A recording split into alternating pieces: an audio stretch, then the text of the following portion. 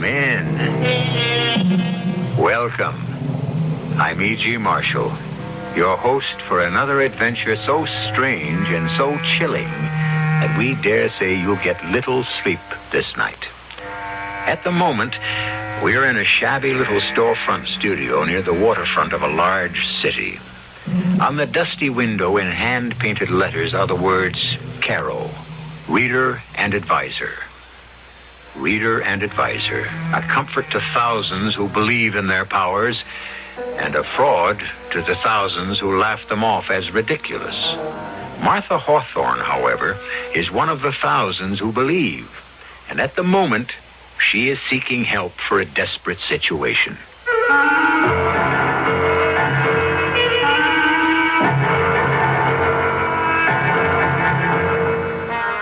Our mystery drama, Black Widow, was written especially for the Radio Mystery Theater by Bob Jurin and stars Robert Dryden and Evie Juster.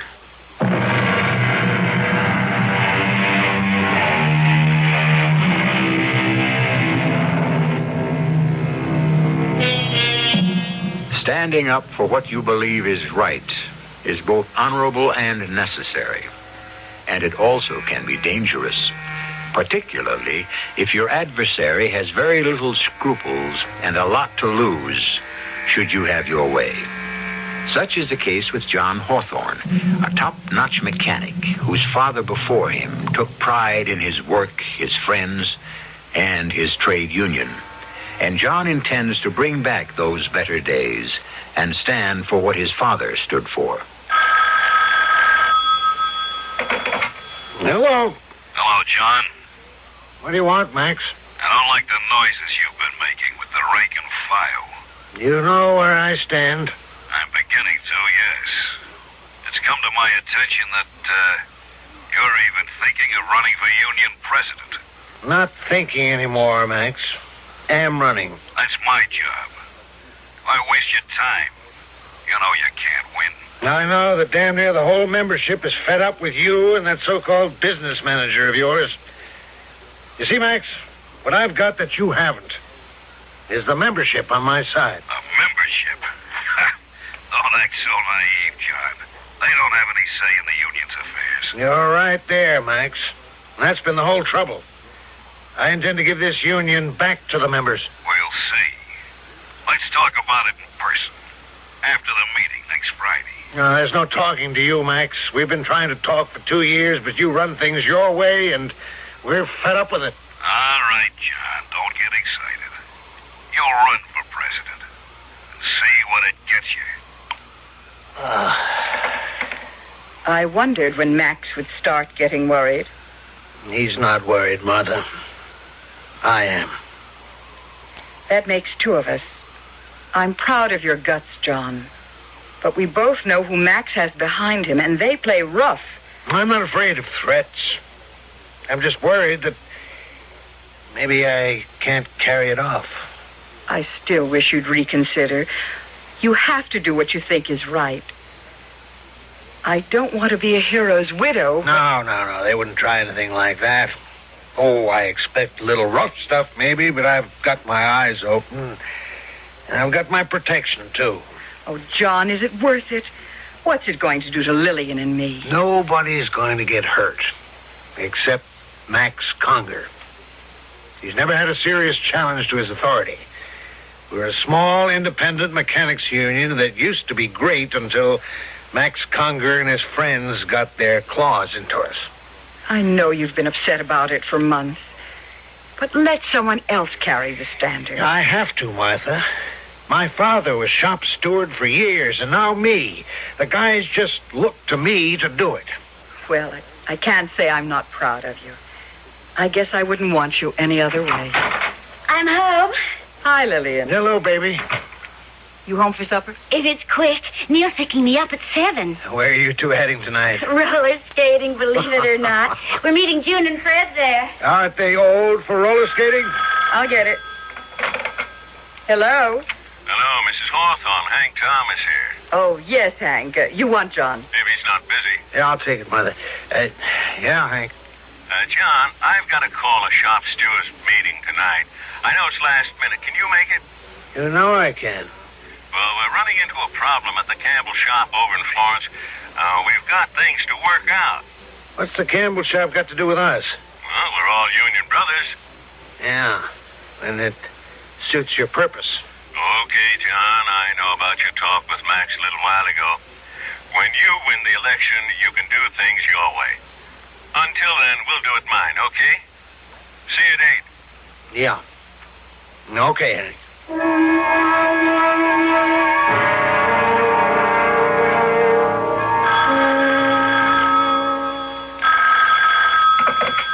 Hello?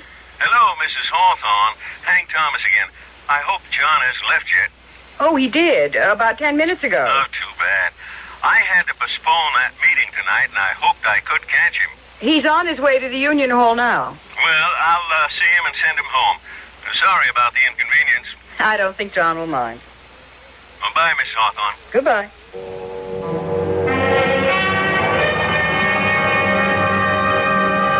Good evening, Mrs. Hawthorne. Good evening, Caro. I'm sorry to bother you for reading this late, but I'm terribly worried. I am always at your service, Mrs. Hawthorne.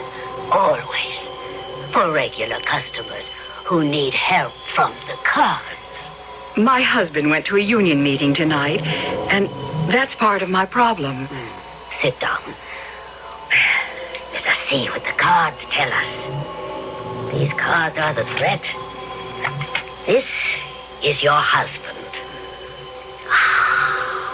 A red king. That is favorable.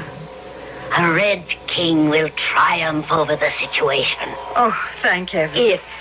If what? If the next card is a red jack or a black queen.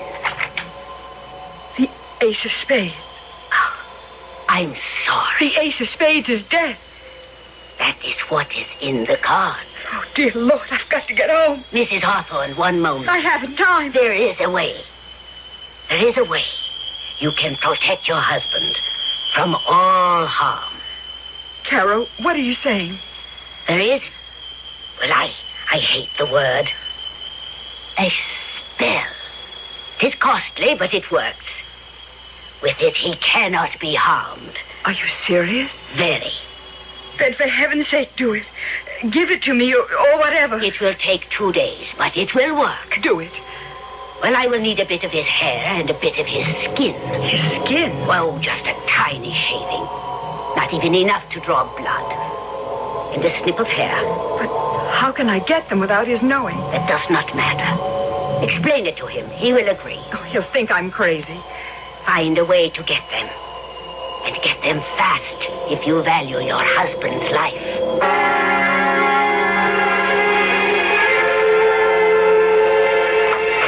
John?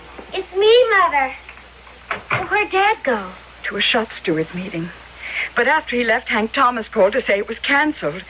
I thought your father would be home long before this. Oh, they probably went for a drink. They usually do. But the meeting was called off. I'm so...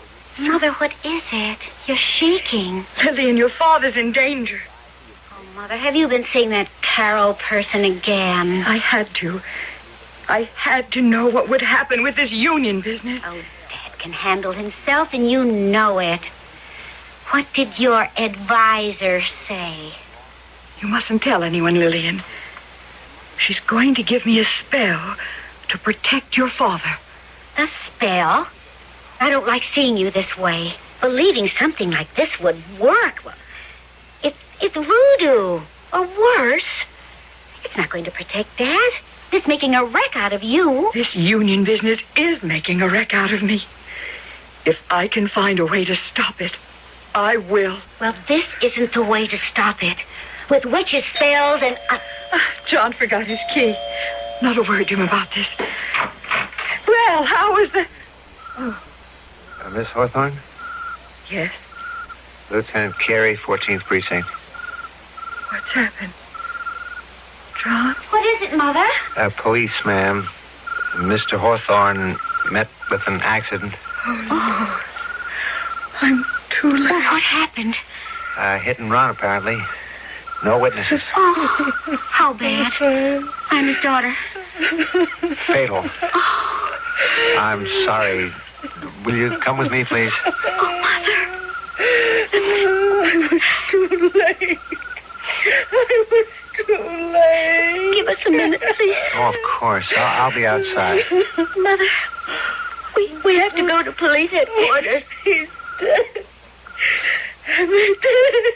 And I was too late. Mother, please. It's time for us. We have to go.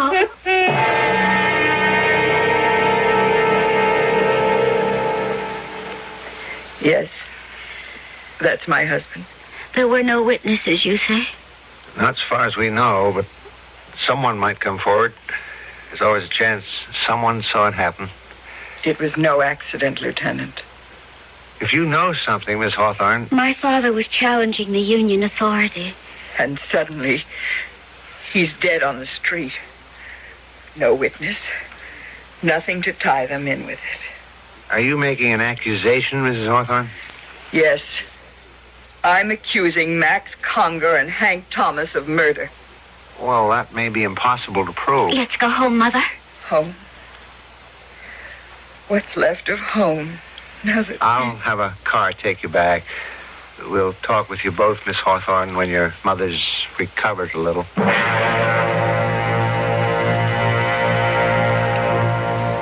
There's absolutely nothing to link those two men with this case, Miss Hawthorne. I realize that. Well, there's always a chance, as I said, of someone coming forward. Oh, I doubt it. But it would take that, I'm afraid, to pull Mother out of her shock. Could I see her? Perhaps a different face. Of course. Don't be surprised if she just stares at you. But then she might respond. Follow me. Sure. You've had a doctor attend her, I'm sure. Oh, yes, almost every day. Apparently this happens frequently. He says medication might even make it worse, so he's just waiting for nature. In your mother's case, there's the bitterness. That makes it all the tougher. Mother? Mother? But she's gone. But I thought you said She hasn't left this room for a week. I talked to her here just an hour before you arrived. We were right downstairs. How could she get by without our seeing her? The back stairs. It's possible, but it's not probable. Where would she go? Now, I have to ask this. Did your father have a gun? No, not that I know of. I've got to use your phone, and fast.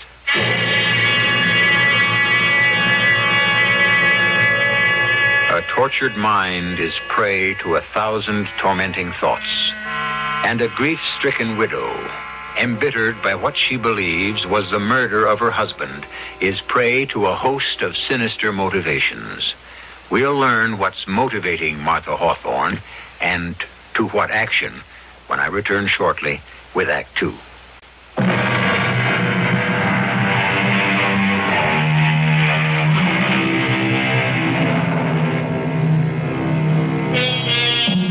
Martha Hawthorne has at last been motivated. For a week after her husband was killed in a hit-and-run accident, she sat motionless in her room, harboring the bitterness of suspicion, convinced he was murdered by the men he challenged. But for Martha Hawthorne, there was no way to prove it. Now, dressed entirely in black with a widow's veil, she seeks the help she so desperately wants. Sit down, Mrs. Hawthorne. Well, I was sorry to hear of your husband. We were too late, it seems. They didn't give me a chance to protect him. Are you so certain these men were responsible? I'm certain. Then would not the police be the ones? The police can't do anything. There's no proof, no witnesses. That's why I'm here. I want revenge. If it is in the cards, perhaps. Not the cards. You know what I want. Yes. One that will be as foolproof as theirs. Are you sure? I'm certain. Mrs. Hawthorne, please listen. I have been your advisor for almost 3 years. You are a gentle woman. What you are doing now is out of grief and bitterness. Wait. Wait a month, and I will not wait. Very well. There is a very effective method, and you would be above suspicion. Exactly what I want. There is some risk to you. That doesn't matter. Come back tomorrow. I shall have it ready. It is in this black bottle. Do not, under any circumstances, open it until the time comes. Until you are ready to use it. I understand. The effects are not instantaneous. It takes a while. And it is sometimes unpredictable. I'll take those chances. The idea appeals to me so enormously.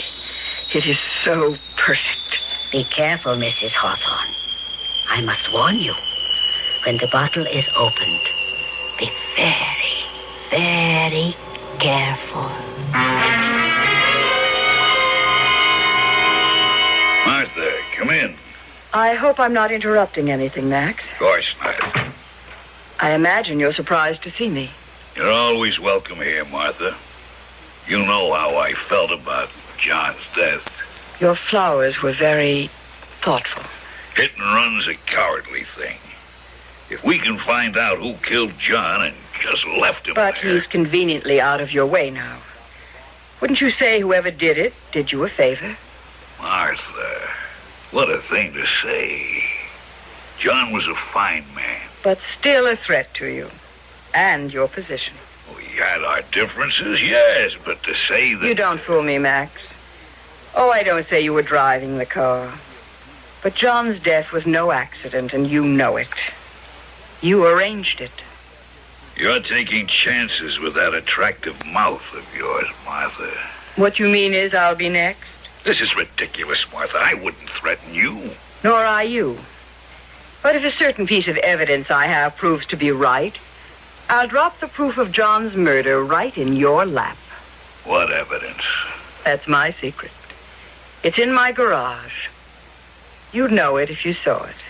And it points right to you and Hank Thomas. I don't believe you. That doesn't concern me. I came here, Max, because I want you to know I'm not making wild accusations. When I can prove it, and I know I can, I'll do what's fair and right. Go ahead. You think you can tie me or Hank into this? Go ahead. You're gonna be very sorry, though. Oh, no, I'm not, Max. You are. Martha.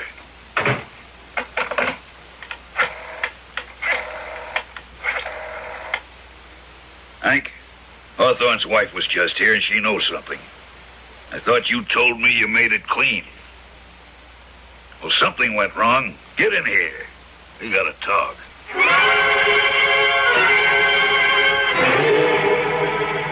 Mother, why can't we have the lights on? And why have you been pacing by that window for an hour? You'll know when it happens, Lillian. And I'm pretty sure it will. Why don't you tell me? Wait. There. Yes. There they are. Who? Max Conger and Hank Thomas. What? They're heading for the garage. Ah, I knew it. Mother, I insist on knowing what's going on. That's it, Max. Ah. Come into my parlor, little flies. I'm ready for you now. I knew you'd prove your guilt. Mother, should I call the police? No. Stay right here by the window. Keep watching the garage. Watch everything they do. I'll be back in a few moments. Where are you going? Never mind. Just stay here and don't leave the window whatever you do.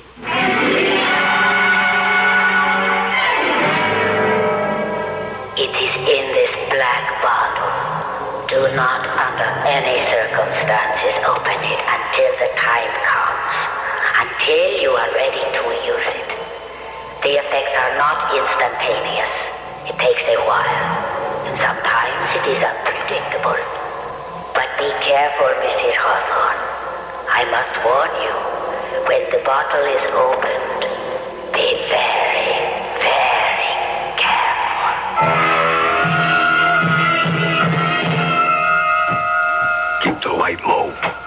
What are we looking for? I don't know, but she said I'd recognize it. She or the daughter's liable to see us. There's nobody home. I've been phoning for an hour. No lights in the house. Well, damn. This is crazy, Max. How could she have any evidence? She's working on your nerves. How could she trace it to us? I don't know. That's what worries me. Flash your light around, but keep it low. Early. Look at that. Yeah.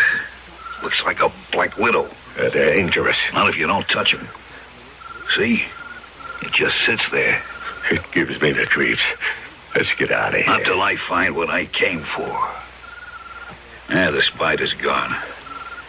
Oh, look at everything. What stands out? I don't know, Max. But if you're not leaving, I am. Go then and leave me the light. Yeah. Wait. Look. That black widow spider again. It's right in front of the door. It won't attack. At least I don't think so. If you touch one by accident, that's when they fight back. Look at it, though. Takes little steps toward us. It's disappeared again.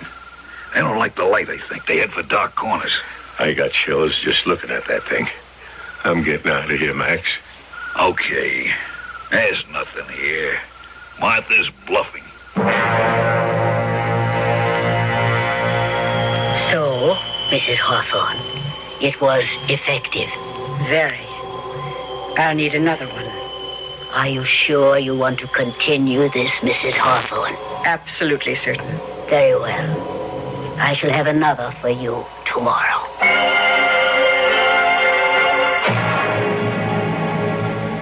I hope you don't mind my calling on you at home, Max. It's all right, Martha. Come into the study. I've decided not to pursue this any longer, Max. I'm not sure I can make my evidence stick. Sit down, Martha. Let's be friends. John and I were. John hated your guts, and you know it. I know for certain that you and Hank killed John. But I'm giving up. You won't be seeing me again, Max. Well, if you want it that way, Martha. But my door is always open to you. Your courtesy doesn't impress me, Max. May I drive you home? No, thanks. It's a lovely night. Well, then, good night, Martha. Goodbye, Max.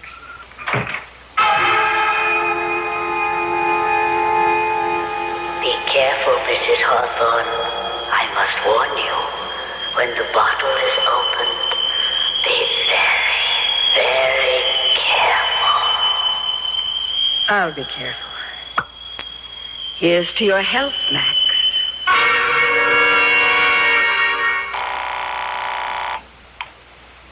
Local 48. Hank, Hello, Max. What's up? I just had a visitor. Martha Hawthorne. Oh? She's giving up. She knows she can't prove anything. She's finally admitting it. There's still that nosy detective to deal with. He hasn't got a... Oh! Max, what's the matter? Good Lord. Max, what is it? A black spider just landed on my desk. A spider? It's a black widow He did with the phone. going up the lamp. Max, you gotta kill it. I can't move, Hank. I can't move. It's so hideous. Oh, Max, do something. it jumped. It's on my neck. Ah! Get off. Get off. Max. It Max. bit me. I'm bitten. Max. Oh, get an ambulance. Hi.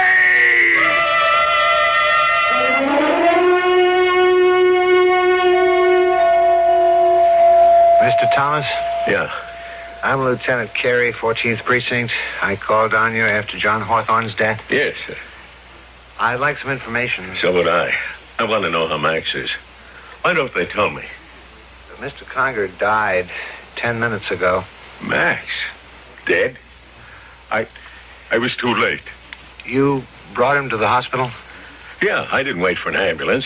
He was in pain. He was hysterical. This happened at home? Yes. Why do you want to know? Well, a black widow spider death is relatively rare. Did he say anything on the way to the hospital? No. Where was he when it happened? In his den, he called me from there. And I found him on the floor. It's unusual. Black widows rarely come out like that. They generally stay in their dark corners. Well, this one didn't. It was awful hearing Max scream like that. I'll never forget it. Wait a minute, Lieutenant. What is it? She couldn't have... No. Who? Martha Hawthorne. She visited Max last night. The hit-and-run victim's widow? Yes. But you think there's a connection? Well, it's crazy. It's wild. Mrs. Hawthorne accused Max and me of her husband's death. Yeah, I know.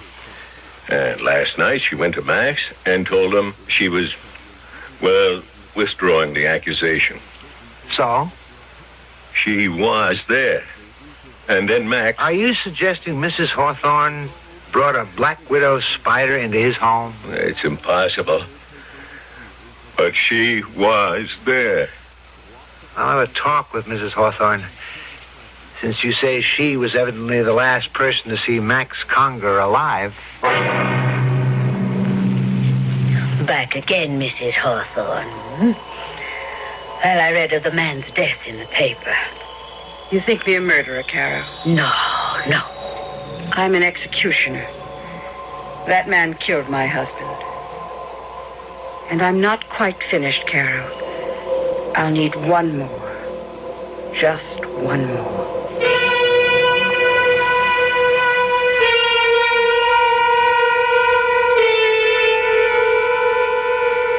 Martha Hawthorne is a determined woman, and she's chosen a unique method for disposing of her husband's killers. Untraceable. Who can blame a murder on a spider?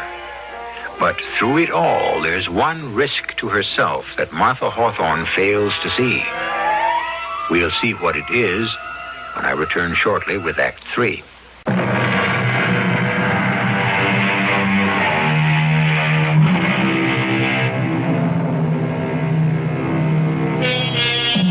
Will you walk into my parlor, said the spider to the fly. 'Tis the prettiest little parlor that you ever did spy.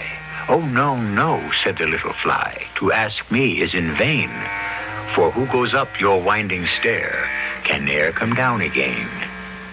Martha Hawthorne, still bent on avenging her husband's death, has one more victim of her bitterness to dispose of. But the victim is beginning to fear for his life and has suggested to Police Lieutenant Carey that there may be some connection between Martha Hawthorne's visit to Max Conger and Max's subsequent death. How can I help you, Lieutenant Carey? It's about the death of Max Conger. That was dreadful. I make no pretense of liking Max, but I was shocked when I read of his awful death. A spider? Oof.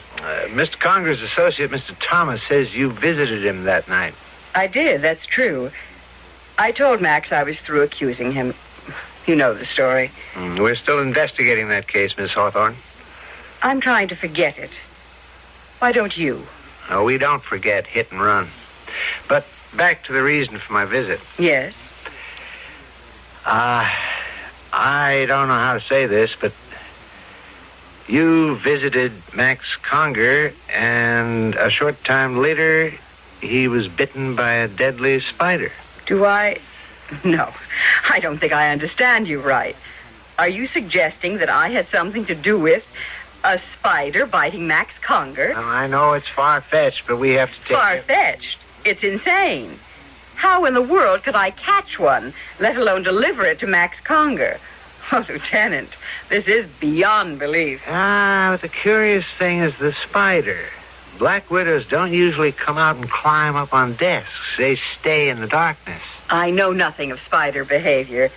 You're being taken in by Hank Thomas, Lieutenant.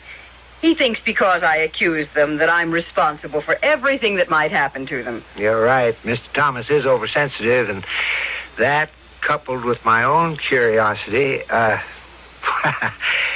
hope you'll forgive me. I won't trouble you again. I hope not, Lieutenant. I'm finished with the whole business. I'm moving away from here as far as I can. I think you're wise to do that, Mrs. Hawthorne. Bitterness can really eat you up. I know. I've seen it.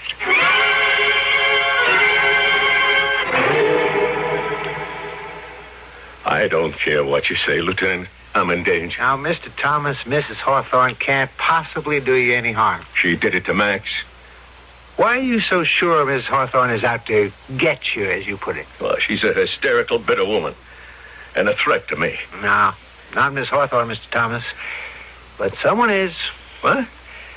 The reason I'm pursuing this is because there is something strange. 2 members of the same union meet with accidental deaths within 2 weeks of each other. There's no one sabotaging the union. John Hawthorne had an accident. His hysterical wife's making waves. Now, if you won't protect me from Martha, I'll set up my own defense. She told me she was forgetting the whole thing. Yeah, she told that to Max Conger. And look what happened to him. There's no way of... Not for you, maybe. But I know different. That spider was no accident. All right, I'll tell you what I'm going to do, Mr. Thomas. I'm going to post a guard at your home and your office. No one, including Mrs. Hawthorne, will be able to approach you. That makes me feel better. But I can't do it indefinitely. It's just until I can make heads or tails out of this whole thing. Good afternoon. I'd like to see Mr. Thomas. I'm sorry, no one's permitted in the office, ma'am. Why, a police guard. Has something happened to Mr. Thomas? Lieutenant Carey's orders. No one's allowed to see Mr. Thomas. He's all right, then. Yes, and Lieutenant Carey intends to keep him that way. But I don't understand. I've known Mr. Thomas for years. I'm Martha Hawthorne. Oh, yeah. Well, sorry, Mrs. Hawthorne, but he said you particularly were to be kept out. I'm very sorry for him. He must be living in terrible fear. Can you imagine anyone being afraid of me? Excuse me. Yes, sir? Oh, it's you. Where's my secretary? She's gone to lunch, sir. Well, when she gets back, I'm going home. Yes, sir. Hank, what's the trouble? Who's out there? It's me, Martha. Leave, Martha, now. Oh, Hank, please. Hank? Hank? What's he doing in there? You all right, Mr. Thomas? I'm all right. He's moving furniture against the door. Oh, no, it's pitiful to see someone so frightened. There's no danger, Mr. Thomas. Not anymore. I've got the door barricaded. I'll send her away. I'll leave now. There's no use. Mrs. Hawthorne's leaving now, sir. I feel sorry for him. I really do. So terribly sorry.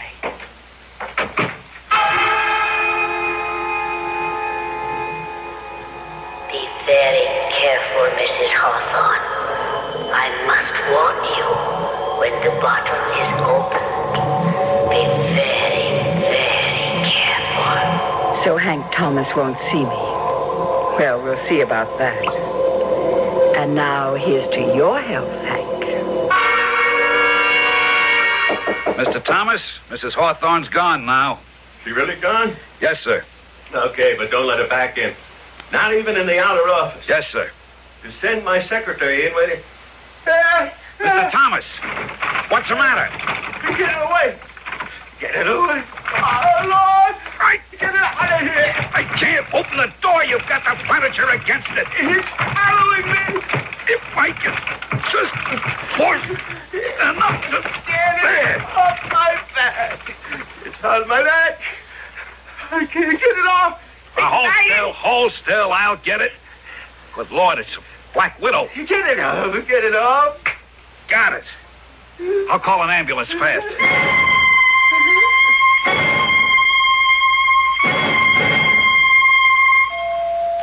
What's the word, Lieutenant? Dead. Heart failure. What's the matter with you, Joe?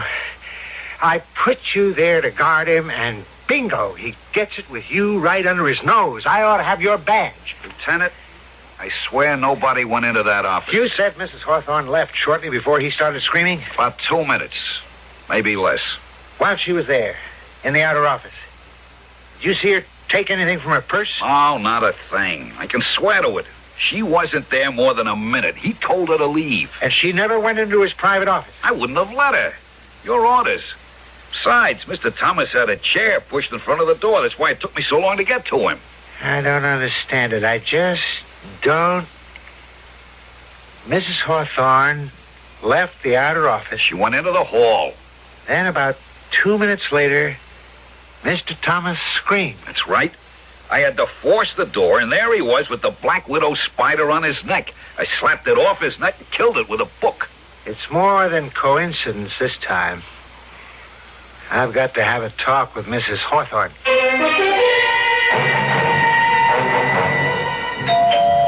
Coming. Who is it? Lieutenant Carey. Oh, hello, Lieutenant. Miss Hawthorne, I must speak with your mother right away. Oh, she's not here. Did you know she visited Hank Thomas' office this afternoon? No. I got home at 6. Mother wasn't here and there wasn't any note. I just assumed she'd gone shopping or something. Hank Thomas died from a heart attack after being bitten by a black widow spider. Oh, my heavens, no. It happened minutes after your mother was there. From what I can learn from my guard, your mother never went near the private office. Well, then... But this right on top of Max Conger, it's just not coincidence anymore that 2 men die in the same way shortly after your mother visited them. Oh, this is ghastly, Lieutenant. I just can't believe Mother... It is highly improbable, but how do you explain it? I don't know. Look, I'll tell Mother you want to see her the minute she gets home. I'd like to wait, if you don't mind. Very well. Come on in. I'll get us some coffee. It's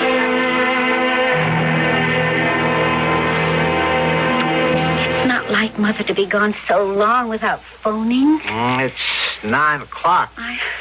Is there a friend she might have visited? Oh, several. I could call... Yeah, maybe you better. Because in 10 minutes, I'm going to put out an all-point sign. Oh, there she is. Hello, Mother? Oh. No, she's not here. Who? Oh, yes, I know. Urgent? Why? Oh, then Mother hasn't been there today. Yes, I'll have her call you. Who was that? Mother's reader and advisor. Someone named Caro. Oh, she's been going to her for years. Oh, one of those spooks? Oh, Mother believes her. Unless she's checked with Caro, she won't... Oh, wait a minute. Oh, dear Lord. I wonder... What is it? Well, when Mother thought Dad was in danger, she told me this Caro was going to give her a spell. A spell? Yes, a spell to protect him. Oh, I just laughed it off. I mean, advice from the cards is one thing, but could this have anything to do with the spiders? Where is this Carol? Well, I don't know exactly. Somewhere near the waterfront, I know that. I'll find her.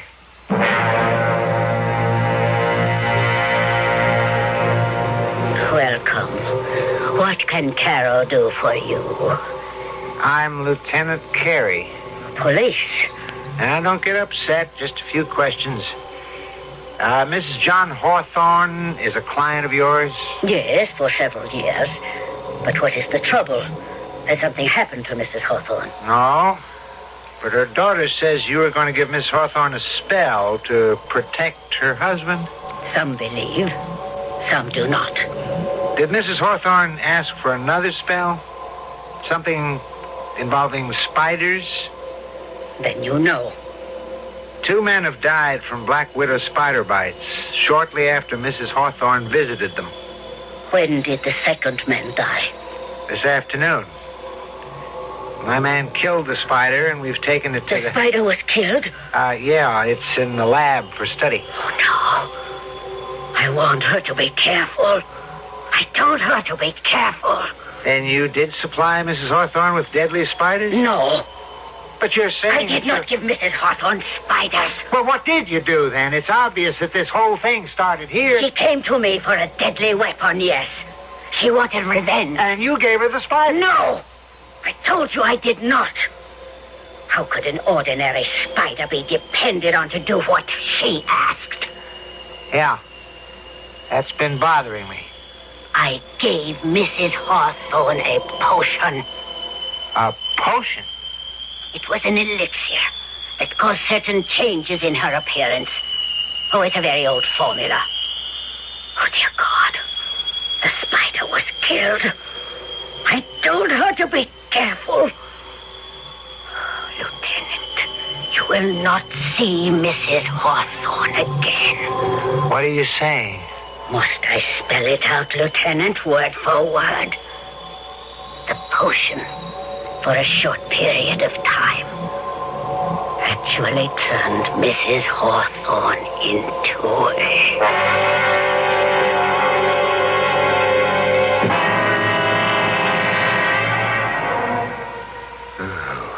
Spiders have always given me the chills. They all serve their purpose in the scheme of things, I suppose. But I'm glad they prefer to stay in their dark corners. Most of them, at least. I prefer to give them a wide berth, and I'd suggest you do the same in the future. I might also suggest that you think twice before killing one again. You never can tell. It might just be someone you know.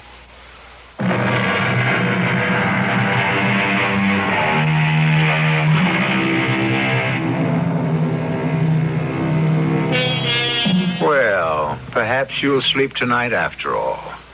Our story was pure fantasy, of course. No one can actually turn into a spider, no matter how potent the potion. But wouldn't it be fun? You wouldn't have to worry about the fuel shortage, the energy crisis, or inflation. Just where your next fly was coming from. It is fun to stretch our imaginations, though, isn't it? And that, of course, is what Radio Mystery Theater is all about. Our cast included Robert Dryden, Evie Juster, Hetty Galen, Jackson Beck, and Dan Acco. This is E.G. Marshall inviting you to return to our Mystery Theater for another adventure in the macabre. Until next time, pleasant dreams.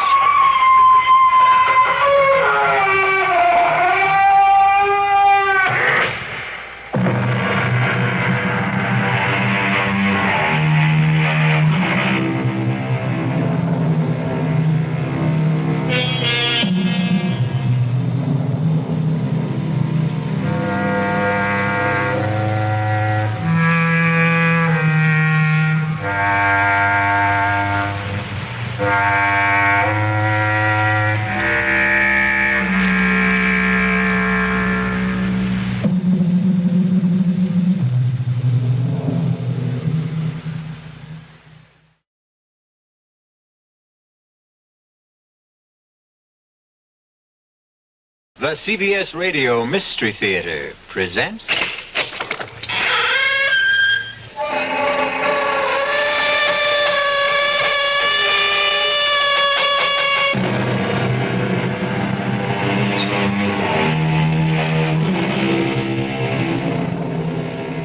Come in. Welcome. I'm E.G. Marshall.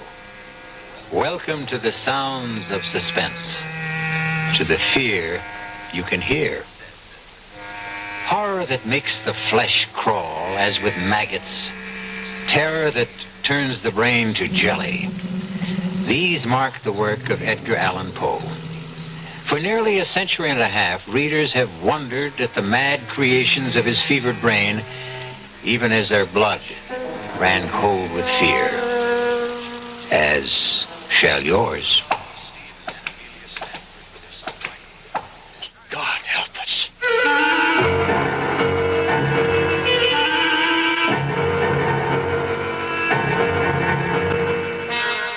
Our mystery drama, The Fall of the House of Usher, was especially adapted from the Edgar Allan Poe classic for the Mystery Theater by George Lothar and stars Kevin McCarthy.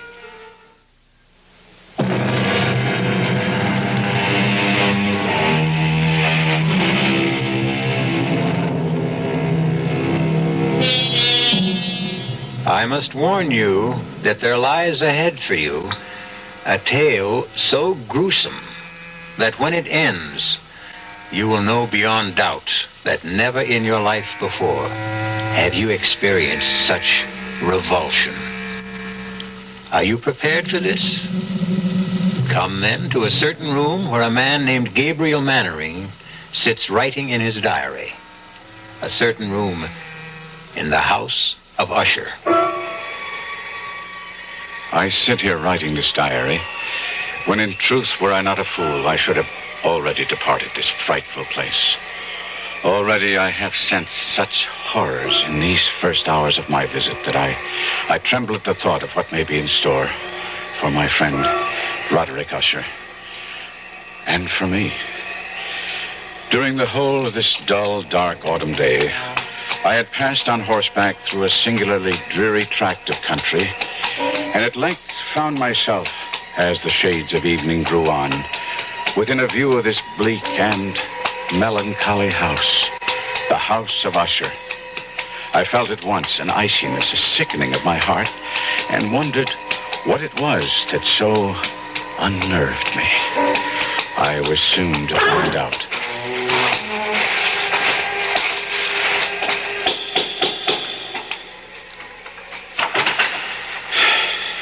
You would be Mr. Mannering, sir? Yes.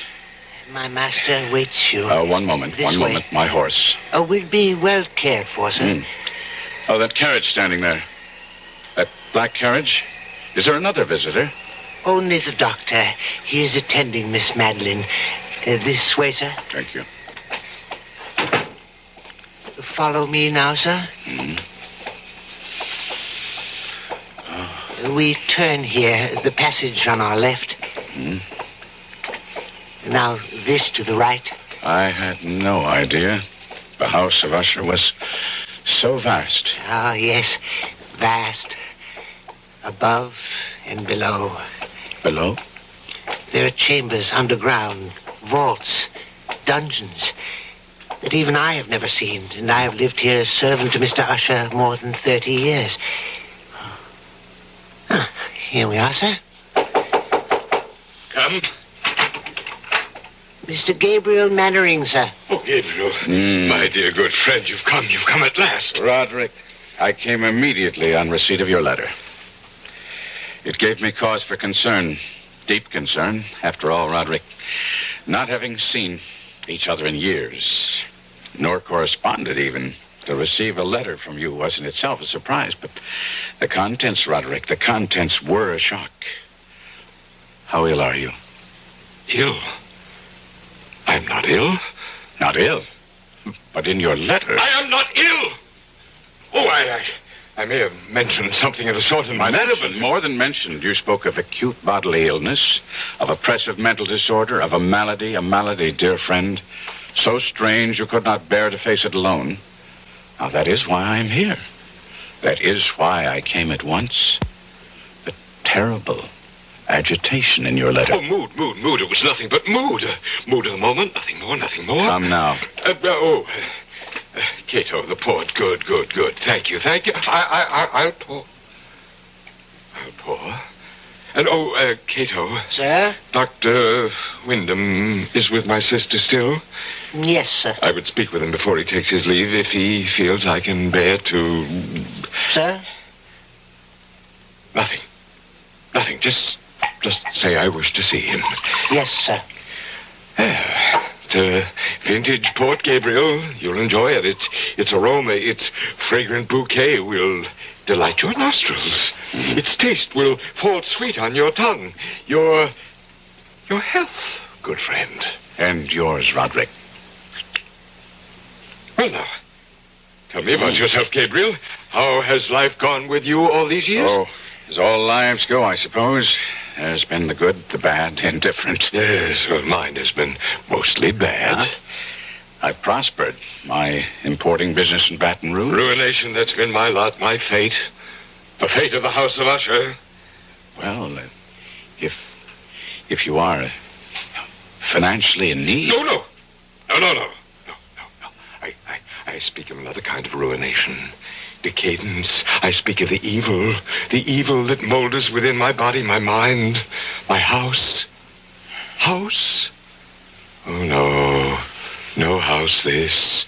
A tomb that houses the living dead.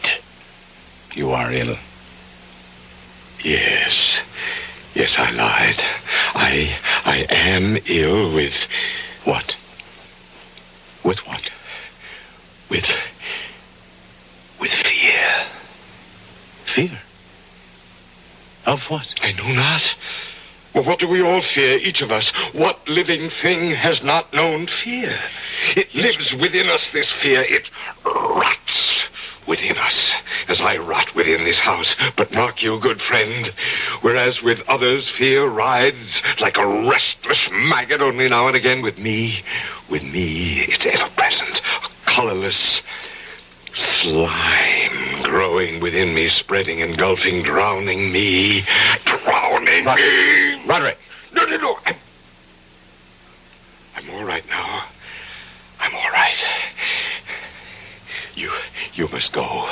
Go. Well, you shouldn't have come. I shouldn't have asked you.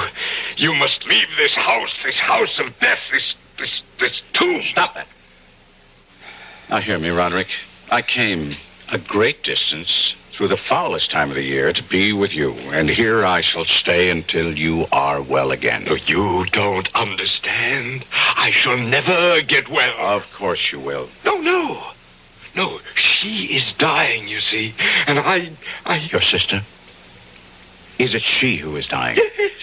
Yes, Madeline. But it's she who is dying. If it is... No, you don't understand. You don't understand. Come in. Dr. Wyndham. Come in, Doctor. Thank you, Cato. May I introduce myself, Doctor? Mr. Usher, as you see, is not himself. I'm a friend of his, Gabriel Manning of Baton Rouge. Oh, how do you do? Louis Wyndham. I entreat your pardon, both of you. Shh, now, Roderick. My nerves sometimes... Yes, I know, and I'm sure Mr. Mannering understands. You've been taking the laudanum I prescribed? I used the last only yesterday. I'll see that you get more. Oh, thank you. My sister? There's no change. How long? Before death. I don't know. Your sister's malady baffles me. I don't know what is killing her, nor do I know what keeps her alive, when in truth, she's all but dead. Oh, would it be an impertinence, Doctor, for me to ask you what you mean by that? Well, no, Mr. Mannering. Quite simply, there have been times when Miss Usher, Madeline, has been devoid of all vital signs.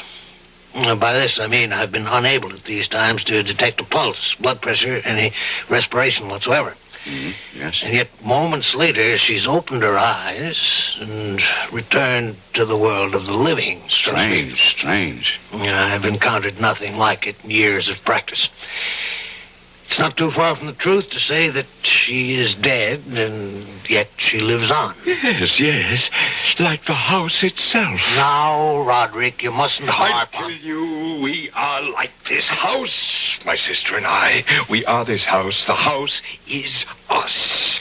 The house is dead, and yet it stands. Your aberration about this house... It is no aberration. It's the truth. The house of Usher crumbles, yet it will not fall. Madeline is dead, yet she will not die. And as for me, oh, heaven, the horror that awaits me. I'll send the laudanum as soon as possible, Mr. Mannering. There's little else I can do. Yes. I have other patients to attend. Thank heavens it's a moonlit night. I have many miles to travel. Good night. Good night. Roderick. Yes?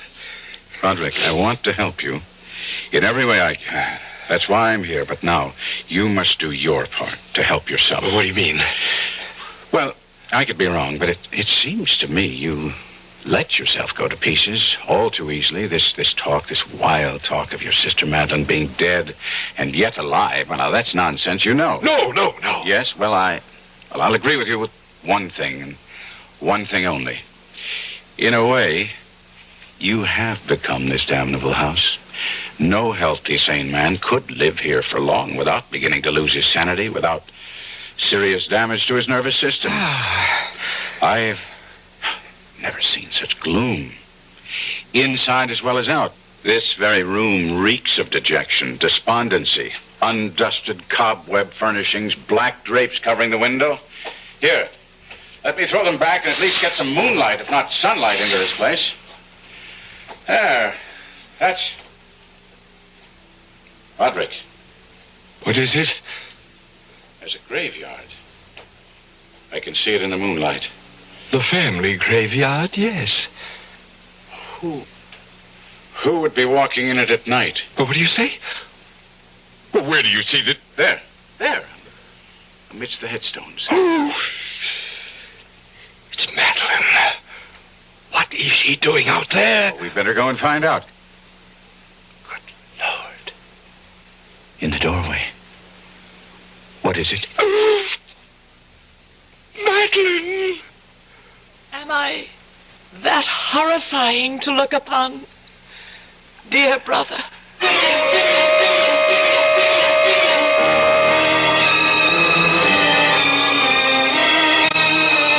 Madeline Usher walks among the headstones of the Usher graveyard, yet stands in the doorway at the same time. Does her spirit walk abroad? Is she that close to death? I'll be back shortly.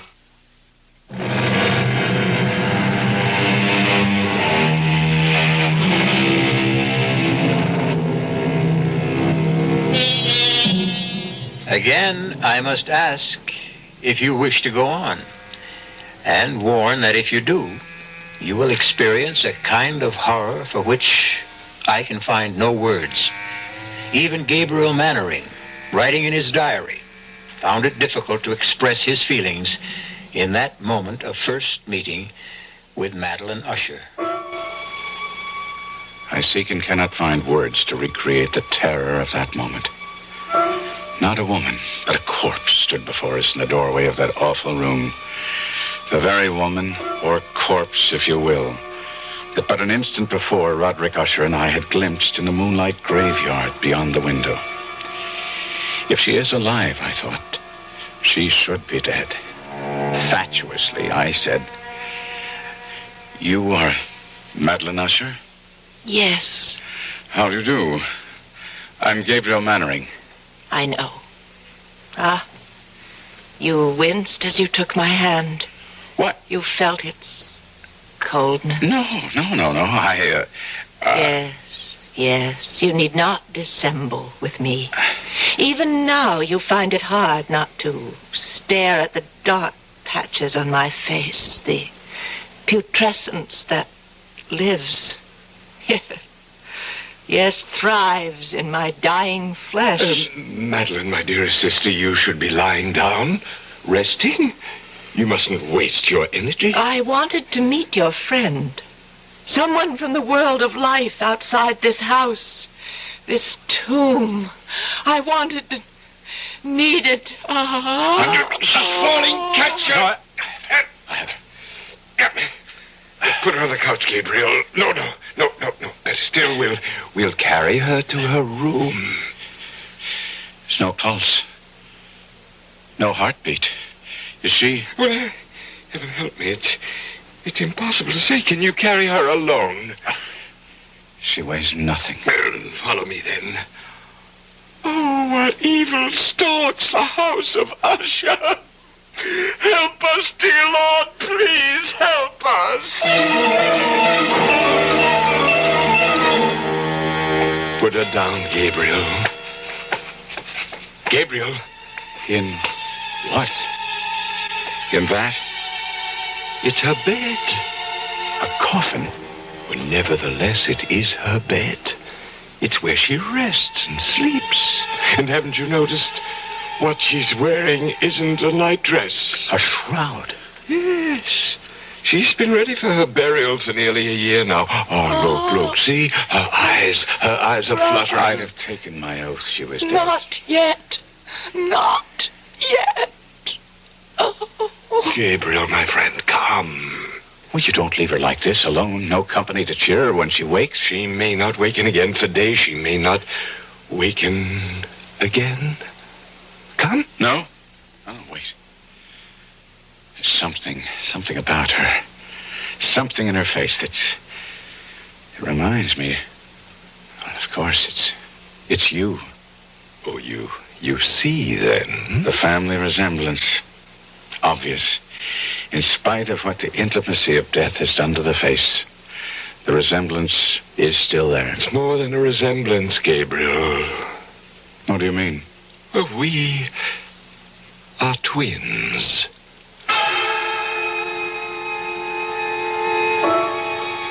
As my friend spoke those words in that chamber of death, a curious change came into his face. It floats before me even now as I write, a complexion gone so suddenly cadaverous, his eyes large, liquid and luminous beyond comparison, thin and pallid lips gone thinner, paler. For a moment, he seemed scarce human. I had tried to calm his fevered nerves by telling him it was his sister, not he, who was dying. And he had cried out, You don't understand! You don't understand! And now, in an instant, I did understand, or at least the shadow of what he meant touched me, and I was filled with a dread, a loathing of what was to come that I cannot fully express. Had I known the full truth of what lay before us, my loathing would have increased 100-fold, and I should have fled the house of Usher then and there. Certainly, I should not have found myself at breakfast with Usher the following morning. Another helping, Mr. Mannering? No more, Cato. Then I can give you the message. A message from whom? Miss Madeline. She wishes to see you at your convenience. Well, then I'll go to her, of course. Why do you look at me like that? And now why do you turn away? Cato, face me. Look at me. What is it? Cato, is it the odor? Yes, sir. You'd best not go, Gabriel, or if you do, another time. I don't understand. The odor, the stench of putrefaction. It's stronger at times than at others. And you mean that she... Take me to Miss Madeline at once, Cato. No. It will sicken you, nauseate you, even infect you. Well, it can kill me and be damned to it, but I'll not disregard a last wish of a dying woman. Unlike you, Roderick, I do not fear death.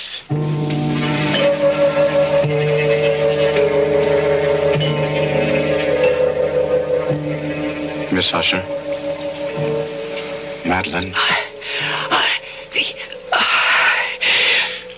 Are you too tired to speak now? No.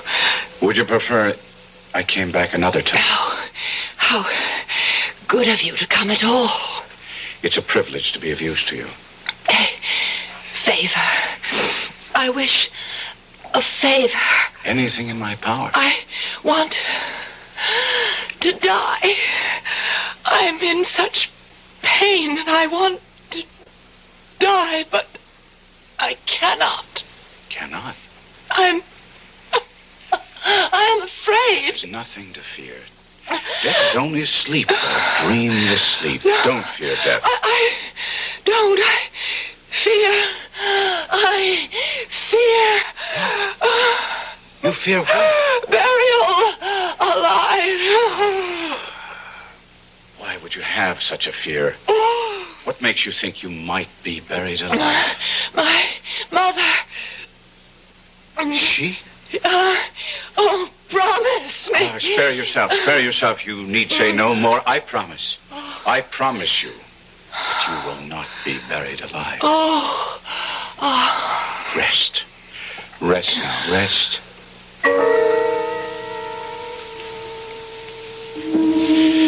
That is what you meant, Roderick, is it not? Like her, like your twin, you don't fear death so much as you fear being buried alive.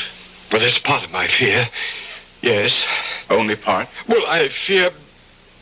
Oh, God, more than I can tell you. I fear what happens in death. Another aberration. As with the house, so with this. You are a man given to aberration. And what of that? You make as little sense as Wyndham. You think because you call a thing an aberration, it'll go away, that it will cure itself if you but name it. Reason, common sense. Reason, common sense. When you speak to me, and Usher, of reason and common sense, Do you not know of the madness that has tainted this family through its history? From the beginnings of the House of Usher, this house, this family, until now, until Madeline and me, the last of the Ushers, from beginning to end, from rise to fall. Roderick. Rise to fall. Roderick. From rise to fall. I had not thought on it before, but that is what it will be when she and I are dead. It will be the fall of the House of Usher. Yes, Cato. The laudanum, sir, from Dr. Wyndham. Oh, thank heaven. It has come none too soon.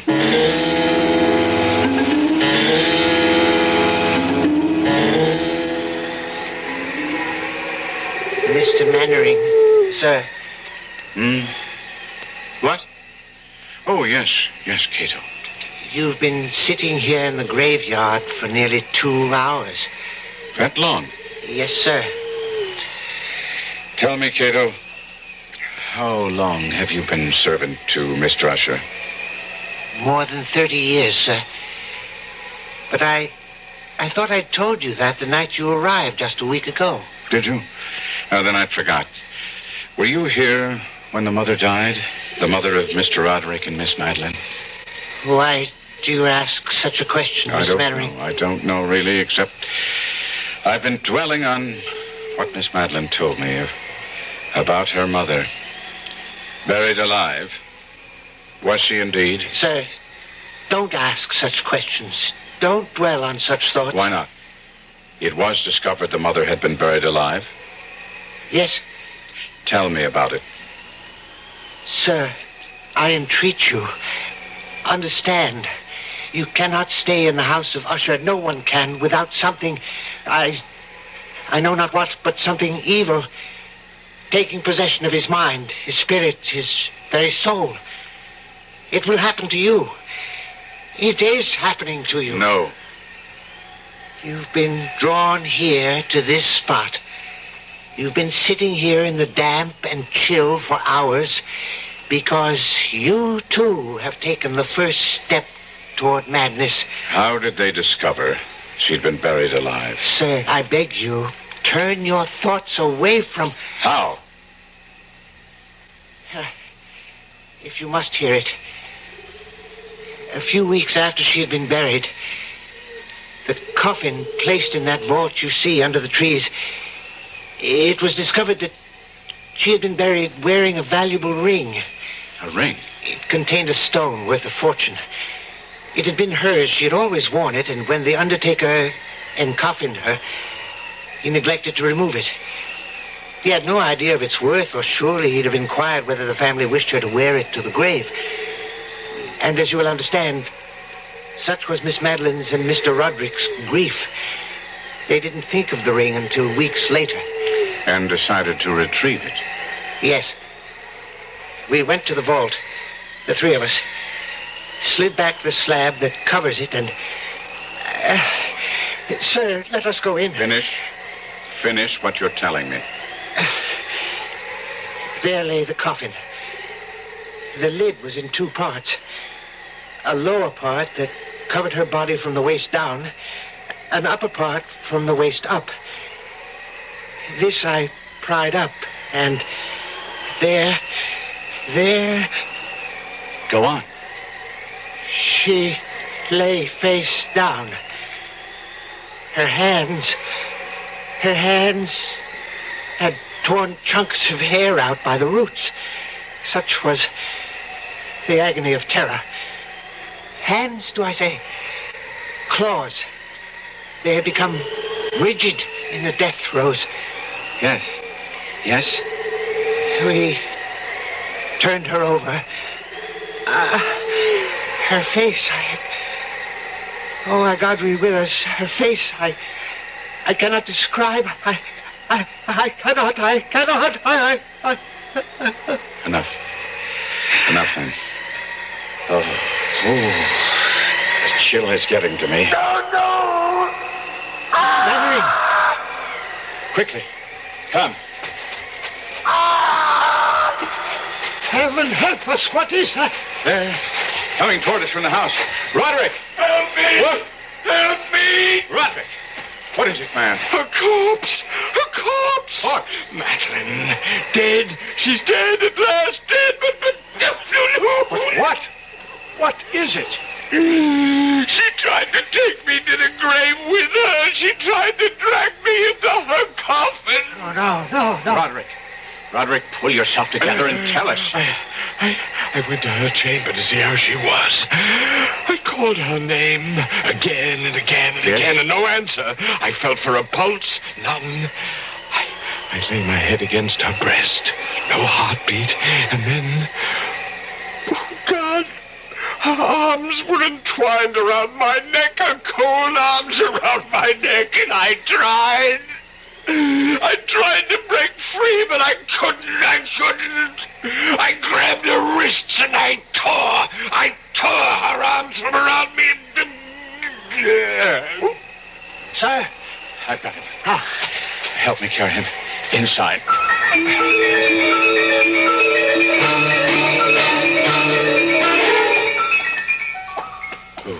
Oh, no.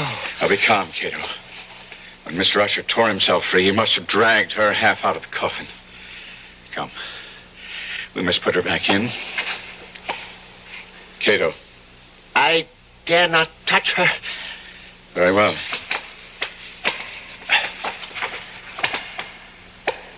There. Is she at last dead? She seems so. Ride for the doctor. Tell him to come at once. Yes, sir. Sir, you mean to stay here? Yes. But I will be gone at least 2 hours.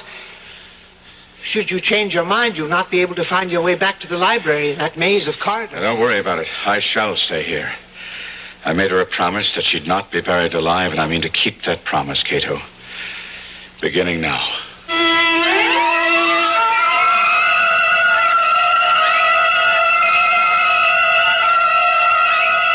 Alone in that chamber of death, within the house of Usher, Gabriel Mannering seats himself beside the coffin of Madeline Usher to keep his vigil and his promise, and wonders if he himself may not be going mad.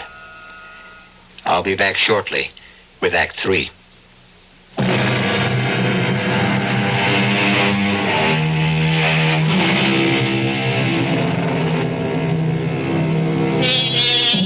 Terror so awful as to shatter the human mind haunts the house of Usher, hangs like a shroud in the air, drips on the spirit like the very slime upon the decaying walls. As Gabriel Mannering sits beside the coffin of Madeline Usher, he feels this terror seeping into him. Seeping into me like a rising tide of pollution. Cato said he would be gone 2 hours in fetching Dr. Wyndham, but to me, it seemed like 20 before I heard his returning footsteps. You don't look well. I'm all right. Sir, you deceive yourself. Never mind now. I'm seeing Miss Usher. My bag, Cato. Thank you. Heart first. Is she? No, there's no heartbeat. None whatever. No pulse. No vital signs at all. She is gone, then? Hey, Mr. Mannering, I've attended her in this strange illness for nearly a year. I've seen her in this state 4 times before. What's to be done? What indeed? Well, I would wait a few days at least, and then I should bury her. No. No? She feared to be buried alive. Yes, I know. Her mother. You attended her? No, another man. From what I've been able to learn, I judge her illness was similar, just as unaccountable as baffling. Well, Mr. Mannering, she did indeed fear the same fate her mother suffered, but I think that after, say, 3 or 4 days... I say no. At least a week. No, 2. Even 3. You don't know what you're saying. You can't keep a body for 2 or 3 weeks. Especially hers. Why especially hers?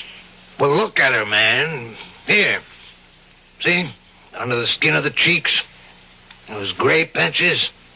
She's partially decomposed already. I gave her my word, Doctor. I said we would make sure.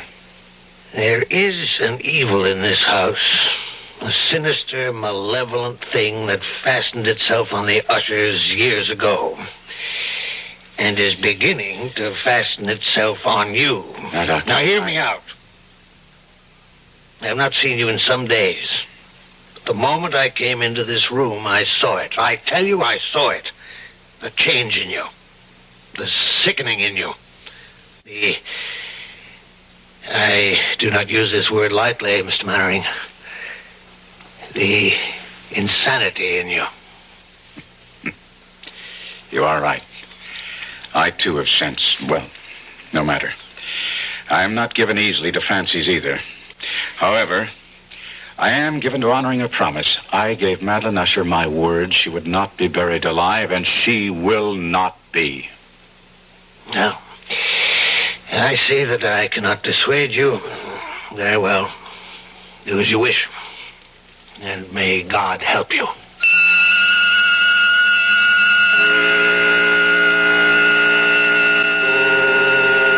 I stayed by her coffin for yet another hour or so, making sure there were no signs of life. Then I returned to the library, led there, of course, by Cato, for I could never have found my own way through that maze of corridors and passages. I found Roderick Usher seated bolt upright in a wing chair, staring at I know not what. Roderick, I must talk to you. Do you hear me? Yes. Now, Roderick, as I told you, I promised your sister to take every precaution against her being buried alive. She is dead. I know it in my heart, my soul. I know it. I believe so, too. But we must be certain. Now, that presents a problem. Roderick, are you listening? Problem? Yes. Decomposition. If she is dead, she will decompose. And after a period of days, well, you can imagine. Days? Days of what? Of visiting her coffin, at least every 12 hours, say, to make sure she's dead. Are you mad? We must keep her body. 1 week, 2. Now, the question is, where? Where? We'll have to leave the coffin open, in case she should regain her senses. On the other hand, if she is indeed dead, Well, there are vaults deep down beneath the house. We could put the coffin in one of those. Good. We'll do that, then. Yes, we'll do just that.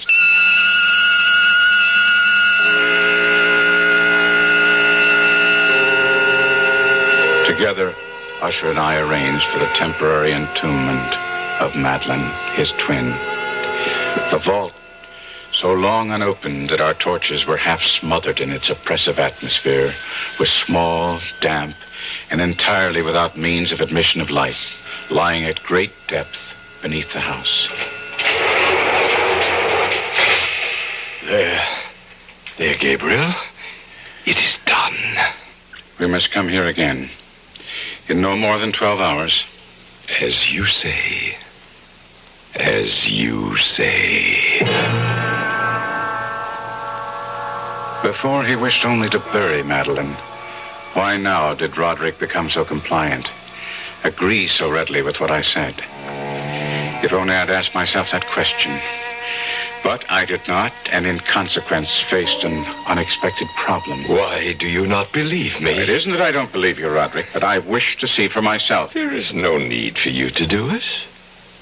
I have done it. You have? I have visited the coffin at least once every 12 hours, sometimes twice. She does not live. Take my word for it. It is my word that concerns me. I gave my word to her, not yours. She is dead. I assure you, she is dead. was about that time the sounds began. The strange knockings, creaking. Perhaps it had begun before, but I had not heard at first. But I would hear some curious sound from below and say to Roderick, "What was that?" What was what? "Listen." "What is that?" Rats, perhaps? "Rats?" Well, you know the house is infested with them. "I've never heard rats make sounds like that," I answered.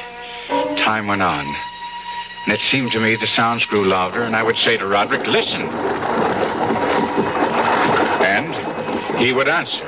"A door banging in the wind somewhere." And I would say, "But there is no wind," and he would answer, "Well, then it's something else. Don't bother me." And then on that fatal night as we sat in the library, he just sitting, staring vacantly at nothing, I trying to read, but my mind focused on that awful chamber of death far below, and outside the wind gathering for a storm. It happened. I became aware of distinct, hollow, metallic, yet muffled reverberation. Completely unnerved, I leaped to my feet and looked at Usher. His eyes were fixed before him, and throughout his whole countenance there reigned a stony rigidity. I said, "Roderick, do you not hear it?" "Yes, I hear it and have heard it, as you have. Long, many minutes, many hours, many days have I heard it. Yet I dared not speak. No, touch me not. I am accursed. For I heard the sounds as did you, but I dared not speak and dared not go." "Not go? My God, are you telling me?" "That not once have I gone down to see. I dared not. We put her living in the tomb." She comes. For me. Listen. Now listen and know. We've heard the rending of the coffin, the grating of the iron hinges of a prison, her struggles within the carpet archway of the vault, and now, she comes for me. In a moment she'll be here. I hear her footsteps on the stair. I hear the horrible beating of her heart. She comes for me, she comes. I tell you, she stands outside the door.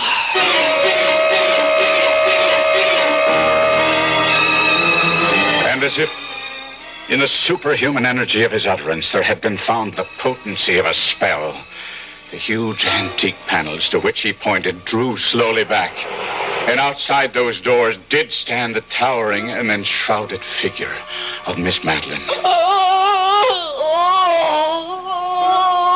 There was blood on her white robes and evidence of some bitter struggle on every portion of her putrefied frame. For an instant she remained trembling and reeling to and fro upon the threshold. And then with a moaning cry fell heavily inward on her brother. And in her violent and now final death agonies bore him to the floor. A corpse. A victim to the terrors of all he had anticipated.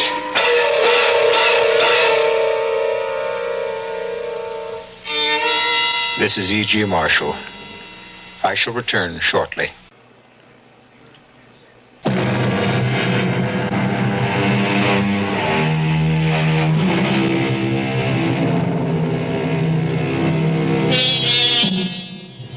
The manuscript of The Fall of the House of Usher ends thus.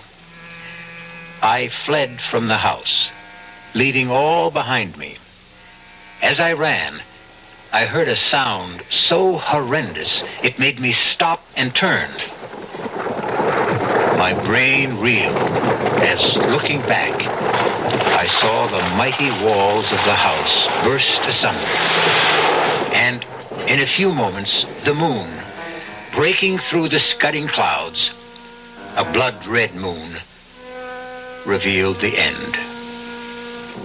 The fall of the House of Usher. Our cast included Kevin McCarthy, Arnold Moss, Marion Seldes, and Robert Dryden. The entire production was under the direction of Hyman Brown. This is E.G. Marshall inviting you to return to our Mystery Theater for another adventure in the macabre. Until next time, pleasant dreams.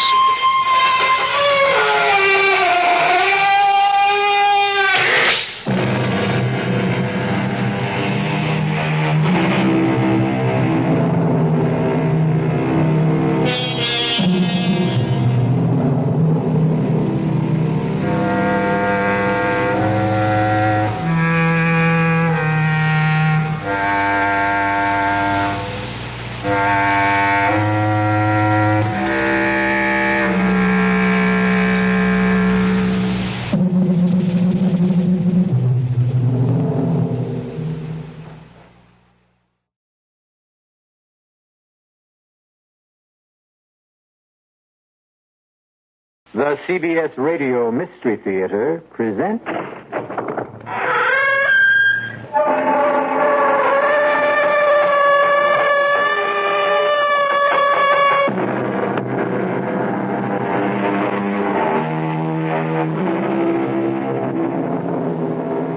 Come in. Welcome. I'm E.G. Marshall. Welcome to the world of terrifying imagination. The fear you can hear. Just mention the word swamp, and cold settles in the bones. The dampness runs through the veins like slime. And the thoughts of the brooding, cloying miasma lingers in the nostrils, fetid, decaying, conjuring in the mind visions of things that slide and slip and slither in the night. Who's that? Where are you?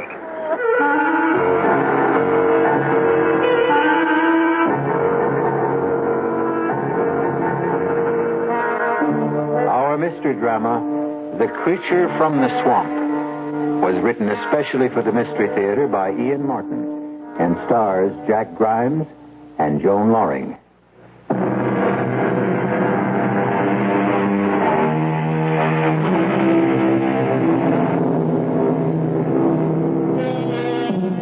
A young game and fish warden named Larry Drake, who for reasons of his own lived an isolated hermit's life in the heart of the great swamp, was returning after dark in a wild thunderstorm to his lonely cabin.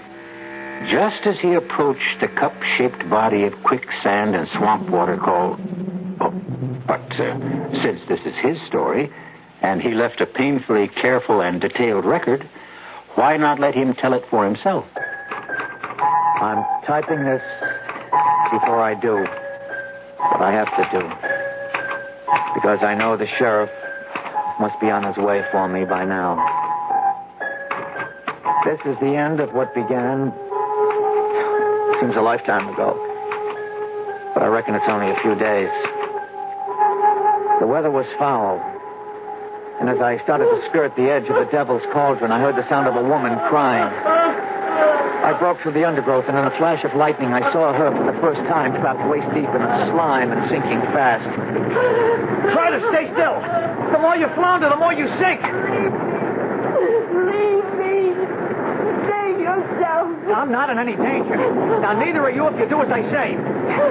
Yeah, grab the end of this tree branch. You steal your soul, too. Let's not fuss over me. Concentrate on you. Grab the branch. That's it. Now, pull it towards you till you get the main stem. All right, now listen. I'm not worth your saving. We'll talk about that later. Now, go on. Grab it. You rough. You pull me down. Who? The swamp man. That's just old country talk. Have you got the branch? Yes. Okay. Now, don't you move, you hear me? I'm going to pull you in to me. Don't try to help. You can't do anything without sinking deeper. Just trust me. Trust me. Trust me.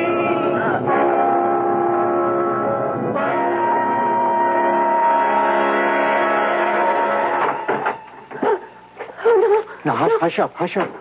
You're all right. you? Oh, just the guy who pulled you out of the swamp. My name's Larry Drake. Oh, here, I brought you some soup. It's so dark in here. It's the middle of the night. Don't you have any light? Just the gas lantern in the other room. Oh. Here, I'll set this down on the table by the bed. Can't you bring the lantern in here? I'd rather not. You have enough light to see. I want to look at you. Why?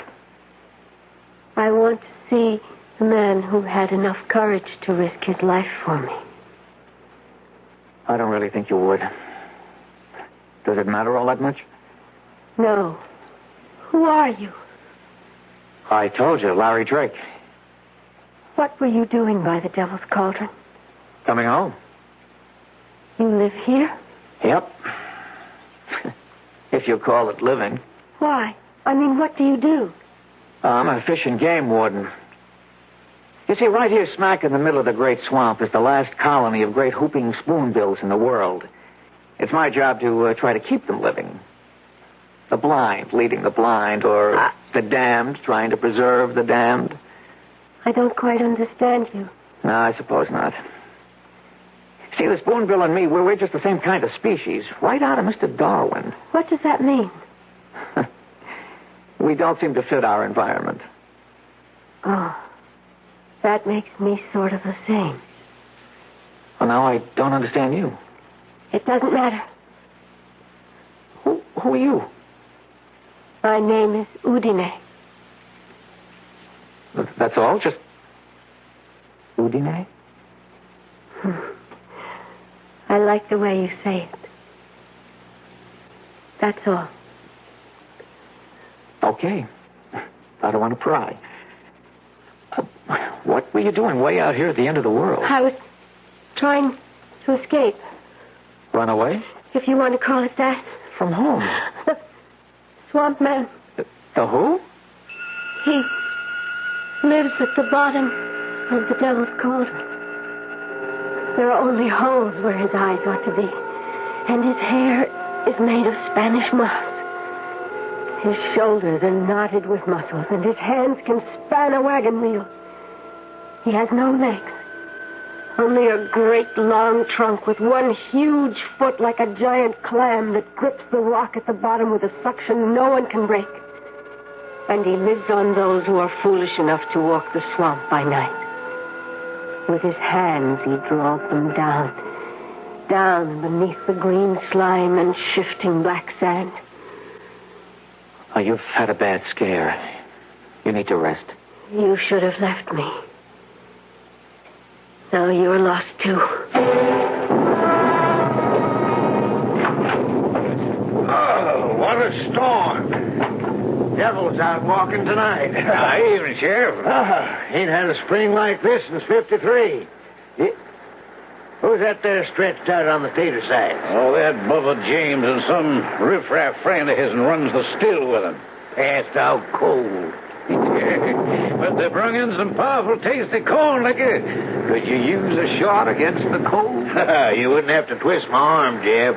I always said you run the best store in Carteret. What? The only one. I guess you ain't doing much business today, Jeb. No, powerful slow. Damn, I meant to tell you right off. Guess who blew in again just before dark? Who? Larry Drake. Larry? Thought you said he come in yesterday to stock up for the month. Oh, he did. Ain't come back again today, all the way from the swamp? He did. Well, how come? Well, he wanted some more supplies and a female dress and other such things. What? You think he's finally getting over Barbara Jane? Well, figure it out for yourself. Well, how'd he look? Well, that's hard to say. No different, I guess, than he ever will. Well, why didn't he stay in the hospital and have that face fixed? I reckon after what happened, he just plain didn't care. Looks like maybe he might now. You mean old turtle-skin Drake's got himself shacked up with some woman? Why, doggone, Bubba, I thought you was cold turkey. You only got to mention a woman around old Bubba, and he's awake. You lay off, Larry Drake. He's had enough trouble for his lifetime. without having to carry you on his back. I'd just like to see what kind of woman old bacon-faced Larry Drake could get to look at him twice.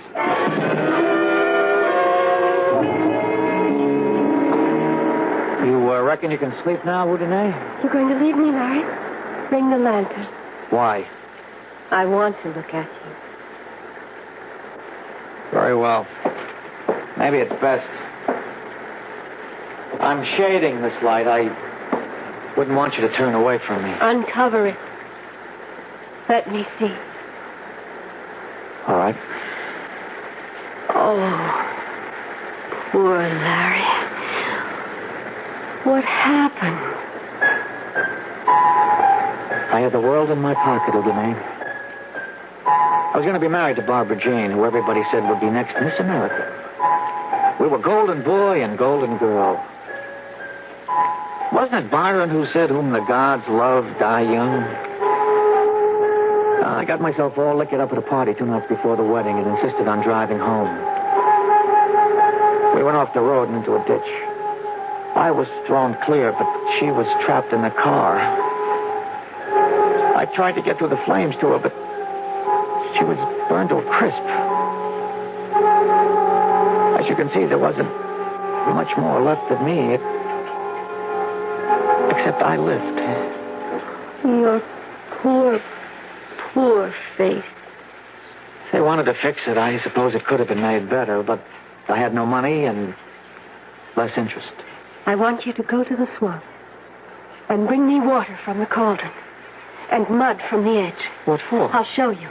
I don't want to leave you now. I wouldn't let you leave me now. You can only go by daylight. He can only come out of the swamp by night. The swamp man? Yes. I'm not afraid of him. I'll go now. No, please. Larry, don't. Stay with me. Stay with me. Come. Hold me in your arms. What is it? Are you ill? I'm afraid, Larry. I'm only afraid. He came for me once before, on a night like this, before I was... You see, he needs the dance and the wind because he can't walk. He has to crawl like a snake. Please, Larry, please, hold me tight. Danae. Oh. Do you know what it's like to hold a woman again? To be warm again. To feel you dry and smooth. What? No. What? Listen. He's coming for me. He's coming to take me back. It's the swamp man.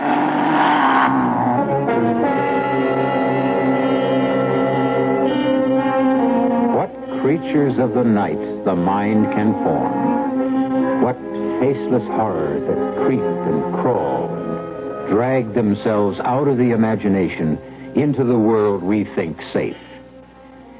Is the sound Larry and Udine strain to hear some unimaginable creature born from the murky deeps of the rotting swamps? Or does he exist only in the forest of the mind? I'll return shortly with Act 2.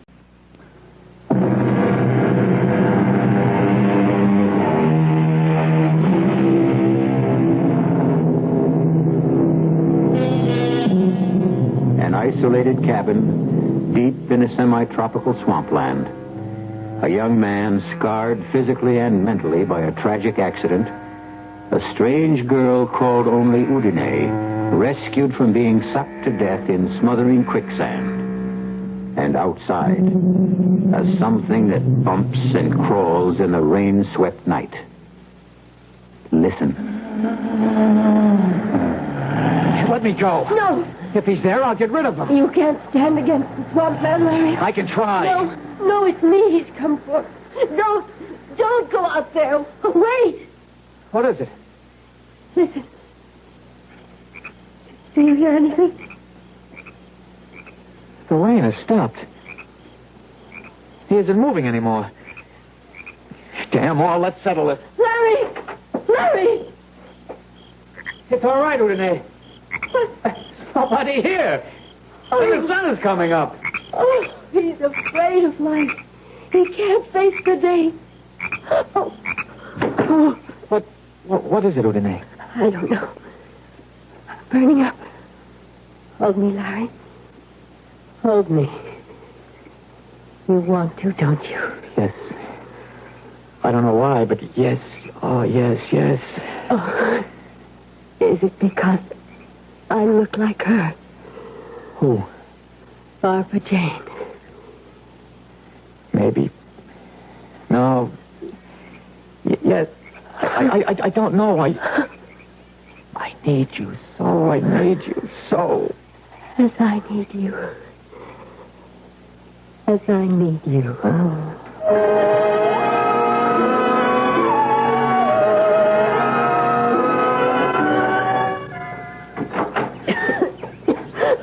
Who is it? It's Larry. It's all right. I went out to get the mud in the swamp water. Give me water, please. I'll get some fresh. No. From the swamp. I have a glass here. Yeah, but it's stagnant. It'll poison you. No. Like medicine. Give me, please. Are you sure? Please. Okay, here, Udine. Thank you. Oh, that's better. Oh, I feel much better. I'm worried about that cough. It's nothing. I'm just very dry. You look so flushed. Bring me the other pail. You did bring mud.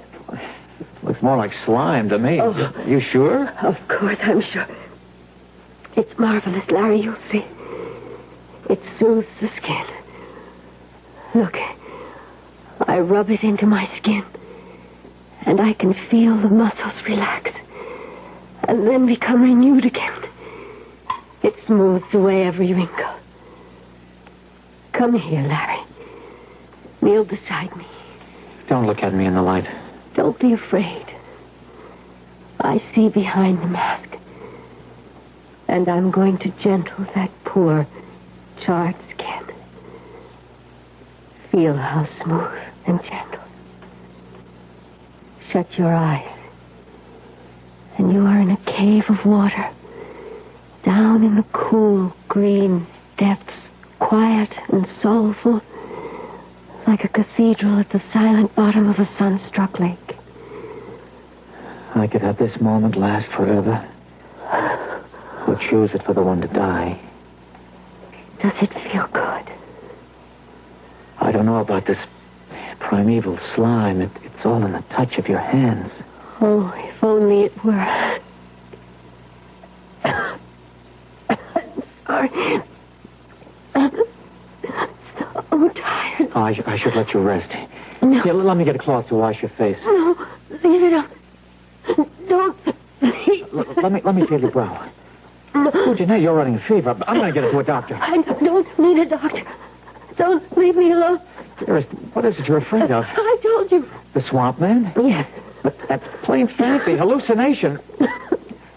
Oh, Janae, who are you? Where do you come from? Are you a husband, a lover of a family? No. No family, no husband. And nobody looking for me but him. I have a lover now. Larry. I need rest.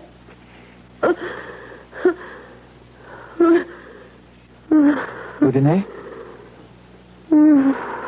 Udine? She must be running 100 at 3 or 4.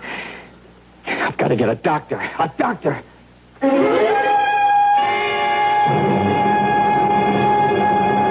Tarnation, Larry. You can't just bust in here and ask me to go traipsing off into the swamp with you to look at this girl. But she's sick, Dr. Prince. Very sick. It sounds to me like she got a double pneumonia. I can't, son. There's only one of me. Bring her in here. I'll be glad to examine her. I'd have to carry her out of the swamp. You know there's no road into my cabin. Yes, I know it. It's why I can't spare the time. You think this antibiotic will bring the temperature down? Well, I can only hope. I don't dare prescribe anything else sight unseen. Of course, if I knew for a fact that it was the swamp fever, You need a blood test for that. Yeah. All right, Doc. I'll bring you back a blood sample myself. That's right. You were fixing to be a veterinarian, I forgot. Yeah, a lot of things I was fixing to be once, Doc. There you are, Larry, boy. That'll be $3.75 out of 10. Now, you take 2 every 4 hours. You want some water to start off here? Oh, they're not for me, Jeb. Yeah, well, now, I didn't somehow expect they was. You don't act like you was sick none. Oh, I'm not. Jeb, I want to buy a gun. Oh, stuff me for a little. I thought you was plumb set against any sort of firearm. Well, I've changed. How much is that one, ma'am? This here 45? Yeah. And a box of shells. Now, what do you want it for? Protection. Oh, well, I reckon living as deep in the swamp as you do, you need it. That'll be, let's see, $85 and $5.20 for the state. That's $90.20 altogether. Put it here. Is there enough here? A lie, boy. Where'd you get money like that? Well, I've been saving it since I went into the swamp, Jeb. Nothing much to spend it on there. Up until the last few days, huh? What does that mean? Oh, come on, son. Here's a change. I know from the other day that you got yourself a woman out there. That's none of your business. Larry, you ain't got nothing but friends around here. I ain't poking into your chicken coop. I just hope she's someone who'll treat you right. And I'm right sorry to hear she's poorly. Well, she got herself caught in the devil's cauldron. I had to pull her out. You don't say now. Local girl? I don't know. Any missing hereabouts? Not as I've heard tell.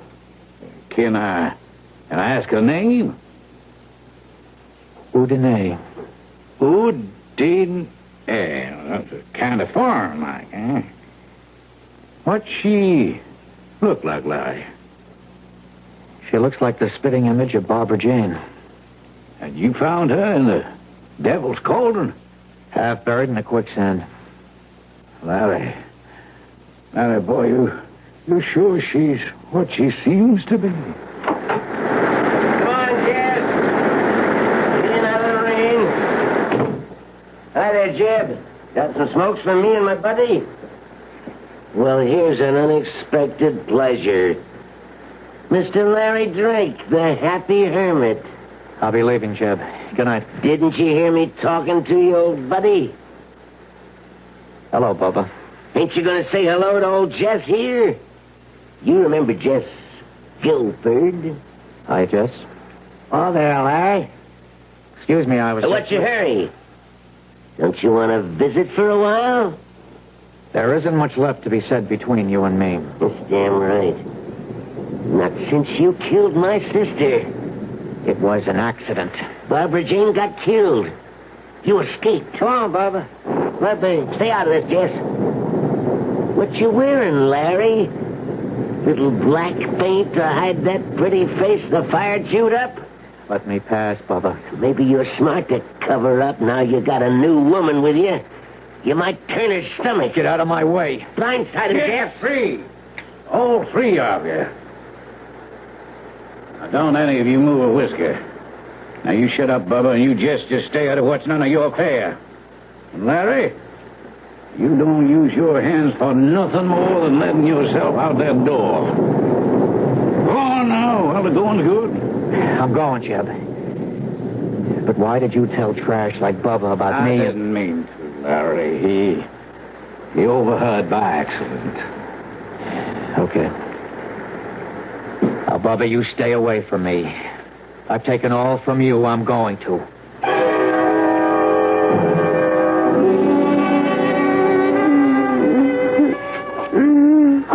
Hush, Udine. Larry? Oh, I thought... No, there's nothing to worry about. How do you feel? Some water, please. Oh, it's right here. Thanks, Larry. That feels better. Feel like getting up for a while? I've made us some dinner. If you want me to. Oh, what happened to my dress? I threw it away. It was all stained and torn. Oh, well, then what I brought you a new one from the store. I hope it fits, and you like it. You bought me a new gown? Well, you have to have something to wear. Oh. Open it. Go ahead. I haven't had a new gown for... Oh, Larry. It's beautiful. Oh, it's beautiful. Give me a little time by myself to freshen up and put it on. Oh, you're beautiful. You're so beautiful. Is it because I look like her? Yes. And no. Barbara Jane is dead. You're alive. What is it? Nothing. Larry, I'm tired again. So tired. Oh, I've kept you sitting here too long in front of the fire. No. Oh, you sure cast a spell over me. I didn't realize it had gone out. I'll get some fresh wood. No, darling, I don't need a fire. I just need... Is it still raining? Yeah, cats and dogs. Oh. So heavy you can't see. It's pitch dark out. Well, it's been a black day. Night came early. So will he.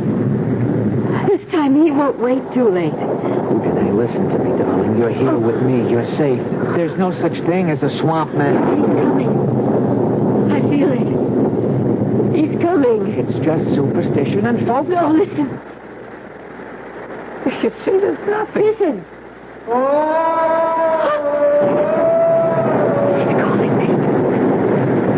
Leave without me. He won't leave with you as long as I'm here. No, Larry, don't go out. I brought some protection. My gun's no use against him. We'll find out soon enough. Swamp Man, if you come for her, you won't get her. I'm giving you one last warning. Stay back.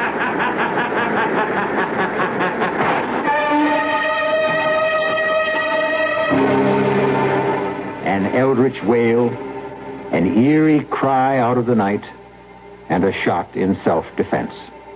But what good is a gun against a ghoul or a hobgoblin? Creatures of the mind and dark night fantasies are not laid to rest by a bullet. I'll return shortly with Act 3.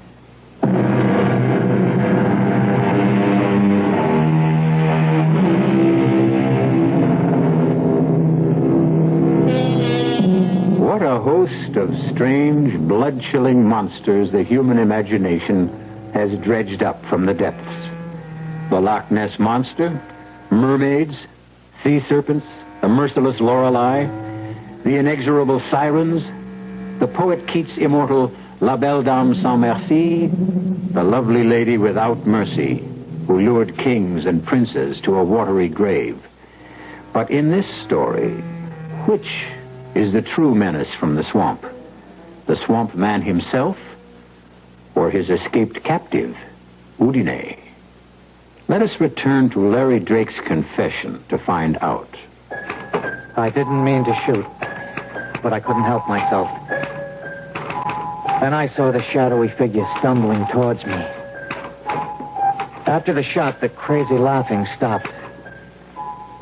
I moved up on it very carefully. I could see that it was no swamp man, since there were legs dressed in jeans and field boots. Who are you? Barbara James. God Almighty, Larry, you killed me. What were you doing here? Well, just a joke. I wanted to see what kind of woman would give you the time of day. The joke's on me. Killed me just like you killed my sister.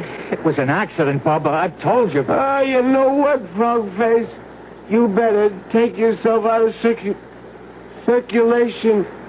You're plumb accident prone. Please, Where's Jeb? Nothing more I could do for Bubba. He was dead. I got a tarp from the lean-to by the cabin and covered him up against the rain. And then I went back to the cabin. Udine? What happened out there? Nothing. Forget about that. All that matters right now is to get you to a doctor. No. I'm too weak, Larry. I couldn't make it in this weather. Then I'm going for the doctor. No. Don't leave me alone. Okay. Okay, Udine. With the river cresting and all the rain, I probably couldn't get across anyway. Oh. But tomorrow morning, come hell or high water. Let tomorrow wait for its time. Tonight we're still together. Let time wait on us. I never closed my eyes. But all the time we were together, Udine slept a troubled sleep. Her skin hot and dry, her breathing shallow. I took her pulse and her temperature, and what they showed me sent me off at dawn for town.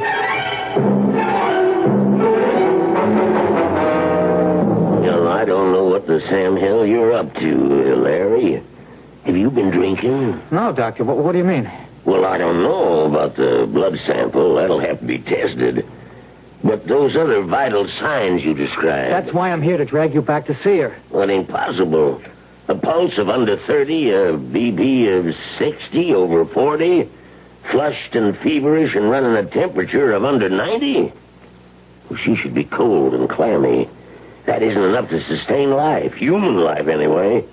You must have made a mistake. No mistake. I was as careful as I could be. Udine is alive. You can see for yourself when you come. I shouldn't give in to you, but you got me intrigued. Can we get across the river? If we leave right now. Okay. Hello? When? Well, can he be moved, Sheriff? Yeah. Now, look here. You have him lift him in a blanket and handle him like he was partridge eggs. Yeah. Right to the office. I'll be waiting. Well, Larry, I can't go with you now. Now, wait a minute. You said you were... That was the sheriff. Down to the levee. Toady William got trapped under a sandbag slide. He's in bad shape. They're bringing him here for me to operate on. How long is that going to take? It could be well on to most afternoon. I'll come out to your place as soon as I'm finished. You don't understand. I understand, son, but I got to take first things first. But you'll surely come. Yeah, I promise. How are you going to find your way into the swamp? I'll pick up Jeb Scanlon to guide me. He knows this country like the back of his hand.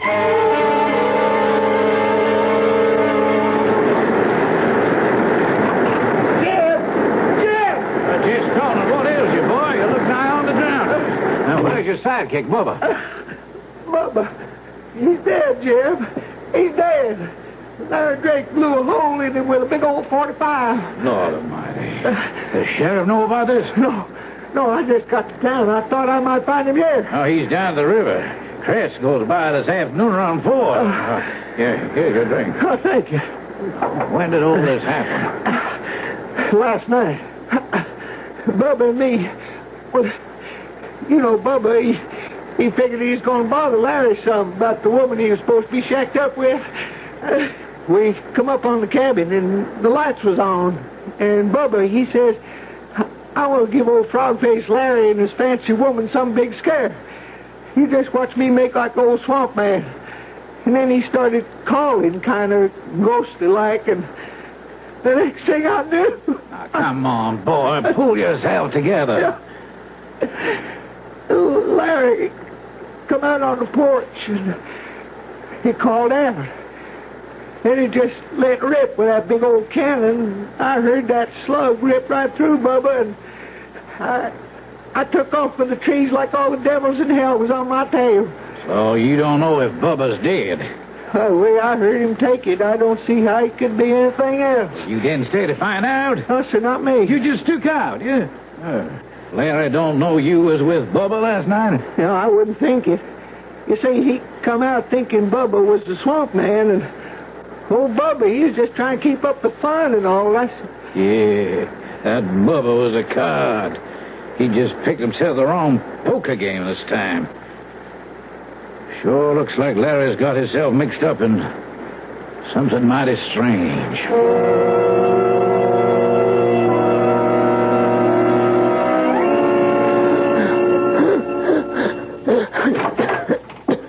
Udine? I'm in bed, Larry. I'm sorry I was gone so long. Can I get you something? Water from the swamp. No more poison. The doctor's coming to see you. The doctor can't help me. Just give him the chance. I haven't time. Listen to me, Larry. He's won. I know that now. Who? The swamp man. I can't live in the air anymore. That's ridiculous. That's sheer nonsense. Look at me, Larry. I'm dying.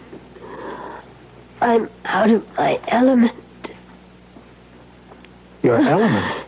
It isn't air anymore. It's water. I have to go back or die. If only you could come with me. But he'd never let you. I'd fight him for you.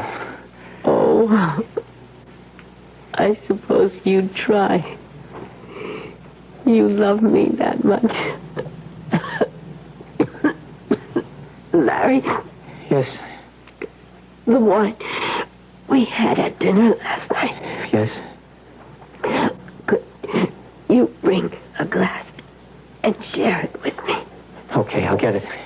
But this is no goodbye toast. I'd never let you go.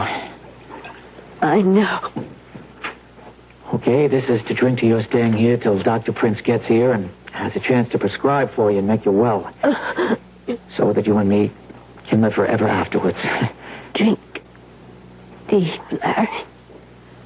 My love. To you.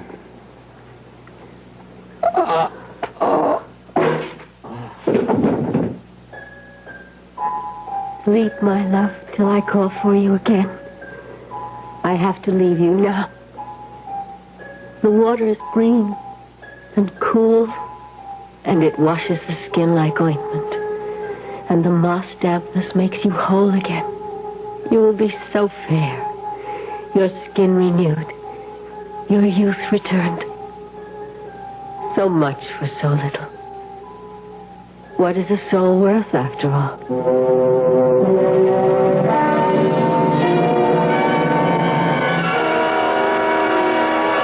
Well, quite frankly, I think my patient is much more Larry than this mysterious woman. What's that mean? Well, from all the evidence, no one, save Larry, has seen her. You don't mean she don't exist? So physiologically, as a doctor, I don't see how she can. In addition to the impossible figures on her vital signs, I got a report on her blood sample. And? I don't know where our veterinarian game warden got it, but that was no human blood. What kind, then? Not a biologist or a hemopathologist. Reptile, fish. Not a warm-blooded animal, and certainly not a primate. You think this is some kind of a hoax?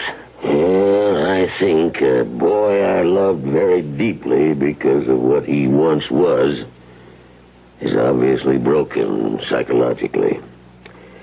I think we'd better get out to that swamp and see what tatters of them remain that might be pasted together. If Jess Tomlin's testimony is right, there ain't many tatters remaining.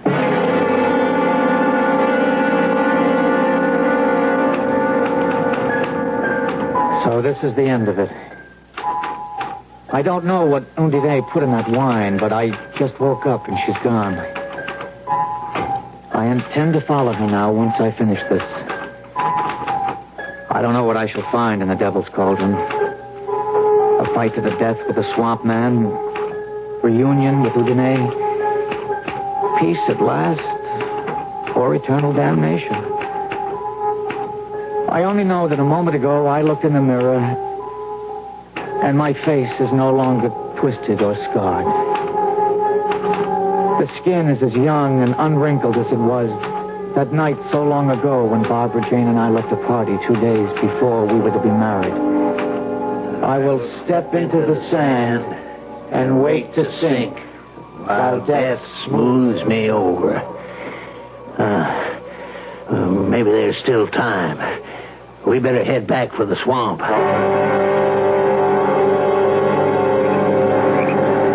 Hold the light higher, Jeb. You ever see anything like that? The old devil's cauldron is boiling like the fires of hell was under it. Probably all the rain in the high surface table. Trapped swamp gas bubbling to the surface. Yeah, well, Larry and old One-Toe locked in combat. Oh, there ought to be some way we could get in there and try to help the boy. You stay where you are. This swamp has brought enough lives in its time. Come daylight, we'll see. My God, look. What's that? I can't see too good. Hold your lanterns high. Oh. Well, that's the body surfacing. It ain't Larry. How do you know in his half-life? He ain't got no legs. That's a swamp man. Or a manatee or some other animal. Do not see. By tomorrow, the currents will have sucked it away. Well, maybe if it is a swamp man, he's the lucky one.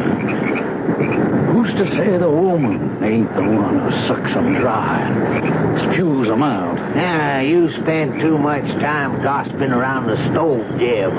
It could be. That's what the old ones say. The swamp is a woman that drags men down, often her body, in exchange for their souls.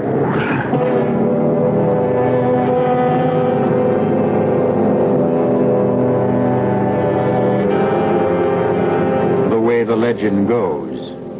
But then, there are so many legends.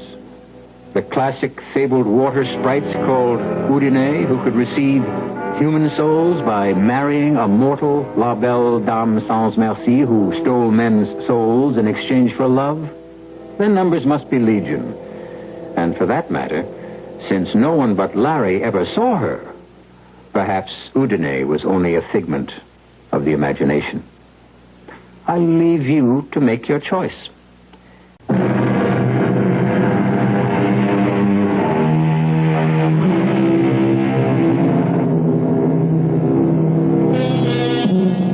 One footnote before we part.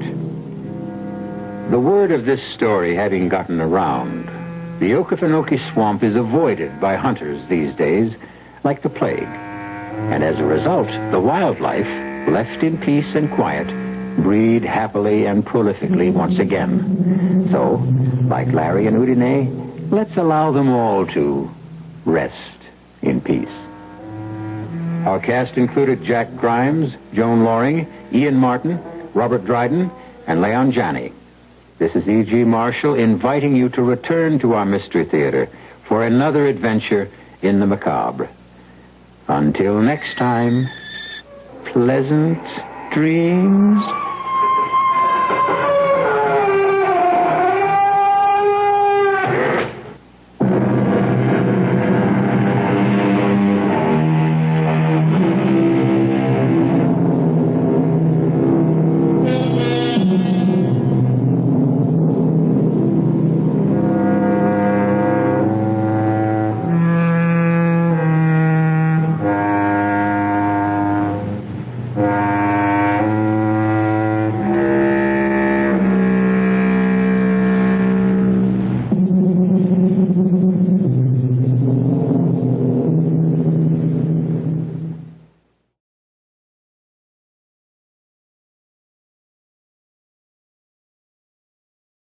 The CBS Radio Mystery Theater presents...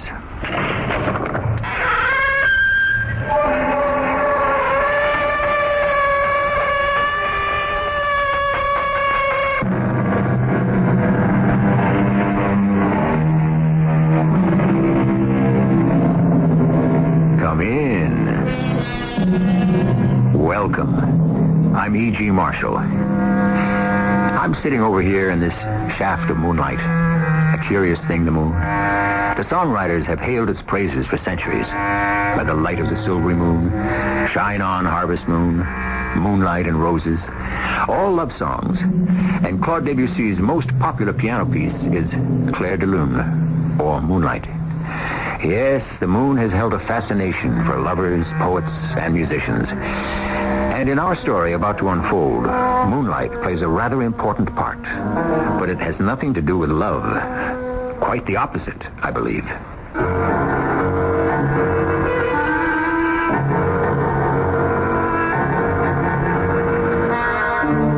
Our mystery drama, Garden of the Moon, was written especially for Mystery Theater by Bob Juran and stars Kim Hunter. I shall return shortly with Act One.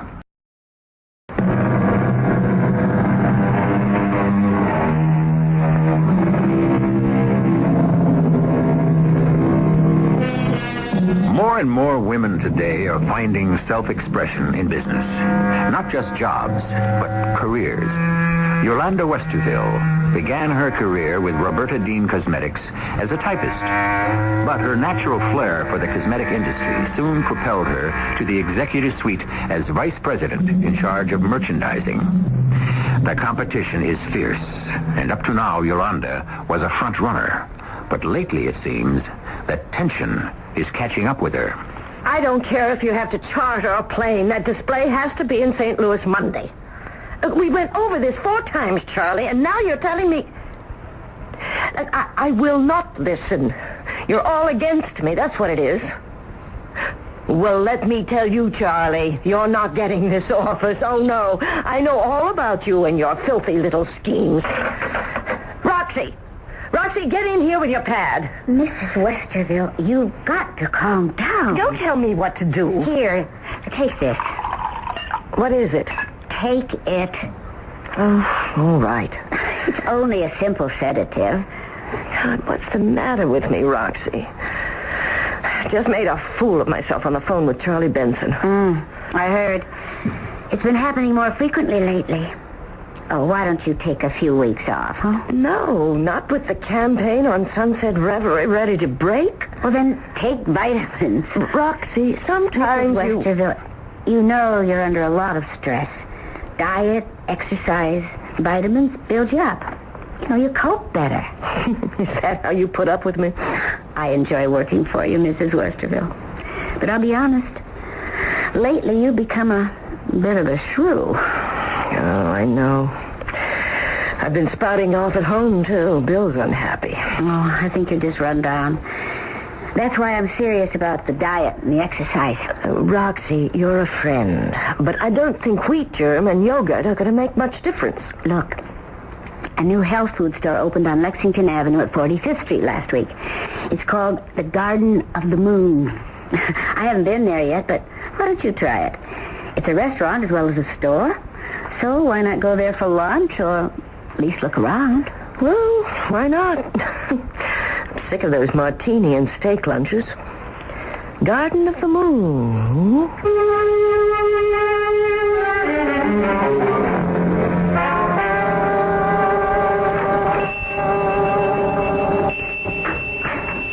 Good morning, madame. May I help you? I'll just look around, thanks. If I may, Dr. Lunestra at your service. Our merchandise is not the usual type of food you find in most stores, such as this. Oh? Well, I'm a novice, really. I'm not into the health food thing, so everything's new to me. Ah, then you must let me guide you. We're quite new, you know, and we haven't caught on yet. I have no other customers, so let me explain. All right, go ahead. The name of my shop, I did not choose from mere whim. It is basic to my merchandise, such as this jar of body lotion. Essence of lunar light. Precisely.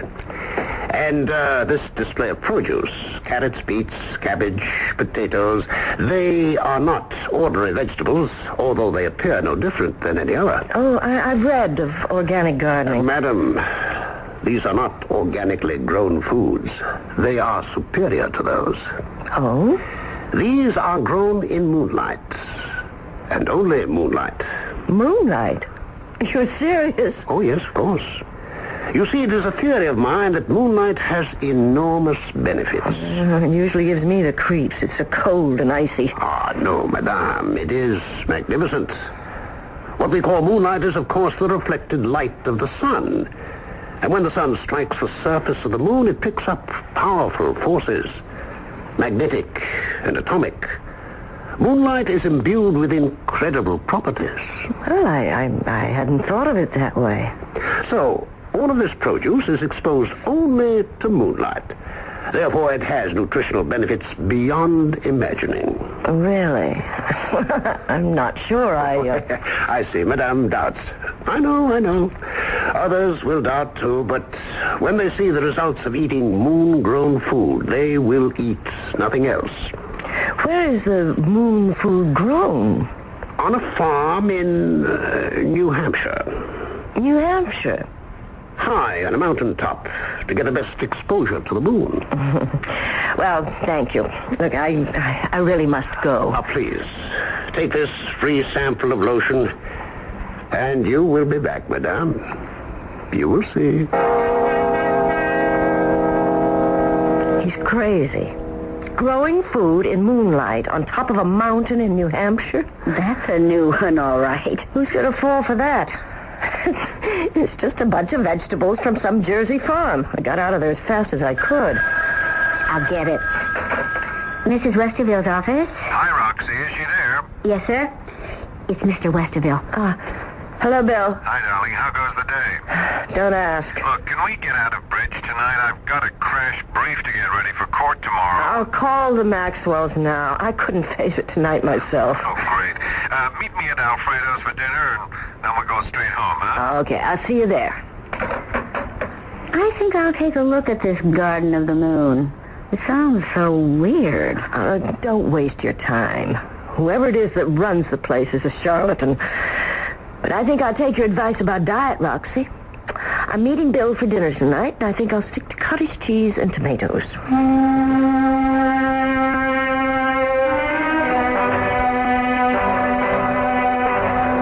What's with the cottage cheese and tomatoes? Roxy thinks I need a diet. She says it'll help my nerves. Yeah, well, they could stand some help. I know, Bill. I've been a bear lately. It's been the strain of the Sunset Reverie introduction. Yeah. Still, a diet wouldn't do you any harm. I'll get Roxy to work out a schedule for me.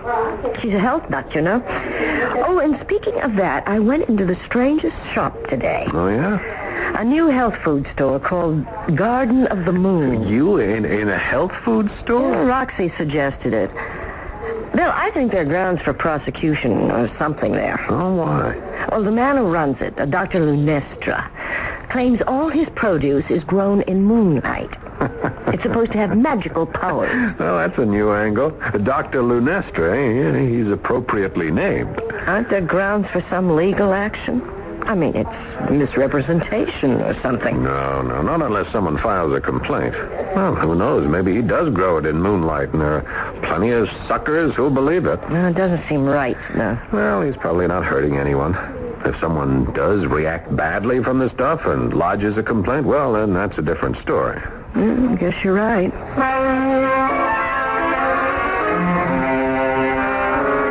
Good morning, Roxy. Good morning, Mrs. Westerville. Any calls? Mrs. Dean called twice. She wants to see you as soon as you come in. Oh, Lord. Carpenter and Rose called from St. Louis. The displays still haven't arrived. Oh, this sure is going to be my day. Tell Mrs. Dean I'm on my way. And pour me a coffee while I put on my face. Right away. Oh, well, I'd forgotten this. What? The sample of lotion that character gave me yesterday. Essence of Luna Light. Huh. Why don't you try it? It can't hurt. Has an unusual fragrance. Yeah, it seems to glow. Well, a little under the eyes and some on the neck. Snap it up with that coffee, Roxy. Roberta Dean awaits. Back already? She's fuming about the St. Louis opening. I'm going to have to fly out there. Look, get me an early afternoon flight and call my husband and tell him to meet me for lunch at Alfredo's. I'll hold all calls except for Her Highness. I'll be back Thursday if I'm lucky.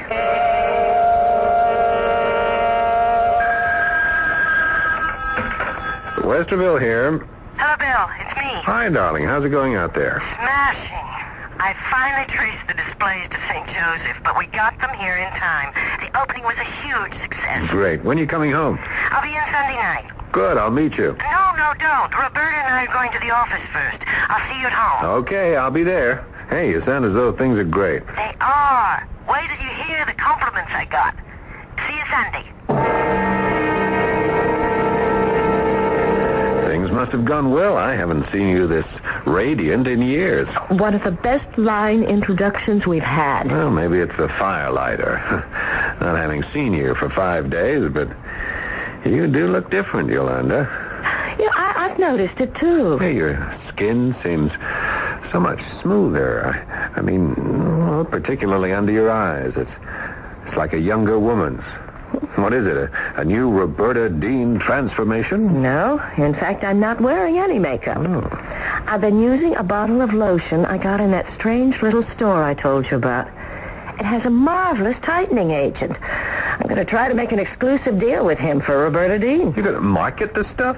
I mean, a week ago, you were practically calling him a charlatan. Well, I still don't believe the moon nonsense. But chemically and cosmetically, his lotion works. I'm going to have our labs run an analysis on it.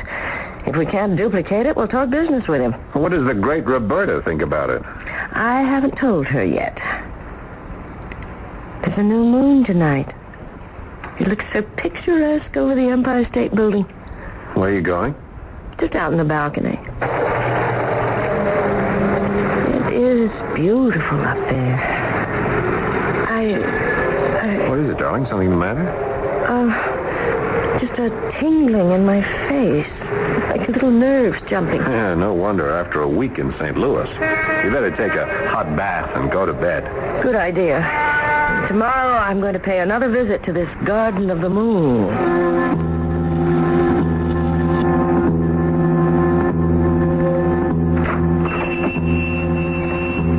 Good morning, madame. I thought you'd be back.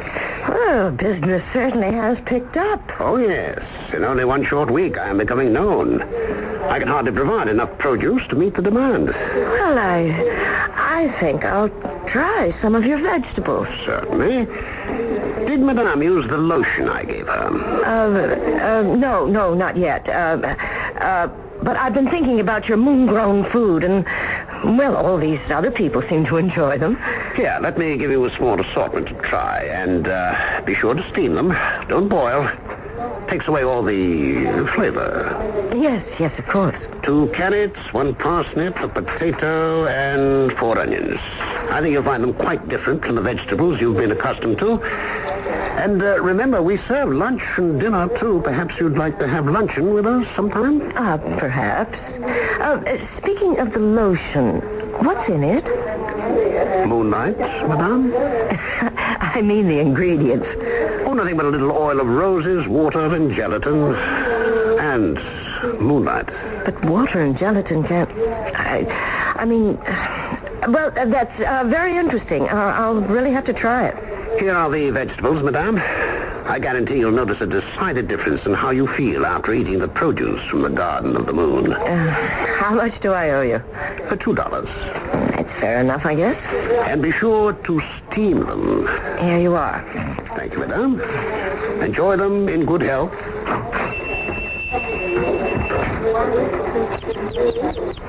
Just browse around, everybody. I'll be back in a moment.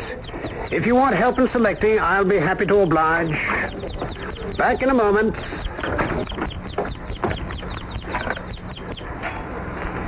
Lunestra here. How are things going? We haven't heard from you for more than a week. Splendidly. The merchandise is moving beautifully. People are coming back for more. In fact, I'm running low on supplies.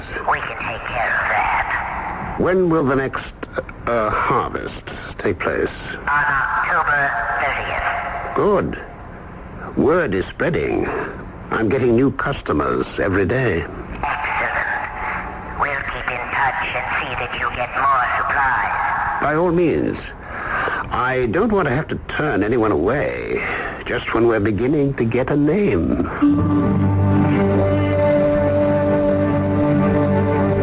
Someone once wrote a song about moonlight in Vermont. Perhaps that's where the farm should be located instead of New Hampshire. Even so, it seems a long way to ship produce for a New York store. I wonder, though, do you really believe carrots and potatoes will grow in the moonlight? Or that moonlight has special powers? We'll see what happens after Yolanda eats the moon-grown vegetables when I return shortly with Act 2.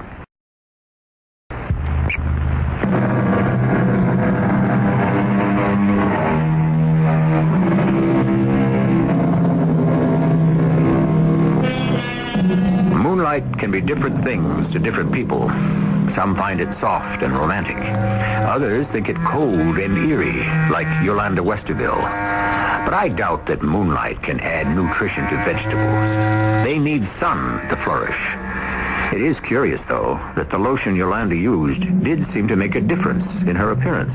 Both she and her husband noticed it. And what did Mr. Lunestra say was in it? Oil of roses, water gelatin, and moonlight? You're actually going to eat those carrots? Well, look at them. They're absolutely no different than any other carrots I've seen. And they taste superb. And they were grown in moonlight. Well, I still don't believe that nonsense. They're probably organically grown and cost twice as much as the supermarket variety. It's the lotion I'm interested in. Yeah, well, you do look different, I'll admit that. Softer. I sent the rest of the bottle to the labs today. I'm positive we can duplicate the formula. You feel like a movie tonight? For once, I don't have homework to do. Let's. I haven't been to a good... What's the matter? Just... I don't know. A sudden kind of warm rush through my whole body.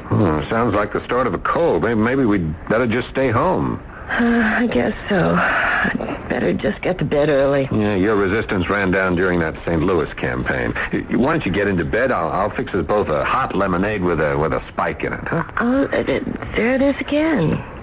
Oh, dear, I'd better start nursing myself. I can't afford a bout with the flu this week.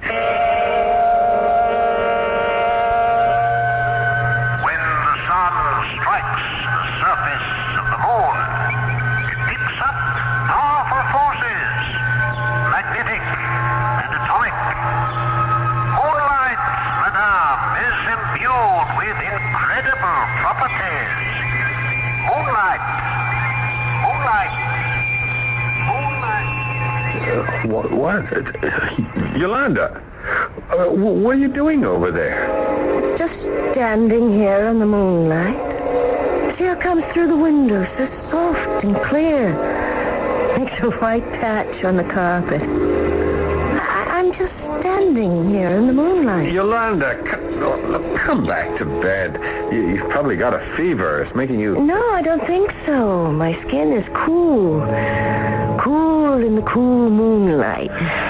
So cool. Yolanda, stop it, please. Look, come on. I'll help you back to bed. Oh, all right. I'll say goodnight to the moonlight. Good night, moonlight.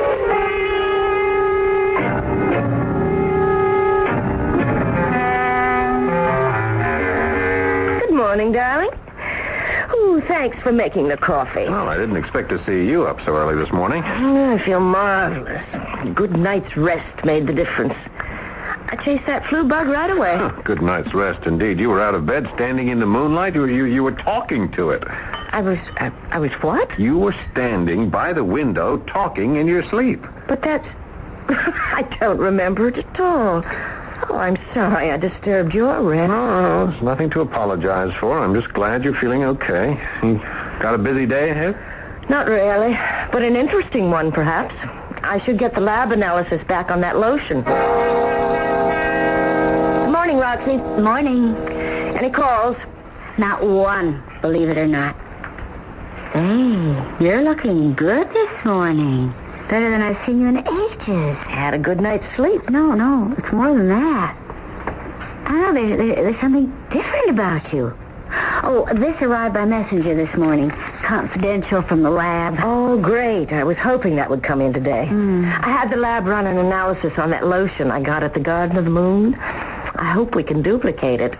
Oh, you think it's good? Oh, look what it's done for me. That is why you look different. Younger. I used half the bottle. It definitely works. Well, Auntie, What's the matter? the analysis of the lotion. Oil of roses, water, and gelatin, just as he said. That's easy to duplicate. But those ingredients haven't any cosmetic value. There must be something the lab missed. No, they're pretty thorough. I'm going to call them. I can't believe that combination of elements could be so effective. I'll see if they can duplicate. Laboratory, Harrison. Eric, it's Yolanda Westerville. Hi, good morning, Yolanda. Did you get the analysis? Yes. I'm wondering if you missed something. Missed something? What do you mean? Rose oil, water, and gelatin. Are you sure that's all? Yeah. Where did you get this fluid anyway? Oh, I'll tell you that later. Look, I'd appreciate another test. If it turns up the same, we'll forget it. Sure. You'll be hearing from us. Thanks. Bye, Eric. Well, they're rechecking. I know what I'm going to do. I'm going to that place on my lunch hour and get myself a bottle. Look, I'll come along. I'll treat you to lunch at the Garden of the Moon.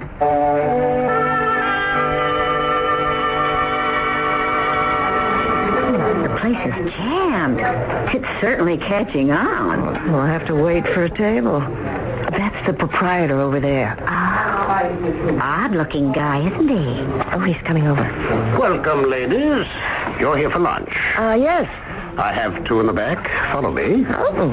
Look at those fresh strawberries on that woman's plate. There's his golf ball. Incredible. Thank you. And how did Madame enjoy the vegetables? Excellent, really. I only tried the carrots. Oh, then you ladies are in for another treat. The luncheon menu. Oh, let's see. I think I'll have the tomato surprise. An excellent choice, Madame. So will I. 2 tomato surprises. My assistants will take your beverage order. This place is really packed. You know, I've been thinking. You admit the lotion did wonders for you. Maybe the food does have some kind of special something. It's possible. I still think the moonlight thing is just a promotion gimmick. 2 tomato surprises for the ladies. Oh, when you look at that. What are they stuffed with? The chef's secret, Madame. But you might happen to find a rose petal or two. Exotic. Bon appetit, ladies.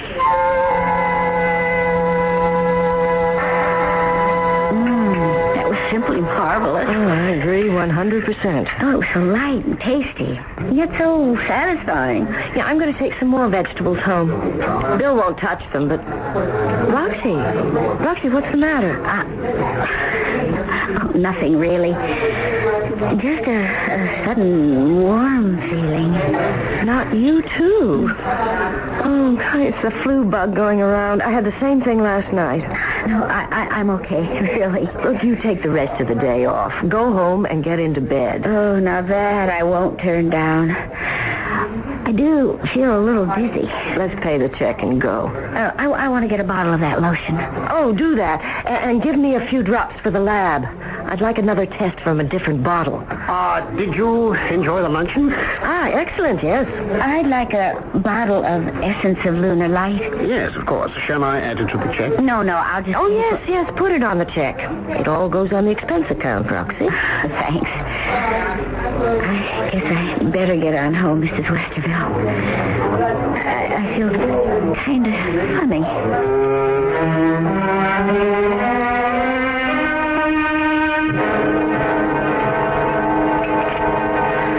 Well, I'm afraid Roxy's going to be out for a couple of days. Oh? We were having lunch at the Garden of the Moon. She came down with the same thing I had last night. You had lunch at that place? Yes, it's a small restaurant, as well as a store. Yeah, Yolanda, is something the matter? I've got to do something. Well, what, for heaven's sake? Yolanda, well, are you all right? Yes. Well, what's so important that you jump up from dinner like this? Yolanda, are you feeling sick again? Yolanda, what the dickens are you doing? I'm going out on the balcony. In your bathing suit? At night? In the middle of October? I must. I have this need to bathe myself in the moonlight. The harvest moon. Oh, see how big and bright it is. Yolanda, would you come back inside and get dressed? I mean, you just can't... I must take a moon bath. A moon bath? Bathe in the light of the moon. Yolanda, you're not being rational. Is it so wrong to enjoy the moon? Something's happening to you. I mean, last night, now this. I'm beginning to appreciate the moon. I insist that... No! Don't touch me. I feel wonderful. So cool. Ooh, so cool. I can feel the moonlight seeping into my skin. Through my body. It's incredible. Dr. Lunestra is right. Moonlight is magical. The force is flowing through my veins. Vitalizing. Purifying. Cleansing me. Every cell, every atom of me. Washed by the moonlight. Yolanda, come inside. Yes, it's too chilly out there. But the moonlight felt so good. Do you know what you just did? I took a moon bath.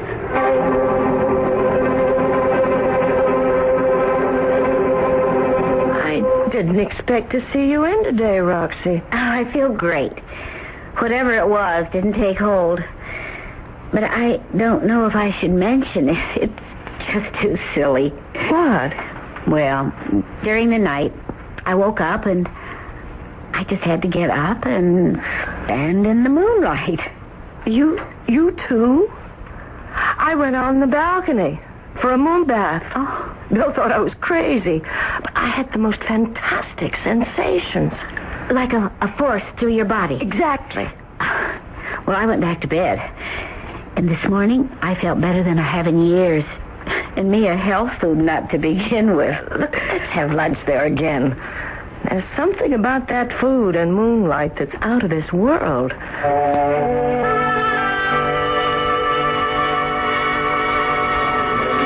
Welcome, ladies.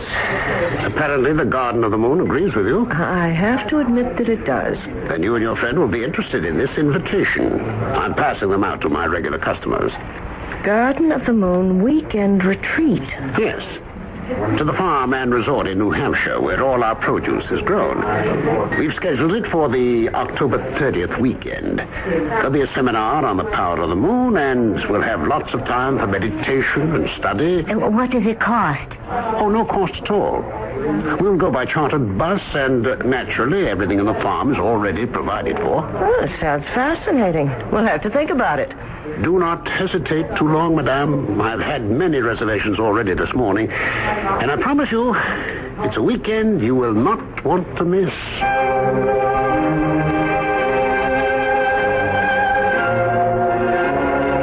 It sounds inviting, doesn't it? A weekend in New Hampshire would be a welcome relief from the New York City pace, no matter what the circumstances. But this trip sounds especially exciting, since Yolanda will visit the source of this unusual food. I hope she and Roxy decide to go, don't you? I'd hate to miss out on a trip like that. If they can get away, we'll go with them when I return shortly with Act 3.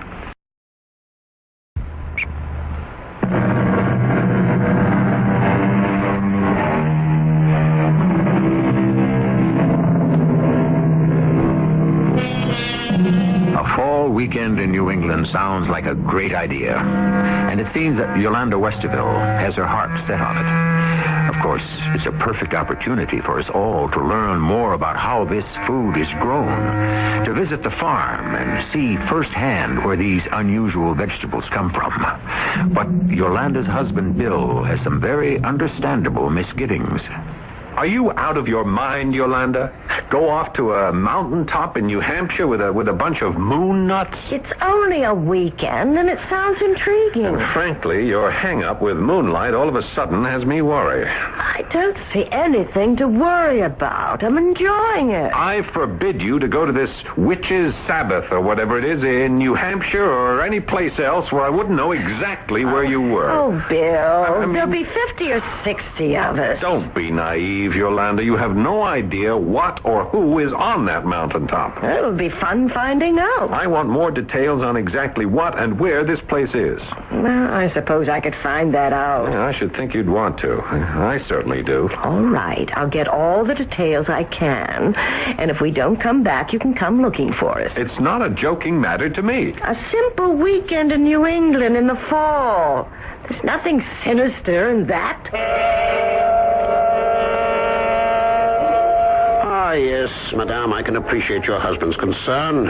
Others have asked for their location, but we really prefer not to divulge it. You see, we would be overrun with curiosity seekers. Yes, I guess you would. The trip is open only to Garden of Moon customers, people who believe, as I do, in moonlight. If, however, madame thinks she cannot make the trip... Oh, no. I really want to go. We will leave from here on Friday, October 30th at 6 p.m. sharp. We'll just have to go along with it. Then I can put you down for a definite reservation. Yes, and for my secretary, too. Splendid. Well, we'll be there. Now, I've got to get back to the office. Good day, madame.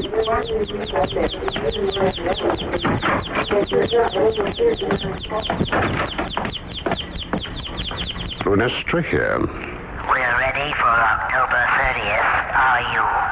Almost, yes. I have 4 more open reservations, but I know I'll have them filled. Good. The harvest is splendid this month. We're looking forward to your arrival.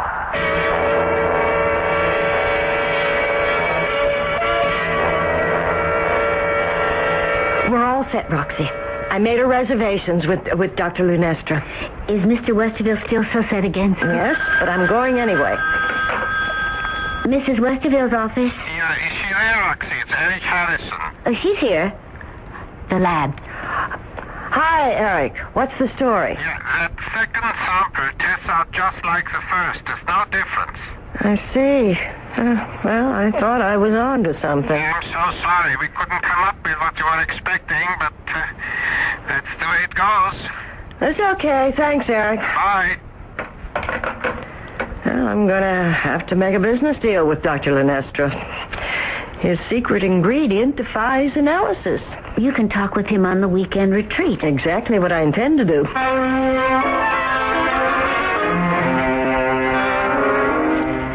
Still set on going to New Hampshire, eh? We leave day after tomorrow. Great. I'll come down and see you off. Well, you've had a change of heart. I don't think there's anything to worry about.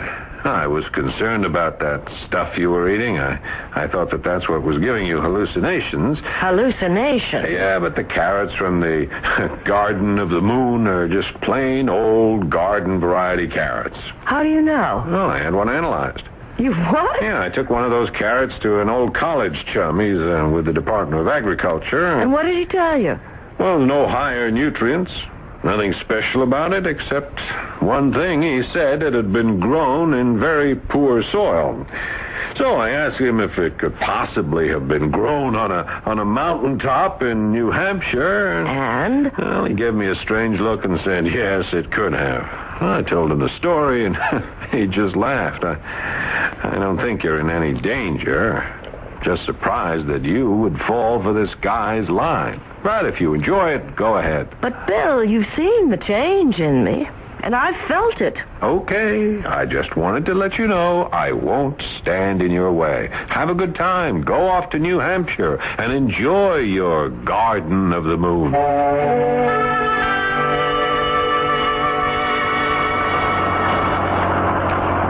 This is the first time I've been out of town for a weekend in years. Too bad it wasn't earlier in the month. The foliage up here would have been glorious. Ladies and gentlemen, may I have your attention?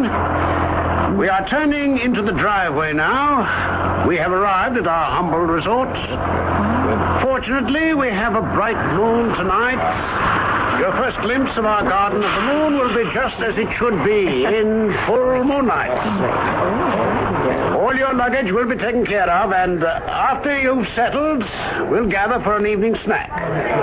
Off the bus, everybody, please. It's freezing.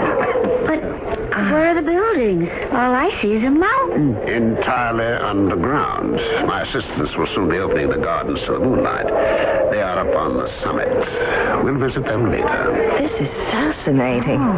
Ladies and gentlemen, you'll kindly follow me. Don't be alarmed. Once inside the mountain, you'll find our accommodations quite comfortable. Everything underground. How unusual. Yes, it is necessary for privacy and convenience. During our retreats, we will never see the light of day, you might say. Welcome, everyone, to the Garden of the Moon. How beautiful. It's so modern. This is the lobby, of course. Sleeping quarters are on 2 upper floors. Dining and recreation are below. We will visit them all. Well, everything's so gleaming. Cleanliness is another secret of our success. Ladies and gentlemen, my assistants will show you to your individual quarters. After you've refreshed, we will assemble here. Well, you said the place was modest. I'd call it elegant. Small, but elegant. We think of it as compact. Come, let me show you to your quarters. If you'll just step inside the elevator. A moving broom closet, I'd call it. But compact, eh? You see, our layout here is all up and down. In fact, from top to bottom, our establishment is 700 feet. Really? But for practical purposes, somewhat narrow. The hallway is circular, you see, with the rooms surrounding it. Here we are. These are your quarters. Again, compact. Make yourself comfortable and join us in the lobby in 1 hour. Just take the elevator. Okay. See you later. Look, our suitcases are here already. What's the matter, Roxy? I'm nervous. Why? This place is so closed in. You're not claustrophobic, are you? No, not that. But it's so strange.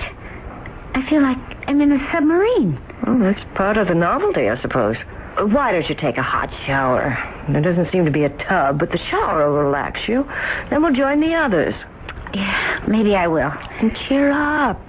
We're here to enjoy ourselves.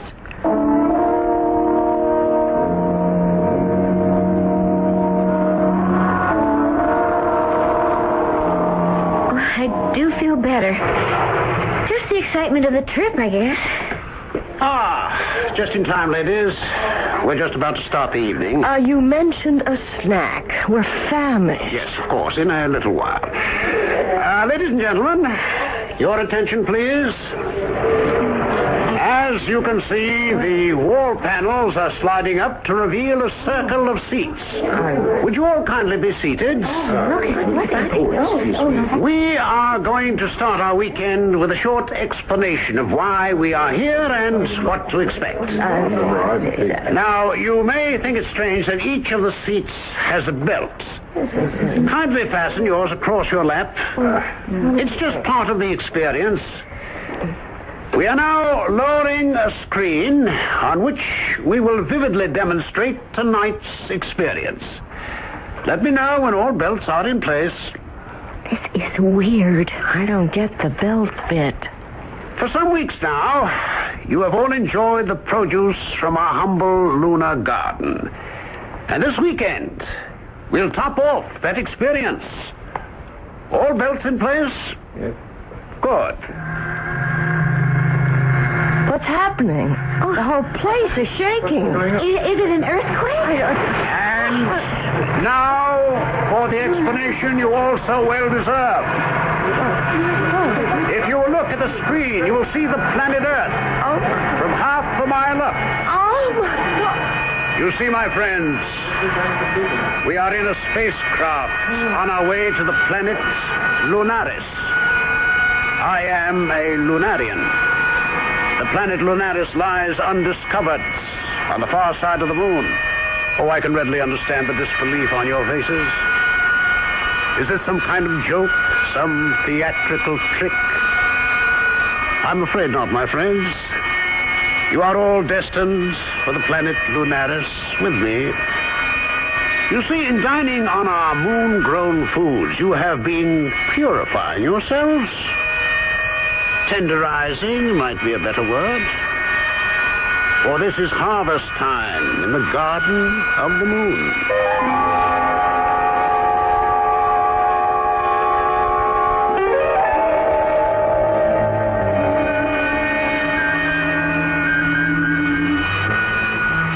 Lunestra here, calling Lunaris.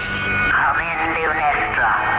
We are on our way. A fine harvest aboard. Landing preparations are completed and waiting. I suppose I'll be going out again shortly. I am afraid so. The director wants to lay in something oriental. You'll bury the ship in Mount Fuji and open the shop in downtown Tokyo.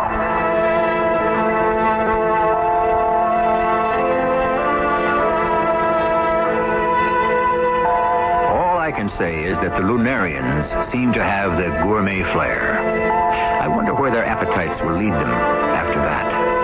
A bit of French fare, perhaps, or Polynesian. At any rate, Yolanda and Roxy are certainly going to be late for work come Monday. It's all very well to follow a new fad, but it's mighty dangerous to follow people you don't know to moonlight retreats in New England. I'll have some more thoughts on the moon when I return shortly.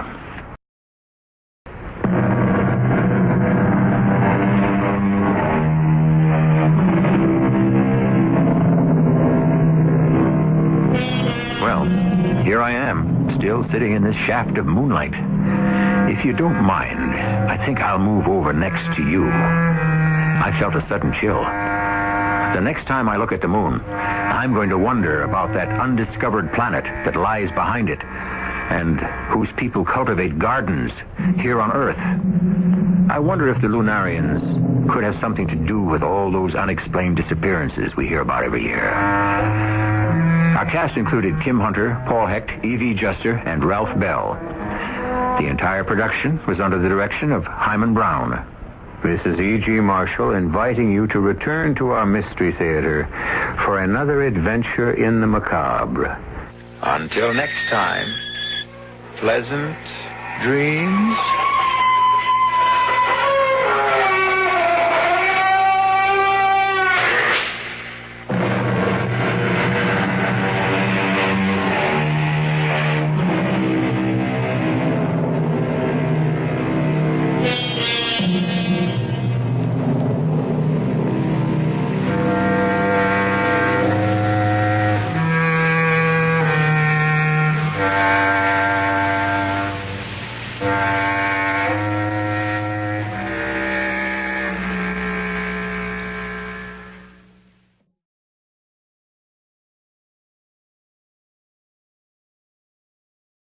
The CBS Radio Mystery Theater presents...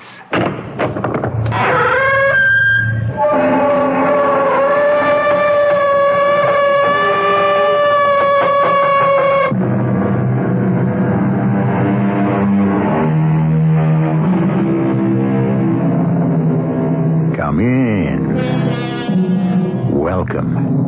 I'm E.G. Marshall, waiting to fill your ears with the sounds of tomorrow. Some pessimists believe those sounds will be the blast of bombs and the roar of guns, the groans of suffering and the rattling chains of servitude. Personally, I take a happier view of the future. But in the story you're about to hear, those bombs have burst, those guns have roared, and the people have groaned. But this particular war of the future is over. And for Major John Gulliver of D Company Rocket Battalion, it is the beginning of a very strange sort of servitude.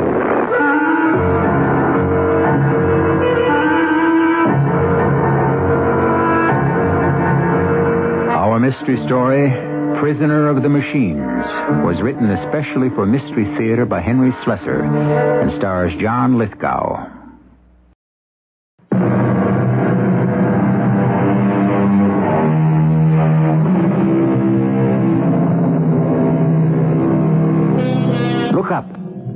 There's a new object in the heavens, a new satellite in orbit. No, there's nothing unusual about that. Man has been hurtling strange metal debris into the skies for 100 years now, in this year of our Lord, 2085. But look again. Put your highest-powered telescope on the object, because you've never seen one like it before. It appears to be a soap bubble, an iridescent, transparent globe. But there's something inside it. A human being. Because this, my friends, is the first experimental model of an orbital solitary station for prisoner correction, punishment, and isolation. The man inside this orbiting prison is Major John Gulliver, and Major Gulliver has nothing else to do but think. I don't know when I stopped counting the orbits.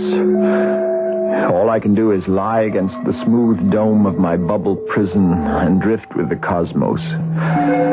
My food and water tubes float about my head like friendly, mocking snakes. Some while back, I had decided to refuse their blandishments, to let hunger shrivel my stomach and thirst blacken my tongue, to cheat my jailers by dying in their death-proof cell.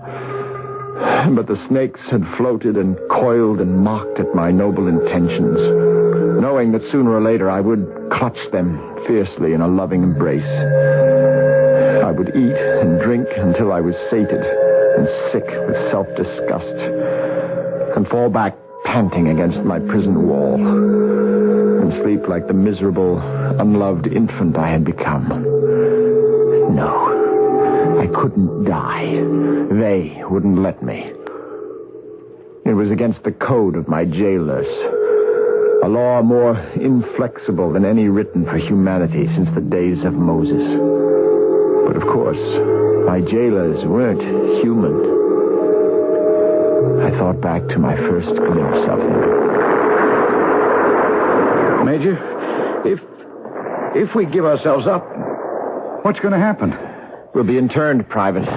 We'll sit out the war in a prison camp. I'm afraid, Major. I can't help it. I'm afraid of them, the Macs. There's something horrible about them. It's all in the way you look at it. You think a refrigerator is horrible? A washing machine? Because that's all they are. Machines. Yeah, that's what scares me. The idea of a refrigerator or a washing machine with the power of life or death. We were taken prisoner anyway. Every last survivor of Company D Rocket Battalion. And the Macs, with characteristic efficiency, integrated our forlorn and splintered unit into a larger body of prisoners heading north.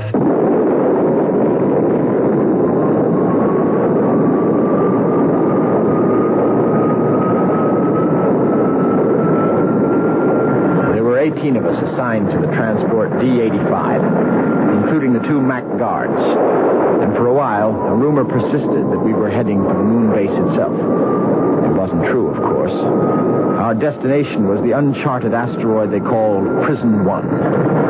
But the rumor excited us, because it would have been the first time any of us had come face to face with the enemy on the moon. Since our outfit had been organized, we had fought nothing but Macs, and never even seen a rebel. Sometimes it was hard to believe they existed at all, even if the War Department bulletins still talked about rebel ships and rebel losses. But it had been a long time since we had heard official word about anything. Major, can I talk to you? Of course, Morley. You don't have to whisper. The Macs can't hear us from here. Oh, I don't know about that. For all we know, they got superhuman hearing. What's the difference? You're not plotting to take over the ship, are you? Oh, I tell you, Major, a couple of the guys were wondering, see. Henderson there, he's got a pilot's license. Oh, for what? A space buggy? You think you could pilot a transport this size? If we could get it away from our 2 friends up in the control room. Yeah, but that's it. There are only 2 of them. For sure, and either one of those Macs could blast us all into talcum powder in 1 second flat. You know something, Major? I've never seen a Mac so close before. Look exactly alike, don't they? And they all look alike. They all came from the same cookie cutter. You know what Corporal Clyburn calls them? Laurel and Hardy. funny man, the corporal. Still, the things I hear, Major. Is it true that they eat human flesh? They're nothing but mechanical weapons, like tanks or artillery. But they think, Major. They figure things out. I hear they're smarter than we are. Then how come the rebels had to retreat to the moon base? We're beating them, Private. We're beating them good. That's why the Macs are taking prisoners now. The rebels are adhering to the old Geneva Convention rules, paving the way for leniency in case they get licked. And they will be, soon. Hey, thanks, Major. You make me feel better.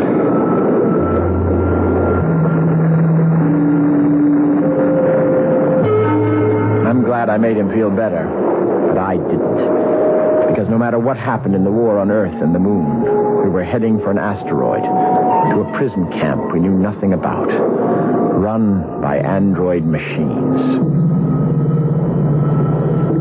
I tried to remember when I first saw a Mac. I'd never even heard of them until the night the Army transport Hornet had been blown up during blastoff from the moon's Tycho Brahe station. The charge of sabotage and the subsequent confession by Kukura, the mad fanatic, was branded by the Independent Party of Indonesia as a frame-up, an excuse to outlaw them. For the first time since the world had finally united under one system of law, there was talk of war. Nobody was really alarmed. The Indonesians were famous for their robot industry, but they were all made for domestic purposes. They looked human, and they were gentle, useful machines designed to do the dirty jobs humans no longer wanted to do. But suddenly there was a different breed of android coming out of Indonesian factories. The Macs. Mechanical brutes, impervious to cold, hunger, fatigue, despair, and homesickness.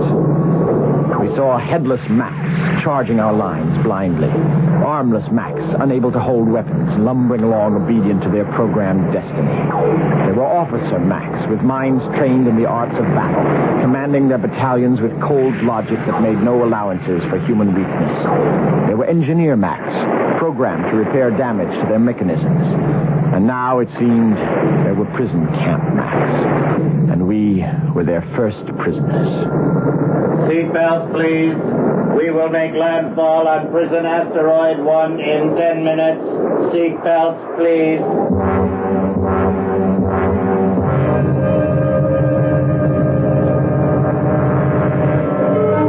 Prison asteroid 1 might have been a prison compound in any country, in any war.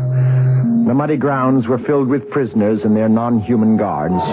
There were to be 1,400 of us on that grim rock, where no walls or fences were needed to contain us all.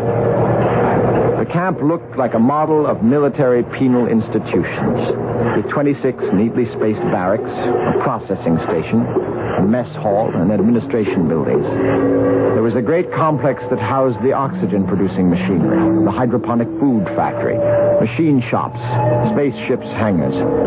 An intricate system of scanners covered every inch of the place, sending information back to the computer called SCAMP. SCAMP. Scanning, control, and movement of prisoners. Machines? Lousy bunch of bolts? Maybe they can fight, but they can't outthink us. Can they, Major? Well, maybe not. But we're the prisoners, Private. Yeah, but not for long. Not for me, anyway. Attention! All prisoners will file by counter A. Take one PSC and strap it about his wrist. Repeat, prisoners will take one PSC from counter and strap about wrist. Prisoners failing to wear their PSC at all times will be turned off. Turned off? Do they mean killed, Major? I guess that's what they mean. So you wear that thing, Private. Yeah, but what is a PSC? Personal speaker command, so the Macs can deliver their commands to us individually or collectively. Prisoners will remove clothing and place in disposal bin. Prisoners will then pass through disinfection room and receive clothing ration. Any prisoner causing unnecessary delay will be turned off.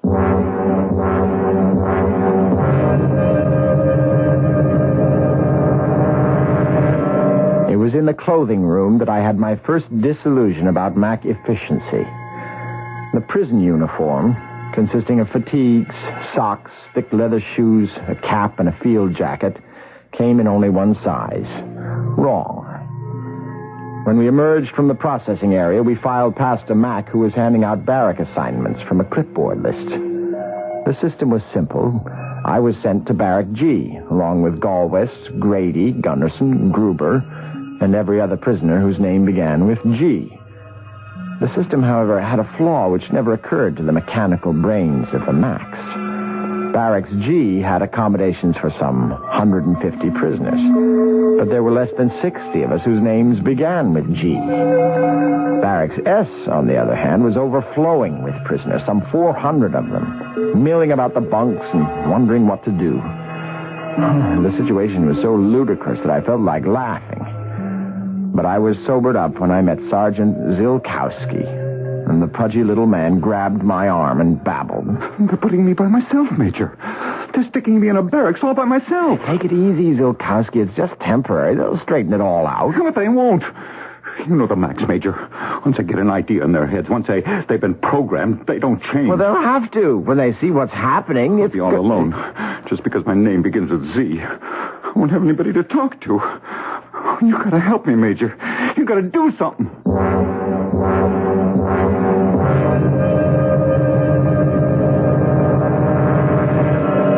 So I tried to do something about it. I stuck my neck out, and that was the beginning of it. And here I am, floating in space, in the loneliest prison cell in history. And the worst part of the whole thing is that it was all my idea.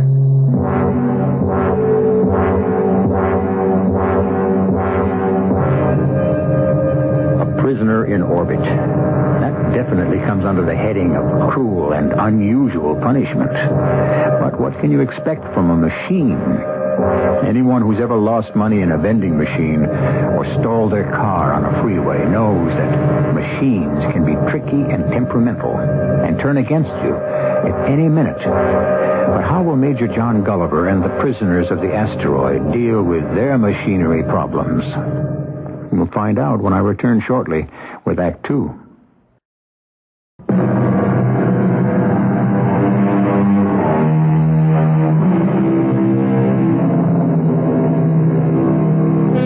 Major John Gulliver, prisoner of war, circles the asteroid in his strange bubble prison and thinks back to the moment when he first came into conflict with his captors, the machine men known as the Macs.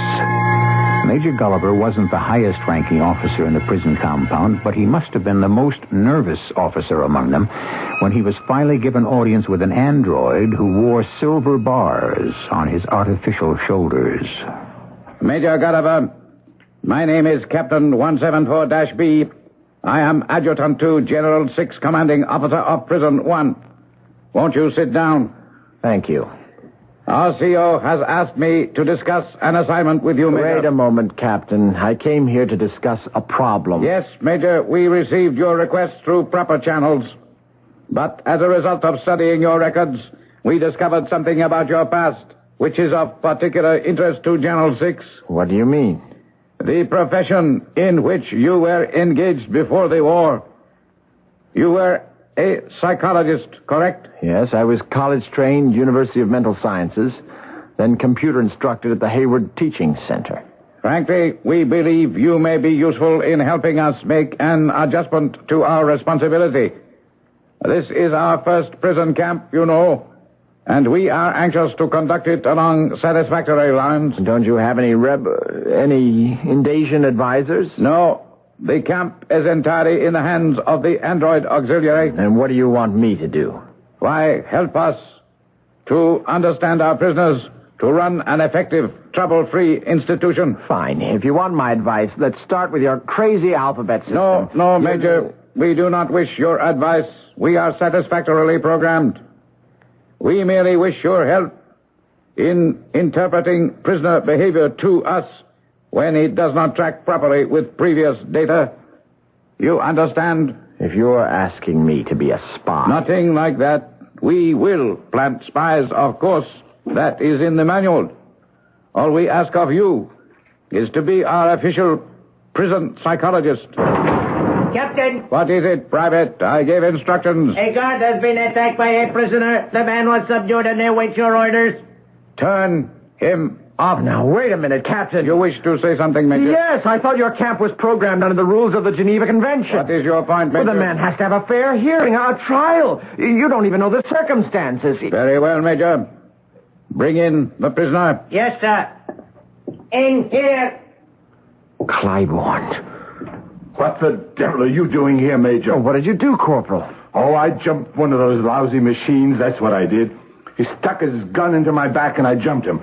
I wasn't moving fast enough for him. You admit to this assault? Sure, I admit it. You're really a fool, Corporal. Major, is that sufficient hearing for you?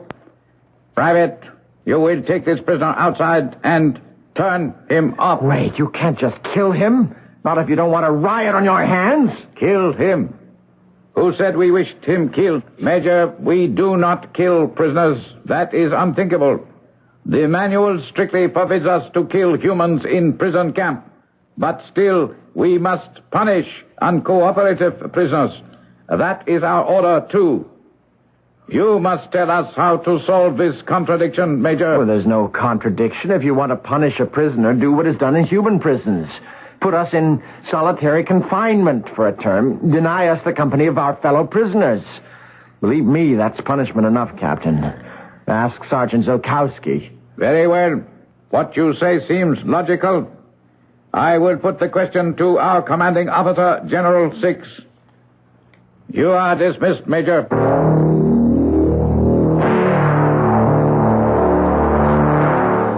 I went back to my barracks and told everyone whose name began with G, the good news.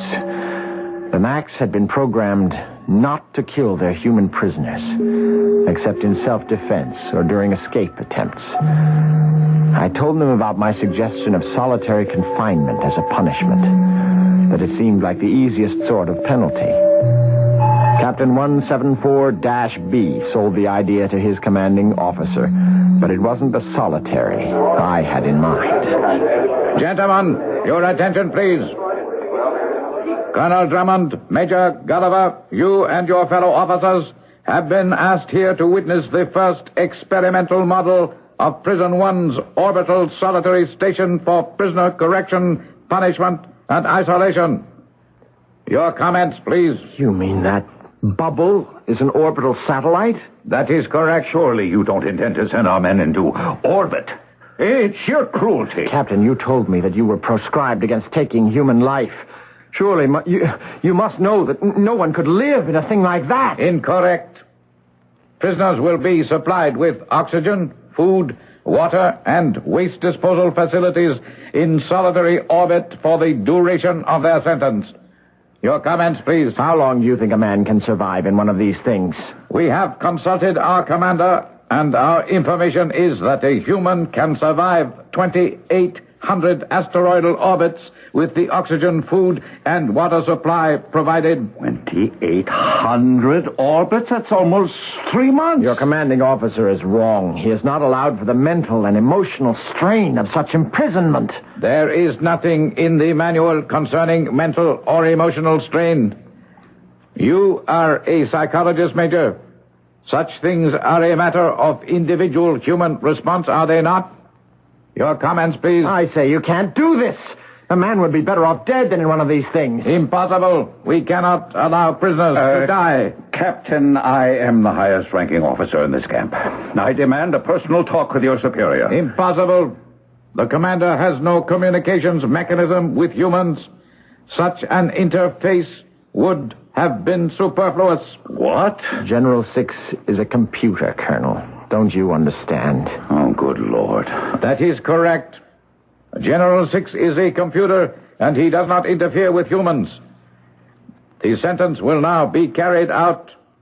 Prisoner 110, Corporal R. Claiborne, will be launched into orbit at 0900. Colonel, you will order all your men to fall out and observe punishment.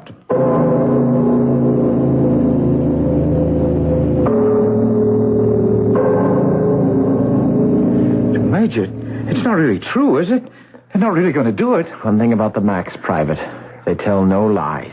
I've heard talk around. I mean, some of the guys are saying that it was your fault.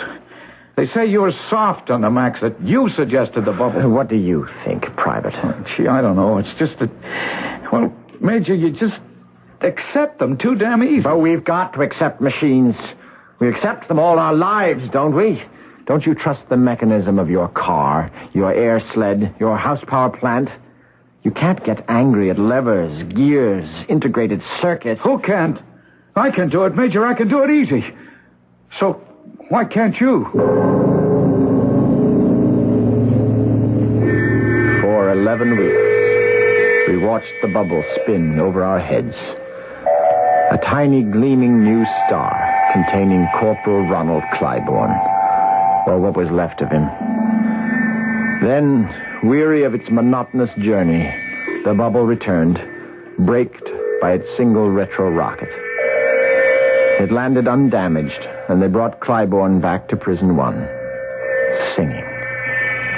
singing at the top of his lungs. He didn't stop singing until he died, 2 weeks later, in an accidental fall in the hospital ward. I'll say one thing for the Max. Their own psychology wasn't bad. There was no more trouble on Prison Asteroid 1, but there was something else. Talk about escape. Oh, come in, Major. Sit down. You're the only man on this rock who seems to understand that the Macs are only the tools of the rebels, and we're wrong to direct our aggression against them. There's only one sensible course now. We've got to play it cool. Keep out of trouble.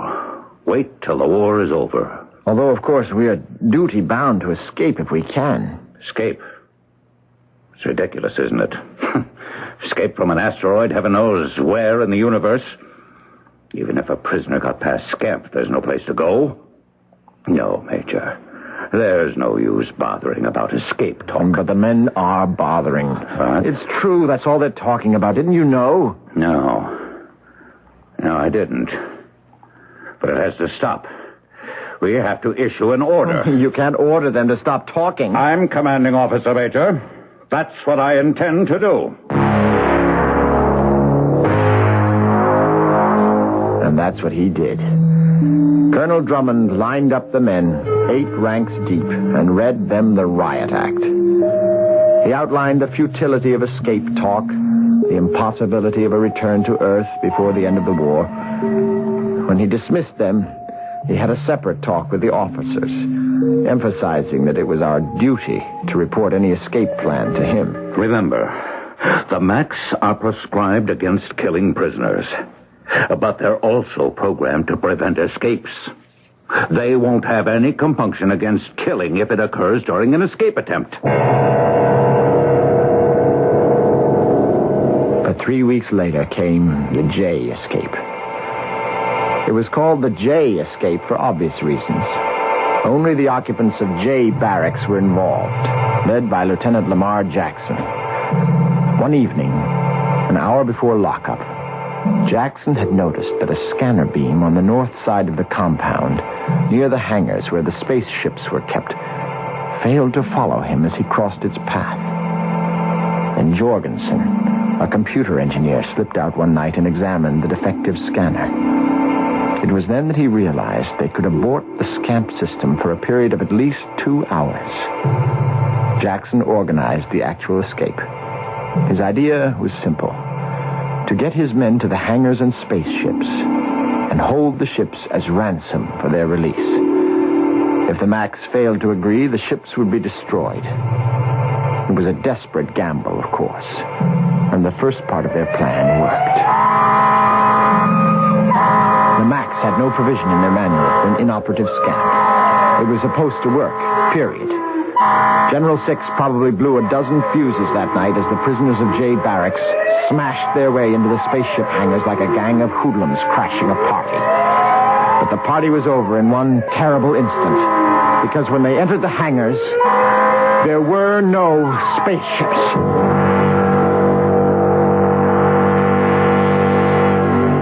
Every Every transport had been dismantled. The hangars were empty. With the camp filled to capacity, the machine minds of the Max assumed they had no further need for space vehicles.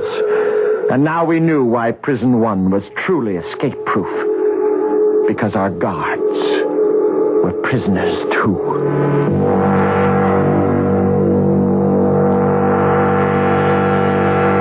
Obviously, there is no escape from Prison Asteroid 1. Not even the infamous Devil's Island could boast the security of this prison camp. But never underestimate the ingenuity of desperate men or the perversity of machines. We'll learn more about both when we return shortly with Act 3.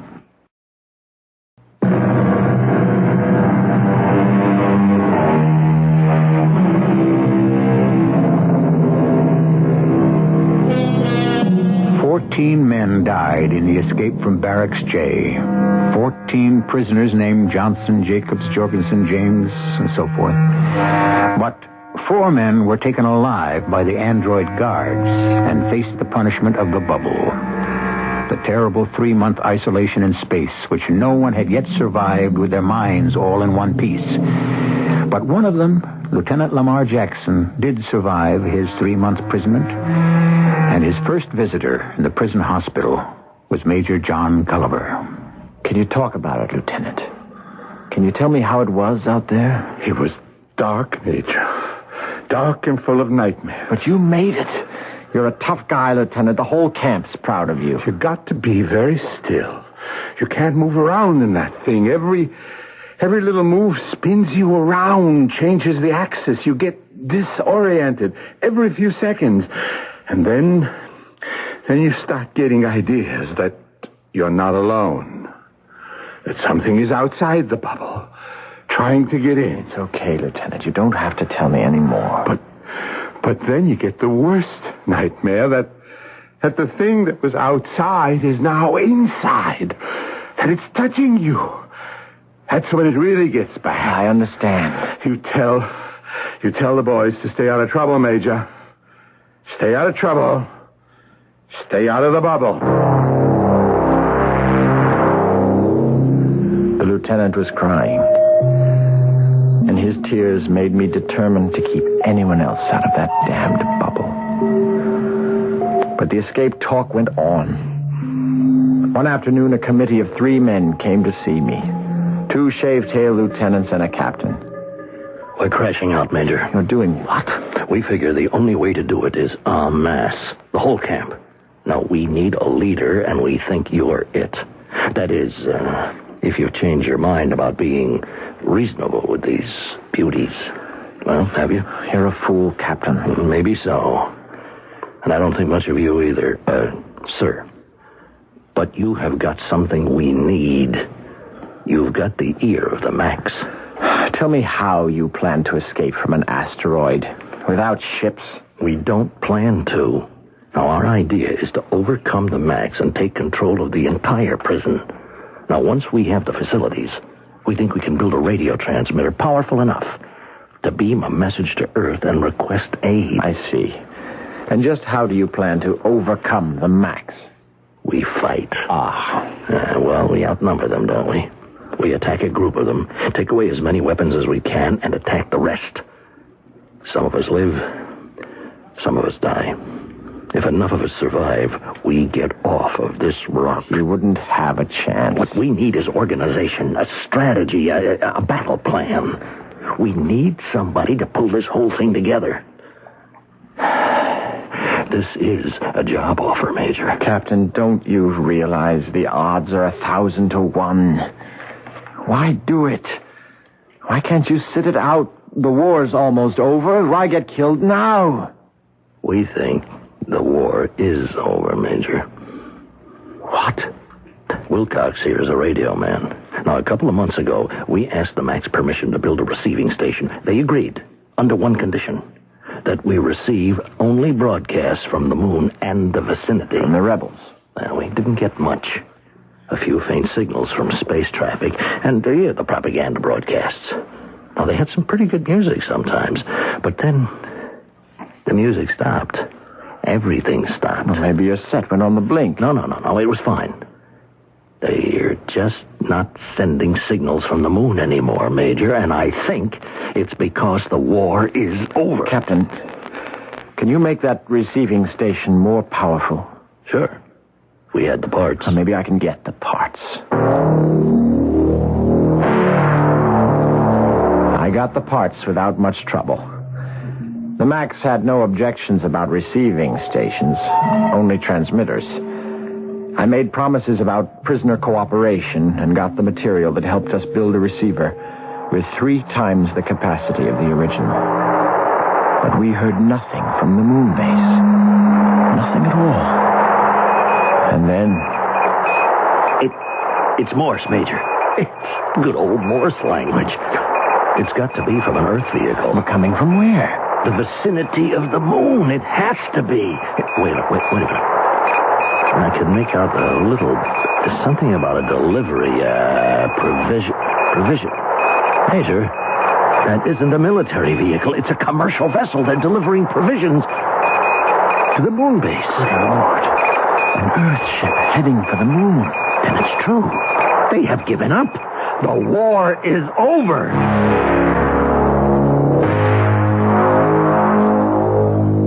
Colonel, it's the truth. The war is over. It's been over for months. And yet we're still prisoners of the Max. How do you know this? We picked up radio talk from Earth. The moon base doesn't exist anymore. Neither does the invasion army. They're all gone. Wiped out to the last man. All right. Let's say that's true. In due course, the Max will disband Prison 1 and return our men to Earth. Really? Who'll give them orders, Colonel? Don't you understand? Their masters are gone. The Max won't do it on their own. They're programmed to run a prison camp, period. They'll never let us go. I don't believe that, Major. But the men believe it. That's more important. That's why they're planning a massive uprising. They can't do that. It's suicidal. That's what it amounts to, yes. Well, we can't let that happen, Major. It's our responsibility to keep these men alive. Fine. Only how do we stop it? There's only one way. We can tell the Max. Are you crazy? They'll have the ringleaders in those bubbles before the day is out. It's not too high a price. I'm going to them right now. Colonel, wait. Don't try to stop me, Major. Colonel, something just struck me. The way you've been taking all this. The way you've been taking all your responsibilities. You don't look one bit different. No gray hairs, no lines on your face. Nothing. Let go of my arm, Major. What's in this arm, Colonel? Bones and muscles and blood? Or steel rods and wires and lubricating oil? Go! Help! Help! Somebody! Good morning, Major. How are you feeling? I'm fine, considering your guards took half my head off. Your head is all in one piece, Major. You may take my word for it. The worst damage was self-inflicted when you tried to strike Colonel Drummond. You mean Android Drummond, don't you? How did you discover the secret? It was our belief that the Colonel was a fine humanoid specimen, indetectable from the real thing. He looked human, all right. He just didn't act human. Well, what time does the balloon go up? I beg your pardon? I expect my bubble is waiting for me. There will be no punishment, Major Gulliver. In destroying our secret agent, you merely acted in the interest of your men. Incidentally, you are now the highest-ranking officer among the prisoners. The war is over, Captain. I've told you that 1,000 times. We still have no such information. We cannot release the prisoners without a direct order. But you can't get any orders from the moon base. They're all gone. Commanding Officer General 6 will receive the instructions. Until then, we go on as we have. I want to see him. I want to see your commanding officer. General 6 does not interface with humans. I'm not just a human. I'm the highest-ranking officer, remember? I insist, Captain, and if I'm denied, you won't get any more cooperation from me. You can send me up in the bubble for the rest of my life. Very well, Major. I will arrange for you to see General 6. I was brought into the majestic presence of General 6 by a brace of Mac soldiers and Captain 174B. I had never seen a Mac computer before, and it was an awesome sight. General Six required a housing of several thousand square feet, and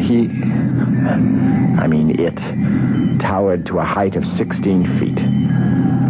The room it occupied was eerily lit by its own diodes.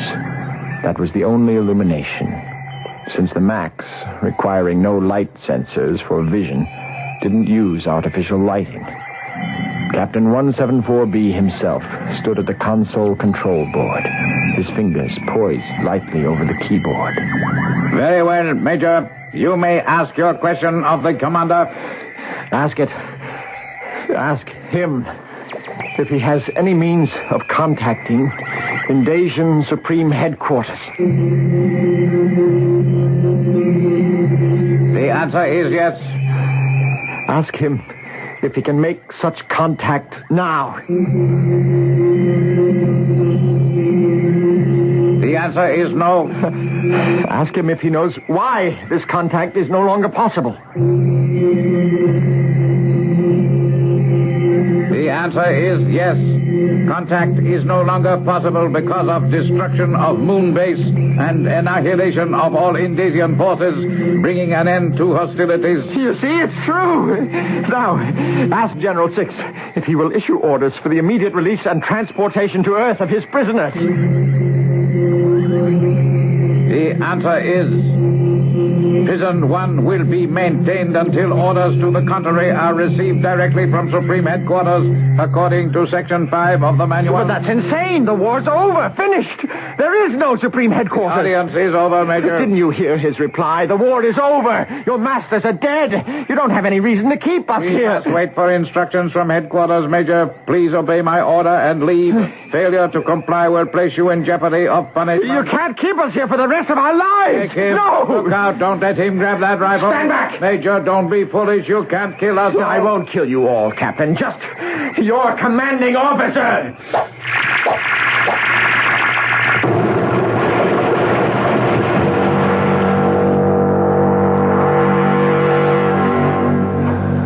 And so, I was condemned to my dark little prison, where I flirted with the cosmos for 3 long months.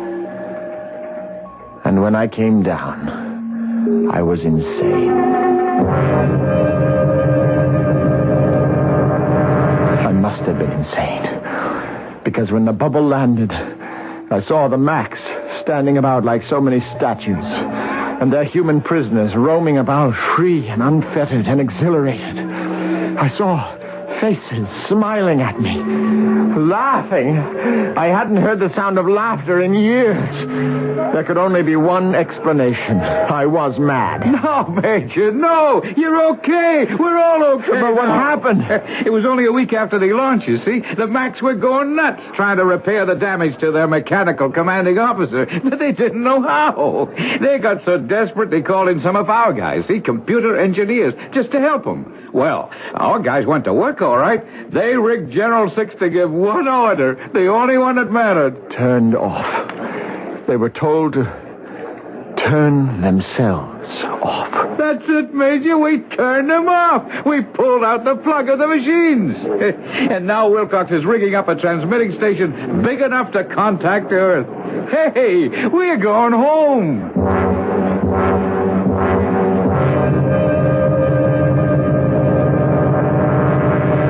We did go home. I got married and had 3 children, and no robot servants. Not for a while, anyway. Eventually, my wife convinced me I was being foolish, and we purchased 2 domestic robots. One a superb cook and children's nurse. The other a hard-working general housekeeper. I named them Laurel and Hardy. And someday, I might even stop being afraid of them.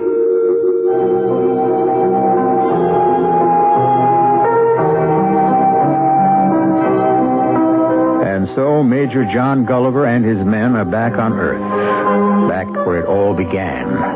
Will machines one day destroy us? A course not. We can handle them. Or can we? I'll be back shortly.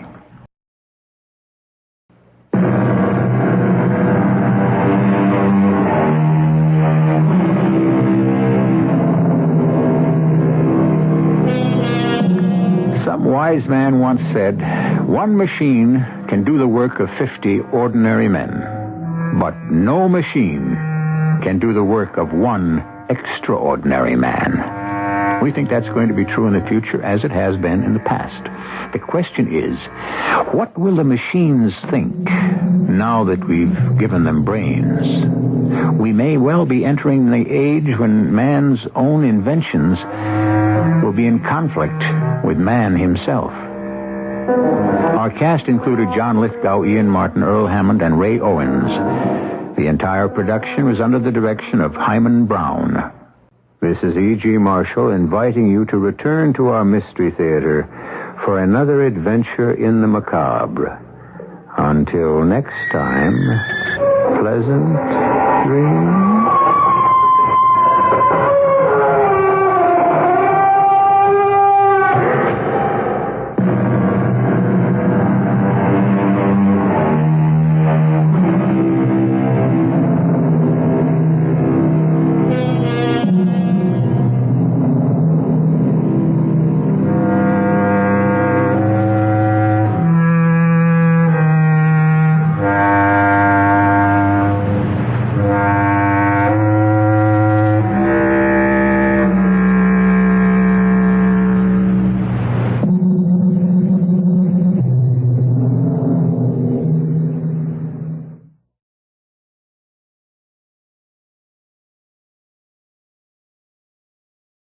The CBS Radio Mystery Theater presents...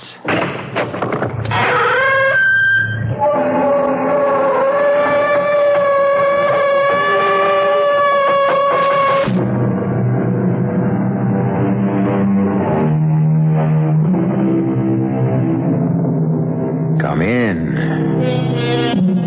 Welcome. I'm E.G. Marshall. This time, a mystery. A puzzle, if you will, which I challenge you to solve.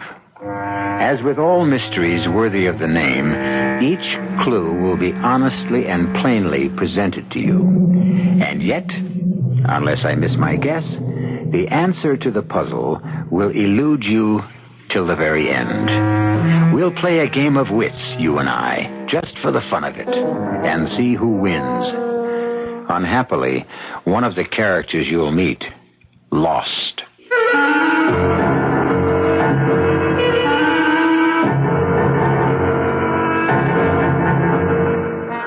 Our mystery drama, Sting of Death, was written especially for the Mystery Theater by George Lothar and stars William Prince.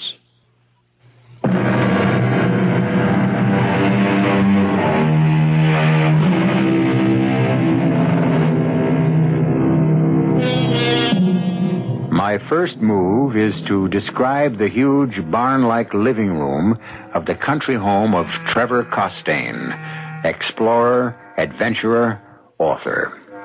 And the living room reflects the trophies of his travels. On the north wall, headdresses of native tribal chiefs from all over the world. The south wall is covered with awards, trophies. The west wall is hung with native spears, shields, primitive weapons. And on the east wall, above the huge fireplace, hangs a clock, a most bizarre clock. The face is made of a Tugari war shield. Headhunters, you know, the Tugari. The hands of the clock are made of, human thigh bones. And the hours, from 1 to 12, are marked by shrunken human heads. Well, don't look so horrified. I told you the Tugari were headhunters, and when I told you that, I gave you your first important clue.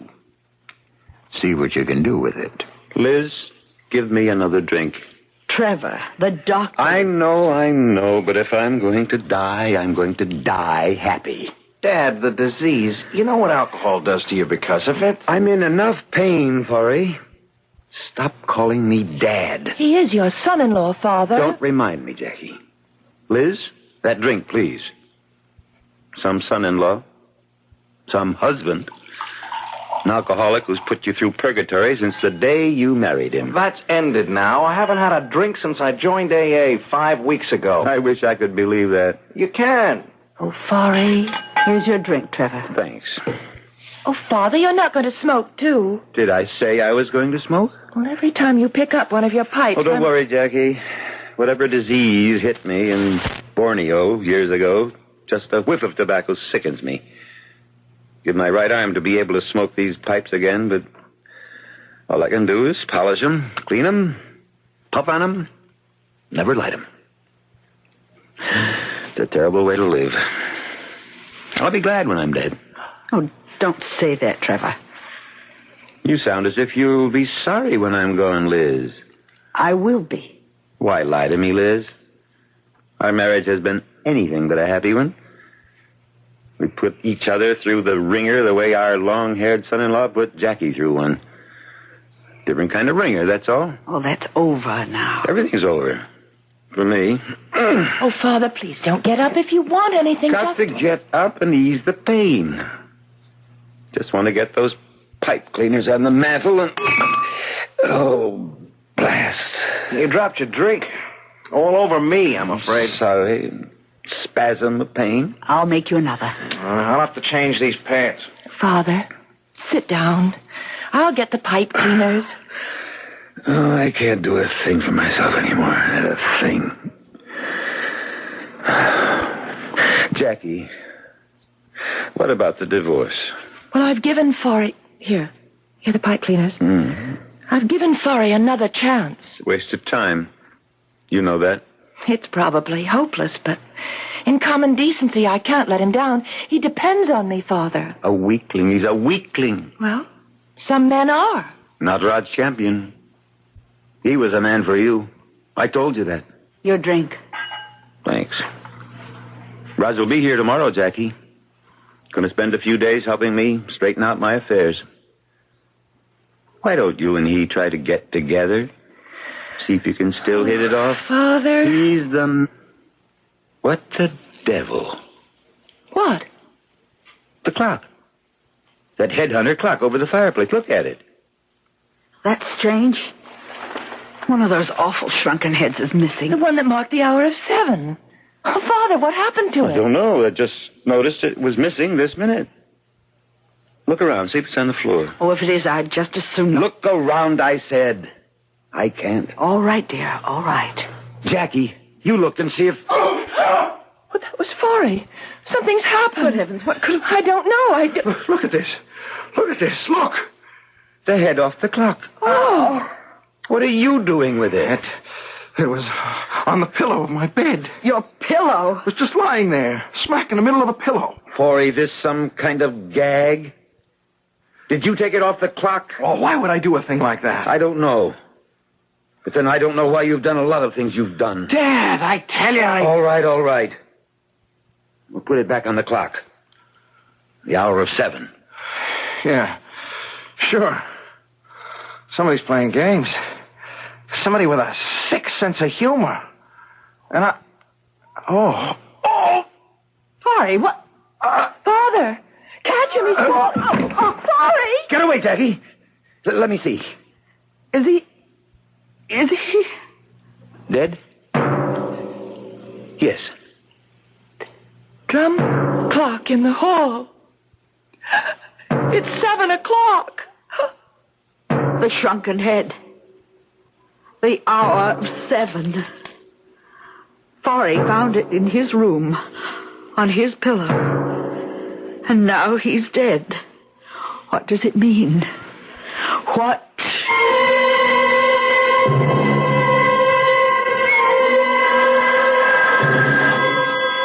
Yes? Oh, this is Trevor Costain. I see. Yes. Well, I want to be informed the minute you find out. Fine. Goodbye. Who is that? At the coroner's office. I've been bugging them all through the night to tell me what killed that husband of yours. And? Just wanted to let me know they're starting the autopsy now. Oh. Jackie?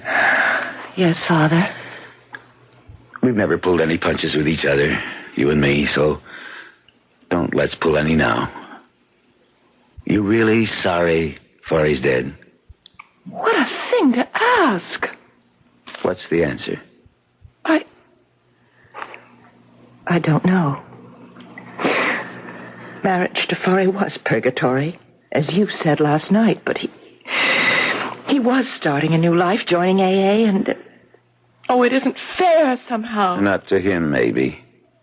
But it's very fair to you. What do you mean? You can do what you should have done in the first place.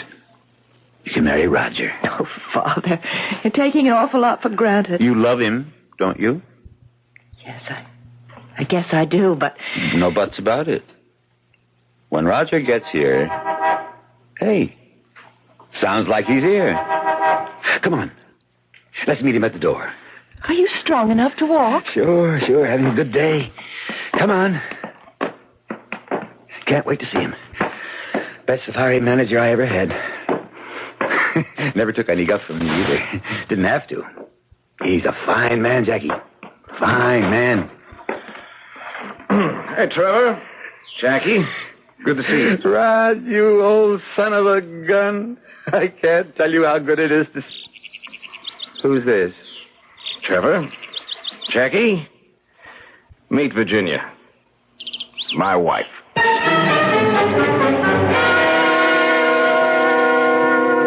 You've no idea. No idea at all what killed Forey? Well, they're doing the autopsy now, Raj.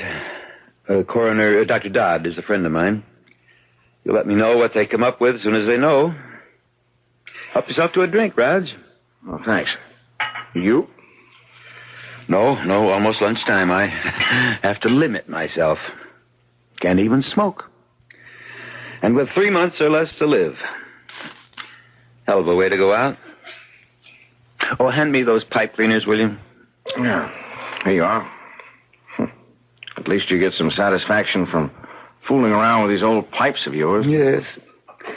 Kind of makes not smoking a little easier.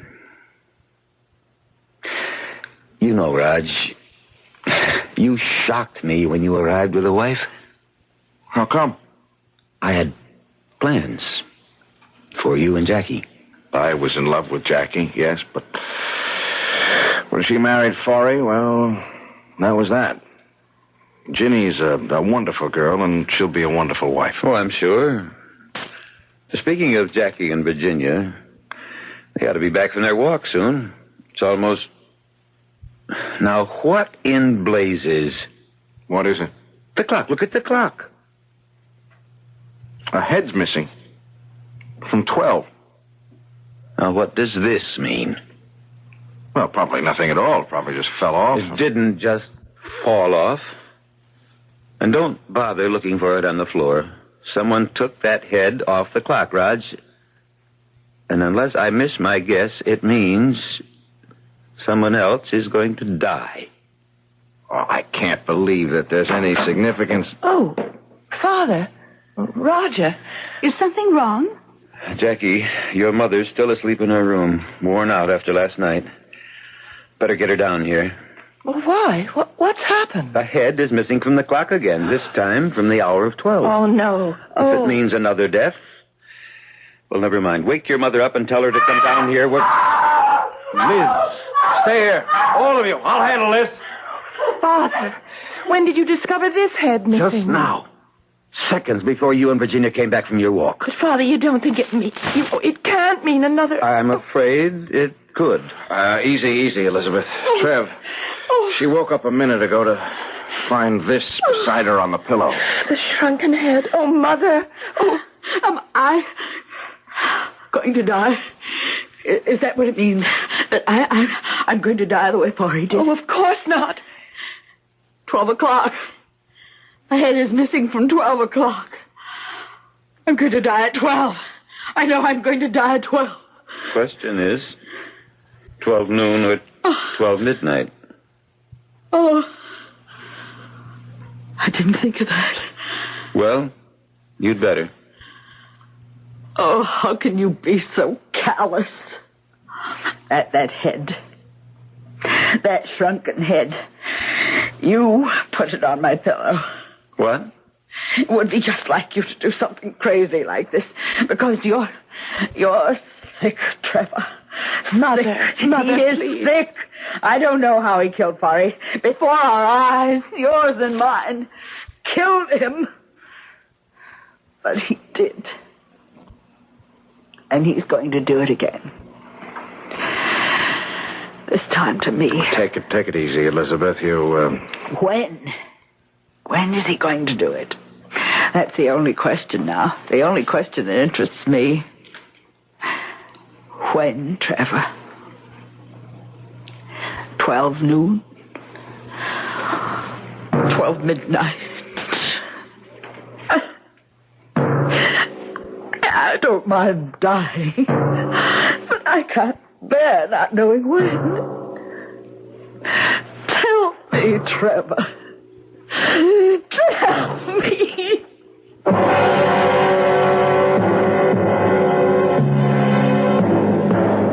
A dramatic scene. And an intriguing one, don't you think? If I were you, I wouldn't at this moment be asking, was Forry murdered?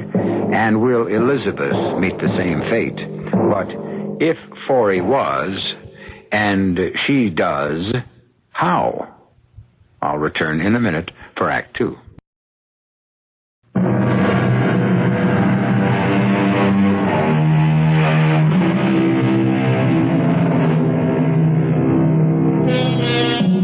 At this moment, you have all the clues you need. In fact, all the clues you're going to get, because that's all there are to answer the riddle of how Forry Prescott died.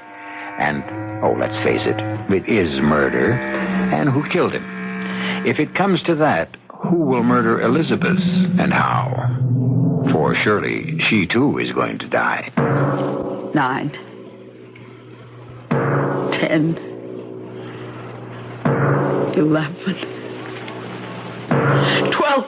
Oh, catch her. She's falling. I've got her. Elizabeth? I'm all right. Oh, Mother, thank heaven you're alive. So you see, my dear Elizabeth, I didn't murder you after all. Oh. Only because you mean to prolong the agony, Trevor. Now I must wait till midnight. Why?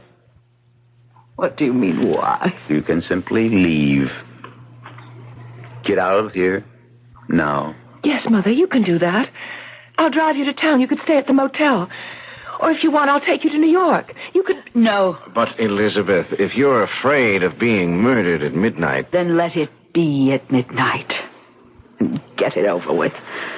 It's crazy. All this talk about murder. You, all of you, you're assuming Forry was murdered when you don't even know what he died of.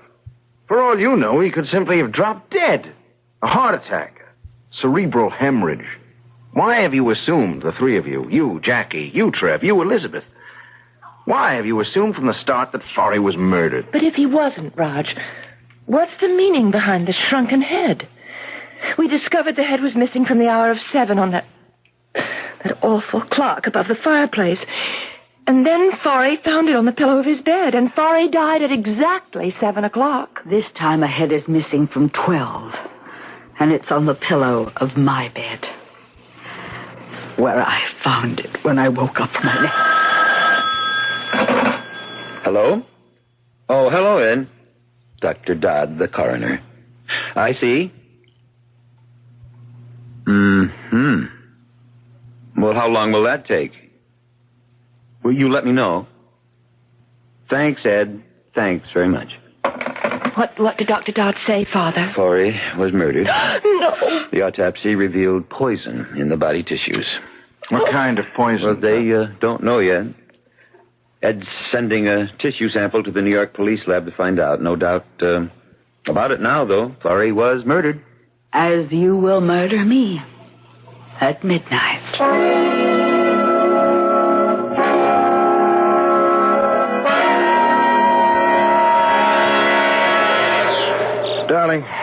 Let's sit down a few minutes before we go back. Oh, Raj, I just had to get away from that awful atmosphere in that house. Look, sweetheart, I'll be more than happy to take you back to New York. And then come back by yourself? Oh, no. Oh, I'd be safe enough, I think. From whom? What? I'm not thinking of the murderer, sweetheart. I'm thinking of the danger you'd be in, and I'd be in from the very attractive and decidedly sexy Jacqueline. I owe it to Trevor to help him all I can with his records, papers, Lord knows what. Help him get them in order before he dies. Raj, what do you make of all this? Who do you think murdered Trevor's son-in-law? I don't know. Could be Trevor. He hated Forey, but then it could be Jackie. She hated him, too. What about Mrs. Costain? Elizabeth? I know what you mean. And that shrunken head on her pillow, she could have put it there. Yeah. A red herring, a blind. Something to throw the police off the scent when they get here. The police will come again, you think? Well, sure. I'd say all they're waiting for is a toxicology report on whatever poison killed Forey, and that can come any minute, any hour. It's almost 5. I guess we've been gone at least a couple of hours. I guess we'd better think of getting back. Ginny, you sure now? You don't want me to take you back to New York? You're a brave little girl who deserves a kiss. I'm a scared little girl, but don't let that stop you. Don't tell me what to do, Jackie. If I want to change my will, I'll change it. In fact, my attorneys are changing it right now. Well, damn it, don't look at me as if I'd done some terrible thing to you. Or maybe you misunderstood me. No, I didn't misunderstand. You're cutting Mother off and leaving your fortune to me. Why? Plain enough. I want to be sure you're financially safe and secure. Oh, no, Father. There's more behind it than that. You know as well as I do Mother would take good care of me, share what she has with me. You don't know her like I know her. Oh, I know her better than you. I've spent my life with her. You've spent yours elsewhere. I'm an explorer, or I was. Oh, you could have spent more time with her. I don't tolerate fools easily. Well, we've got off the subject. What's your real reason for changing the will? All right. Let me tell you. You're still hoping I'll marry Roger Campion. You're hoping that if I'm an heiress, the money will help induce him to divorce Virginia and marry me. You said it, not me. Well, you think it. You must. I can't think of any other reason for changing your will. Oh, Father, Roger and I are through with each other. If only you hadn't married Forey. Damn. Well, if you'd put a brake on your temper, you wouldn't break so many of those pipe stems. One of my best pipes, too. Well, I have to send it for repair. I wish I could repair the mess you've made of your life as easily. All right, I made a mess of my life, but that's over now. Forey's dead, and that's over. And I mean to keep you from making another. Now, you listen to me. Roger's the man for you. He always has been. And why you didn't marry him years ago... You know why?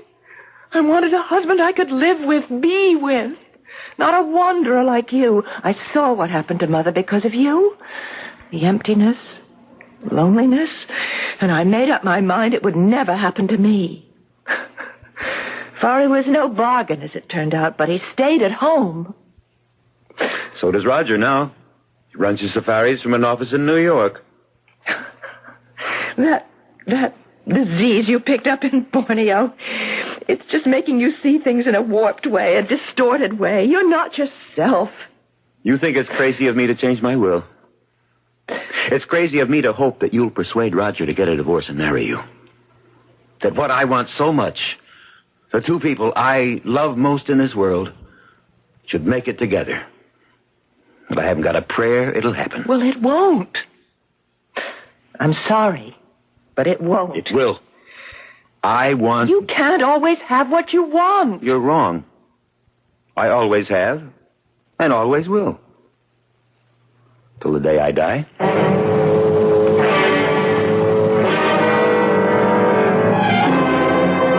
Midnight. It's nearly midnight. Jackie, where's your mother? I told you. She's locked herself in her room. And I told you I want her here in this living room at midnight. Go get her. She won't unlock the door. She feels safer locked in her room. If you won't go and get her, I will. Weak as I am, I'll go up there and break the door down. I want her here. Give it another try, Jackie. All right. And tell her I'll come up and break the door down. And you go get that piece of fluff you married. I want her here, too. That little piece of fluff I married is probably fast asleep. And Trev, I'm not waking her. You will do as I say. She's had a rough time since we got here this morning. If I'd known what we were heading into, I wouldn't have come, let alone bring Ginny. She went to bed after dinner, and that's where she's going to stay. All right. You know, that's the one thing I always liked about you, Raj. You never failed to stand up to me. You take a lot of standing up, too. Not anymore. Hand me that rack of pipes, will you? The one with church wardens. Church wardens? Oh, the ones with the long stem. Yes. They're beautiful, Trev. They really are. Any practical reason for the extra long stems? Well, sure. They cool and filter the smoke. Longer the stem, the better... Oh, you finally decided to join us. You decided, Trevor. Why are you so determined to have me here in this room at midnight? Elizabeth, why were you so determined to stay in yours? To put it plainly, so you couldn't kill me. You've eaten no dinner? You've had nothing to drink all day? To cut down the chances of your poisoning me the way you poisoned Fari. I locked myself in my room to cut the chances down even further. But, well, here I am. You wanted me here, in this room, so you could murder me.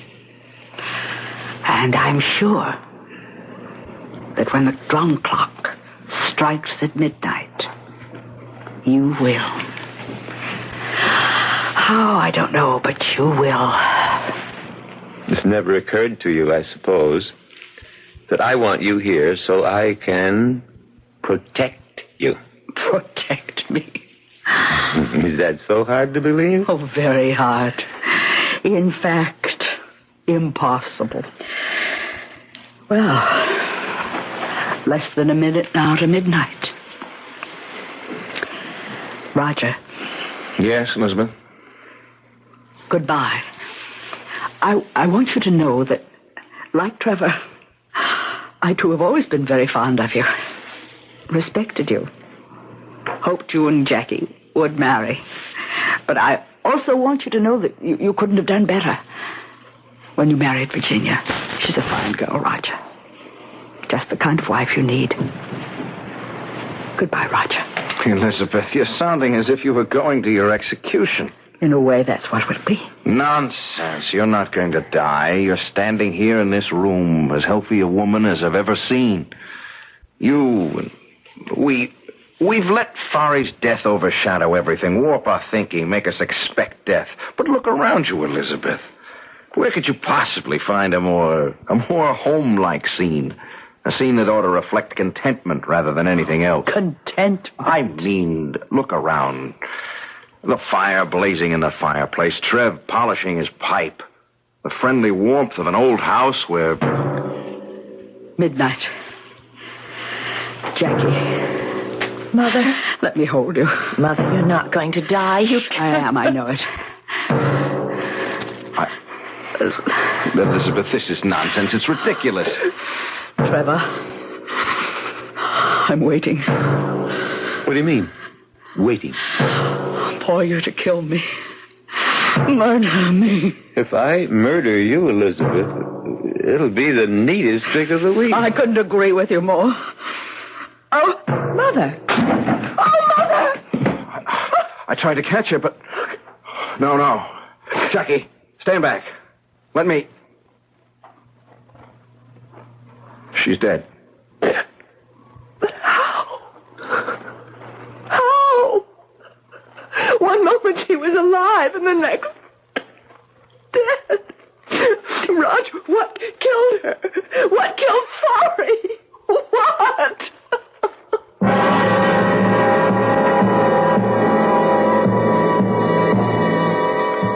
What? How? Do you know? Have you figured it all out? As I told you, you have all the clues I have, and I've figured it out. Well, I think I have. I'll be back shortly for Act 3.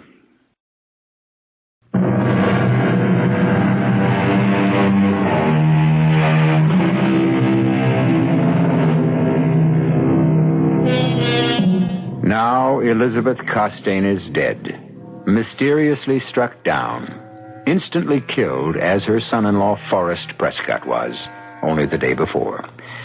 Now, the following morning in the guest room occupied by Roger and Virginia Campion. No, Virginia, I've made up my mind. We're leaving. Not if you plan to take me to New York and then return here. I won't be coming back. I never expected anything like this when I agreed to help Trevor straighten out his affairs. Oh, but Roger, you're such old friends. I'm not so sure of that, Jenny. To be Trevor Costain's friend, you have to be friends on his terms. Oh, he likes me, sure. He values my friendship up to a point. But that's because I always did the job he wanted done, and I never crossed him. He must have been a hard man to live with. He hasn't changed any, even with his death only a few weeks, months away. He's still demanding and getting what he wants. He's still riding roughshod over everyone in his path.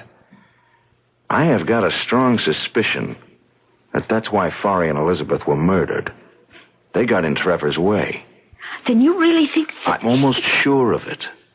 Now, there are only 4 of us left in this house now. There's you and me and Jackie and Trevor. Now, you and I certainly aren't murderers, and Jackie wouldn't kill a gnat if she could avoid it. No. It's got to be Trevor. What I can't figure out is how he killed them. What's that? Oh, I thought all the police had left. Oh, it's the last car heading out of the driveway now. Come on, Ginny, let's get these bags packed. I want to be heading out of that driveway, too. And just as soon as possible.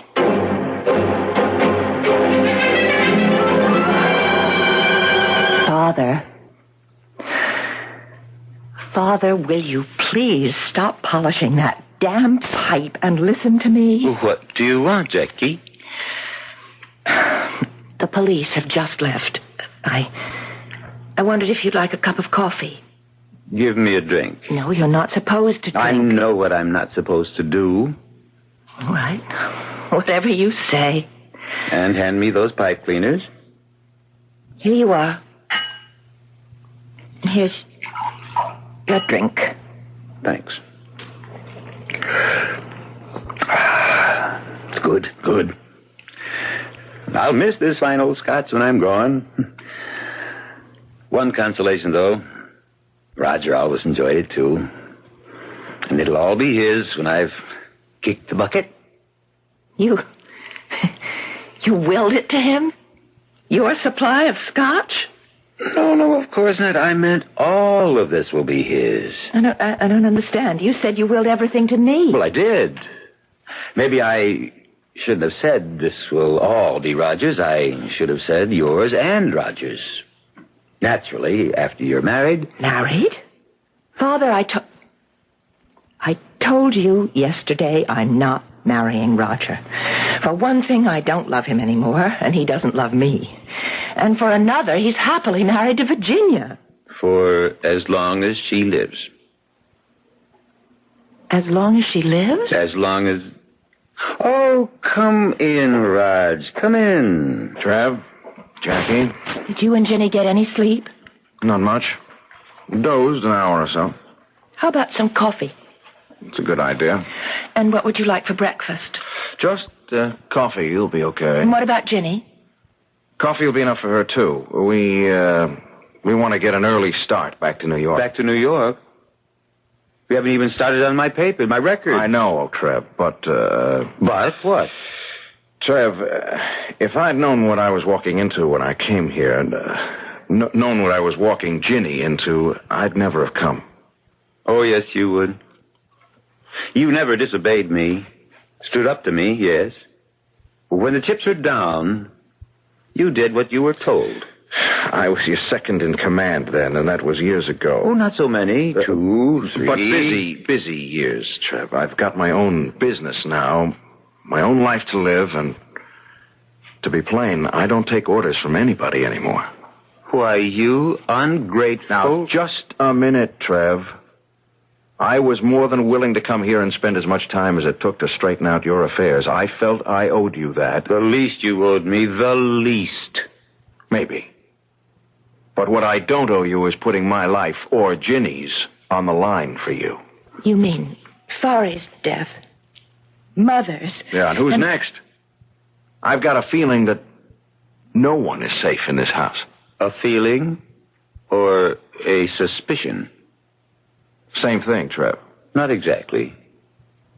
Feeling there may be another death is one thing. Suspecting who might be behind the deaths is another. You suspect me, don't you? Yes, Trev, I do. Well, I guess the time has come to tell you that your suspicion is correct. 100% correct. You did kill. Oh, you suspected me too, but did you? But it's impossible. You hardly have strength enough left to stand on your feet, to walk a few steps. Wrong. Oh, I'm weak, all right, but not as weak as I pretended. See? Then you were able to take the shrunken heads from that clock. And put one on Forey's pillow? And the other on Elizabeth's? But even so, I still don't see how you killed them exactly on the hour. Forey at 7, Mother at midnight. How did you manage that, Trev? My little secret. Some sort of slow-acting poison? A poison that you were able to time to the minute? No, but, a small matter. All that matters to me now is that you and Roger marry. You're out of your head. Father. You're sick. Right now you're overly tired. You're exhausted. You're a little mixed up. Crazy. Say it. You said it yesterday. Say it again. Crazy. But sane or crazy, the two of you will do as I wish. Obey my final order. No way, Trev. I love Virginia. I'm married to Virginia. I'll stay married to Virginia. You can't very well stay married to a corpse, Raj. Now, what do you mean by that? Why, no more than what is stated in the marriage vows. Till death do us part. And death is going to do just that in a few short minutes. When I kill Virginia, as I kill Forey and Elizabeth. Trev, you've gone crazy. Ginny and I are getting out of here and fast. Don't move. What? I said don't move. Try, and I'll kill you where you stand. And be warned, Raj, I can do it. Jackie? Yes? Get Virginia. Bring her here. Father, Do as I order you. But Do you want him to die now, before your eyes? Jackie, no. I'd better do what he wants, or he will kill you, Raj. Get her in here, Jackie. No need. I'm here. Ginny. I heard every word he said. He will kill you, Raj. Unless you let him kill me. Let me kill you? He can't prevent me. What I mean is it's my death you want, not his. I don't know how you do it, but go ahead and do it. Kill me. Ginny, you're out of your mind. I love you, Raj. Too much to see you die. Answer that, Jackie. Hello? Yes, Dr. Dodd. It's for you, Father. You talk to him. I can't at the moment. Oh, if Father can't come to the phone, Dr. Dodd, could you give me... Oh, I see. Yes. Yes, I'll tell him. Well? The poison that killed Forey and Mother, too, I guess. The New York police identified it. Curare. Curare. So, that's how you did it. What is curare? It's a poison used by New Guinea headhunters to kill their victims, kill them instantly. How? With darts, thorns, dipped in the stuff, shot through blowguns. Yes, but how could Father... Oh, good Lord. Oh, Lord. The pipes. The pipes. You've sat there polishing and cleaning, blowing through the stems to clear them, you said. But blowing a poison dart through them when you wanted to. The stem of a pipe makes an excellent blowgun, especially the very long stem of a churchwarden like this one. And the thorn inside this stem, a thorn dipped in curare, kills instantly. Virginia? Yes. Doesn't hurt, Virginia. All you feel is a little sting when the thorn pricks the skin. Second later, you'll be dead. Roger? I warned you. Drop it, Trev. Drop that pipe stem or blowgun or whatever you call it. I don't see anything funny. You standing there holding that Masai war spear over your head, ready to throw it. You look a little silly, Raj. You're not exactly the Masai warrior type. I know how to throw one of these things, and you know I do. You've seen me do it. In Africa, yes. Those Masai spears fascinated you. But you practiced every day. Got quite good, too. But not good enough to put that spear through me before I blow this dart into your wife. Not you. I'm not going to throw it into you. I'm going to throw it into her. Me? Kill Jackie? You leave me no choice, Trev. You love your daughter. You love her more than anything, anyone on this earth. Kill Jenny, and I'll kill her. You haven't the guts. Yeah, try me. Jackie, take that pipe stem away from him. Give it to me, Father. Take it. I know when I'm licked. What are you doing? I'm calling the police. All things considered, Trev, the quicker you're taken into custody, the better. If you want to move really fast, call the morgue. The morgue? I gave Jackie the pipe stem, but I kept the thorn. Father, no!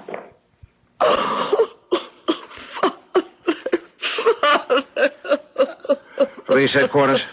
This is Roger Campion. I'm calling from the home of Trevor Costain. You better send someone out here.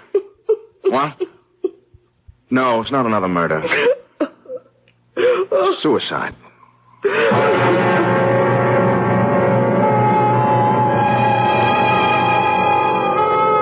You'll admit I did play fair with you.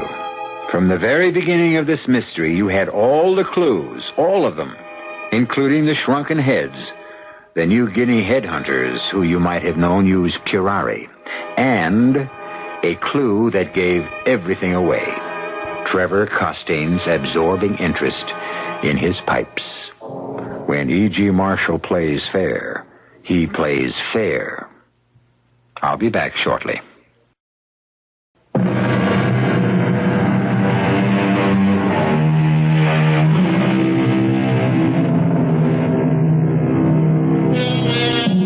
Hope you enjoyed our mystery.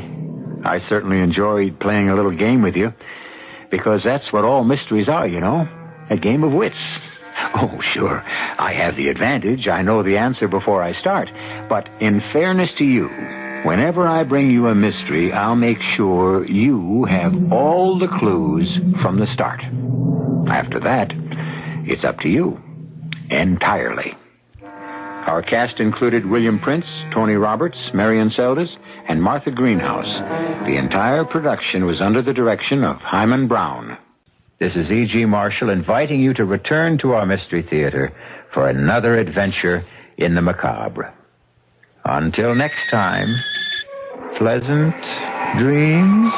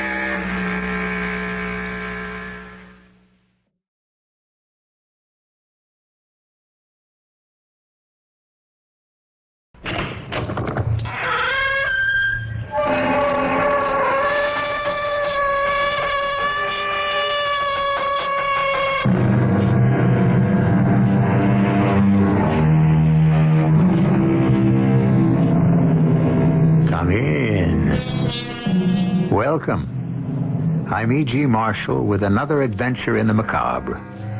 I'm a collector of stories about experiences which are out of the ordinary and which most of us would prefer to avoid. Still, I find a perverse kind of pleasure in sharing the unexpected and the bizarre. It purges my own concerns about the unknown, and there is so much that is on our planet and in the universe. As a man named Al Wilson, a farmer who lives near Bolton, Connecticut, found out after encountering a phenomenon.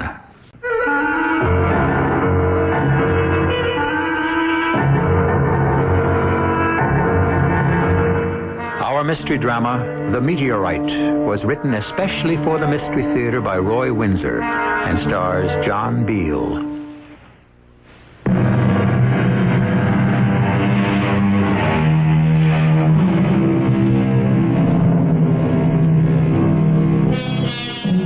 I suppose that at one time or another you stood outside and looked up in wonder at the night sky and the endless panorama of the stars. We've landed men on the moon, and we've sent space rockets to circle Mars. But as we learn more about the universe, we learn how little we really know. It is infinite. Emerson wrote, "There is no chance, no anarchy in the universe. All is system and gradation. Every god is there sitting in his sphere." True? Al Wilson didn't know it when he and his wife returned from evening service at their church, but he is about to find out.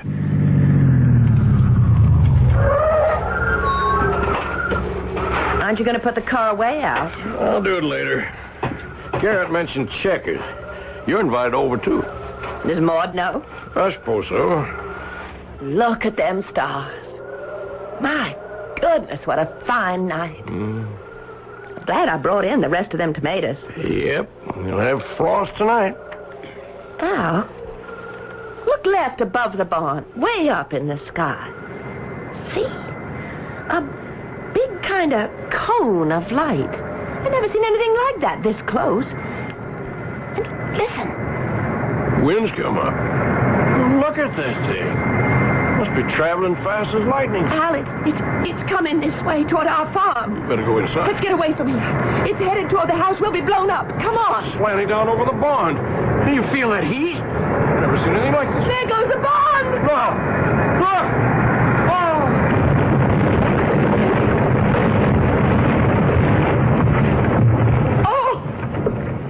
Oh, Lord. Thank you, Lord. It missed. Oh. Buried itself in the far pasture. Never in my life. Are you all right? I've never been so scared in my life. It could have destroyed everything, Al. Look out there. Look at that cloud rising from it. Oh, I've got to tell Garrett. We'll take a look at it. No, you won't. I don't want you going near that thing, and Garrett either. How do you know it won't blow up? Just a burned-out chunk of rock, Carrie. But it exploded once it hit the ground. Well, sure, because it was red hot. Now it's cooling off. There's no danger. No, you come into the house. But Garrett will want to know. Then telephone him. I won't have either of you prowling around that thing tonight. Well, okay. I guess it can wait a little morning. I'm a little leery of it myself.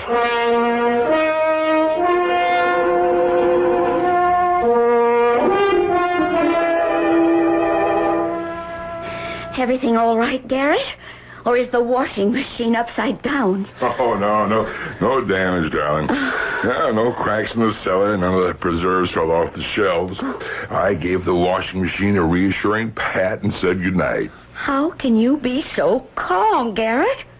We pay high enough taxes on this little house Come on now, Maud. Calm yourself, huh? It's over with. Oh, that's what you think. It's an outrage. And the mayor's going to hear about this. Ah, yes, but blast they must if there's to be progress. Progress, my foot. They wreck a perfectly beautiful mountainside. For what? Another ribbon of concrete leading nowhere. Paid for out of our money. And what's the rush? Why do they have to shake my fillings loose on Sunday night? Oh, yeah, I find that a little too zealous. Oh, the mayor's going to get an earful when he strolls into his office tomorrow morning. Blasting to widen the road while people are sitting down to Sunday supper. Okay, but I refuse to have the big one over something over which I have no control. The big one? Yeah, that's school kid jargon. Cardiac arrest. No, sir, not for Garrett Smith. Now, if you want to quarrel, honey, you just telephone the mayor. I will. Or calm down. Honey, there was no damage done, so put the experience behind you. Saved by the bell. If it's for me, tell them I'm gluing in my fillings. Hello, Garrett Smith. You hear the blast, old pal? Oh, yeah. It put Maud in space. Any damage to the farm? Just a trench in the far pasture. You know, where Tompkins cuts across the state road. Uh-huh. Yeah, but that's a long way from where they're working, Al. Who? Who's working where? Well, you know, the crew that's blasting on the mountainside. What crew? I'm talking about the explosion. Well, so am I. Well, they don't blast on Sunday night, Garrett. You don't know what happened? No, I guess I don't. A shooting star landed 10 minutes ago in my far pasture. What? You're kidding? You mean... Come on over. Maybe we can persuade Carrie to let us investigate. You mean that a meteorite landed on your farm? Well, you tell me. You're the science teacher. Come on over. Oh, yeah, right away. What was that about? A meteorite? Don't blame the state, honey. Don't blame the mayor. Blame a phenomenon. Yeah, that explosion that shook the house, that was not from blasting. A meteorite landed on Al's farm and plowed up half his far pasture.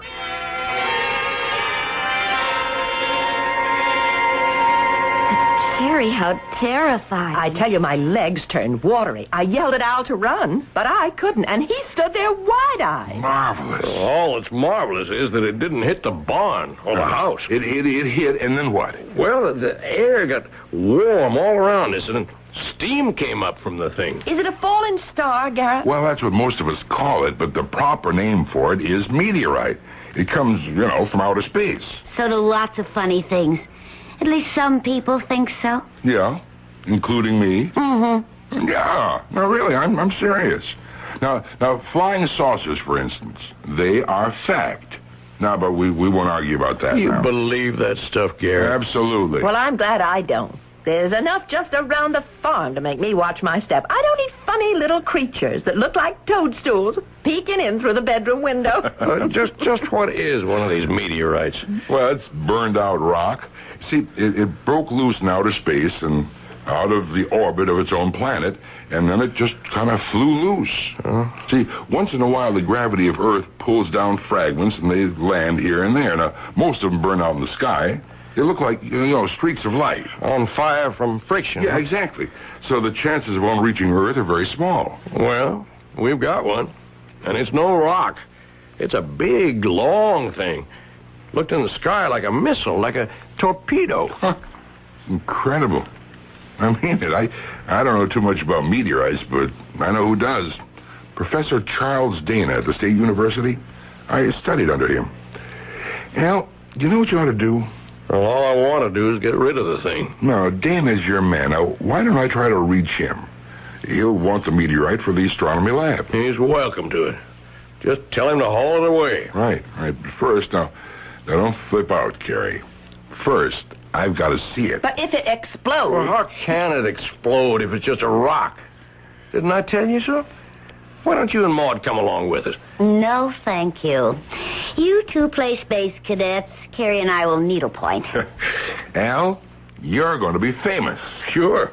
Maybe they'll name the thing after you. Garrett, is there any danger from, radioactivity or disease or anything? No. Maud, nothing a little I know, anyhow.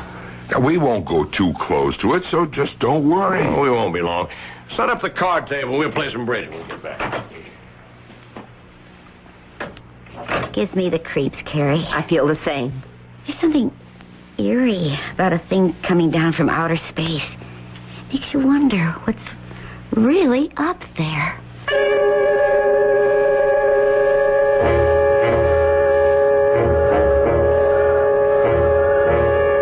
Wow. That is incredible, Al. Yeah. I wonder where it came from. And the size of it, it must be 12 feet long. Yes. Oh, boy, it sure plowed up some trench there, eh? Yeah, the outside looks like slag. Uh-huh. That's what it is. Who knows where it came from? Your guess is as good as mine, and I teach science. I want to tell you, Al, it's beyond me. I can't explain why more of it wasn't burned up on its passage through our atmosphere. It was red hot. You should have seen the glow. Felt the heat. It's cold now. I'm eager to see it in the morning when the sun's up. Well, keep the news to yourself, Garrett, will you? I don't want people driving out, traipsing all over the farm. Right. I'll try to get in touch with Professor Dana. Oh, fine. If the university wants the thing, he'll need a lift and a truck. Right. I'm not going to pay to have the thing taken away. Clock to command ship. Clock to command ship. Clock.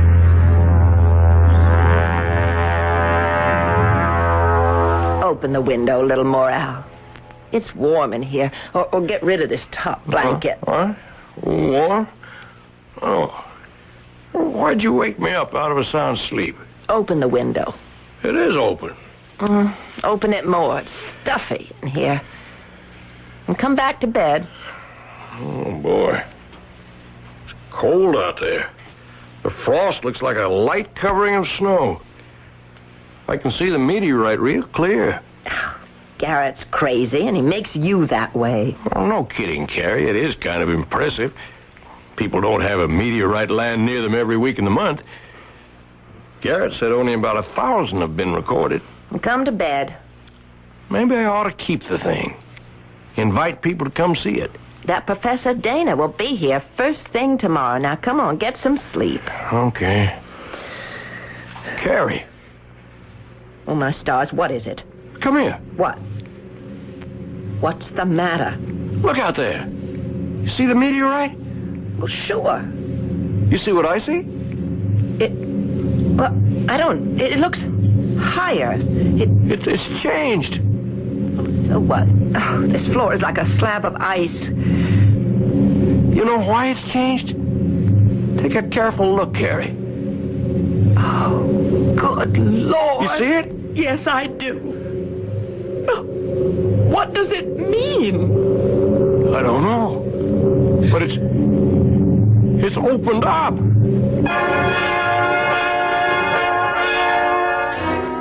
The meteorite did what? Opened up? The Wilsons are steady people, so we have to believe what they see. There is, however, no evidence that a meteorite is anything more than a burned-up piece of rock. Is what they have seen impossible to believe? Impossible is a slippery word, hard to pin down. More about this phenomenon when I return with Act 2.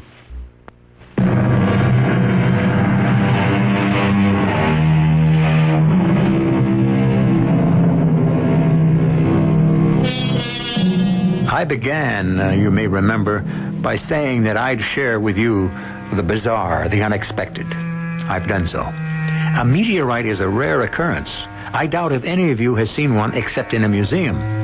But for Al Wilson and his wife Carrie, it is more than a piece of burned-out rock. Last night, a meteorite plunged through our ozone and, like a huge missile, found its earthly mark in Al's far pasture. That in itself was unique. So is the fact, if his eyes did not imagine it, that the meteorite opened up. It is 7 the next morning. Well, that'll be Garrett or the professor. You just finish your breakfast, Al. Well, bring him in. Either one of them for a cup of coffee. Morning, Carrie. He's in the kitchen. Come along, Garrett. Have a cup of coffee. Thanks. I suppose you've been up since 5 as usual. I have. Carrie lolls in bed until almost 6. Well, how'd you like my news? Well, I didn't believe it till I saw it for myself. From the road, it does look like it's opened up, like a giant clamshell. Yeah, you ever hear of anything like that before? No, no one has. Here's some hot coffee, Garrett. Ah, thanks. Milk sugar's on the table. What could it mean? Well, not much, I'd say. It cooled fast and cracked open. You gonna be able to see this through with me? Oh, I wouldn't miss it, Al. Maud will telephone the school at 8 and say I won't be teaching today. At what time is it, huh? A little past 7. Well, Professor Dana... He's here. A car's pulling into the driveway. I'll let him in, Carrie. You start some breakfast for him. Lots of smoked ham. That's great with fresh eggs. You took classes with Professor Dana? 2. I was a science major. Good morning, Mr. Wilson. I'm Professor Dana. Yes, Professor. Come right in. Yes, thank you. Just put your coat over here on the newel post and come out to the kitchen. My wife, Carrie's stirring you up a real farmer's breakfast. Wonderful. And Garrett Smith is with us. He's my neighbor and my best friend. Oh, and once a student of mine many years ago. Hello, Professor. You probably won't remember me. Oh, indeed I do, Garrett. Good to see you again. Good morning, Mrs. Wilson. Good morning, sir. Have some coffee while the eggs are frying. I'll do that. Garrett, as I recall, you were going to become a research biologist, but love sweet song. That's right, Professor. I got married, and I've lived happily ever after. Al, tell Professor Dana what happened. Well, sir, the thing, it opened up. The meteorite opened? Yes, sir. Garrett says maybe it cooked real fast and cracked open. He could be right. Still, a meteorite is fused by the tremendous heat it generates, so offhand, I find it hard to believe that it cracked open. Well, the whole thing is hard to believe. You'll haul it away today, Professor? Oh, yes. The lifter and truck will be here later today. We'll have the meteorite on its way to stores before 6 o'clock. Here you are, Professor. Smoked ham. Wonderful. Everybody likes it. I'll be glad when the thing's off our property. It gives me a funny feeling. Yeah, I understand. It's rather awesome, isn't it? Oh, go see it. All 3 of you fidgeting. There'll still be coffee when you get back. Go along, all of you.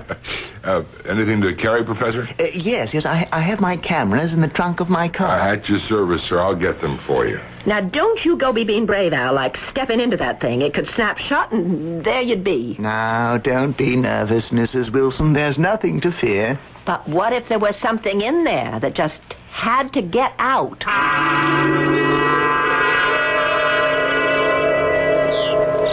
What? You say it's not a meteorite, Professor? It's something much more important. It's a space capsule. I don't get it. Neither do I, but look. Look inside. You see the struts and the pane of glass? A space capsule, but from where? Let's take a look inside. Give me the camera with the strobe light, Garrett, please. Yes, sir.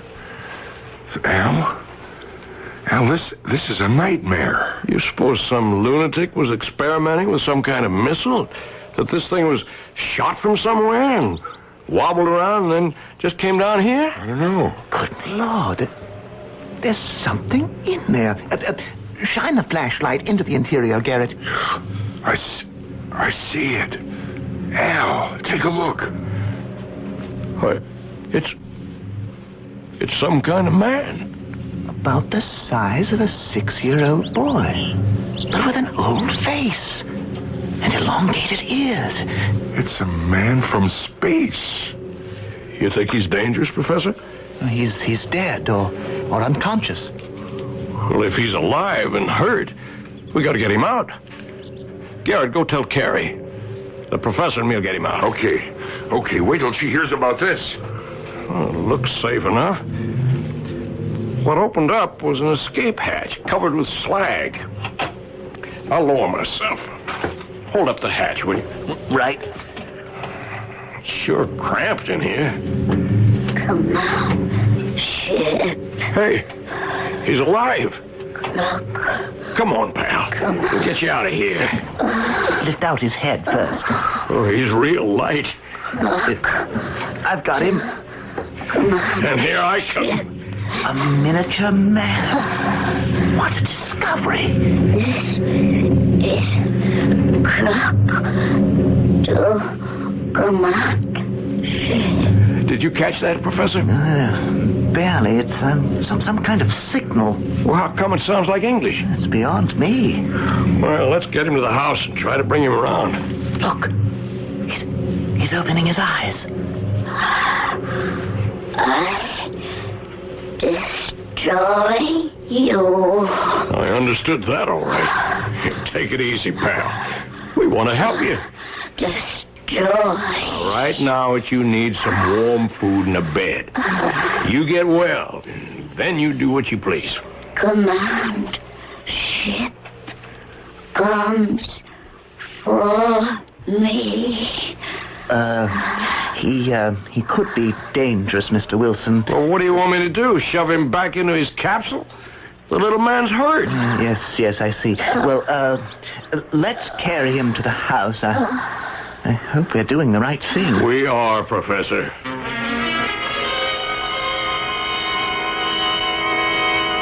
You're worried, aren't you, Professor? Yes, this should be reported to Washington. Well, let's wait a while. I don't want an army of scientists swarming all over the place. Yeah, but this Kruk, if that's his name, he could bring us knowledge of an unknown world, Al.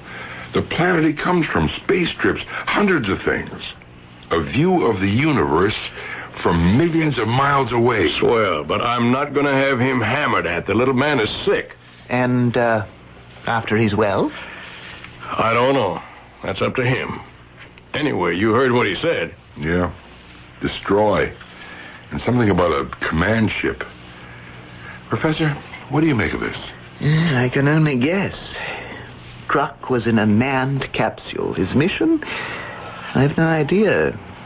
Sophisticated exploration, perhaps. Something went wrong with his ship. He got caught in the Earth's atmosphere. The capsule went out of control. As it came down, it began to blaze. It's incredible that it didn't disintegrate. What about that command ship? Oh, that's easy, Garrett. Kruk expects to be rescued. And you got him right here in the house. Because he's half dead. Carrie's trying to shove some life back into him now. He kept saying, destroy you.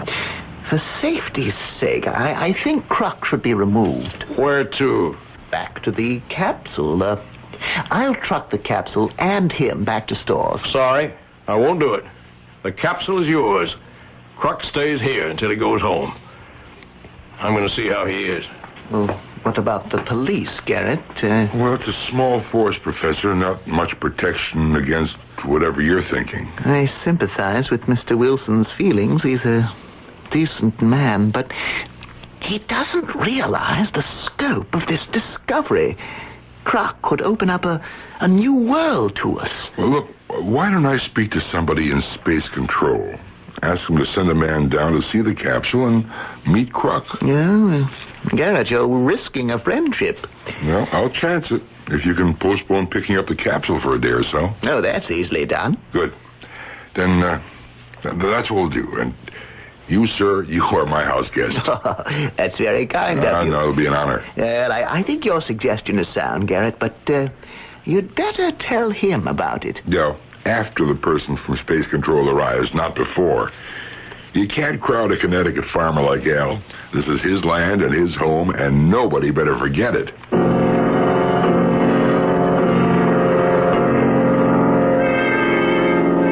He sure looks better, Carrie. He's a nice little man. Like the hot bouillon. Didn't you, Mr. Kruk? Yes, it was very good. You still out to destroy me? I do not know. Humans are enemies of my people. They are? We don't even know who your people are. When we fly here and land, you fire guns at us. We found Earth, and we have come here out of curiosity. But you drive us away. Now we will destroy you. He won't tell me where he's from, Al. I asked him. No, I will not tell. How come you speak English, Kruk? We know all languages. Our minds are as advanced as our weapons. Then use that great mind of yours, and you'll understand we don't mean you harm. I thought you would kill me. Well, now you know different. I will leave you in peace. I do not understand why you have been kind. Well, you were hurt. That's only decent. You said, Kruk, you'd leave us in peace. Yes. The command ship will take me and the capsule away. Well, you maybe, Kruk, but the capsule goes to the state university. No. If you try to remove the capsule, there will be destruction. The truck, the men, the capsule will be destroyed, turned to ashes. Well, I don't know what to do. I gave my word. Heed what I say. Do not risk destruction. I will return to the site and await the command ship. You'll do nothing of the sort. It's cold out there. Cold and heat do not affect me. You'd better speak to the professor, Al. Yeah, you stay here while I do. Hi, Professor. Hey, hello there, Mr. Wilson. How's our little man from space? He's giving me a problem. Kruk warned me that if we remove the capsule, all hell's going to break loose. The truck and the men will be destroyed. We don't really know what we're dealing with, Mr. Wilson. Well, that's why I'd go along with Kruk. I know that means calling off the truck, but... Well, there's been a delay there anyway. Oh? Where's Garrett? Did he go home? Yes. I'm spending the night with him. Oh. Well, if you'll excuse me, Professor, I have to get out to the barn. Milking time. 1 minute, Mr. Wilson. Yes? Well, I'm afraid I've acted deceitfully. You're a very decent man. Garrett thought that... No, let me take the blame. For what? Someone from our National Space Center will be here sometime tomorrow. I don't like that, Professor. I know you don't. I said I wouldn't allow Kruk to become a part of no freak show. No, he won't be, I assure you. Reporters, cameramen... Nothing like that. I've told you the truth. And I've told Kruk that we're his friends, not his enemies. Mr. Wilson, the enormity of this discovery... Okay. You've done something, and we're stuck with it. Okay. Let the man come. But understand this. I don't care if the man's the president. He tries any rough stuff with Kruk, and I'll kick him out. And that goes for Garrett and for you too, Professor. Yes. I can't tell you how Kruk will feel. I think he trusts us. I'll tell him about this guy you're bringing in, but I can't be responsible for what Kruk might do. Of course not. Well, you just say that. I believe the little man knows what he's talking about. If he says you go up in smoke, then that's what's going to happen. The Wilsons have treated the man from space as they would any injured person, with kindness and attention. Garrett Smith and Professor Dana, however, want to treat Kruk as an incredible discovery, which he and the capsule are. What Kruk does is all that matters, and we'll find that out when I return shortly with Act 3.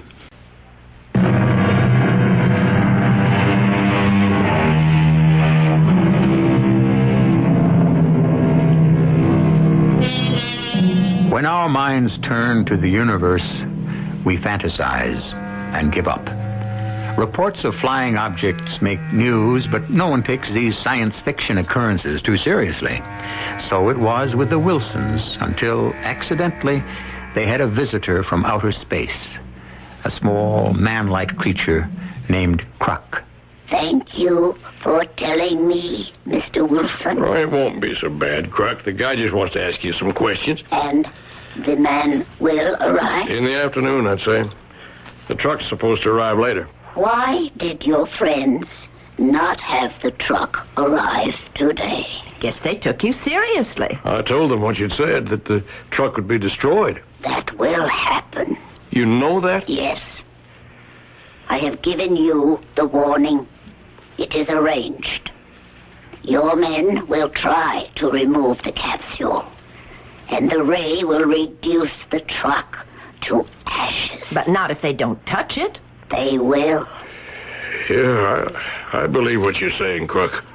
I have been in touch with the Space Command. The ship is on its way. How do you know that? I returned to the capsule and sent my message.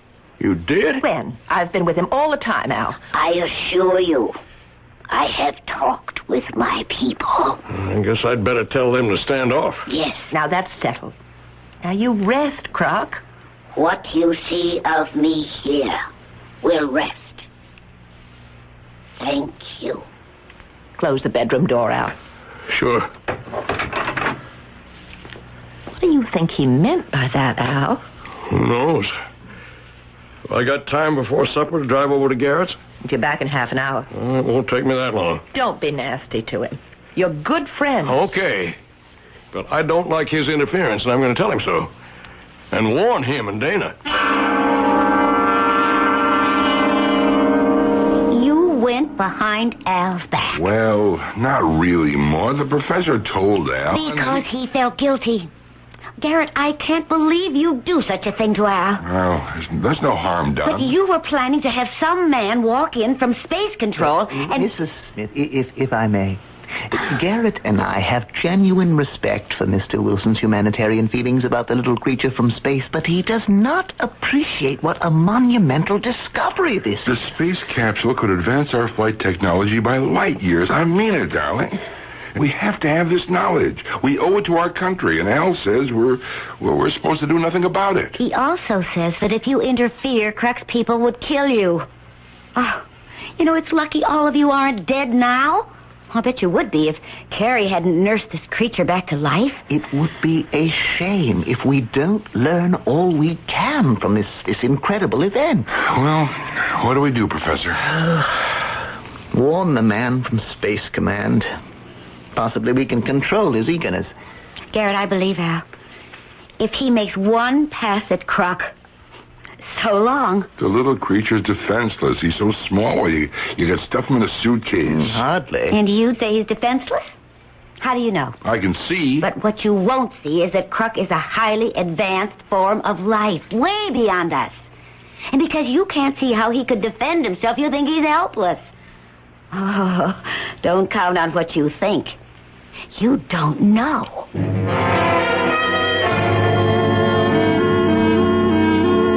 Mighty good supper, Carrie. Croc liked it, too. It took him a tray. It's funny. I don't think of him as a little man from outer space, but like a guest who got sick and I'm taken care of. And he isn't even human. Well, he responded to kindness. Most living things do. Now, you're sure you weren't nasty to Garrett and the professor? Of course not. I did tell Garrett to learn to mind his own business, but mostly I warned them. They take you seriously? They thought I was talking through my hat. Well, Maud'll pound some sense into Garrett's head. Maybe. The professor's got some feelings. Maybe. Well, I'm going to get to bed. Big day tomorrow. I sure hope that man from Space Control has some sense. Oh, he's only one man. Croc said he'd talk to him and then leave. That's going to be some sight. A flying saucer setting down right in our pasture. I wonder if they'd take me for a short spin. Go to bed. If one of those things comes down, you're not going near it. Let it pick up the capsule and take Croc home. And where is that? He won't say. Only it's out there, where the stars begin. And what's beyond that? Oh, even Croc doesn't know that.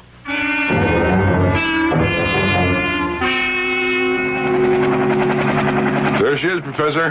Right on time. It's just after 5. Oh, that's some big helicopter. Oh, the pilot sees us. Yeah, it's almost down. Come on. Hello? Hello there. Hello. Hi, I'm Garrett Smith. Oh, how are you? Sanders, Space Control. Professor Dana, Mr. Wilson. How do you do? Pleased to meet you. You know about the spaceman's warnings? Yes, I've learned what he said. Mr. Wilson, you have him in your house? That's right, and he's willing to talk to you. Very sensible. He has no choice. He's a prisoner. Oh, no. No, sir. No, he's not. Begging your pardon, sir, but he's my guest. And he's been just fine. Well, that's how you may see him, Mr. Wilson, but he's my prisoner. I have orders to transfer him to the War College where... Well, that's just what I was afraid of. Now, if you try any rough stuff on Croc, there'll be real trouble. Are you threatening me, Mr. Wilson? I could be. This is my property, and Croc is my guest. Now, look. You can't set yourself above the government. This capsule and this creature belong to us. They do? Well, I'll throw all of you off my land. But that's not what I was getting at when I said rough stuff would bring trouble. You're playing with something from outer space, Sanders. I'm here to take possession of a space capsule and something that resembles a man. I mean to carry out my assignment. Well, all the luck in the world to you. Kruk said he'd talk to you. Maybe he can pound some sense into your thick skull. Now, see here. No, you see here. You watch your step with me. And you walk very carefully with my little friend Kruk.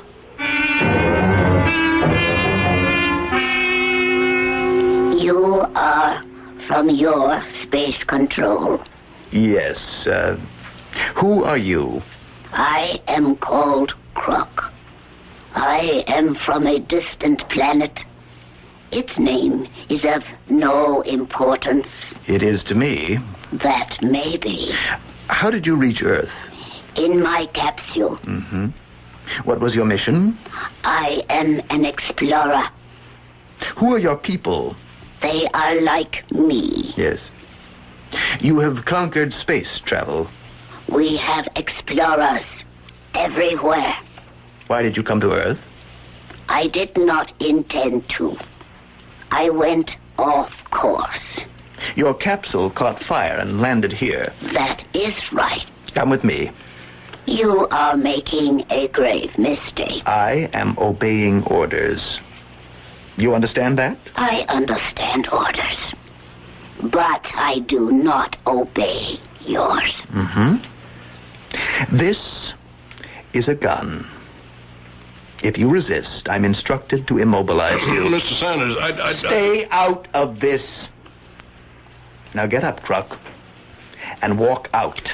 I warned Mr. Wilson. I don't believe in magic, spaceman. That is your weapon? That metal gun? Yes. And if you don't obey, I'll use it. Oh! He fused the gun. It's just a lump of metal. Can you use it now? Mr. Sanders, leave well enough alone. I don't know what Kruk did, but... Each one like me possesses a powerful ray. More powerful than your strongest current. I can call it up from within me whenever I choose. Then I can point a finger and destroy. Come on, Mr. Sanders. I'm convinced. And you saved his life, Wilson. You gave refuge to an enemy of our country. I will have you charged with treason. I do not think so. Mr. and Mrs. Wilson have treated me like a visitor. I will not forget. Neither will my commander. Do not threaten the Wilsons. We have come to Earth many times on friendly missions. We could come with total destruction. I'll ask you to leave, Mr. Sanders. And do not try to remove the capsule. I'll walk you back to your helicopter, Mr. Sanders. Oh.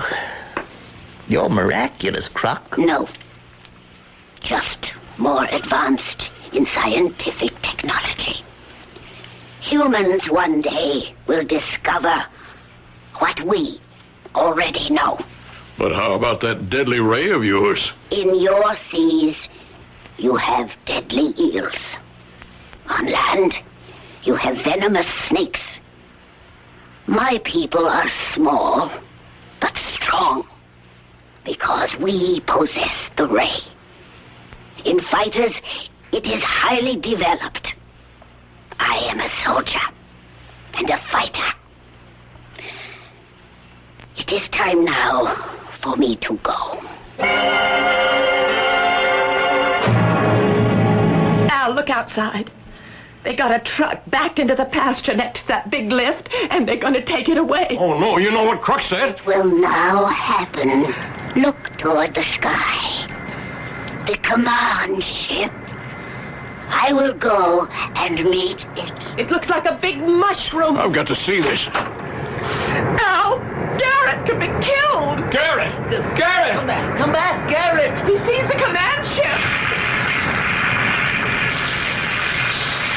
truck. It's aflame. And it's crumpled. Like somebody squashed it. But the men got away. You see them over there on the road, shielding their faces from the heat? And there are the landing steps. Crux on them. And the spaceship. It's gone.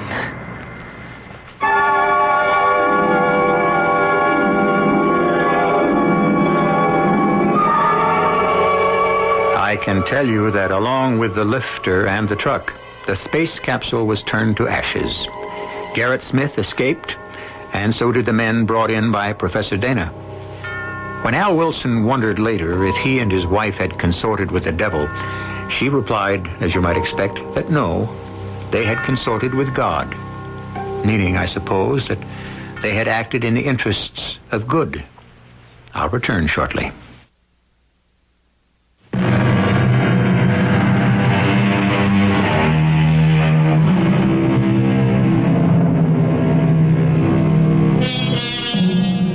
Maybe our real worlds are those we explore in our nightmares. When an experience becomes too acute, we awaken, switch on a light, and forget the frightening dream. That may be foolish. We must face facts. One of them is that there are other worlds, other life. With the passing of time, centuries perhaps, there certainly will be interplanetary communication, and who knows? A crook may come to visit you. Our cast included John Beal, Marion Seldes, Joe Silver, Evie Juster, and Russell Horton. The entire production was under the direction of Hyman Brown. Radio Mystery Theater was sponsored in part by Buick Motor Division.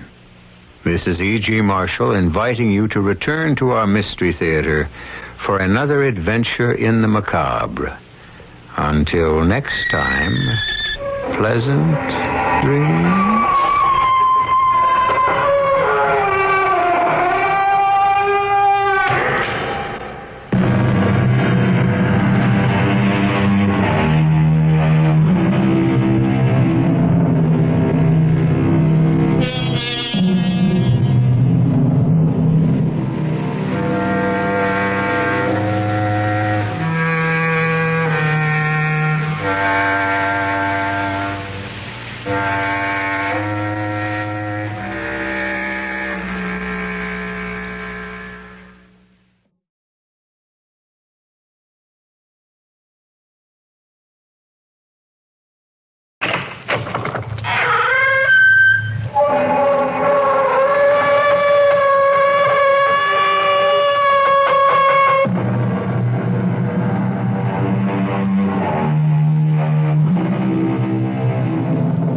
Come in. Welcome. I'm E.G. Marshall. Have you ever dreamed of flying? Of course you have. Everyone has. It's as natural as thirst or hunger. Except when it is not you who's doing the flying by yourself, but are being carried by... But that's our story. Another gripping twist on a subject which refuses to die. The vampire.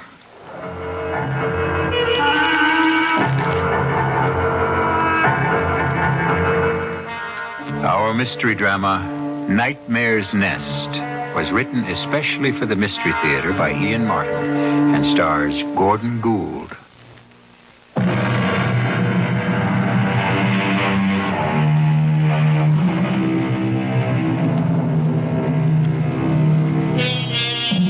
Most of us, I imagine, accept the concept that certain things have been left out of our general makeup. We don't hit a baseball like Henry Aaron or a tennis ball like Jimmy Connors. We cannot play the piano or paint or develop the business acumen to become a millionaire. But most of us certainly expect that we will have equal emotions. How many of us could even imagine not being able to love someone? To be a person in whose personality that emotion had just been completely left out. This is the story of such a man, John Findlay Masters.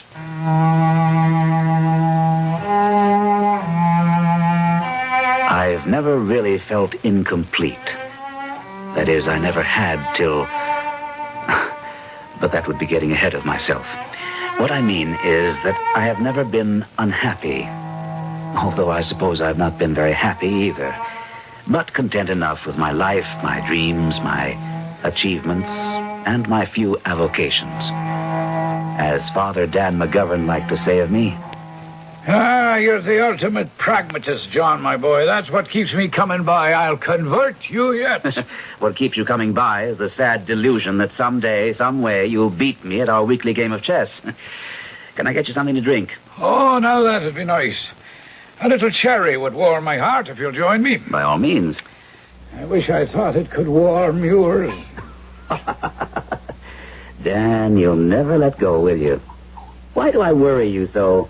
Because it's not natural to begin with. I mean, here you are, a man just turned 30, and you live like a hermit. You should be married with children. Not my style. At least you should have a woman who I mean, someone to cherish and love and... Father, and you a man of the cloth? Are you advocating extramarital affairs? Of course not. I'm less concerned with sex than with love. Which only goes to prove what friendly antagonists we are. I am just the other way. One of the advantages of living in today's world. So let me put your mind to rest about that. And drink your sherry. Somehow, it doesn't taste as good as I anticipated. Well, that's a first-class sherry. It isn't the wine that sours on me, it's you. Why let it bother you? Because because I feel I stand in loco parentis to you. Your father, rest his soul, was a long-time friend. You puzzle and worry about me, Dan. You find me hard to understand. It shouldn't be too difficult. My father, who gloated over my mental capacities, my precocity in mathematics particularly, the academic honors I won that fed his vanity because I was his son. The endless hours he chained me to a chessboard, teaching me the game till I became the master. Pride in me. Cold satisfaction, but never love. And, on the other hand, there was my mother. Well, you can't say you didn't get it from her. That was just the trouble. Too much. Like a dog that licks wildly at his master's face. Or all the girls who hung around after the football game. Or when we won the basketball championship. Wait now, by the Holy Father. There's some hope for you yet. There is emotion, when sure I thought your soul was dead and buried. Oh, don't be ridiculous, Father. I am a man of no emotions, because I don't need them, or believe in them, except as a destructive force. My motivations are scientific, in the realm of pure mathematics, sheerly practical. Come on, you finished your sherry. Let's get to the game. Oh, no. A moment longer. Now, I don't feel much like chess tonight. Well, you'd better. Why is that? It may be your last chance. I'm giving up my apartment. I'm going away. Away where? I found the perfect house. Isolated, remote, locked away from the world. Oh, sure, the last place for you to go. Oh, I need to be utterly alone. I'm coming near the verge of a breakthrough in pure mathematical theory that could upend the world. Oh, dear God, would you listen to the man? Hasn't the world been upended enough already? Oh, John, I have a terrible premonition 'tis the worst thing you could possibly have done.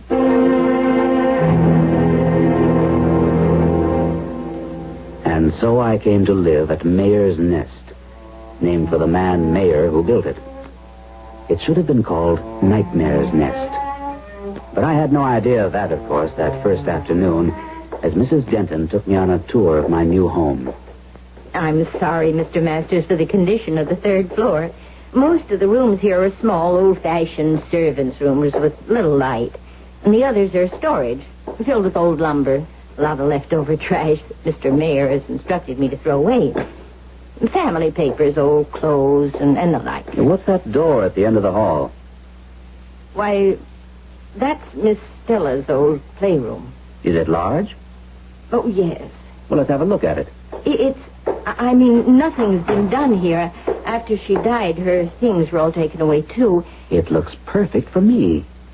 That big gable window overlooks the garden? Yes, it does.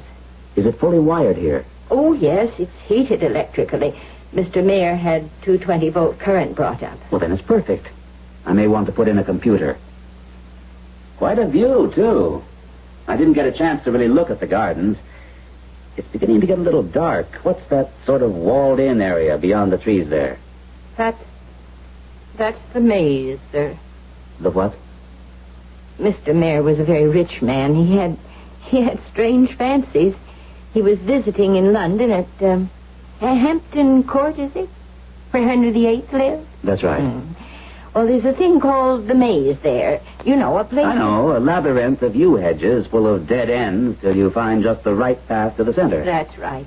Well, anyway, Mr. Mayer built one just like it for Miss Stella. For her and her friends to play in was the idea. Fascinating. I'd like to go down and have a look at it. Oh, it's getting a bit dark, sir, and besides, when the wall was built around the maze, the gate was padlocked, and I don't know where the key has gotten to. Well, never mind. I can see it tomorrow. Let's go down to the second floor and decide on a bedroom suite for me, and then we can start thinking about dinner. Very well, sir. Oh, Mr. Masters. Yes? I just hope you will be very happy here. I don't even ask that much. Content and undisturbed will suit me fine.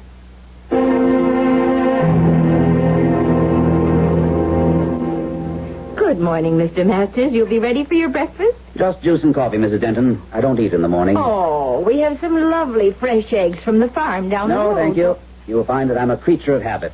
Too late to change anything in my life. Well, I heard you moving about, so I have the orange juice right here and the coffee nice and warm. Or, would you prefer some other fruit juice? No, this is fine. But speaking of hearing things, though... What? You heard something in the night? What? No. I slept like a top. Now, I was talking about the hall. There's an echo there. Oh, well, it's the tiles, sir. See, there used to be a big round rug there, but Mr. Mayer liked the tiles so much he had it taken up. Well, let's get it put down again. The place is as cold as a grave and sounds like walking through a crypt. It's a pleasant day. It's getting very chilly. Nice dry chill. An invigorating day. And I need a good deal of air after last night. I beg pardon, sir. You said you slept well. I did, but heavily.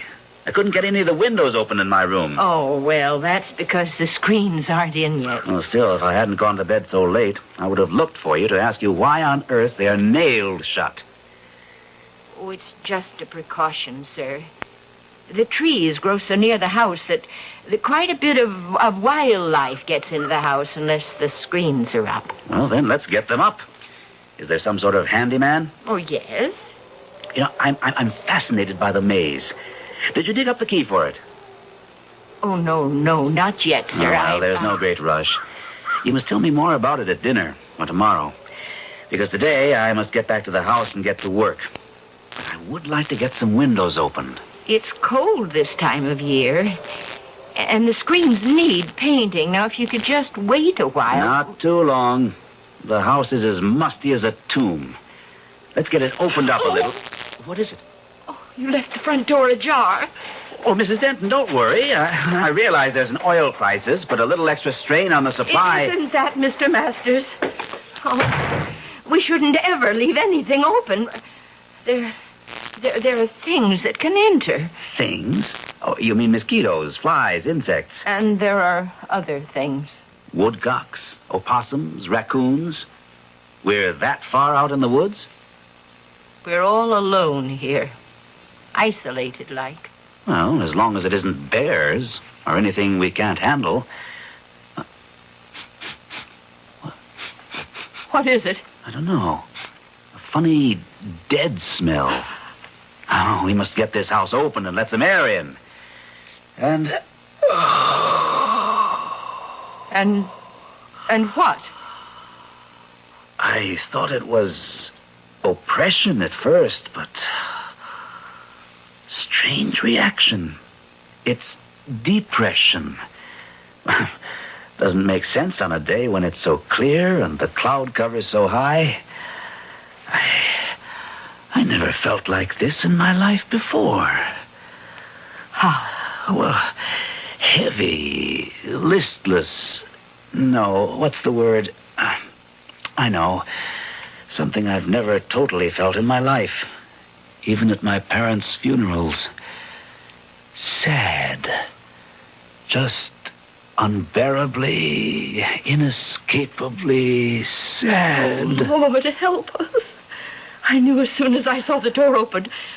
And the moment we got inside, she's back again. You let her back in.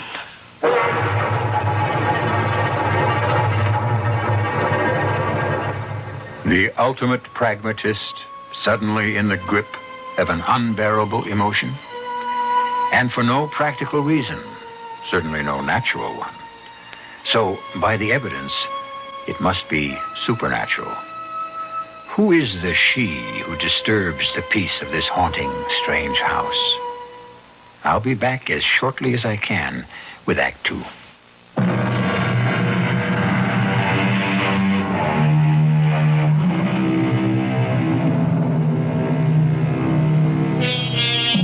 In the dark and gloomy hall, the huge, ornate staircase curving up behind his head like a giant question mark, John Masters, shaking off the depression that shrouds him, turns to the frightened, cringing little woman.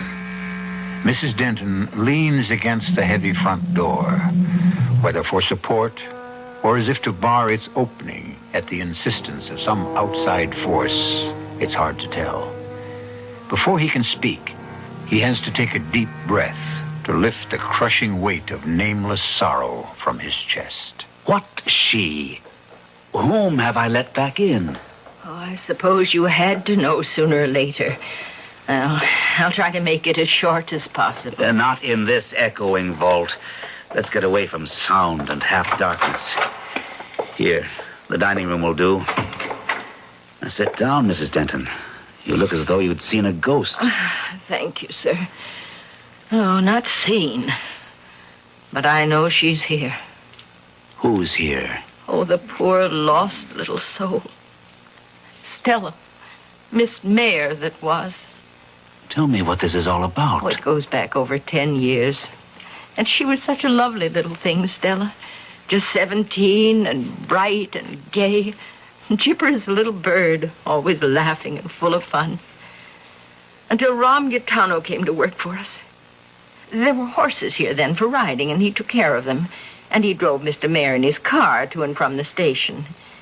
Oh, he was a handsome young man with black hair and white teeth and a dark gypsy skin. And it didn't take Stella very long to fall head over heels in love with him. And they would sneak away and meet in the middle of the maze. There's a little sort of Grecian temple there. There used to be a gazebo. And I was so worried, I hid myself away behind there one night after dinner. Moshkadroka e boradine sherlukan kisana. What is that, Rod? Darling, what do you expect from a gypsy? That's Romany. What does it mean? My heart and all my pulsing soul is yours, my only love. Oh, how beautiful. Yeah, if you go for that. Stella, baby, what difference is it how I say it? I'm crazy about you. And you know I love you. Well, you know I buy it, but with your old man? I don't know. Have you talked to him about us yet? No. What's the matter? Afraid he'll think I'm not good enough for his little chick? I'll handle that. I don't think so. Oh. All right, Stella, you can go. I heard enough on my way into the maze to know where we stand. I'll handle this from now on. Crouched in my hiding place, I blame myself bitterly for not having been at the house so that I could have stopped this meeting. I could see, hear how hurt my little Stella was, and I wanted to come out and help her. I knew how wrong this man was for her, but I also knew Stella. I knew how deeply she could be hurt and how easily broken, so I froze, helpless. It doesn't matter what you do or say, Daddy. I love him. And if he wants me, I'll have him. any way he wants me. Sorry it had to be like this, sir. I am sorry it had to be at all. How long has this been going on? Oh, for some time, Mr. Mayor. If you have in any way... I may not be Ivy League, but so far I'm a gentleman. No sweat there. You had better not. So help me God, I'll drag you in for statutory rape. I wouldn't advise it, Mr. Mayor. You wouldn't have a case. But nudge me far enough. I'll nudge you, all right. Straight out and keep on going. You're fired. You're making a mistake, Mr. Mayor. My mistake was in hiring you. Never letting you get near my daughter. But from here on in, I'll make sure you don't have another chance. You know I could tie you into a pretzel, old loudmouth. Try it and I'll put you in jail where you really belong. On second thought, maybe I'll just lay a nice fat gypsy curse on you. That's what you really object to, isn't it? My race. I don't give a damn about your race. Or your color. Or up to a certain point, your creed. Simply that I can recognize a no-good, hands-out bum just as well as you can. I came up from nothing myself. Only I made my own way. I didn't climb over other people's backs to get there. Now get out and stay out. I waited a long time before I left the maze, and by that time they'd gone to the station. And I was left to comfort and try to calm down a frantic little girl who was mad with grief. Oh, I should have slept in her room that night. Her bedroom was the same as you have now, Mr. Masters. But I was fool enough not to. The rest of the story I had to piece together from fragments spoken in fever by Stella during her long, last, puzzling illness. Late that night, Ram came back. He climbed the big tree outside her window. If you look, there's a branch cut off now that used to stretch near enough to reach the sill.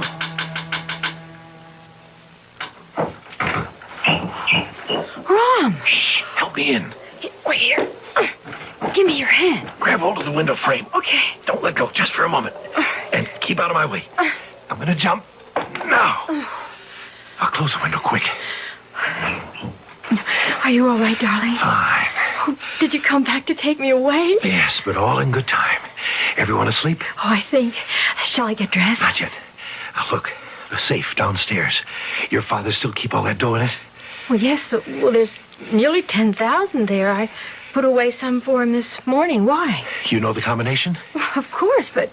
Look, darling, let me hold you in my arms. And listen to me. If I'd gone away, if I hadn't jumped off that train when it slowed down for Traverse Crossing, I'd be gone out of your life, you know that? Why? Why? Because it's written in the stars. Or if you don't like my gypsy second sight, because by the time I ever made enough money to be able to afford you, old Moneybags Mayor would have talked you into marrying someone else. No, Rob. I never would have. Well, this way we're taking no chances. You're going down now to sneak open that safe for me and give me that dough. You mean steal it? Honey, when we're married, how much bread you think your old man is going to sling around like confetti? This is a drop in the bucket, but it's enough for you and me to get started. Oh. All right. But then I'm going with you. You can't, baby. Not for another couple of months. Till you're 18 and your own woman. I'm going to cut out with this stake, get myself set, send you my address. And as soon as you're 18, you come a-running to me and we get married. Once that happens, you know he won't touch us. Honey, it's the only way we can make it. Oh, Mama, I don't know. I thought you loved me. I do. But okay, then. Prove it.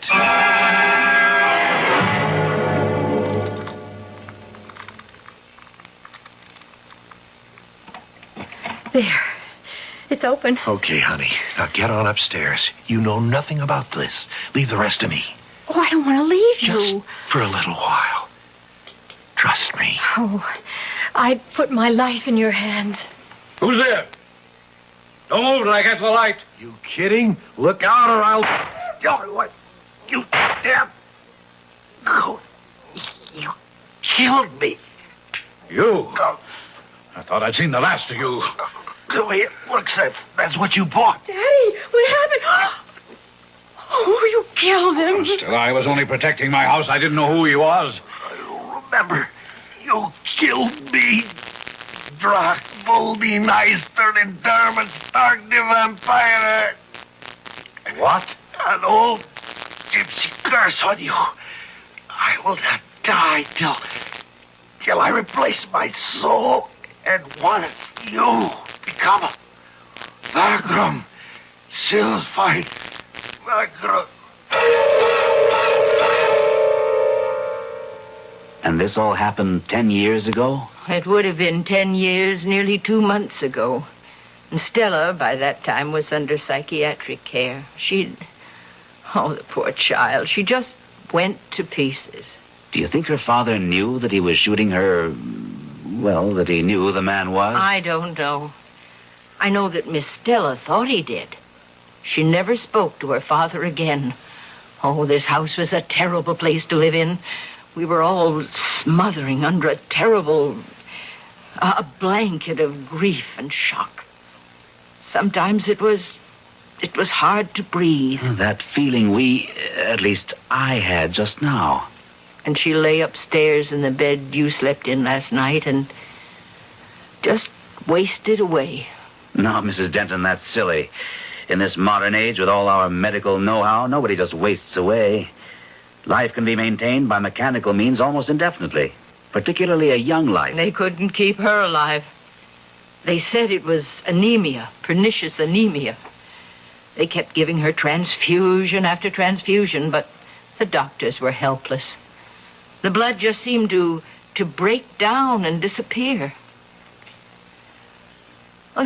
She was buried in the little temple in the center of the maze. And that's where she lies now? No. You mean she was reburied somewhere else?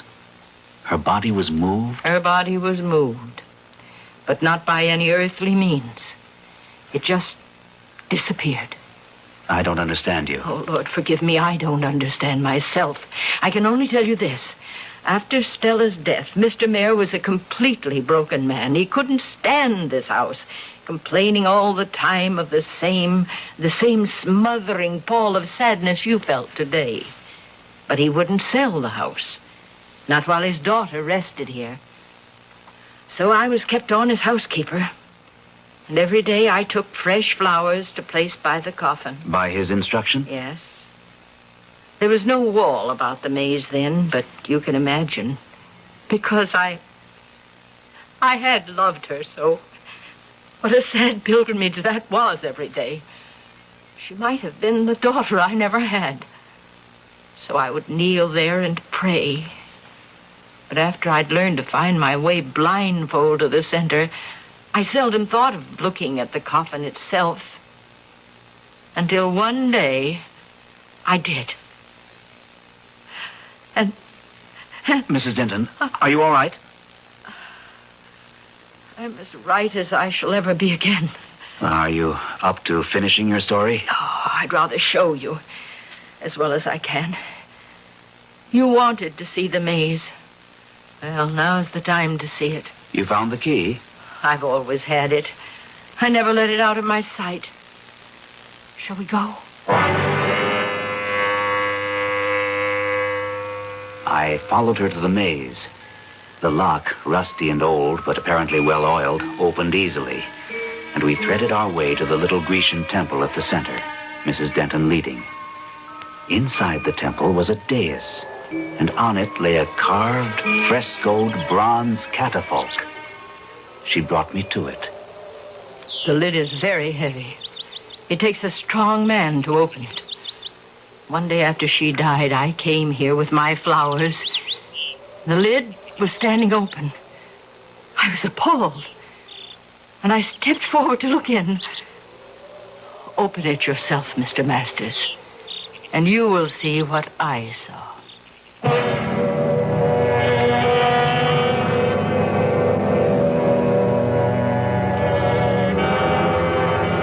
Curiouser and curiouser, cried Alice as she wound her way through Wonderland. But this is a darker and more disturbing world than Lewis Carroll ever dreamt of. Even at high noon, as John Masters and Mrs. Denton look upon the coffin of a long-dead girl, the forces of darkness swirl and cloud about them. I shall be back shortly with Act 3.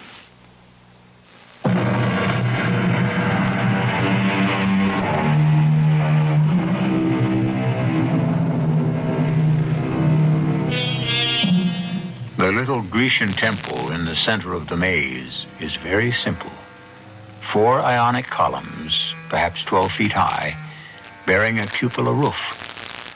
It is open on all sides, save for a low marble circular series of slabs at sitting height, supported like benches. In the center is a dais about 3 feet high, on the surface of which rests a bronze coffin, obviously maintained with loving care. There are no flowers. Lift the lid. You need have no fear of disturbing the dead. Very well. It won't be so hard, because I'm a foolish woman. The hinges are kept oiled. There's nothing there. Exactly. That's what I found all those years ago. A month after she had died and been buried. I was annoyed. I had bought this house from the Mayor estate with a built-in housekeeper to guarantee my isolation and quiet from my mathematical experimentation. I realized now I should have questioned more closely the bargain I had thought it to be. But that die was cast. The problem now was to put all this nonsense out of my mind, and at the same time try to banish the stifling feeling of profound grief that kept sweeping over me from time to time. But within a day or two, with the weather warming and the screens up so we could open windows, that had passed, and I could get on with my work. Then suddenly, it returned more strongly than before. And on an impulse, I called Father Dan and invited him down for a weekend. Oh, could we open a window, John? They're as wide open as they can be already. Why? It isn't that warm. Well, then, could we take a little walk in the garden, do you think? I was waiting till tomorrow to show it to you, but maybe it's light enough. Why not? There'll be a gibbous moon. It's a little over the half. And I'd like to see this maze of yours. Well,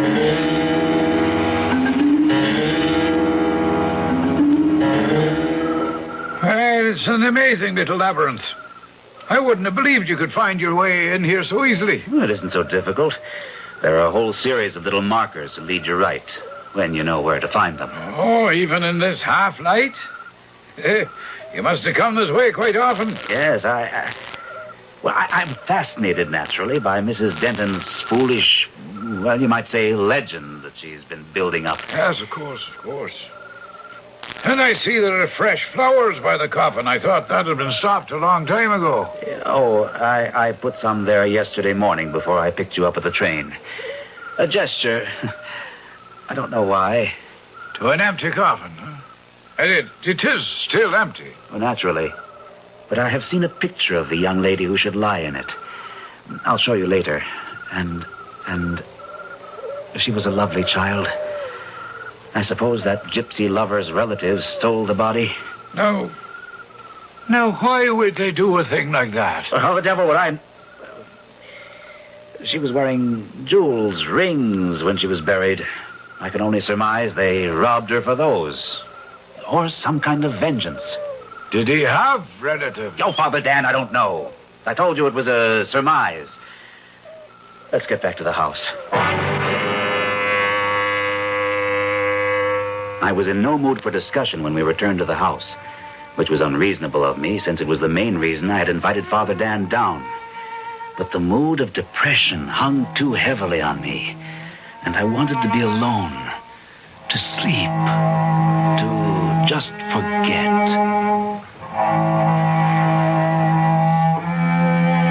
I had no idea how long I had been lying in bed. I may even have slept for a while, but all of a sudden, I came awake, or consciously in control of thought. The moon, low in the heavens, cast a glow on the floor between me and my bed. And slowly, the moon glow misted between the window and me, twisted and swirled gently, and rose and formed into the figure of a woman, transparent as the mist, standing before me and moving towards me. Who are you? I have come for you. For me? Why? Don't question it, my love. Just come. Where? Now, quickly. To the center of the maze. The center of the maze. I didn't question it. Don't ask me why. Suddenly, I felt her lips on mine. Warm, promising, drinking all my heart's blood. And then she was gone. I, who have questioned every move, decision I'd entertained, I went like a child, and in the soft moonlight met her there. Was she beautiful, deadly, fascinating, irresistible? I can't tell you. She was all in white, swirling around her, and her face was concealed in a milky scarf that bound her head. I had a moment of annoyance almost. I have come here, but I don't know why. Because I love you. And I want you to love me. Give yourself to me. Give myself to you?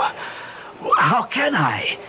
You are a specter. You have no body, no being. Give yourself to me. I will do you no harm. Take me. I've never refused a woman yet. All right. Come here. We were no sooner in each other's arms than I felt myself lifted off the ground, carried by her, high up over the trees, mounting, mounting, mounting, sailing effortlessly, while in the moonlight I could see the country spread out below. And every so often, her lips pressed to mine, as I have never been kissed before, drinking from me, drawing me to her, lifting me with her to glide on the wind currents until... Until what? Until... I don't know what. I don't remember. Till I woke up in my bed this morning. Well, feeling how? Well, all my depression gone. Relaxed. Oh, with a strange lassitude for me, but also a kind of peace. So you see, I can send you back to town as relaxed as I am.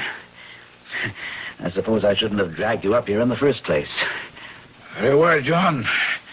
You may call me whenever you need me. Well, I just needed a little contact with good common sense and human kindness to banish all the foolish dreams. I'm myself again. You don't think, John, that maybe the things that are happening to you should make you question just a little what it's all about? I mean, us being here... No, you don't trap me in that old argument again. I thank you for coming here. And I don't know what came over me. Maybe Mrs. Denton's graphic history. But I'm myself again. I said goodbye to my old friend, confident that he had no worries about me. I should have judged him better. During my next weeks of tranquility, I little realized how thoroughly he tried to save me. Fascinating history, Father. And equally fascinating how far we've come from different approaches, backgrounds, educations to measure the same results. Never ceases to astound me. Well, I don't know why. You study the human mind, Dr. Holland. I, the human soul. Are they separated so far? But this isn't any time for philosophical discussions. I've had some letters and a couple of phone calls in the last few days that have exacerbated all my fears and brought me back to you. Yes, after a period of relief, the massive depression started to reinvade the house, and the dreams of flying have returned with this unknown wraith. How sick is he, Doctor? There's a word. Let's say, is he schizophrenic? possible. I can give you some other words and gobbledygook, which means something to me.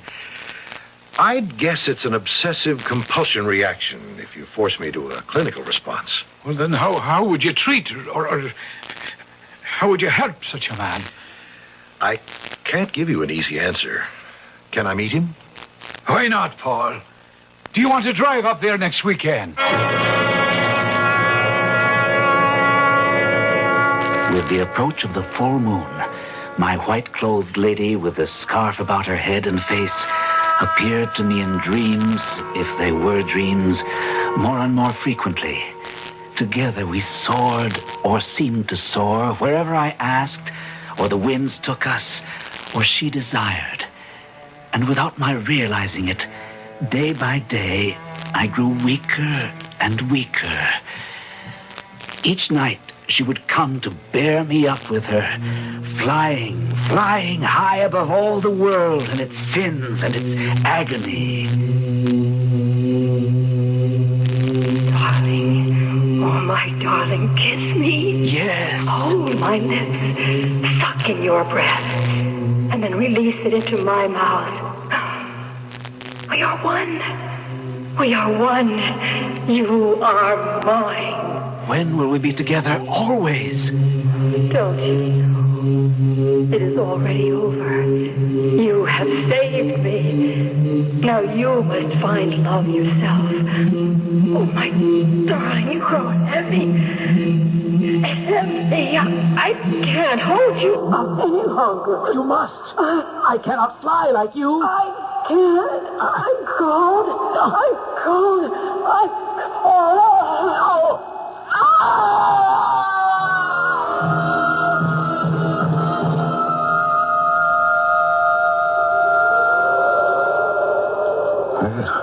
Thank you, Mrs. Denton, for bringing us here to the center of the maze. If you don't know your way, it's hard to find.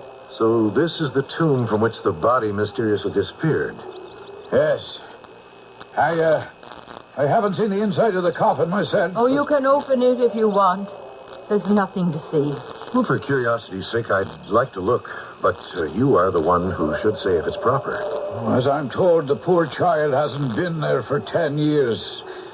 It's hardly likely we'd disturb her body or soul now. It's heavy, but... Oh, sweet Mary, foot of grace. It's not empty any longer. Huh? She almost looks alive. That's her. Oh, my little Stella. Oh, just as she used to look. Oh, my darling. Oh! Dr. Harden, here. What is it? Here, behind the little temple. Look there, that was my friend, John Masters. Good Lord, he's dead. Of course. It must have been a terrible fall. The fractures are so multiple. But from where? Good Lord, forgive me, I don't know. From the sky. At least from some terrible height. And yet it's incredible. What's that? The damage is so extensive. I don't want to go into details, but there should be blood. And there's not a trace of it. Not one single drop.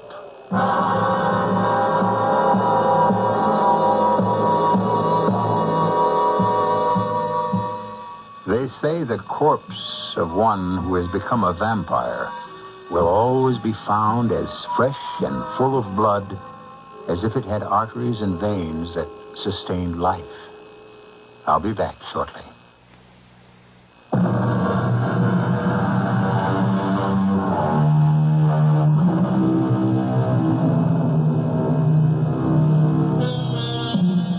One further note on the vampire legend. The vagrom, the wanderer who seeks blood, having found it, joins the dead in peace. The donor, the victim, must wander between heaven and hell till he finds one to love and nourish him and grant him the sanctuary of the grave. An endless chain which always leaves one spirit unsatisfied and searching for rest. Look out for him or her, whoever you are, whatever you think your armor is. In the end, if there is one single chink, the vampire will find it out. Our cast included Gordon Gould, Rosemary Rice, Mary Jane Higby, Robert Maxwell, and Ian Martin. The entire production was under the direction of Hyman Brown. This is E.G. Marshall inviting you to return to our Mystery Theater for another adventure in the macabre. Until next time, pleasant dreams.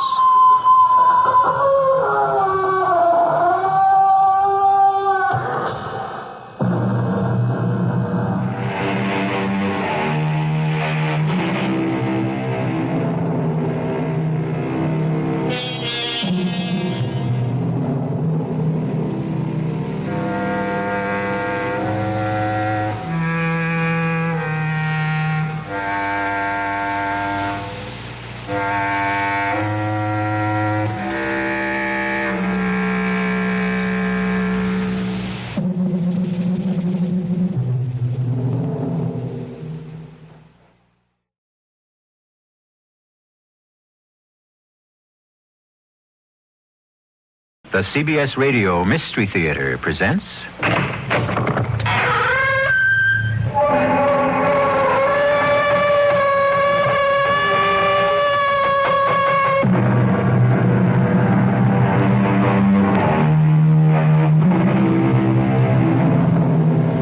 Come in. Welcome.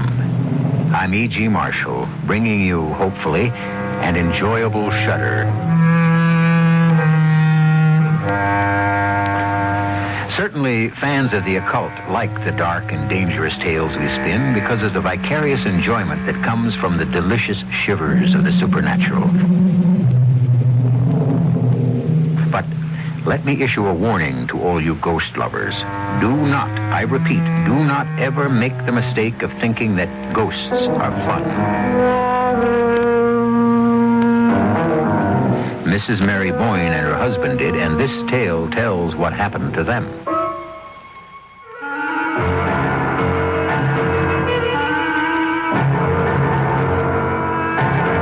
Our mystery drama, Afterward, was adapted from the Edith Wharton classic, especially for the Mystery Theater by Murray Burnett, and stars Celeste Holm.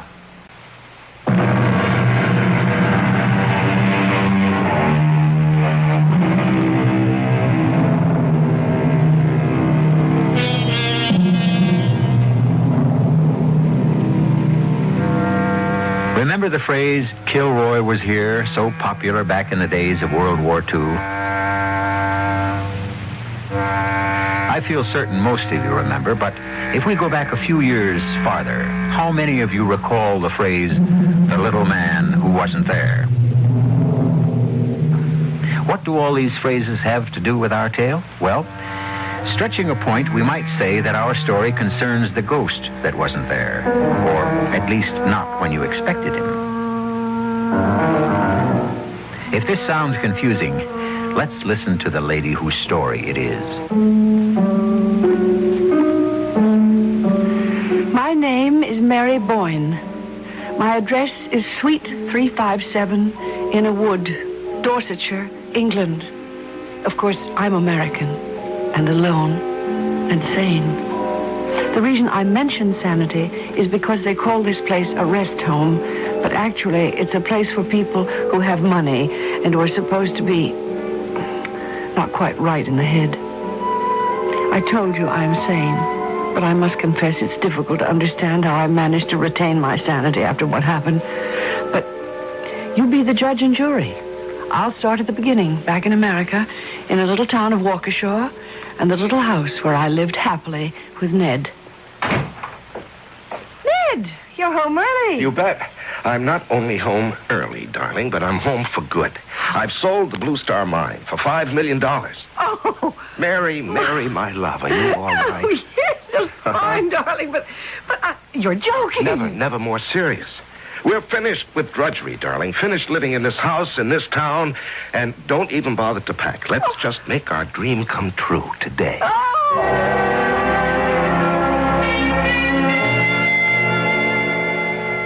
I know that Americans are often impulsive, generous, and even, forgive me, sometimes a trifle foolish. But I must say, Mr. and Mrs. Boyne, you are something new in my experience as a realtor. Well, is that a nice English way of saying you don't have a suitable house for us? Not at all, Mr. Boyne. Oh, please forgive my husband, Mrs. Stair, but our search for a house in England is the answer to what both he and I have always considered an impossible dream.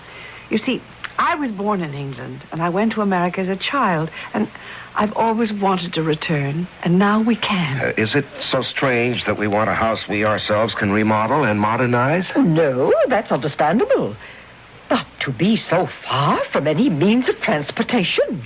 Perhaps I should say that Ned and I are really looking for two things: to get away from our old lifestyle in America and to find our roots. Yes, I have a house that seems to be made to order for your specifications.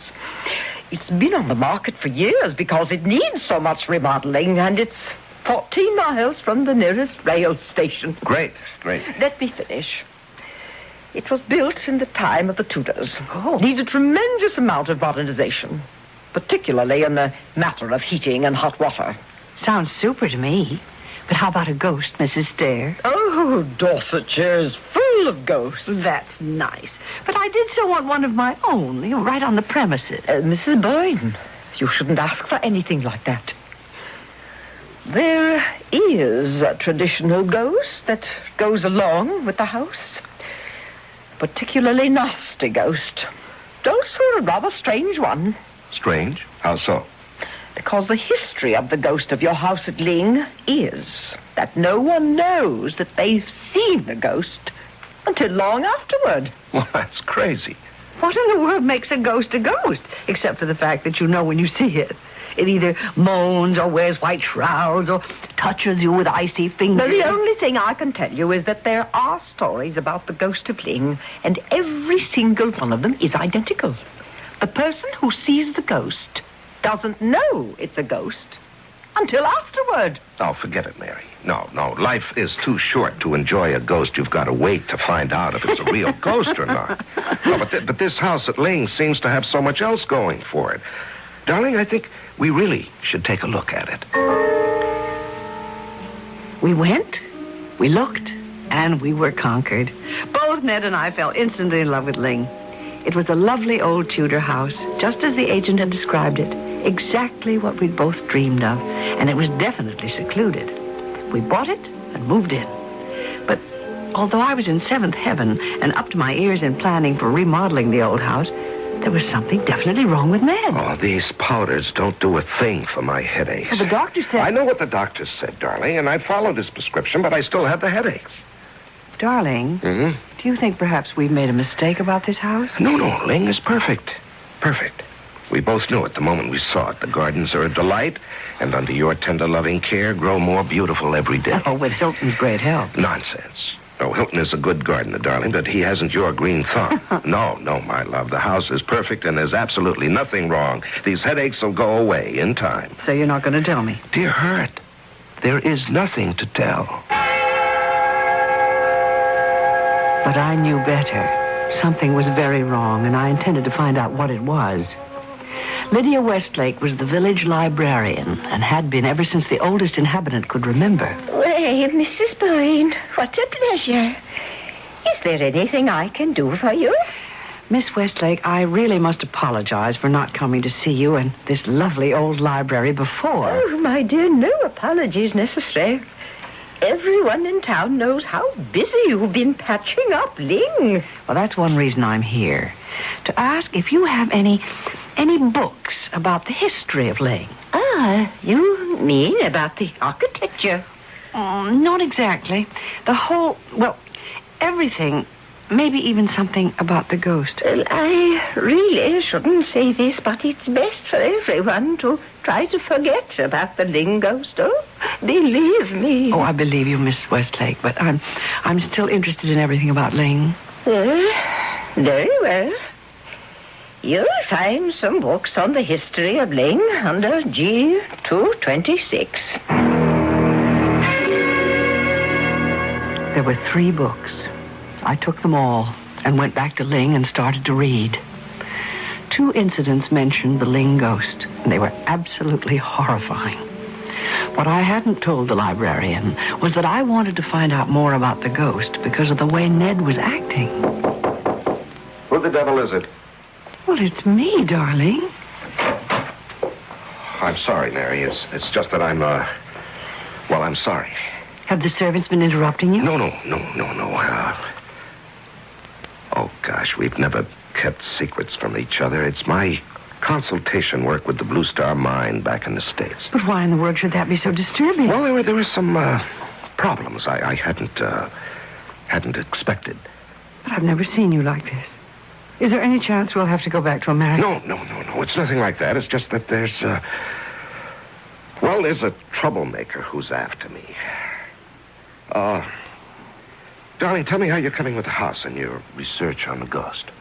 I don't want to hear anything more about that ghost. Oh, why this sudden about-face? I just don't, that's all. Let's make a pact. You stop worrying, and I'll stop talking about the ghost. The pact didn't work. Oh, how I wish it had. Perhaps things would not have turned out the way they did. If we had left Ling, and I had listened to my presentiment about the Ling ghost, Ned grew more irritable, and I ever more frightened. What's the matter with those fools back in Waukesha? They can't handle the simplest matters without asking me a million questions. Ned, why don't you give up the consulting job? We don't really need it. I mean, do we? No, not the money, but in a way we do need it.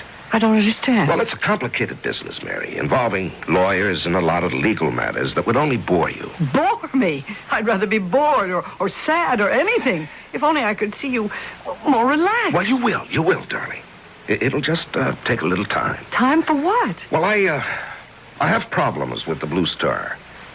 So, look, why don't you bring me up to date on your ghost, huh? Oh, Ned, because I'm frightened. I read a story in one of those books I took from the library about the young wife of the son of the man who built Ling. Uh-huh. And what about it? Well, it seems she had fallen madly in love with one of the men here before she met the Ling son. And, oh, Ned, must I? Well, please, darling. It can't be all that shocking now in this day and age. Well, she disposed of an unwanted child and kept it a secret. Oh? Some years later, after she was happily married and had a little girl of her own, she was out strolling through these gardens one day when she met an absolutely enchanting young girl, just about her daughter's age. They all hit it off very well, and soon the 3 became friends. The only thing was that they couldn't ever figure out where this enchanting child lived or who were her parents. And this began to worry the young mistress of Ling, until one day her daughter disappeared and was never found or seen again. Well, I don't understand. Don't you? The mother did. She had seen the ghost of Ling, her daughter's little friend. The ghost was the illegitimate child she'd killed. Only she didn't know till afterward. I'm sorry, Mary, for making you tell me that story. It's all right. There's more in those old books. There's something about a secret staircase. Oh? I should be able to locate it. You get a marvelous bird's eye view of the entire country. Well, that sounds like fun. Why don't you help me search for it? Can't. I have to work on my correspondence, but if and when you find it, give me a shout. I'll be in the library. I set off on another exploration of Ling, but this time with a purpose.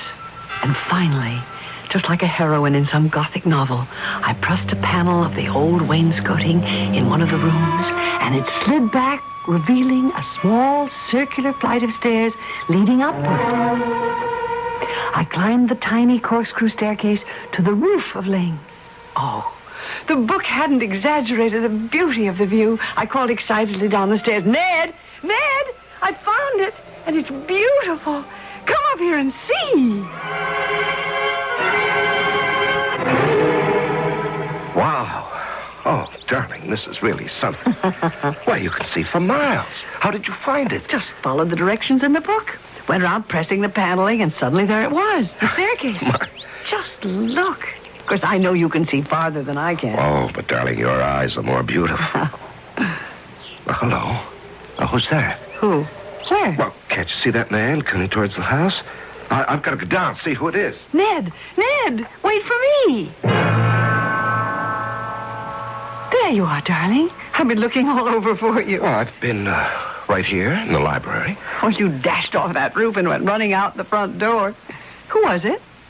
Who was what? The man you saw coming toward you in the garden. Oh, that man.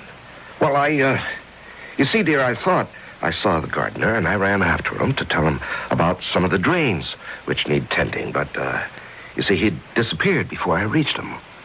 Disappeared? Mm-hmm. But he seemed to be walking so slowly and toward the house, not away from it. Well, that's the way it seemed to me, too. But, I guess, we must have been wrong.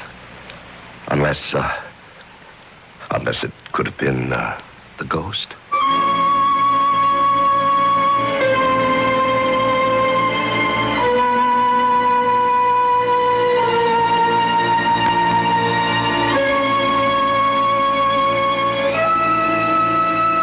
Now, we all know there are no such things as ghosts, or at least some of us know. But one thing we would all agree upon is that if there really are ghosts, they won't go away even if you don't mention them.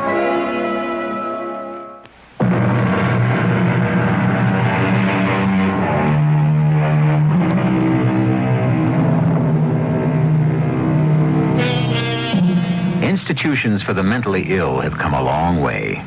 They are quite beautiful and often look like an ideal retirement home, even on the inside where everyone wears a smile. It takes an expert to be able to see some of the anguish that lies behind the smile, like the pain that continually racks Mary Boyne. None of the staff nor the guests at Innerwood Rest Home can understand why I hate to hear the sound of the postman's whistle when he comes with the mail. They think it's because I have no one who cares enough to write to me. Well, it's true that I have no one, but the reason I dread the postman's whistle is because if it weren't for the postman and the mail and... There I am, confusing you again. But it all relates to one arrival of the mail at Ling. Oh, this is from old Joe Sitwell asking how we are, and this one's for you. I'm so glad there are no letters to disturb you. What's this? Let me see. It's a newspaper clipping. Front page article from the Waukesha Sentinel. Oh? It says that a man named Elwell has brought a lawsuit against you. That there was something wrong about the Blue Star mine.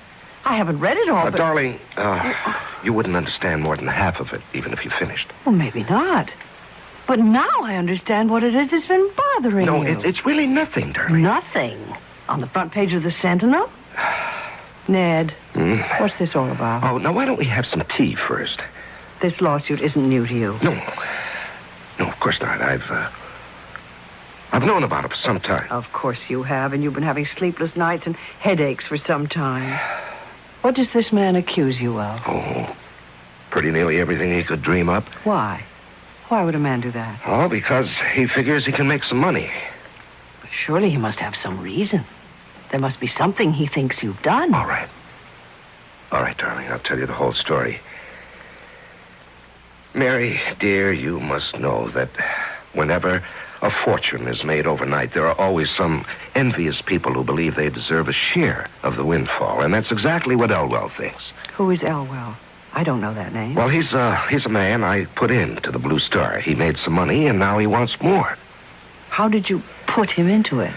Well, he brought me the samples to be assayed, and, well, I told you about it at the time, but I didn't make a big deal out of it in case they proved to be worthless.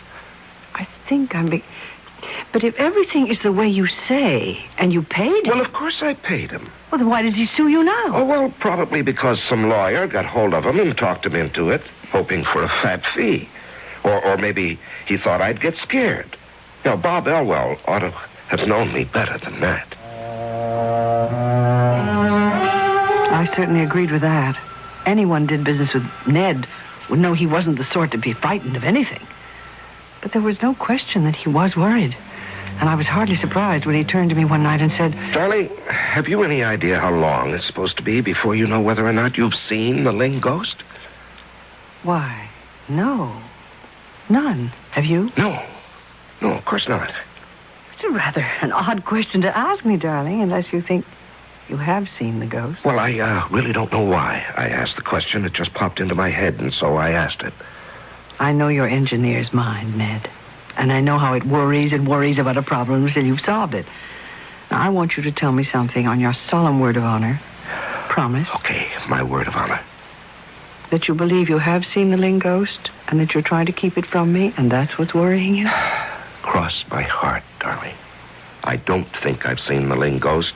At least, not to my knowledge, because according to the ancient tradition, one really doesn't know when he's seen the ghost.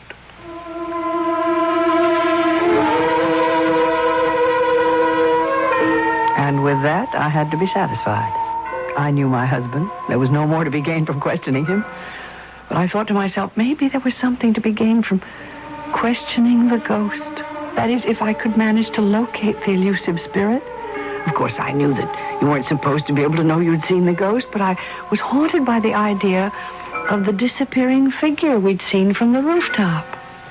So once again, I climbed the small secret stairway and stood on the roof ledge. I cupped my hands and shouted to the sky, "Oh, spirit, specter, shadow, whatever you choose to call yourself, we've done you no harm. We want to live here in peace. Oh, ghost of Ling, break with the past, break with tradition, and show yourself to me." Mary, what on earth do you think you're doing? That's obvious, isn't it, darling? Well, if you mean you're making a darn fool of yourself, and incidentally of me, yes. Well, I'm sorry if I was stupid. It isn't stupidity, Mary. It's just this obsession of yours with a ghost. You're only adding to my worries. I don't want that. You know I don't want that. Well, then maybe we should leave Ling. Oh, but I love this house, and so do you. Well, but I think there's something else we have to do, and let's get right on with it.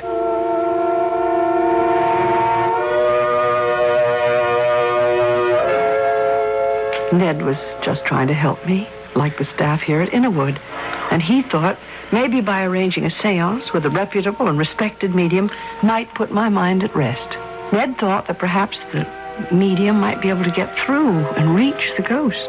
Now, you both understand that as a man of integrity, I can promise you nothing? Yes, Mr. Woods, you've already made that very clear. It is difficult to overemphasize the possibility of failure. Can we start, please? Please be patient, Mrs. Boyne. All the research I have done on the ghost of Ling seems to bear out the tradition. He or she appears, and only afterwards do the people realize they have made contact with the ghost. Yes, we know all that, but isn't it also true that there's never been an attempt to reach this ghost through a reputable medium? That is so. Well, that's why we came to you. I want to find out if there is a ghost of Ling, and if there is, you should be able to reach him. I should, but as I said... Please, let's not go through all that again. Let's hope you will succeed. Right. Now, this is our first seance. Well, I'm afraid it is very much like what you have read in books and heard about. We will keep this room dimly candlelit, just as it is now. And so, I ask you to join hands with me. That is it. Now, close your eyes and concentrate. On what? On the ghost. But I want... Just think of the ghost, Mrs. Boyne. If there is any communication, it must come through me.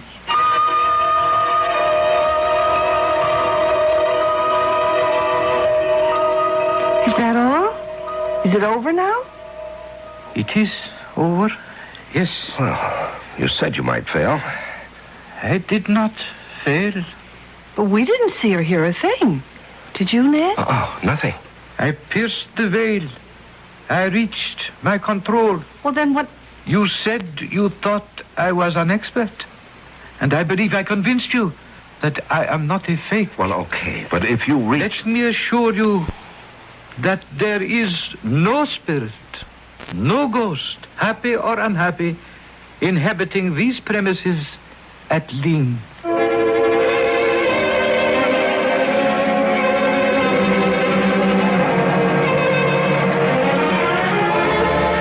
Ned, tell me, did you believe Mr. Woods? Well, darling, he's supposed to be the best, and he said there definitely wasn't any ghost at Ling.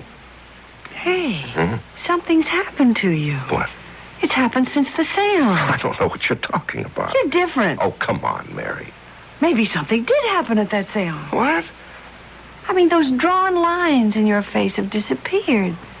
Smiles come back into your eyes. You slept better last night. Come on, admit it. All right, I admit that, but it has nothing to do with the seance. Well, then what caused the change? Well, perhaps it was a cable I received yesterday saying that I could probably expect some very good news about that Elwell suit very shortly. Then it was the lawsuit that bothered you after all. Well, yes, perhaps more than I knew. Well, at any rate, we'll find out with tomorrow's mail.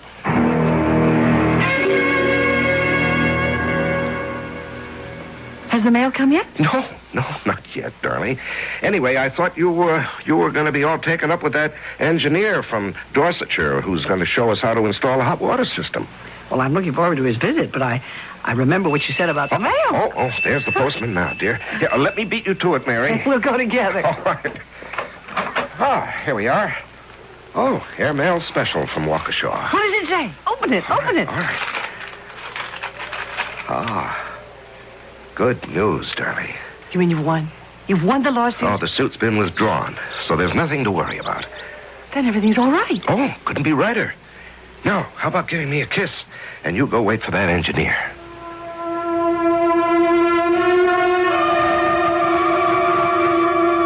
One of the strangest things I remember was my total sense of security as Ned held me in his arms. I left Ned and walked out into the gardens. Oh, the day was beautiful. It seemed even brighter than it actually was because of the change in Ned. As I walked along the flagstones, I heard footsteps behind me. I stopped and turned. I came to see Mr. Boyne. I'm Mrs. Boyne. Do you have an appointment with my husband? I think he expects me. Well, he's working on a book, so he never sees anyone in the morning. Oh. Wait. You seem tired. Have you come a long way? Yes, I have come a long way. Well, then I suppose if you'll go to the house, my husband will see you. You'll find him in the library. It's that way. I watched the stranger enter the house, and then I went to find the gardener, and soon the engineer arrived. And the morning just sped by. We'd finished with the plans for the hot water system, and it was time for lunch. I went to the dining room, but Ned wasn't at the table. Nor was he in the library. I remember calling, and then asking the servants whether they'd seen him.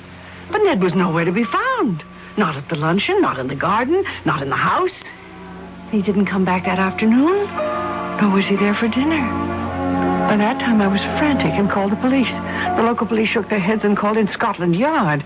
Well, now, Mrs. Bourne, I can only try to reassure you by telling you that we haven't found your husband's body. Well, that's very reassuring, Inspector. You're telling me my husband has just disappeared into thin air, vanished without a trace? Oh, no, Ma'am. What I'm trying to say is that if there was any foul play, and in these cases sometimes there is, we usually find the body of the dead man within 48 hours. So perhaps I was clumsy, but I was trying to tell you that there is hope that Mr. Boyne is alive. Well, then where is he? Oh, of course, I can't answer that question for you at this time. But I promise you, Mrs. Boyne, all the resources of Scotland Yard will be employed to find him for you.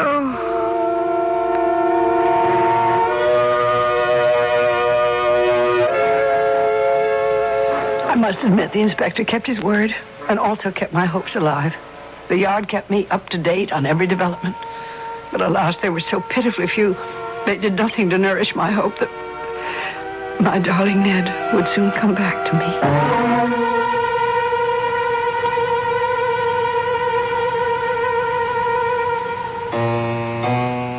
All the resources of Scotland Yard, will they prove to be as ineffective as all the king's men and all the king's horses in putting Humpty Dumpty together again? Or will they come up with some strange and sinister solution to the disappearance of Ned Boyne? I'll be back with the answers shortly.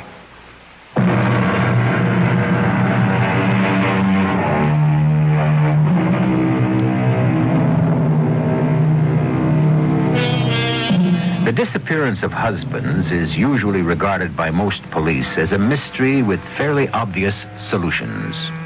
Most commonly, the police look for the runaway mate who's been unable to cope with a nagging wife, or secondarily, a woman who has decided to strike out looking for a new mate by disposing of the old one. Of course, neither of these theories was even entertained for a moment by Scotland Yard in the case of the disappearance of Ned Boyne. Now, Mrs. Boyne, we all know what a good marriage you and Mr. Boyne had, but we're momentarily at a loss. A man just doesn't vanish off the face of the earth. Not without leaving clues. Something that will help us find him. Now, if you don't mind, we'll just go back once more over the way you found out he was gone. I spent most of the morning with a Mr. Loomis, an engineer from Dorsetshire, going over some plans he had for installing a hot water system. If you don't mind, I'd like to get to the stranger who asked for your husband. Well, I've told you everything I know about him. And told it well, Ma'am. A good description. Much better than we got from Nellie, the housemaid. She saw him, too? Oh, yes, indeed. We even found out that he wrote his name on a card he gave her. Well, then you should know. If I may, Ma'am, let me just condense the maid's testimony from my notes here. Now, she said that the gentleman was a stranger and perhaps a foreigner.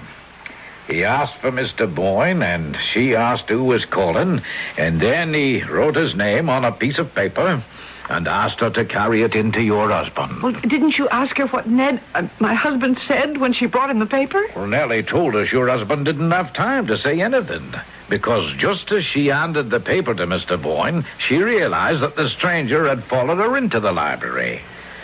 She left them together.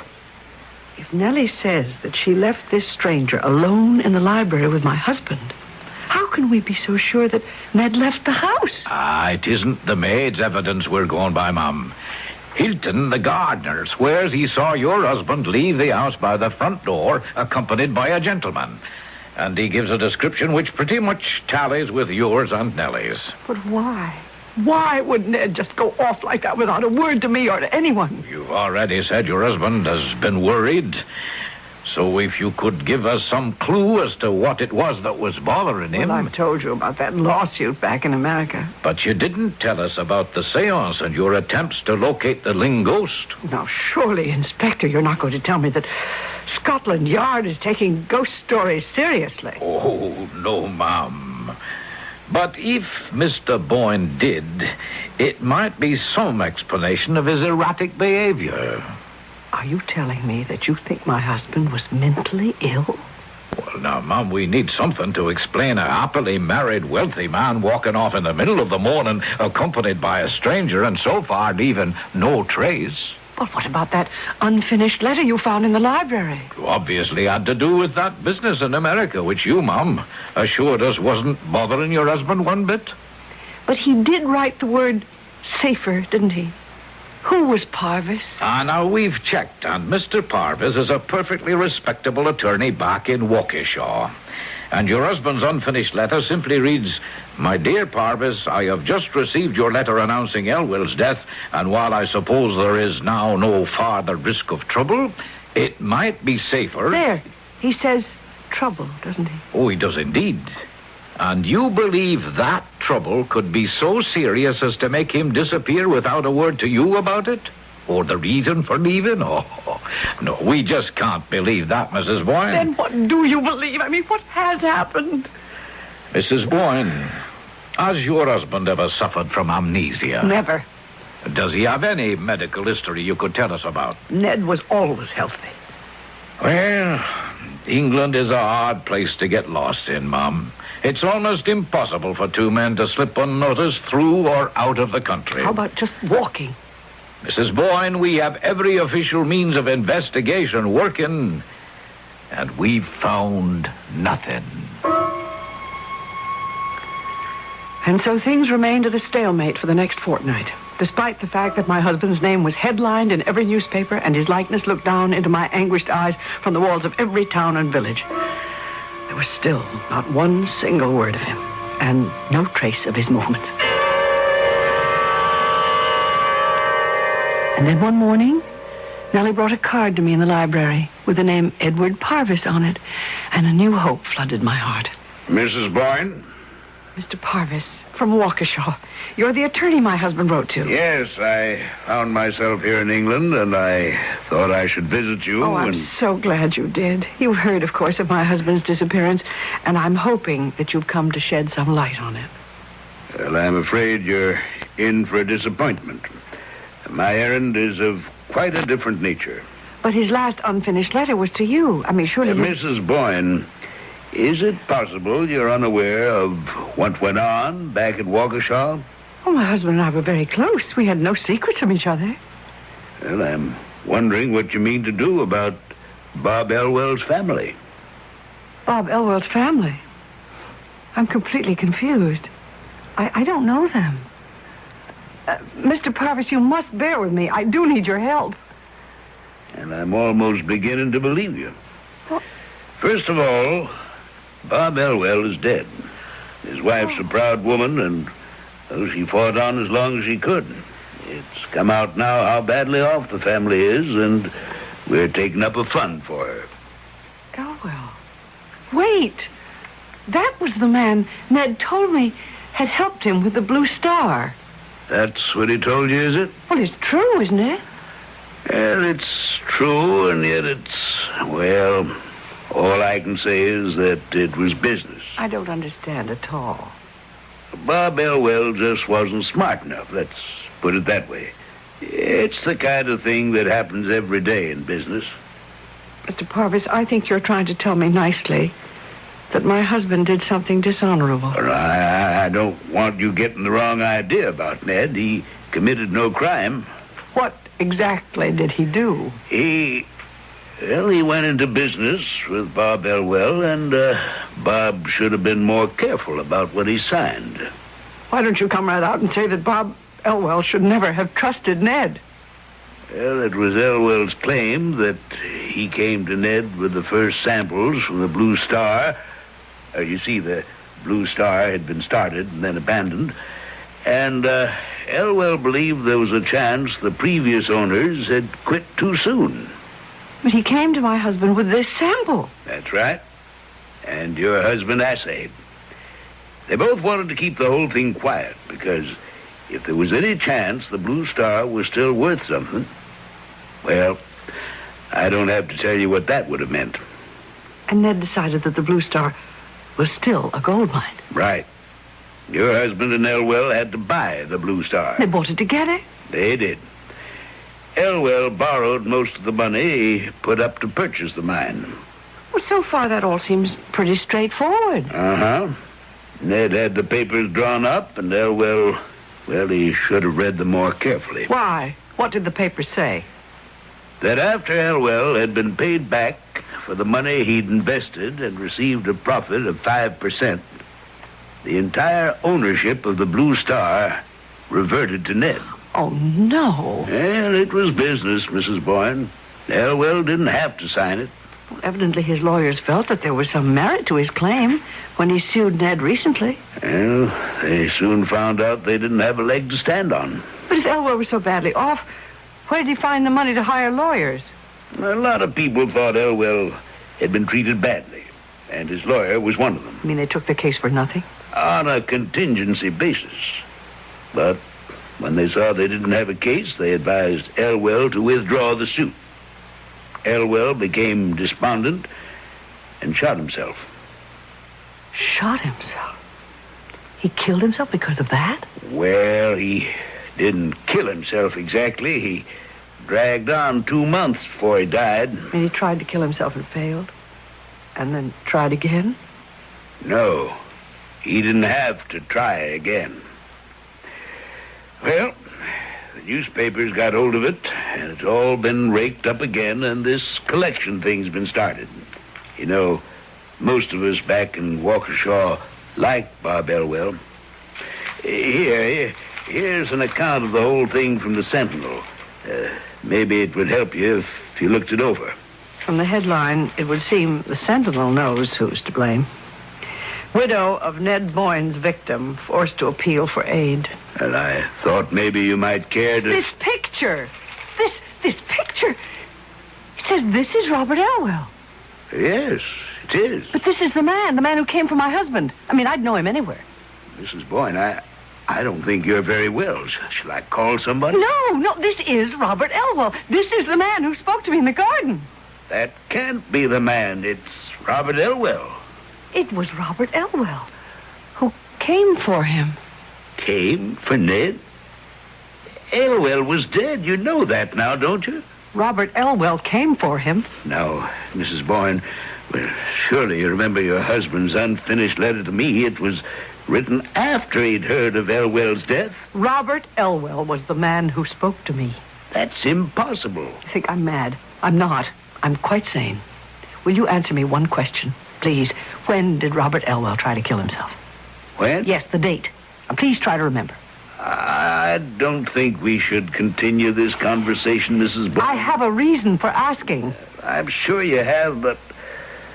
Well, I really can't remember.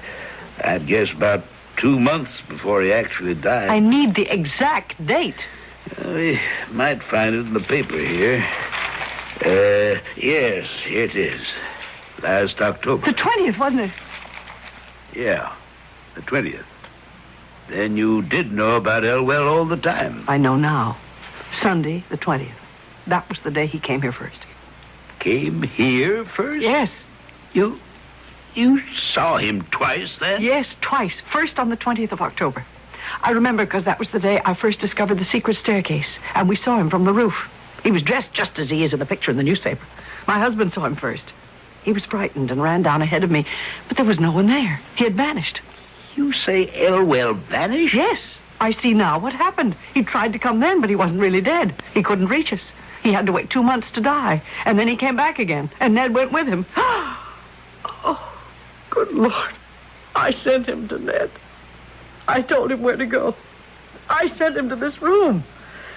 That's what they say about the Ling ghost. One never really knows that he's seen the ghost till afterward. Long afterward.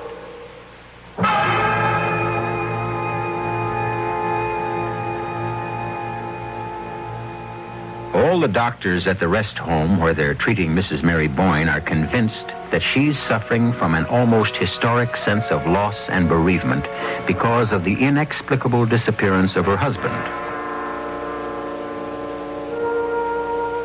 They're also all convinced that if only they could furnish her with a satisfactory explanation of that disappearance, she would be cured. But of course, we know better. At least, we who believe know that it's the explanation rather than the disappearance that's the root of her trouble. I'll be back in a moment.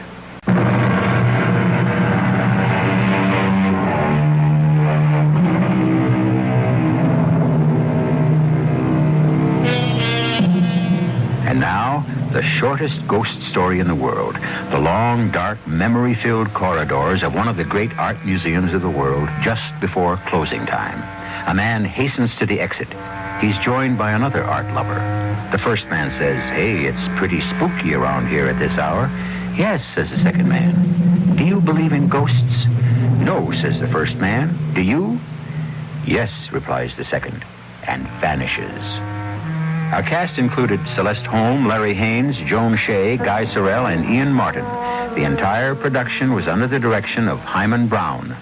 This is E.G. Marshall inviting you to return to our Mystery Theater for another adventure in the macabre.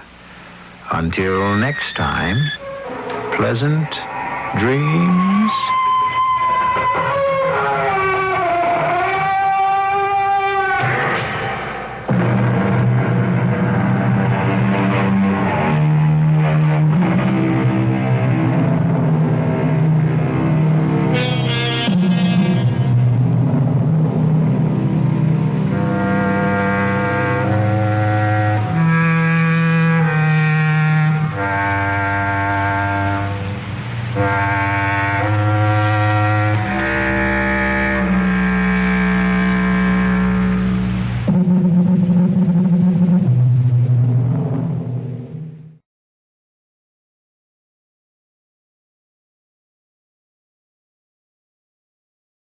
The CBS Radio Mystery Theater presents...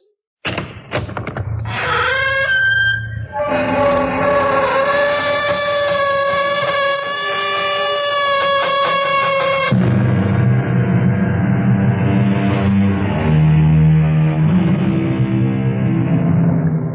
in. Welcome. I'm E.G. Marshall.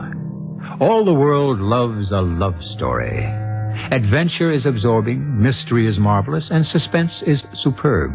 But of all the categories, give me first the tale of the old house, the creaking stairs, the wind that moans about the eaves like a human voice, and the jagged flashes of lightning that tantalizingly reveal only the suggestion of the shapeless white figure gliding through the driving rain. The ghost story. Such a one as I bring you now.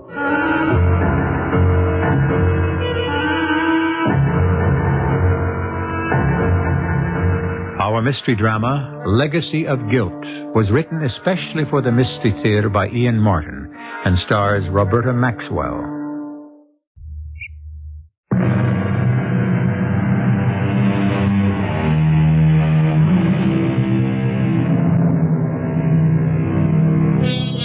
The house is some 40 miles outside New York, perched on a bluff over the Hudson. An easy hour's commute.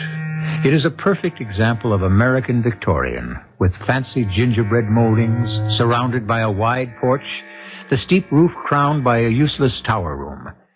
It is rambling without being large, and stands in considerable disrepair.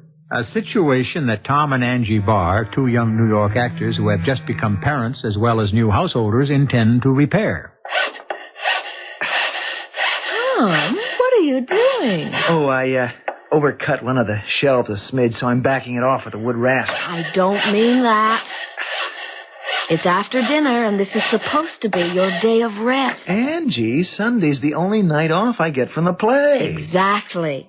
So you ought to spend it with me, to say nothing of your son. Honey, I spent all day with you and the baby. That was a hardship? Oh, come on. You know it wasn't. Hey, what's the matter with you? Something wrong with his nibs? No, he's fine. Sleeping like a... baby? What else? Oh, darling. Angie. Tom, darling, I don't care what you do with your spare time. You just have so little of it. But I do want you to relax. Look at who's talking. You can't kid me anymore since I had the baby. It took Christopher to teach me how to slow down. This time off from the soap opera has been invaluable to me. This building and remodeling is good for me. It's sort of therapy. It looks like hard, tiring work to me. But it isn't. It's a joy. It's a real challenge. Like these shelves I'm building into these two alcoves. They're going to be wonderful. We've got crates of books, and the shelves balance the ones around the fireplace on the opposite wall. Now, that's just the point. Why does the wall stick out in the middle here a couple of feet? I thought we knew all about that. It's because the big kitchen fireplace backs up on this, and the stick-out part here is the chimney and the flue. That's what I thought at first, but look, what if it was a double flue, and behind this is a second living room fireplace? So? What if it is? Angie, can't you see? If the living room here had opposing fireplaces, how it'd make the room stunning instead of just plain marvelous. I see what you mean. But wouldn't it be a terrible amount of work? I'm not suggesting we start tonight. Good, because I want you to come up to the attic with me. I've been finding all sorts of interesting stuff up there. Like what? Something that would please me and make me happy if it could be salvaged.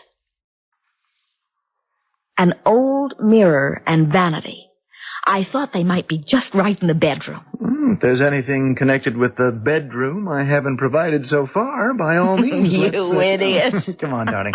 Let's have a look at your vanity in the attic.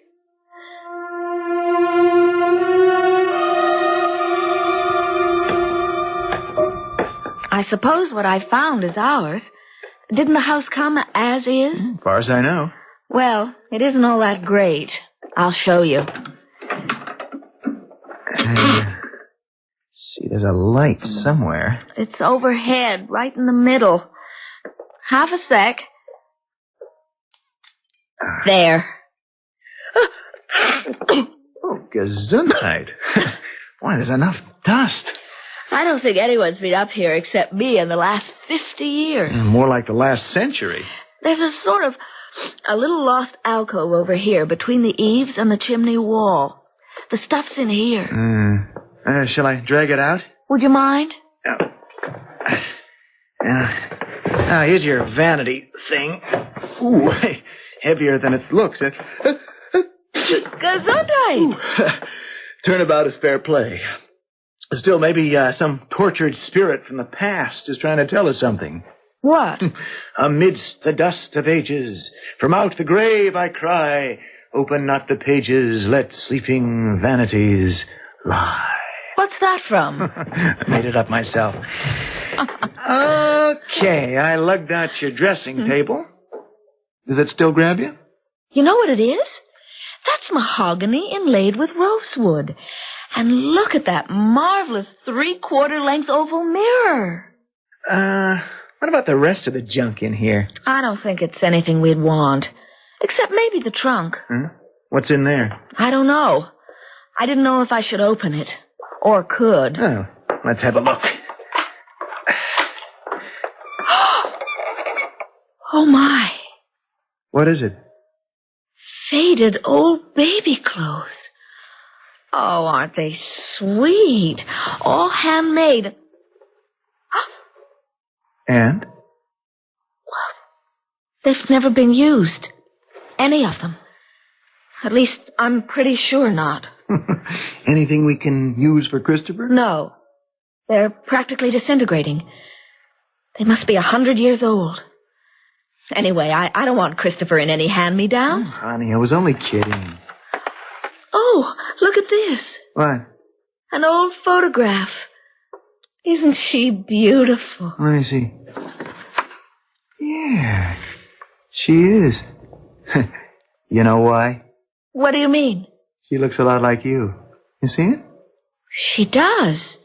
Sort of. Only I'm not that pretty. Oh, don't you ever believe it. She looks awful sad, though. Her eyes are kind of haunted. Gives you a shivery feeling. I wonder what got her so uptight.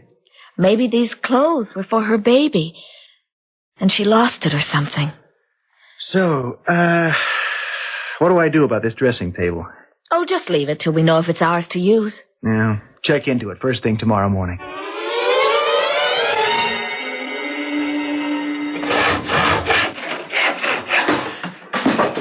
What a racket!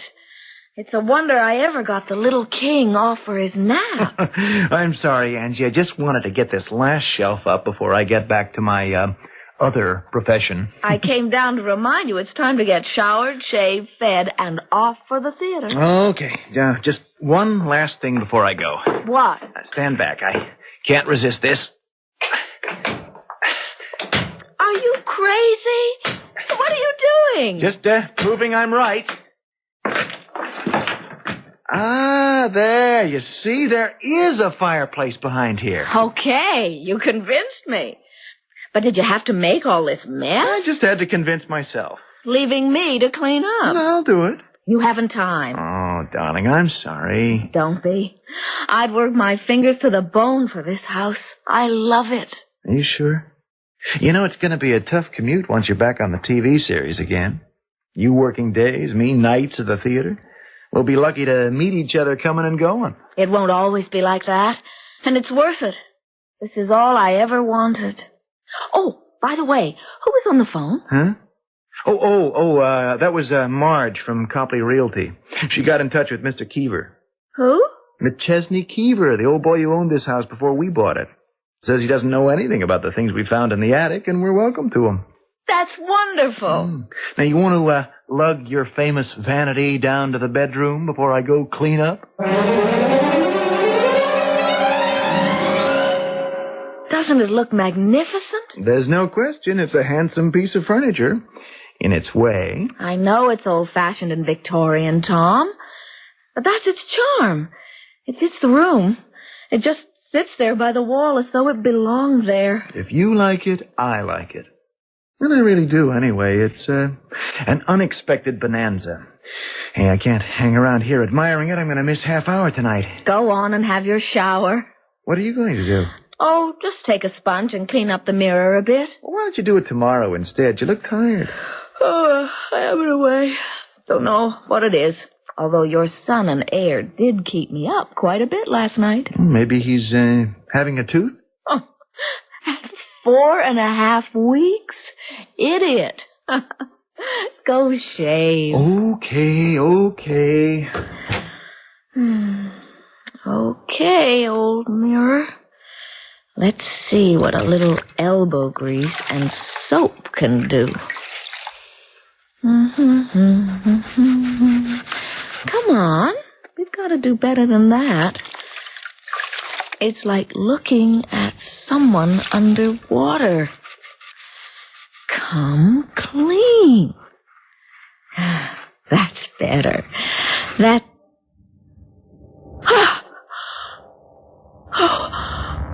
Oh, no. That's not me. That's... who are you? Who do you want? Who? Tom! Angie, what is it? What's wrong? Look. Where? In the mirror. What? Can't you see? Well, yes, a reflection. It's not very good, sort of wavy, but... Well, but who is it? Who is it? Well, you, darling, of course. Well, No, it's not me. Can't you see? It's her. Her? Who's her? The girl in the old faded photograph. The one in the trunk. What's the matter with you? Can't you recognize her? Angie, here. Come away from that for a minute. No, I can't. Don't you see? She's trying to say something to me. Lie down for a while. Here, let me hold you. Don't make me leave here. She's counting on me. Now, just rest for a moment. You've got nothing to worry about. All right. If you'll just do one thing. What? Look in the mirror again. What? Well, sure. If it'll make you feel better. What do you see? Well, nothing but my own reflection, half shaved, with soap sticking to my face. I don't believe you. Let me look. All right.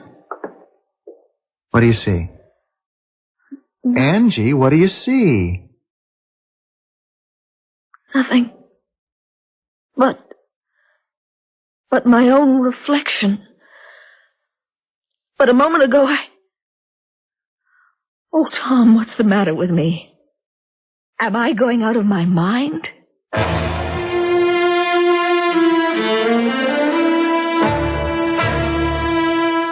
What is the answer to Angie's question? The only thing one can see in a mirror is a reflection.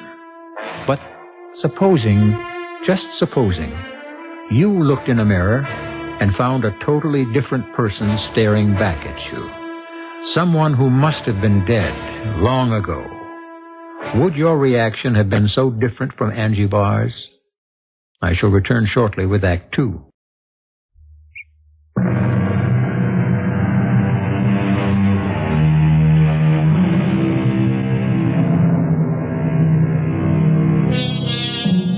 In the quiet bedroom, Tom sits holding Angie's hand.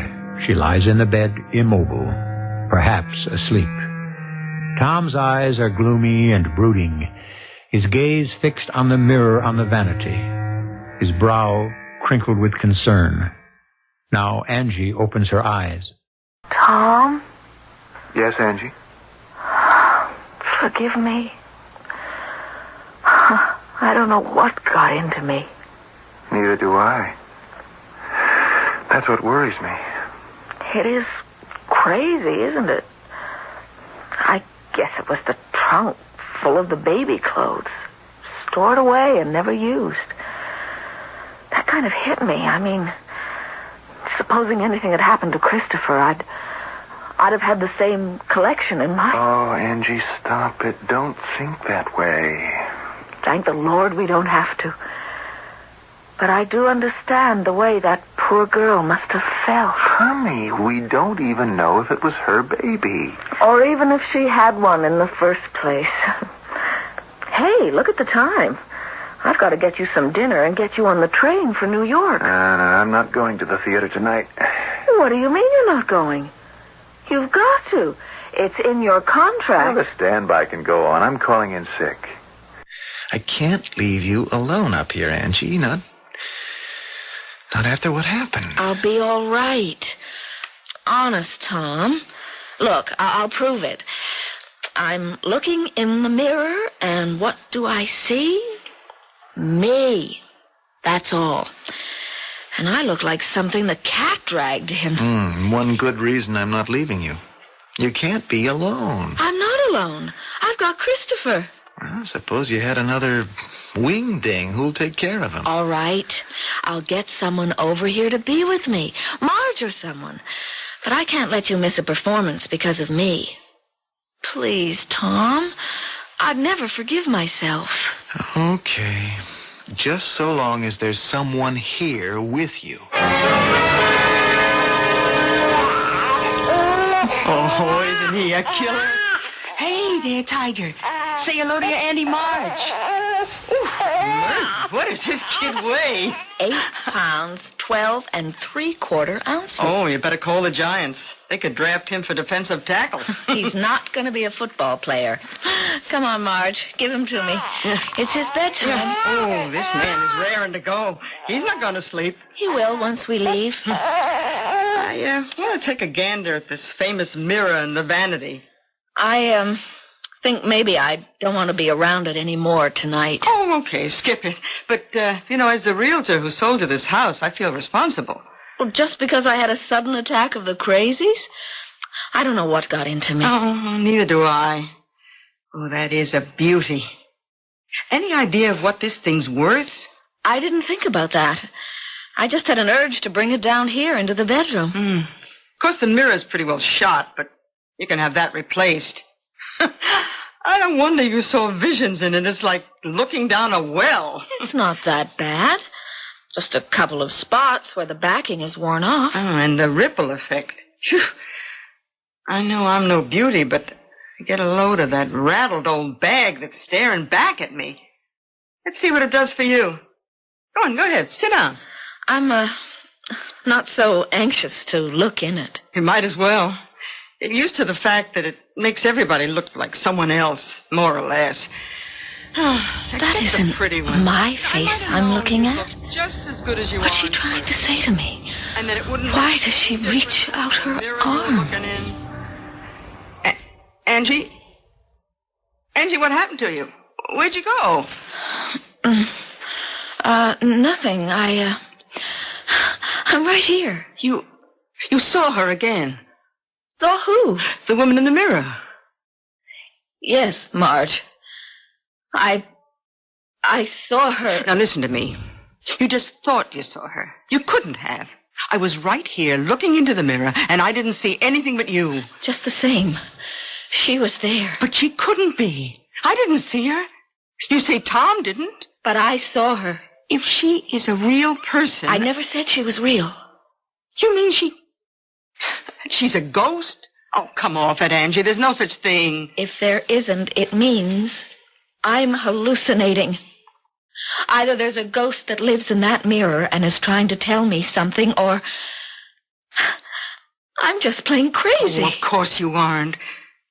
But maybe, having the kid, moving, worried about your career, you just got nervous. I wish there was some way I could help, but you've got to see your doctor for this, Angie. I have an appointment with him tomorrow. Good. I wish there was something I could do. You can help me, Marge. How? You sold us this house. Well, if I'd had any idea that... I'm not blaming you. I just want to... Do you think you could arrange for me to meet the old gentleman who owned it? Oh, honey, I never even met him myself. It was all done through lawyers. Can I meet the lawyer so I can get around to seeing him? Well, what do you want to see him for? I want to ask him about this vanity and the mirror and a trunk with some baby clothes, and who it is in the picture I have.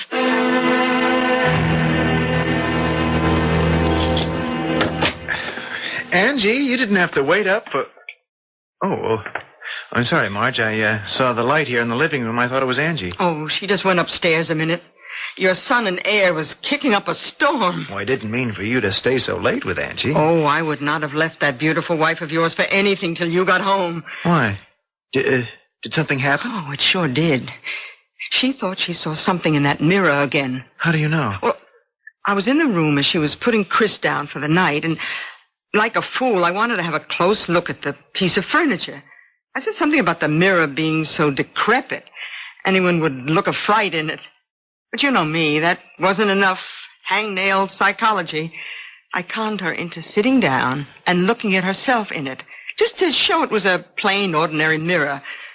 And before you knew it, she was off on some kind of a trip. You said she saw something in it? Yeah, the same woman.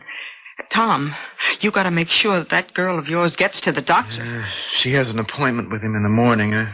I was going to babysit while she went. No, look, I'll be glad to babysit for you, Tom. You just make sure she tells the doctor about this fantasy of hers, or whatever it is.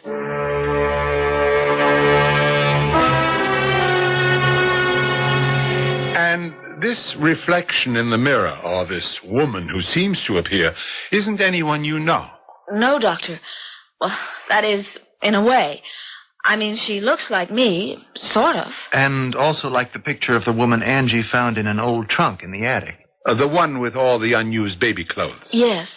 What do you think it could be, Doctor? Well, instead of that, let me tell you what I think it isn't. What's that? You're a relatively new patient for me, Mrs. Barr, but all the records I've received on you from Dr. Fraser, they indicate that you're a healthy, well-balanced young woman. But you are an actress, and you have just had a baby. I don't see what that's got to do with it. I think I do. This mysterious visitor has appeared twice. Once right after you'd found the old trunk full of baby clothes and the picture of a woman who, I must say, does look remarkably like you. Very beautiful woman, I might add. Has to be, if she looks like Angie. I agree. Now, Mrs. Barr, you say yourself that you immediately leaped to the conclusion that the woman in the picture was a mother who'd lost her baby. Doesn't it seem logical? It could also be logical that this was a woman who couldn't have the baby she wanted, or who had lost her husband before she could, or who lost her life before she could give birth, or, well, there are many possibilities. The only important thing is that, as an actress, you were sensitive enough to fantasize immediately. You dreamed you saw her. You said you were tired and sleepy at the time. I wasn't tired when I saw her the second time. But you just put your baby to sleep. And unconsciously, this woman was again strongly in the back of your mind. But I'm not going to speculate anymore. All I can tell you is that, in my opinion, you're in the pink of good health. And I'd make one simple recommendation. What's that, Doctor? Get rid of the old vanity, Mr. Barr. And with that, I'm sure you'll get rid of your wife's hallucinations also.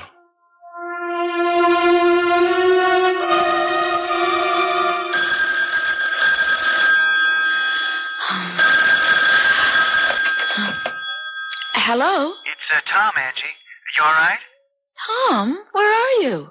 Aren't you at the theater? Yeah, it's intermission. I was worrying about you, so I just thought I'd call. What are you doing? I just finished feeding the baby, and I was putting him to bed. Everything okay? Tom, we took the vanity back up to the attic, even though I felt kind of silly about it. So what could be wrong? I don't know. I'm perfectly all right. I hope. Just wish I'd gotten a nurse for the baby so there'd be someone with you. Cheer up. She comes next Monday. I promise you I'll make out till then. Yeah, well, hang, they're calling places. Angie, don't stay up for me. I won't. As soon as I get Chris off, I'm going to bed myself. And stop worrying about me. I'll try. Angie? Yes? I love you. And I love you. Oh, Mother's little darling. Were you jealous because I said I loved another man? You know Mommy loves you just as much. She knows just how wonderful you are and how much you mean to her. Oh, don't cry, honey. Mommy has you safe in her arms. What's that? Well, it sounded as though someone cried out.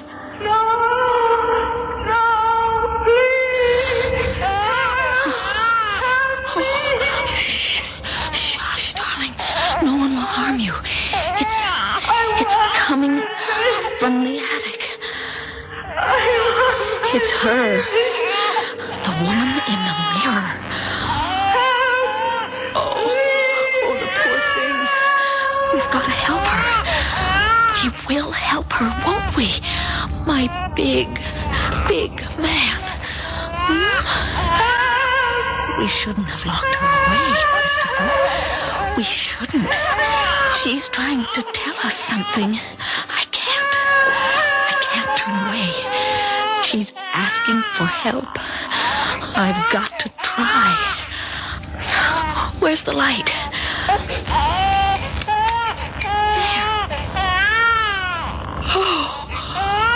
Oh, you can see her in the mirror. Her back is turned. She's searching for... Wait. She turned around. Oh, no!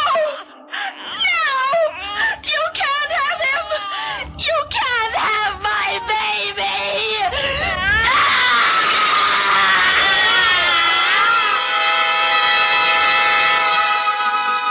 Whatever she has seen in the mirror, Angie, clutching her child to her with one hand, has lunged forward and spun the glass towards the wall so violently that the mirror shatters into 1,000 shimmering pieces. Like a wild animal, Angie rushes headlong down the stairs from the attic to lock herself and her baby in her bedroom. I shall return shortly with Act 3.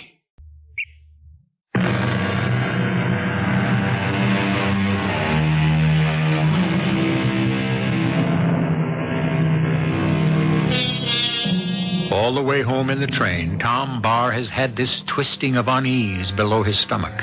Most of us have felt this premonition at one time or another about someone we love, this kinetic feeling that can only be explained by ESP or simple hunch. From the train, he has hurried to his car, driven to the house recklessly, calmed at the last moment by its quiet exterior as he turns into the drive, with only one light shining from the bedroom. Reassured, he parks the car and walks upstairs to the bedroom door. Oh, Tom, I'm so glad to see you home, darling. Oh, it's all right, Angie. Hey, you're trembling all over. What is it? Oh, it's my fault. What is? It happened just after you called me. I just hung up when... Okay, darling. Oh, Tom, I'm so sorry. I didn't want this to happen. What to happen? After I hung up, I went to talk to Christopher a moment, and suddenly I heard someone, kind of far off, calling for help. I picked up the baby and went to the attic door to listen, because it didn't seem like it was coming from outside. When I opened the attic door, it was louder. Are you crazy? You thought someone was inside the house, and you... Who did you think it was? I didn't have to think. I knew. It was her. Oh, no. I wasn't afraid then. I was only sorry for her. I mean, her voice was so sad and desperate. So I went up to the attic. For heaven's sake, why? I don't know, darling. I can't explain it. I could hear the voice, and it was echoey and strange. And sometimes I felt as if it was even coming from inside me. But I had to go. I had to respond to her call for help. You must have been out of your mind, carrying the baby. I couldn't leave him alone. And I never thought, I never dreamed what could happen. Even after I saw her, You saw her? Where? In the mirror. When I turned on the attic light. It was like looking through a window into someone else's house. Only it wasn't. It was this house, our bedrooms, as though I was the one in the mirror and looking through from where the vanity was. Darling Angie, don't try to go through it now. She was coming through the door, just as you did now. And as if she'd been searching the house. She was crying out for someone to help her find her child. I wanted to help, only suddenly... Suddenly what? She saw me with the baby in my arms, and she rushed towards me, getting bigger and bigger, till I knew she was going to burst right through the frame, and I thought, she's going to take my baby. And I took the mirror, and I turned it swivel to make the glass face the wall, and I guess there wasn't room, so it smashed, and the mirror flew everywhere. Hush, hush, Angie, it's all right. I'm here now. What are we going to do? Well, we'll talk about that tomorrow. One thing for sure, we are going to get out of this house. I don't think I'll ever feel safe again, Tom, unless whoever she is finds her lost baby.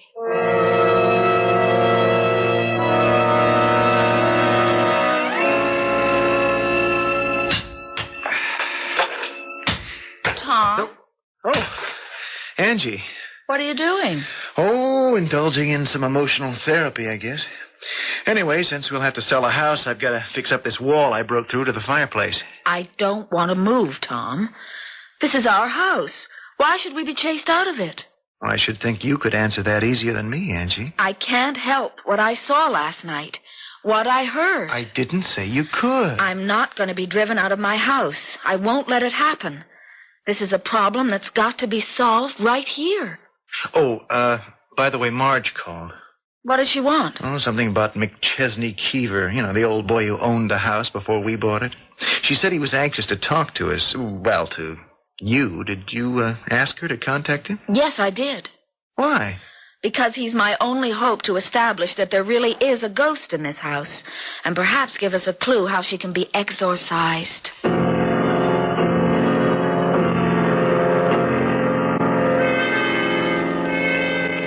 Angie, Tom, this is Mr. Keever. How kind of you to come. Mr. Keever?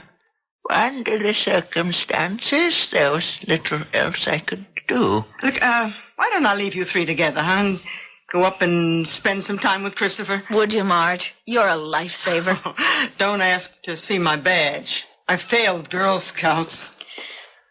Won't you sit down, Mr. Keever? No, I think perhaps I'd rather stand. Ah, see, you're breaking through that wall there. Yeah, I thought there had to be a fireplace behind there. Oh, no, please don't apologize. Any apologies in this room must come from me. You're perfectly right, of course. There is a fireplace.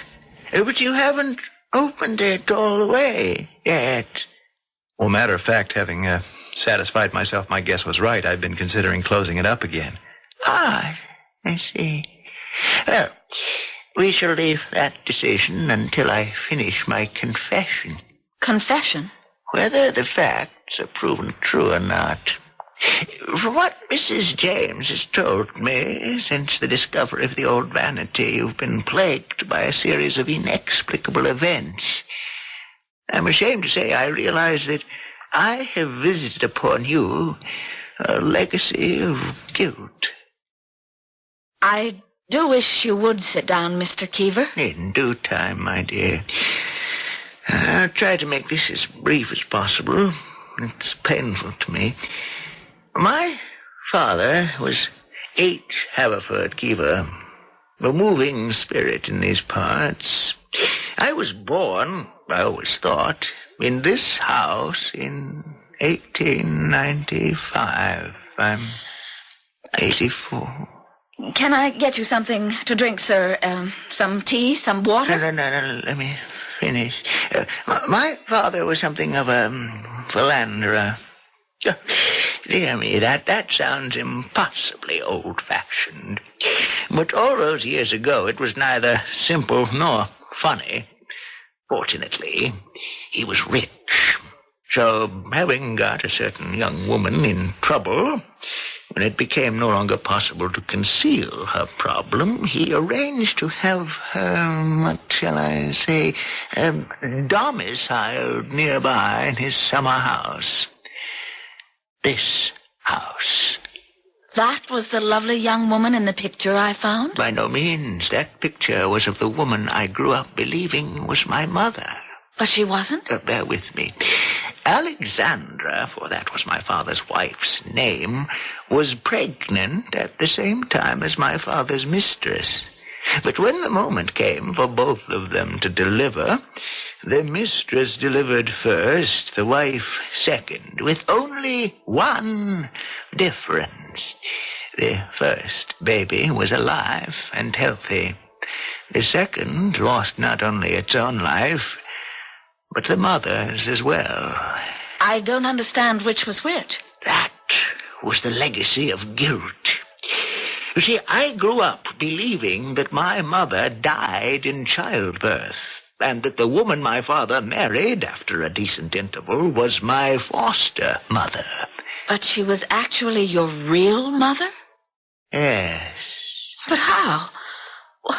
What happened to the baby who was stillborn? I have only my father's word for that. I've never wanted to test if it really was the truth. It didn't seem to matter anymore. What do you mean, your father's word? After his death, when the estate was finally settled, I was handed a letter that my father had left for me. I destroyed it after I read it, but I remember very clearly how it began. My dear and only son, I have lived with a lie all my life, and even now confession comes hard to me. I bear a terrible guilt that I was responsible for destroying your relationship with your mother. There is no way I can make amends. This is only a selfish attempt to clear my own soul. I don't understand. I grew up believing that I had been responsible for my mother's death. And I resented my father's wife for pretending to be my mother, not knowing that she really was. Do you understand now? You were substituted for the child that died. Correct. But what happened to the dead baby? It was too late for it to become a matter of record. It had to be disposed of. How? I must admit that after reading my father's letter, I put it out of my mind. You see, it didn't matter anymore. I wasn't even sure if I believed any of it. Of course, there was always an easy way to prove it, but somehow it didn't seem worth the effort. What was it, sir? Life is so frequently more bizarre and unreal than any story. See, there's a problem in opposing fireplaces. If one flue draws better than the other, a room can quickly be filled by smoke.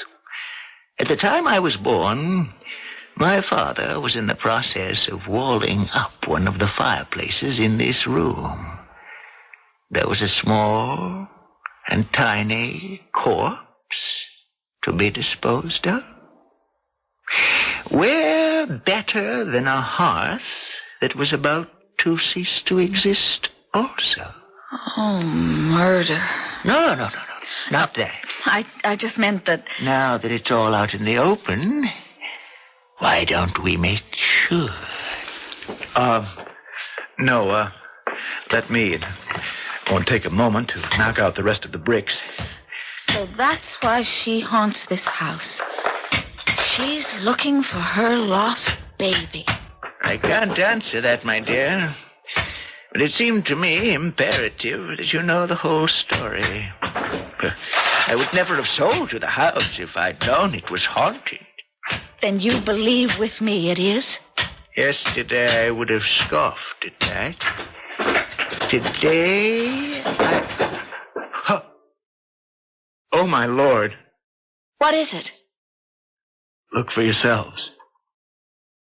A skeleton. It's so tiny. But big enough to bring the truth to light at last.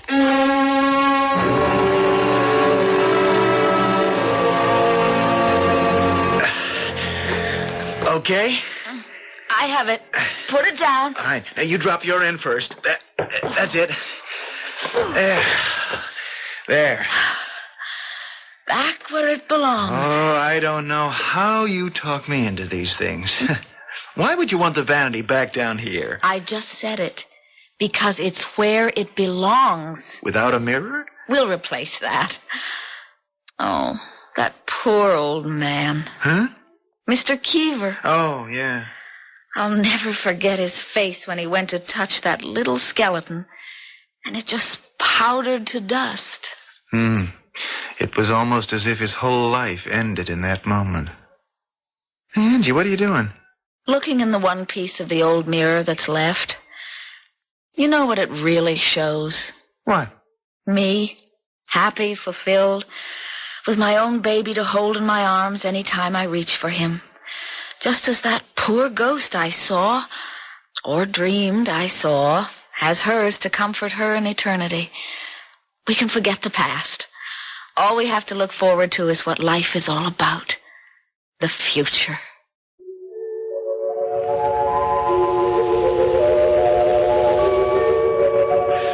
So the ghost is laid to rest. A tiny ghost, never even born, but one who has perhaps found immortality in the arms of a mother who gave her own life to bear him.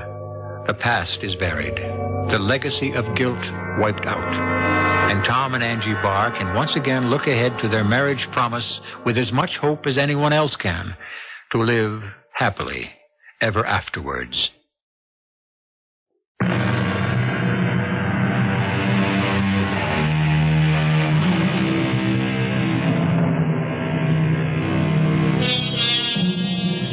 We didn't have any flashes of lightning or driving rain, but it was a ghost story all the same. A true ghost story. Because if you don't believe in spirits and beasties and all those other things that are accused of haunting our waking dreams, how do you account for what Angie saw in that fateful mirror? One parting thought: how safe will you feel the next time you look in yours? Our cast included Roberta Maxwell, Russell Horton, and Bryna Rayburn. The entire production was under the direction of Hyman Brown. This is E.G. Marshall inviting you to return to our Mystery Theater for another adventure in the macabre. Until next time, pleasant dreams.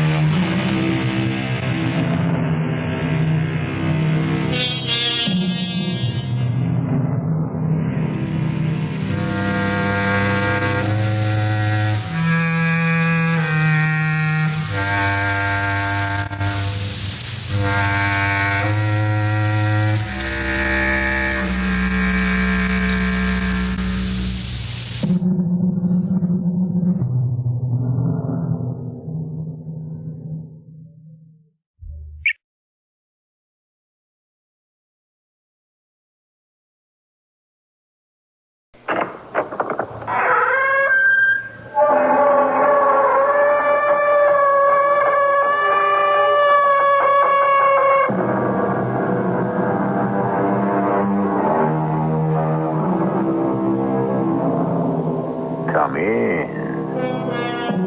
Welcome. I'm E.G. Marshall. Has it ever happened to you to read a story and one fine day what you thought was fiction has become a fantastic fact? Such a happening I'm about to relate to you. The original was a tale by that great French writer, Guy de Maupassant. It was about a man who lost his reputation over a piece of string. But embroidering upon this piece of fantasy came life itself. with unpredictable and horrifying reality.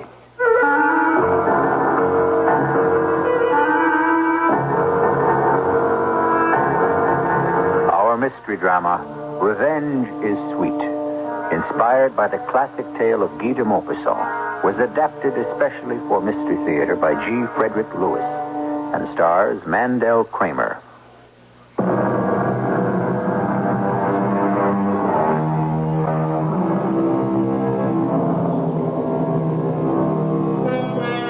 Imagine yourself one chilly November midnight on the San Francisco Embarcadero, at the end of deserted Pier 24, jutting into the bay. Overhead, the gray steel of the San Francisco-Oakland Bridge. In the shadows stands an elderly man called Peter. On a piling sits a man fishing, a man called Harry. Harry has no home. He lives where he can find a place to sleep.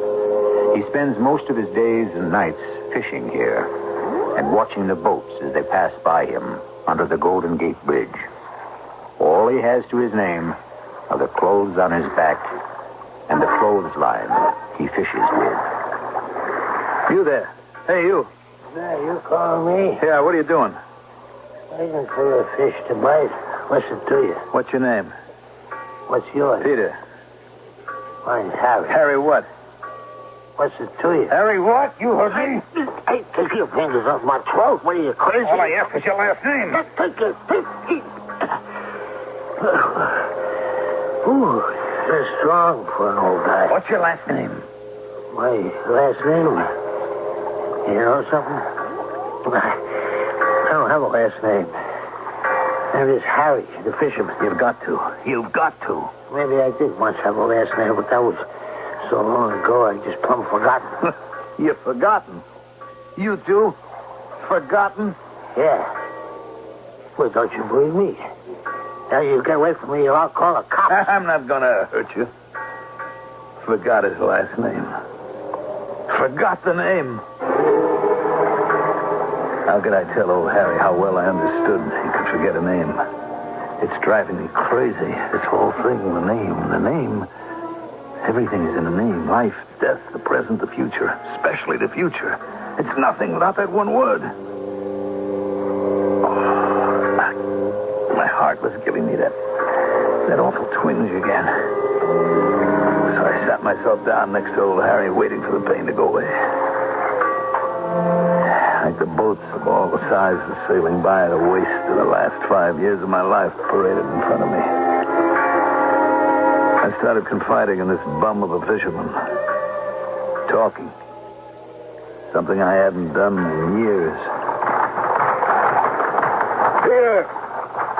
Peter Rabbit! Where is that stupid... Peter! Coming, Mr. Claiborne. Coming in a minute. That's not soon enough. Get yourself over here. I'm just bringing some towels for Mr. Taylor. When I call you, I expect you to jump, see? Jump like a rabbit. Yes, Mr. Claiborne. Go to my locker and bring me my little black address book. It's on the shelf. Look, can I do it in 1 minute? One of the sun lamps went dead and I have to change No, it. you cannot do it in a minute. I have an important phone call to make. Do it now.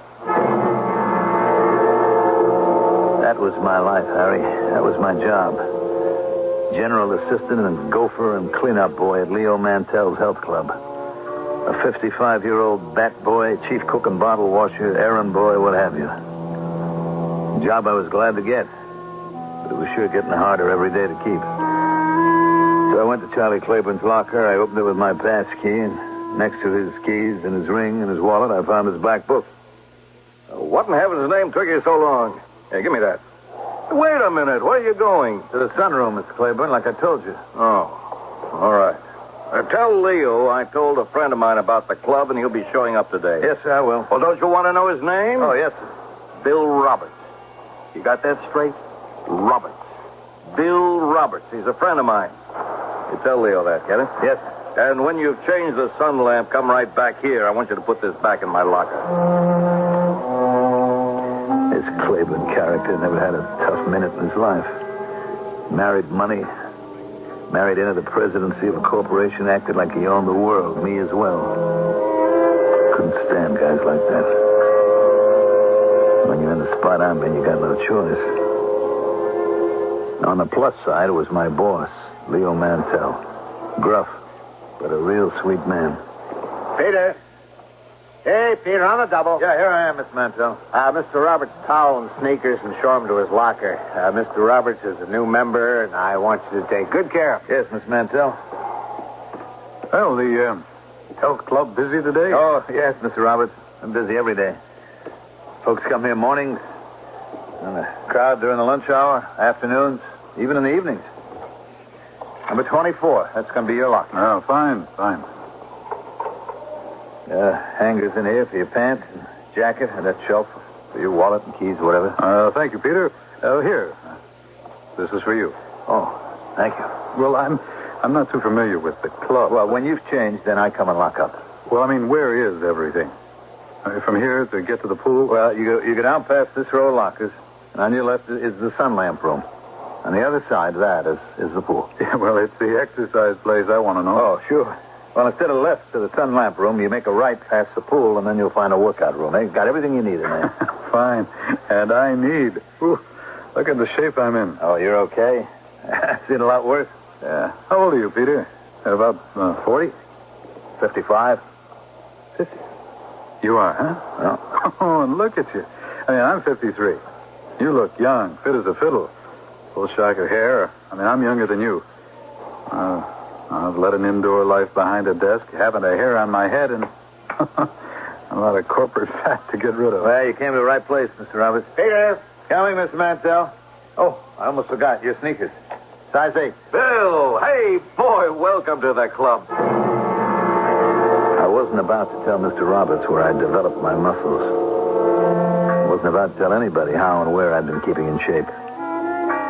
20 years of it. So, Harry, that's about what my life was like at Leo Mantell's health club. And when the lunchtime big-bellied big shots went back to their offices, I mopped the floors, checked the lockers, took towels to the basement washing machines. 40 lockers, 40 towels, 4 times a day. 160 towels. Change the light bulb. And taking messages, sometimes insults. Peter, come into my office. Sit down. Anything the matter, Miss Mantell? Don't you know? Yeah, something I did wrong, I guess.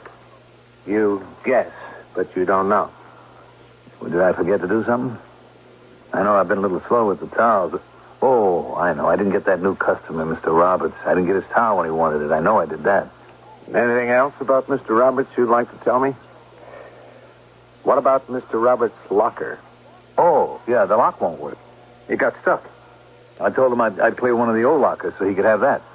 You know, Peter, when I took you on, it was really as a favor to my wife. She said to me, you're not going to let a man who served time and paid his debt to society waste away, are you? No, I know. Look, Mrs. Mantell is really nice. I mean, whatever she wants me to do in the yard or around the house, believe me, it's a pleasure. She had faith in you, Peter.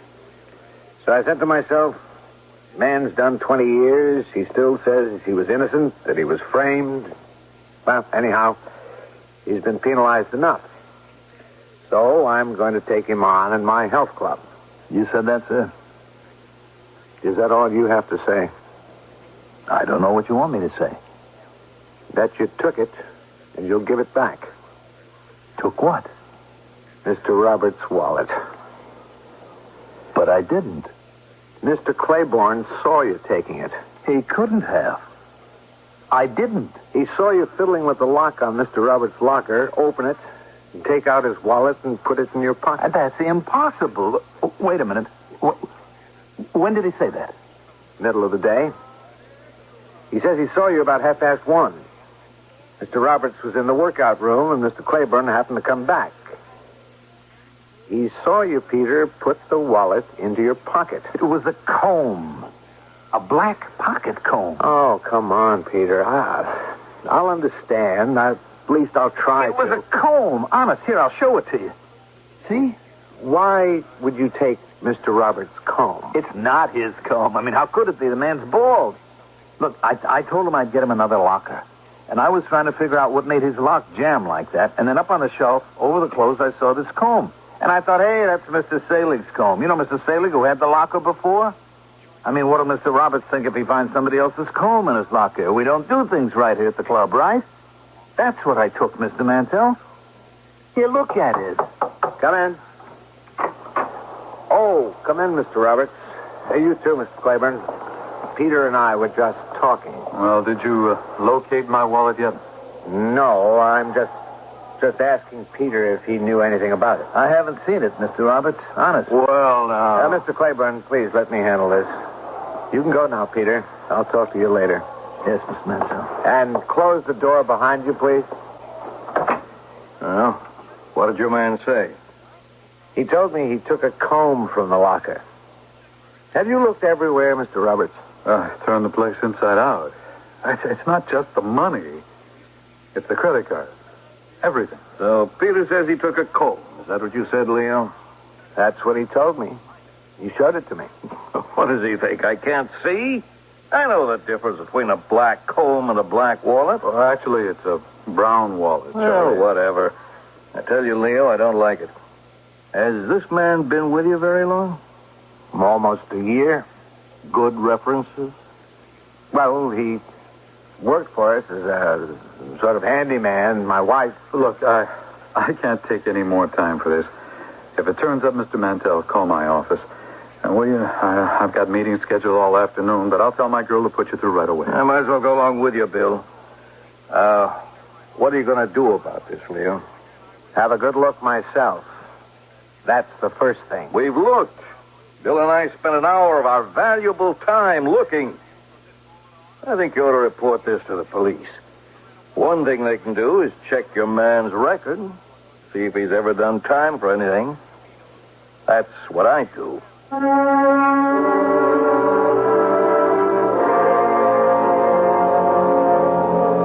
Who is guilty? Who is innocent? It has been said that money dishonestly acquired is never worth its cost, while a good conscience never costs as much as it's worth. So it's a battle between someone's inner voice and the outer truth. Who wins? Who loses? Perhaps we shall discover when we return with Act 2.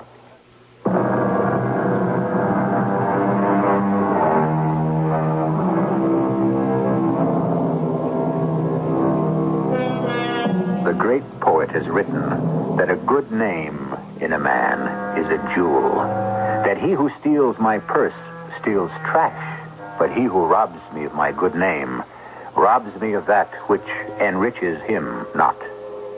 Our ex-convict is accused of stealing a wallet. He says it was a pocket comb. Who, indeed, is robbing whom?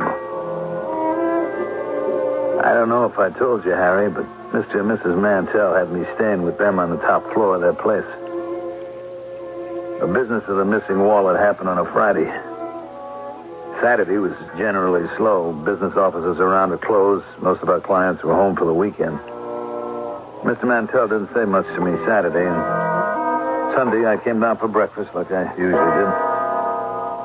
Good morning, Peter. Morning, Mr. Mantell. There's coffee. You can fry yourself a couple of eggs if you like. I've already had mine. Mr. Mantell, you want me to leave? I'm going to go someplace else, find another job? And we'll talk about that later. Make yourself some breakfast. Mrs. Mantell's not feeling well, so I told her to stay in bed. Well, I'm not hungry. You told her about the missing wallet? I told her. What'd she say? She's very upset. But, like me, Peter, she just can't bring herself to believe you'd do a dumb thing like that. You saying you think I'm too smart to steal? I guess so. Mr. Mantell, I wish you'd said it different. How do you mean? I wish you'd said you thought I was too honest to steal. Don't ever get caught holding the short end of the stick, Harry. If people suspect something, they never let you forget it. And no matter what I did or who I spoke to, they just look at me with a fisheye. In a few days, no one even asked me to do an errand, even asked for a towel. They'd ask Mr. Mantell. And that Charlie Claiborne, he was the worst.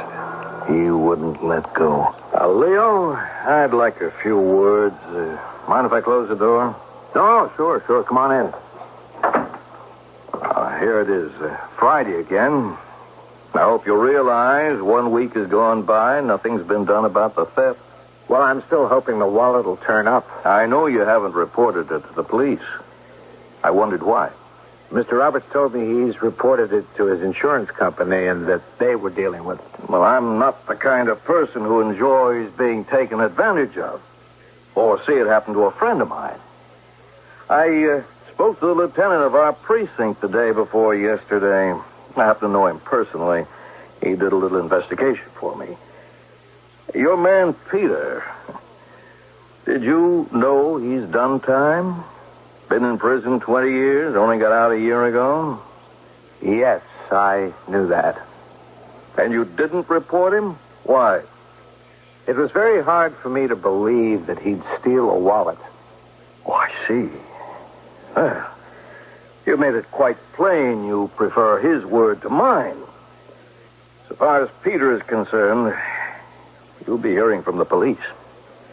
But so far as I'm concerned, myself, Bill Roberts, and a good dozen guys who are here on my say-so, we're checking out. I don't think the kind of health club you run here, Mantell, is particularly good for the health. Mr. Mantell stood by me. He refused to believe I could be a thief. The police never showed up, and neither did Mr. Claiborne. Then Mr. Roberts left. One by one, we lost about 10 customers in all. And one day, we were having the locker room retiled. And the workman found the wallet wedged behind a radiator. I knew you hadn't stolen it, Peter. Hey, wait a minute. I just hope he's in his office. I'm calling Mr. Roberts. You don't know how relieved I feel. Me too. Barbara, will you get me an open line, please? Mr. Roberts. Who is this? Leo Mantell of the Health Club. They found your wallet. No kidding. Where? Behind a radiator. We've been putting down new tile in the locker room, and the men found it. Well, I'll be darned. Hey, listen, I wonder if I had to say something to Peter. You know, your man... Yeah, sure. As a matter of fact, he's right here. Well, I'll tell you what I'll do. I'll be in tomorrow and see him myself. Okay?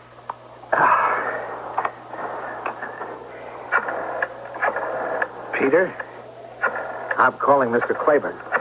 He's the one who's really conducted a vendetta against you. But why? What did I do to him? He has the instinct of the wolf. See a weakness and go for the jugular. Hello, Claiborne here. Mr. Claiborne, is this Leo Mantell of the Health Club? Yes, Leo. I've just been talking to Mr. Roberts. They found his wallet. I'll be darned. Where'd it turn up? Behind the radiator in the locker room. So, that's the way he played it, huh? Well, what do you mean? It's not too hard to figure out. Your guy, Peter, got too hot for him, so he made sure it'd be found. Mr. Claiborne, are you saying he just put it there? Leo, old boy, what do you think? Well, anyway, now that it's back, turned up, I hope you'll be coming back to the health club. What you're actually saying is, please may I have all my customers back. Huh? Well, my answer to that is, why, certainly. You got a great plant there, Leo. The only thing I ask is, do yourself a favor. Get rid of the jailbird. I'll give you 2 guesses, Harry. 3 guesses. What do you suppose happened? Right. Mr. Mantell let me go. He had to. Word was whispered around that I'd gotten scared and hidden the wallet behind the radiator. You know, once a criminal, always a criminal. You can't win. You do understand, don't you, Peter? Yeah. I'll keep in touch to try to get you another job, okay? I can still come to your home, though, can't I? I mean, keep on doing the chores around like I was? Well, I meant to talk to you about that. Mrs. Mantell was saying last night we're having her younger brother come stay with us, and it'd be good training for him to make himself useful around the house. Oh. Well, will I still be living up in that attic room? As a matter of fact, that's the room we'll be giving her brother.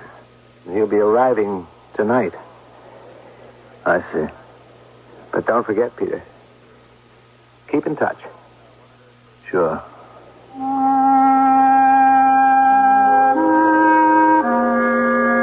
Yeah, Charlie Claiborne. How I hated him. It ruined my only chance of going straight. Sure, I could get other jobs. Part-time, odd jobs, dishwashing. But nothing permanent. Nothing you could ever build a life on. Oh, why bother? Why go on living? I remember I came here to the foot of Pier 24 and... Hey, now, wait a minute. Listen, friend, you wasn't thinking of doing anything foolish. Yes, I was. One jump and it's all over. Well, don't do it, pal. You can get another job or be like me. You can have an awfully good life with no job. Wait a minute. I'm not talking... I was talking about the first time I came here after Mr. Mantell fired me 5 years ago. I stood right here. Boats going by. And I'm thinking, why should I let Charlie Claiborne get away with ruining my future? My life. I'll give him an anxious moment or two. I still had my old locker room pass key.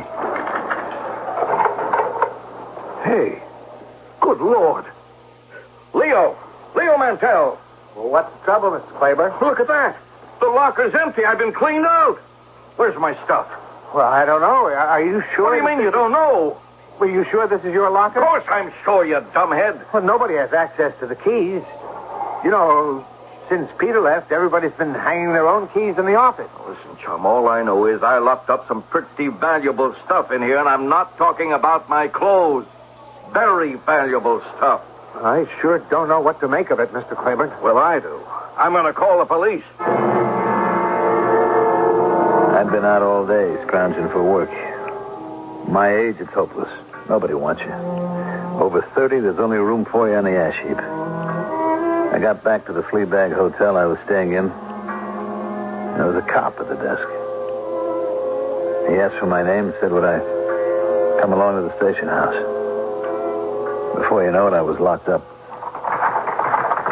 Well, what did he say when they accused him? Not a thing. Refused to say a word. We got him a legal aid lawyer, that's all I know. It's hard to believe he'd come back. How can he get into the locker room without being seen? I don't care what they do to him, but there was a heavy envelope in there I've got to get back. $20,000 I was going to put in the safe deposit box. Charlie, you left all that money in a locker? Well, who was to know? Wow, $20,000.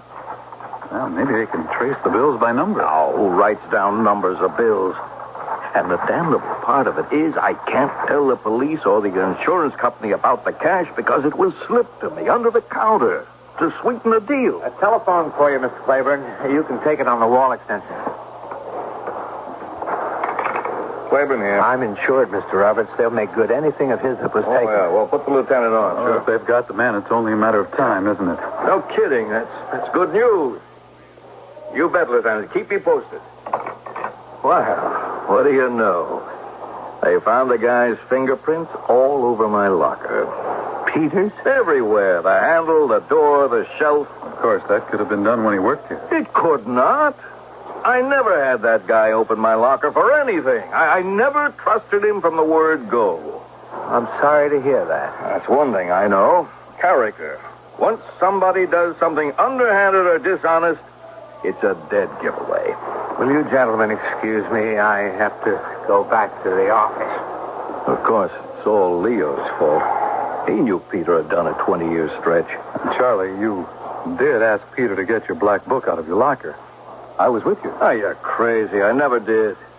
Now, believe me, Bill, I'm not going to rest until I get that guy back into the salt mines where he belongs. Well, that's not going to get back what you lost. So far, he won't say anything. Even to the lawyer they got him. Strange, isn't it? As though he'd given up hope. It looks like he wants to go back to jail. I did want to go back to jail. Freedom to me was worthless, Harry.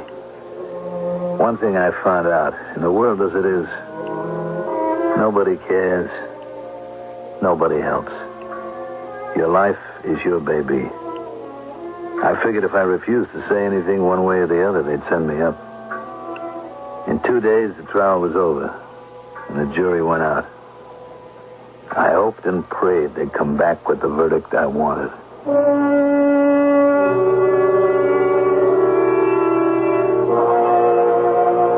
The evidence against Peter was overwhelming. His refusal to talk or testify did not sit well with judge or jury. Others have tried silence on the witness stand and were packed off to prison. You remember such a case, don't you? Disobedience in court can send you to the same cell had you spoken up and been found guilty. To hear the verdict and the extraordinary conclusion to this mystery, join me when I return in a few minutes with Act 3.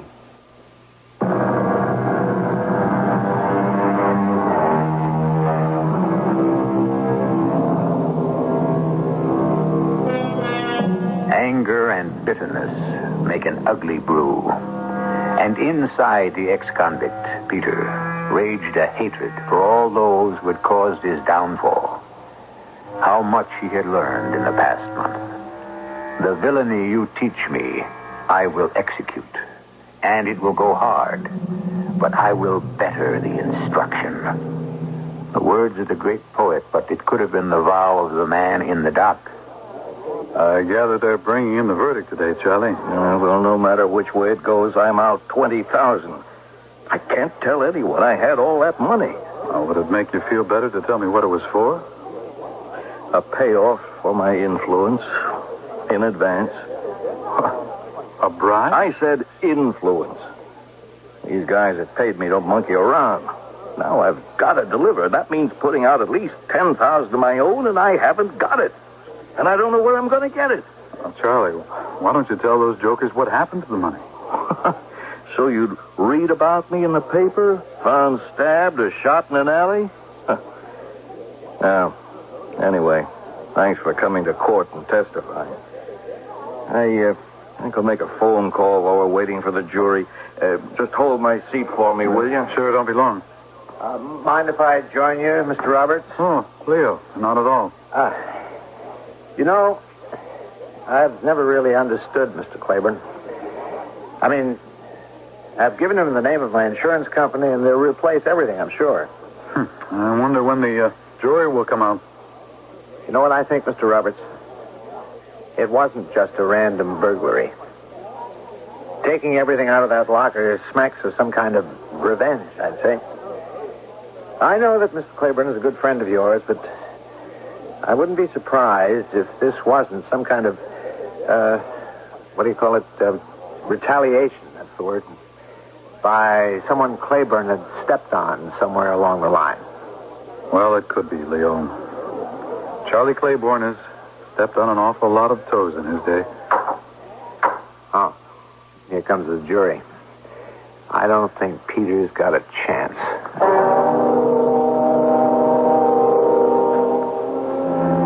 Of course, they found me guilty, Harry. Only Leo Mantell had testified for me, saying he and his wife always found me to be honorable and trustworthy. The jury didn't think so, because none of the contents of Mr. Claiborne's locker had turned up. The judge gave me what he called a light sentence. 6 years. Eligible for parole in 5. When did you get out, Peter? A couple of days ago. 5 years. 1 year off for good behavior? No. My heart was acting funny, and I was up for parole anyway. I guess they didn't want me to die in prison. That's lousy. That sure is. You ever been in prison? You kidding? I wanted a lot of things in my life, but never that badly. Funny how life goes. Somehow it's in cycles. When I got back to jail, all those guys, they welcomed me like a king. My old pal Oscar, I was in the same cell again with him. He had about 11 months to go, and then he'd be out. Well, I don't know where I'm going, but I'm going, and that's enough for me. Well, don't think it's going to be a better life out there, Oscar, because it ain't. Nobody wants you. Nobody helps. Oh, what kind of mouthpiece did you get? They didn't have any evidence. I read about it. Just that guy's word against yours. Yeah, his clothes were gone, too. He must have worn something when he went into the health club. That must have been some sight. Him in his shorts and a towel. I can just see him trying to borrow pants to get back to his office. Yeah, well, how could they lay it all on you? Well, I'll tell you how, Oscar. I wanted them to. Nah, Pete, you just take it nice and easy. For me, this stretch is a real vacation.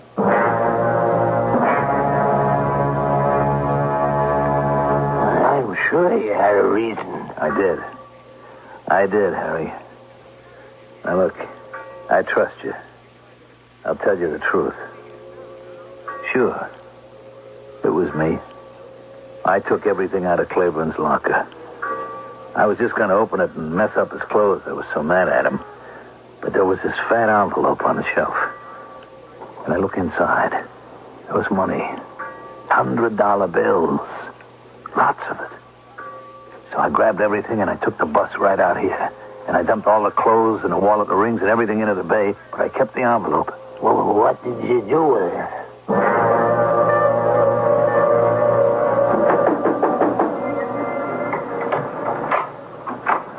What do you want? I'm closed. Well, I saw your sign. Are you Milton, the pawnbroker? I am. Look, I'd like to leave an envelope here.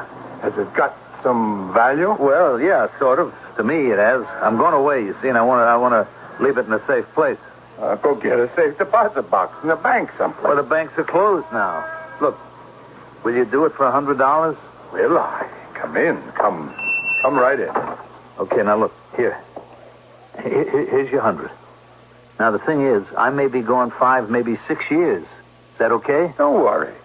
I'll keep it in my safe, and whenever you come back, you just give me the receipt. That way, no one else can get it. Oh, a receipt, huh? Yeah, in 5 or 6 years, I might forget your face, so I advise you to hang on to that receipt. Well, suppose I lose it. You know, when you go away for a long time, new places, things could get lost. Yeah, I see what you mean. Well, you could write your name on the envelope right here on the outside. Well, I don't know. Well, then don't use your real name. Yeah, I could do that. It doesn't even have to be a person's name. It could be anything. So write something there, whatever you want, and when you come back from your trip, you come in here, tell me what you wrote on the envelope, and it's yours.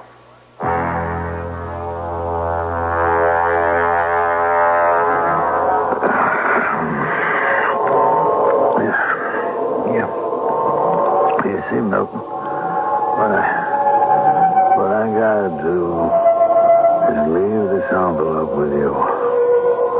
And you take care of the envelope for me, okay, Milton? I'm gonna take a trip, but I'll be back for it. And I'm gonna write a code word on the outside of the envelope. So when I tell you what it is, then you'll hand it over to me. Okay? Pete, what did you write? What'd you write on the envelope, Pete? What was it, Pete? Well,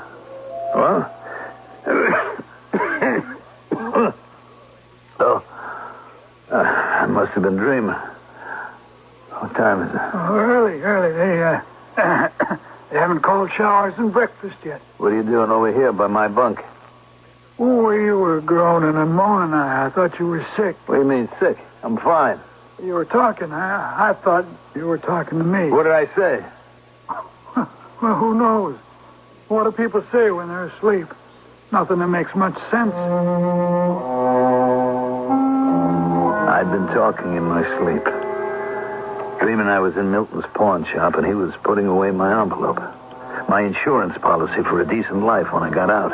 Money, so I wouldn't have to take guff and insults from anybody for my last years. I didn't know what I might have let slip or what Oscar could have heard, so I just forced myself to forget. Forget what I'd written on that envelope.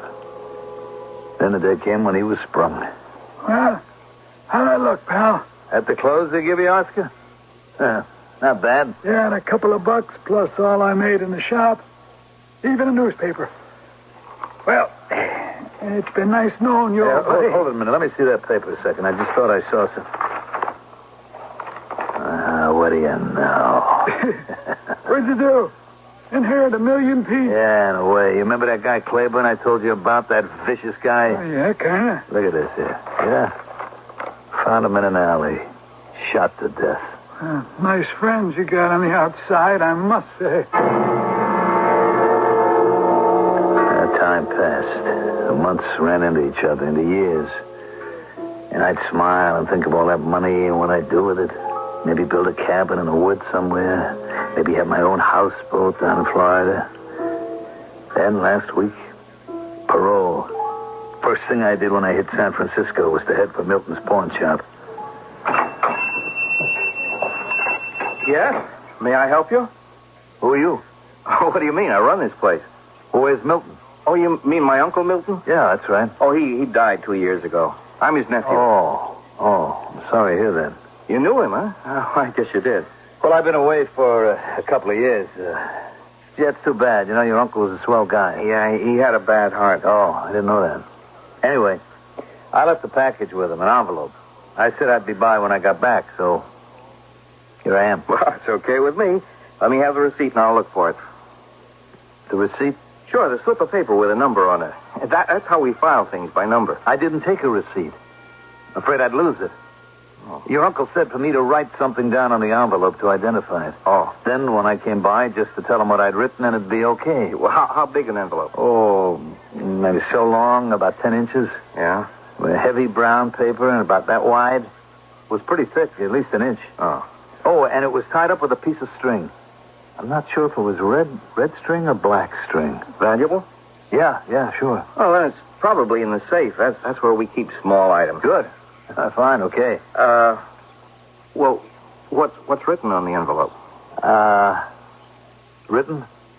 I wrote, you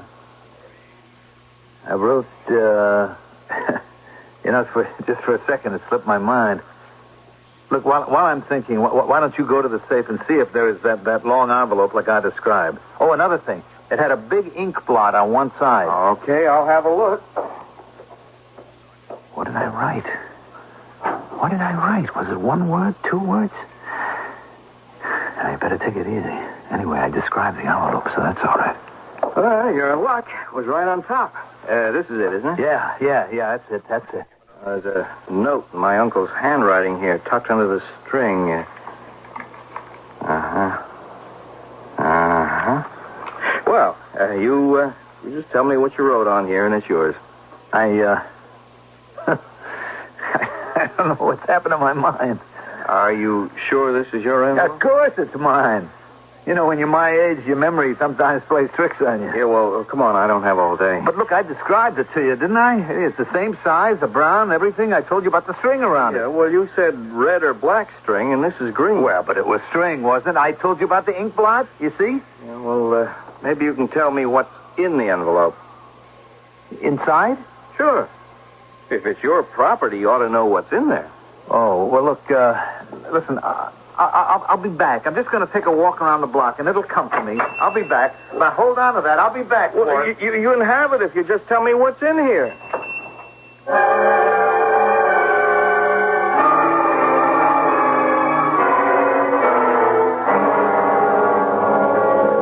Harry, that was 3 days ago.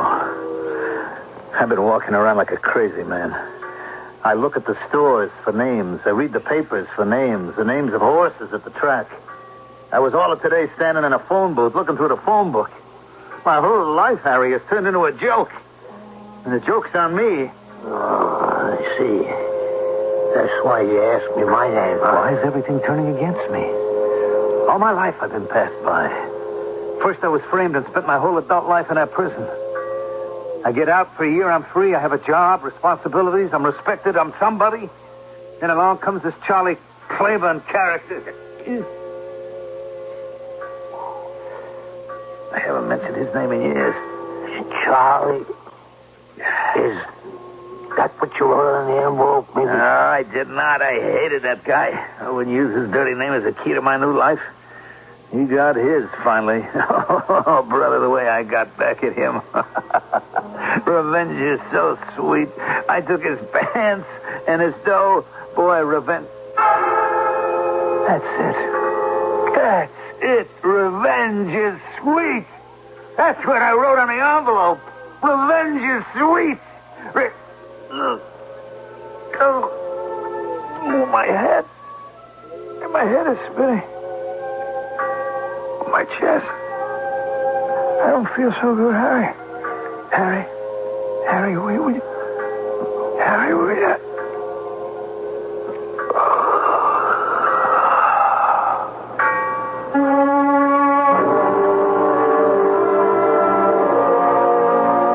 It's too bad.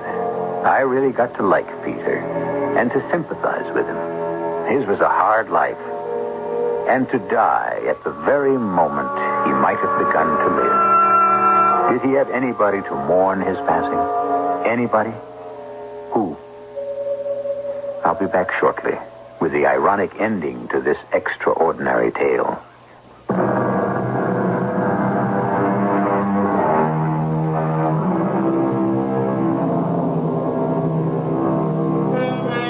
You remember Harry, the fisherman, the man who had nothing and all his life wanted to explore new places, to travel. Somehow, he came into money, got himself first-class passage on a big ocean liner, and started cruising around the world. Harry was in no hurry to get back. No hurry at all. So you see, for someone, revenge was indeed sweet. Our cast included Mandel Kramer, Lloyd Battista, Robert Dryden, and William Griffiths. The entire production was under the direction of Hyman Brown. This is E.G. Marshall inviting you to return to our Mystery Theater for another adventure in the macabre. Until next time, pleasant dreams.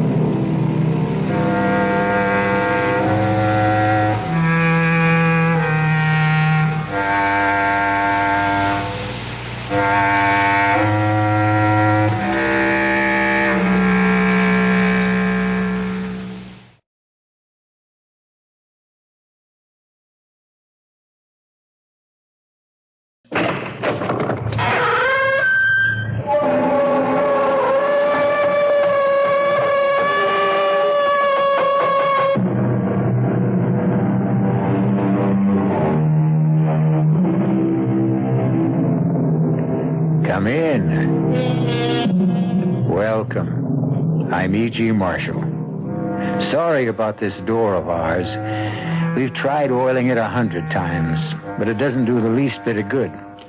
You see, this is the door to the Radio Mystery Theater, and its hinges have a mind of its own. And speaking of the mind, that's the subject of the story you're about to hear.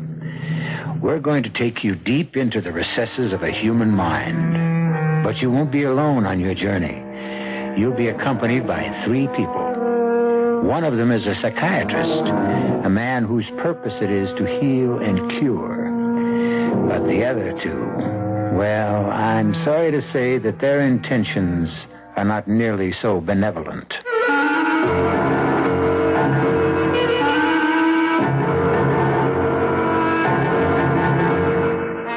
Our mystery drama, The Case of M.J.H., was written especially for the Mystery Theater by Henry Slessor and stars Augusta Dabney.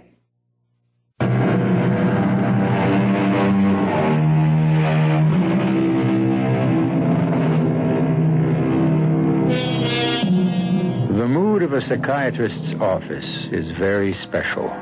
A quiet mood, which gives no hint of the raging storms contained in the minds of those who lie on Dr. Vernon Cooper's leather couch and murmur their way through the secret fears and hidden angers of their lives. I must have been, 20 or 21, something like that. That was when I started putting on the pounds. My God, I put on weight so fast I had to get rid of a suit I'd bought only 2 months before. It was, like you said, I got myself into a spiral. I couldn't get out of it. I didn't have any friends. I didn't think any girl would look at me twice fat as I was. And the more I felt deprived, the hungrier I got. And the more I ate, and the more I ate, and Oh, listen, I must have told you this story a dozen times, Dr. Cooper. No, it doesn't matter. Oh, it's like a waste of money, isn't it?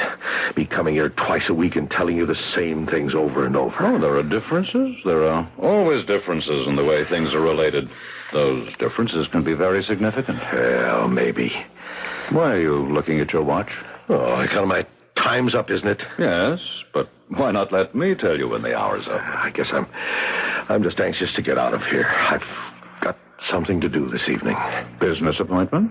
Well, like you said, Doctor, the hour's up. I don't have to say any more, do I? All right, Mr. Harrison. We'll go on next time, then. Right. Listen, would it be all right if I didn't come in at 3 o'clock on Wednesday? I'm busy then. Could we change the time? Well, why don't you check with Miss Sheridan? Yeah, I'll do that. So long, Dr. Cooper. Bye. Miss Sheridan. Yes, Mr. Harrison? Dr. Cooper said I could ask you if there was some other time I could come on Wednesday. Well, let's see. You were scheduled for 3. Oh, wait a minute. I see that Dr. Cooper has a free hour at 10. If you can make it that early? Yes, that'll be okay. 10 o'clock. Thanks. Bye, Mr. Harrison. So long. Dr. Cooper's office. Hi, Maddie. It's Judy. Oh, hello, Judy. How are you? Okay. Listen, what are you doing tonight? Usual, I suppose. Eating dinner and watching television. Who knows? I might vary the routine by washing my hair. You wouldn't like to go to that party with me? What party? Oh, Judy, you don't mean that dancing school thing? Yeah, that one. Judy, why do you talk about those things as if they're really parties? Nobody gets invited. You pay to be there. Oh, it's better than nothing, isn't it? Not for me, it isn't. But what choice do we have? There's got to be some way to meet a man in this town. Well, all we ever met there are dancing instructors. And all they want is to sign us up for a 5,000-lesson dance course, payable for the rest of our lives. Yeah, I guess you're right. What did you say was on TV tonight? Maddie? Oh, excuse me, Judy, have to go. Oh, okay. I'll call you later. Mm-hmm. Yes, Dr. Cooper? You might as well run along home. I have some notes to transcribe, and I'm not expecting any more patients. I'm not in any hurry, Doctor. No, you run along and enjoy your evening. Oh, did I say something wrong? I beg your pardon? That was quite a face you made when I said that. Oh, I'm sorry. My evening was just under discussion. Doesn't look that enjoyable. Oh, well, whatever happened to that young man you were seeing a while back? Freddie something? You're just a little bit behind schedule, Dr. Cooper. Freddie was gone with the wind just about a year ago. Huh? Is it that long? There never was much there to begin with. Oh, well, I'm sorry to hear that. Well, see you in the morning as usual. As usual. That's the phrase, all right.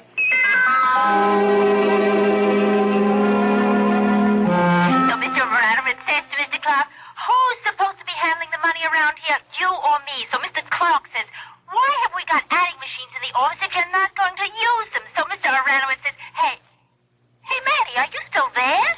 Yes, Judy, I'm here. You haven't said a word for 5 minutes. I wonder why. Listen, am I keeping you from something? Only from my dinner. I thought I had some macaroni and cheese left over from last night, but it had green mold all over it. Well, what are you going to do then? Go out to the cafeteria, I suppose. I thought you hated that place. You said it was full of nothing but tired old men. Hey, old men, but fresh macaroni and cheese. I'll talk to you tomorrow, Judy, okay? Yeah, all right. Hey, you know something? What? Right about now, I'd even settle for a tired old man. Excuse me, miss. Yes? Maybe I'd better give you a hand with that tray. It looks like you're about to drop the whole thing. Oh, this darn book of mine has made the whole thing unbalanced. Well, here, maybe if I grab the book. Oh, thanks. That helped. Hey, this is some book, all right. Must weigh 10 pounds. It reads that way, too. Well, thanks again. Why not sit down here at my table? Well, okay. I guess it's just as good a table as any. Of course, maybe you'd rather be by yourself to read your book. No. I don't think I really feel like reading tonight. Hey, what's the name of it, anyway? Hey, you know something? I can't even pronounce the name of it. It's called The Psychopathology of Everyday Life. Sigmund Freud. I'm sure you've heard of him. Yeah, he's a shrink or something like that. Well, he was just about the first shrink, I guess. No kidding. Hey, you must be a pretty brainy type reading stuff like this. Well, I'm afraid I only read it because I think I should. Not much of it really penetrates. Well, that's the way I feel about most books. Only I never cracked one with a title like that. Well, you see, I work for a doctor. Oh, hey, you a nurse? No, not really. I'm just a receptionist, a secretary. But I did have some training, and I thought it would be necessary in order to work for that sort of person. Oh, what sort? A psychiatrist. Oh, you mean he's a shrink, too? Well, I suppose you could call him that. Well, what do you know? You know, all my life I wondered about those guys. I mean, what they do, how that psychoanalysis stuff works. It does work, doesn't it? Oh, yes. There's no doubt of that. Oh, Dr. Cooper's done wonderful things for his patients. You mean he makes crazy people well? Oh, well, you can't oversimplify it that way. Well, his patients aren't, crazy, as you say. They're disturbed, and they have problems and neuroses, and, well, an awful lot of people do. Only, not all of them seek professional help. Yeah, well, that's for sure. Yeah, more nuts walking the street.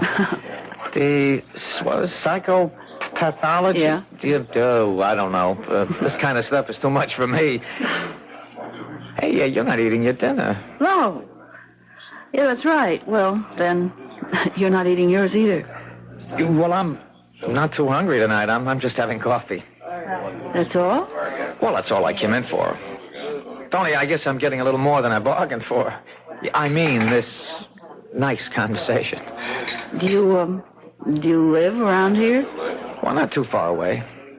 In fact, I was thinking of looking for a room in this neighborhood. Just a room? Well, yeah, what else does a guy like me need? I mean, a guy without a family. Oh, I see. You know, I really can't get over it. Over what? The combination. What do you mean? I mean, a girl like you, a nice-looking girl like you, with brains, too. Listen, my name is Jimmy French. How do you do? Oh, hey, come on. Fair is fair. I told you my name, the least you can do. Okay, my name's Mattie Sheridan. Mattie? Yeah, well, the truth is my name is Matilda, but I don't care for it very much, so my friends call me Mattie. Well, fine, that's okay with me. My name is James. Well, I guess I should be running along. I gotta meet a guy downtown, talk about a job. Oh, you're not working right now? No, well, I'm kind of between things, but it'll be okay, I guess, if I just keep trying. That's the old American spirit, right? Yes, of course. It was sure nice talking to you, Mattie. It was nice talking to you. Maybe I'll see you around. Who knows, right? Yeah, who knows?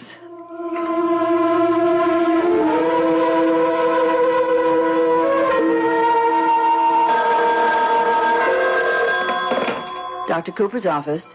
Oh, yes, Mr. Harrison. No, the doctor hasn't come back from lunch yet.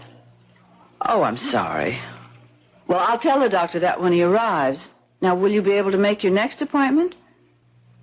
Fine. I'll tell him, Mr. Harrison. Oh, Dr. Cooper. Sorry I'm back so late, Matilda. Mr. Harrison isn't here yet, is he? No, he just called this minute. He said he wasn't feeling very well, and he won't be able to make it today. Oh, yeah, I was afraid of that. Did he say what was bothering him? No, that's all he said. But he promised that he'd be here for his next appointment. You look worried, Doctor. Yeah, I am. Worried about that man. Sometimes I almost feel I should arrange another doctor for him. He just isn't making the progress I hoped for. Oh, well, if he calls again, put him through directly to me. Tell him I could fit him in tomorrow if he wants. Yes, Doctor.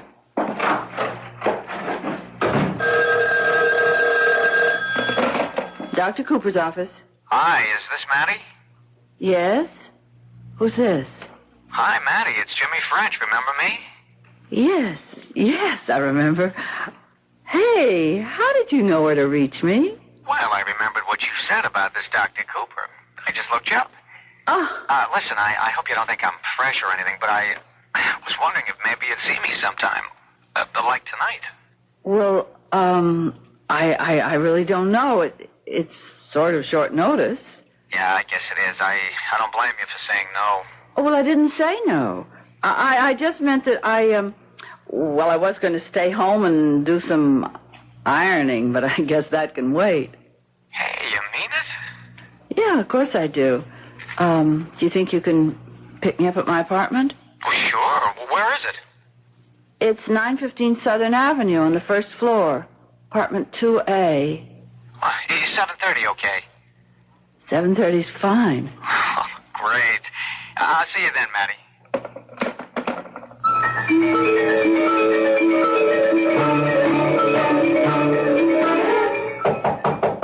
1 second. Who is it? It's Mark. Yeah, that figures. I knew you'd be coming around again. That's right, Jimmy boy. I'm coming around every night until we get our business finished. Now, what do you say? Got a little installment for me? Mike, listen, I got something better than an installment. Come on, buddy. Don't tell me you got the whole thing. I'd keel over and die. You never had 2 bills in your pocket at the same time. Mike, I got something going. I got something that's going to take a little time, but it'll be just what I need. What we both need. You know what I need, Jimmy boy. I need my bread. All of it. And I need it now. You'll get it. Every nickel, Mike. I'm going to start putting it all together tonight. 7:30 tonight.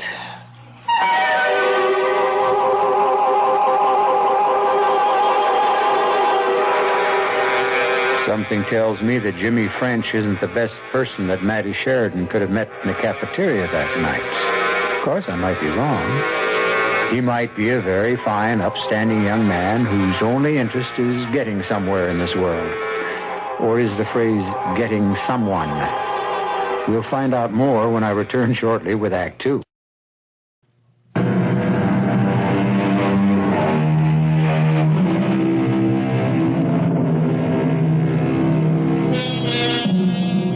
Matty Sheridan has had a remarkable evening. Remarkable simply because a man, young, attractive, and unmarried, has sought her out, treated her to dinner, taken her to a movie, and is now walking her back home. Not a very noteworthy event for many women, but for Matty Sheridan, after a year of loneliness, a most significant evening indeed. I don't think you really liked the movie, Jimmy. Yeah, it was okay. You seemed awfully fidgety. I like it that way sometimes, fidgety. I don't know, maybe it wasn't the best way to, well, you know, get to know somebody just by sitting in a movie house watching a picture. I see. Oh, what happened about that job? What job? I meant to ask you at dinner. About that job interview you went on the night we met. Oh, that. Well, that didn't work out, but I'll get something. Don't worry about me. What sort of work do you do, Jimmy? Well, all kinds of things. Listen, what time do you have? I don't have a watch. I mean, I do, but it's broken. It's in the shop. It's 10 minutes after 11. Oh, is that late? I mean, as far as you're concerned. No, not very. Well, maybe I could come in for a few minutes, huh? Yeah, of course. If you want to. I could, I could make some coffee, maybe. Well, that'd be great. Or maybe you'd like some hot chocolate. I still love hot chocolate late at night. I suppose I'll always be a child, even though I'm not a child. Tell you the truth, what I'd really like is a beer, if you have one. Yes, sure, I think I do. Swell. You like living alone, Matty? Oh, I don't think anybody really likes being alone. No, that's for sure. Hey, you skipped the glass. I'll drink it right out of the can. Okay. Thanks. Oh, that's good. Jimmy? Hmm? Can I ask you something? Oh, sure. Why are you having trouble finding work? Oh, I don't know. It's just the times, I guess.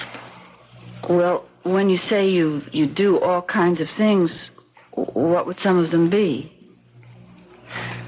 Well, I guess anything that doesn't require brains. Oh, come on. I don't believe that. You're very intelligent, seems to me. Well, thanks, but you know better, Matty. I mean, you know, I'm not so good in the education department. I quit high school in my second term. Ooh, that was a big mistake. Well, mistakes can be corrected. Look, Mattie, you might as well know the worst about me. When I was a kid, I was in trouble all the time, stealing cars, stuff like that. I was even arrested a couple of times. But you were young. You didn't know any better then. Yeah, I guess.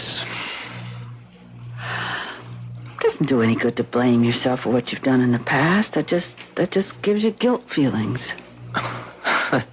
Yeah, Doc, guilt feelings, right? Hey, how much do you charge for an hour? I'm serious, Jimmy. Yeah, I was afraid you might ask me something serious. Would you rather I didn't? No, the truth is I want you to be serious with me. I haven't met anybody like you in a long, long time. Then tell me about yourself, Jimmy. Okay. Why, you want to hear the rough part? I'm in nothing. Oh, I don't believe that. Oh, you can believe it, Mattie. I'm in nothing. I don't have a trade. I can't do anything that'll make me a decent living. I've had 6 jobs this year, none of them worth $100 a week. I'm not the kind of a guy who can, well, take a girl to fancy places, stuff like that. I don't like fancy places myself. Yeah, but you deserve something a lot better than cafeterias. I mean, you're really something special, Mattie. Didn't you know that? Me? Listen, I never thought a girl like you would look at me twice. But why? Oh, come on, you know, you're a million times smarter than me. Look, maybe I'd better be going. Well, you haven't even finished your beer. I'd better go. I'm just getting you all depressed, and me too. Jimmy? Huh? Will you be calling me again? Why do you want to hear from a guy like me? What for?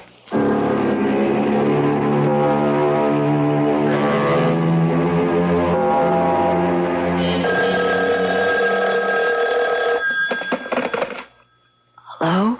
Mattie? Who is it? Look, I'm sorry to be calling so late. I guess you must have been fast asleep. Oh. Well, I did go to bed right after you left. Yeah, I shouldn't have done it, but I just had to talk to you again, Mattie. I hated to see things left the way they were. I don't know how things were left. Mattie, would you see me again? Of course I would. You wouldn't be just saying that, Mattie. Don't be silly. Because now you know what kind of a bum I am. I don't know anything of the kind. Listen, this is crazy, but would you see me tomorrow night, too? Yes, Jimmy. Sure, I'd be happy to see you tomorrow night.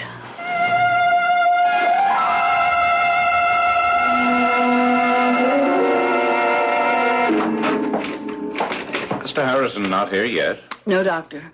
I should have guessed that he'd be late.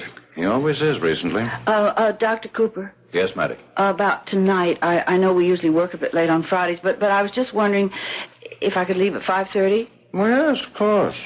Huh. Something special about tonight? Yes, sort of. I've been meaning to tell you how well you've been looking these days. You're doing your hair differently, aren't you? Yes. Yeah. I got sort of tired of that old maid look. Now, if I had to give a professional opinion, I might diagnose a condition of the heart. All right. I'm here. I suppose you're all upset because I'm late. Oh, no, Mr. Harrison, not at all. Please come in.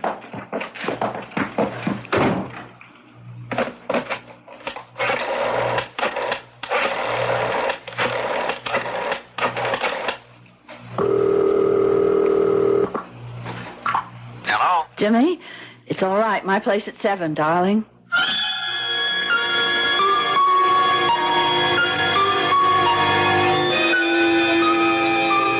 Here we are. Roast beef, specialty of the house. Yeah, looks good. Would you pour the wine, darling? Uh-huh. You do like roast beef, don't you, Jimmy? Yeah, sure. Not too well done, is it? Oh, my oven heats up like Vesuvius sometimes. No. It's just right. Hey, Jimmy, what is it? Now, look, I can see that something is the matter. Well, nothing's the matter. The roast beef is great. The table looks terrific. You look sensational. The only thing wrong with this whole thing is me. What are you talking about? I'm talking about me, Matty, about me and you and all the talk about, the future. I don't know what made me start that junk. Talking about marrying when I can't even get a job that lasts more than 1 week. Jimmy, did you say marrying? Well, sure. What else? That's what I want for us, Matty, more than anything. But you've never mentioned that before. How could I? What right did I have? I've been thinking about it so much I'm sick. You know how that is. You can think about something and get sick. Headaches right now. Oh, darling, poor boy. Why didn't you say something? No, it's not a case for an aspirin. It needs another kind of pill. A money pill. That's what it needs. Oh, Jimmy.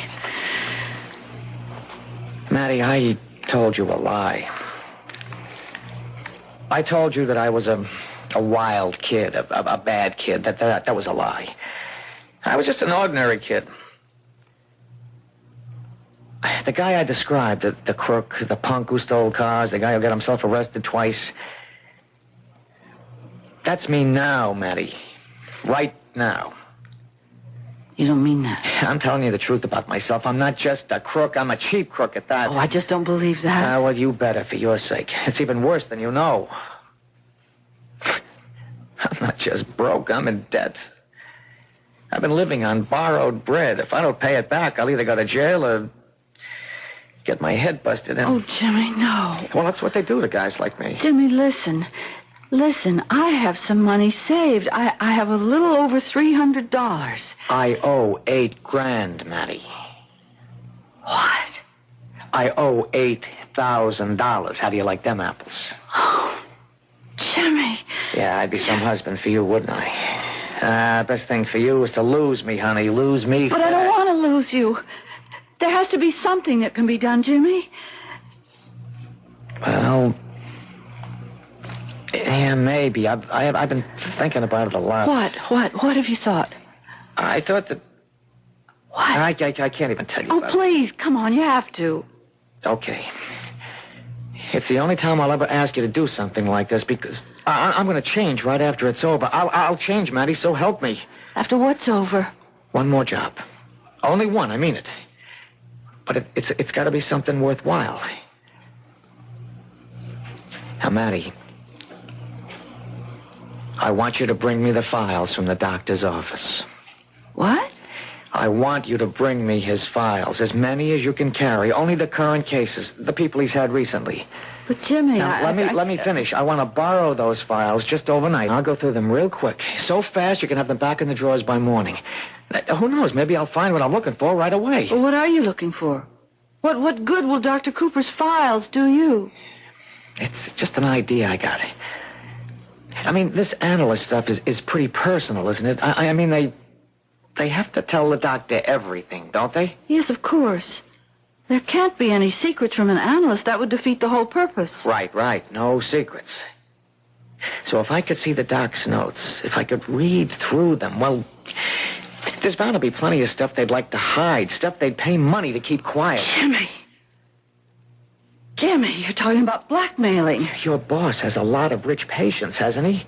Now, you told me how much this analysis stuff costs. I mean, $60 an hour. They're going to be loaded, Jimmy, right? please don't ask me to do this. Honey, they can afford a few grand. It wouldn't hurt them to part with a few grand. If I could just get enough to pay off the loan and maybe a little extra for us to get started. No, I won't, Jimmy. I can't. I won't. You won't even listen to me. You won't even give me a chance. I couldn't do such a thing. I just couldn't. Not even for me? For us? No. All right. So that tells me what I want to know. Yeah, I guess you want me to beat it out of here right now, don't you? No, I didn't say that either. It just can't be both ways. It isn't fair. It just isn't fair to ask me to do such a thing. It doesn't... So long, man. I'm sorry about the dinner. You went to a lot of trouble, but I just don't have any appetite. Jimmy!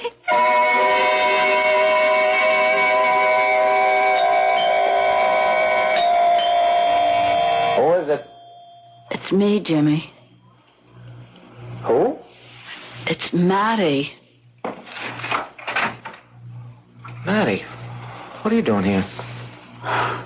I just wanted to see you.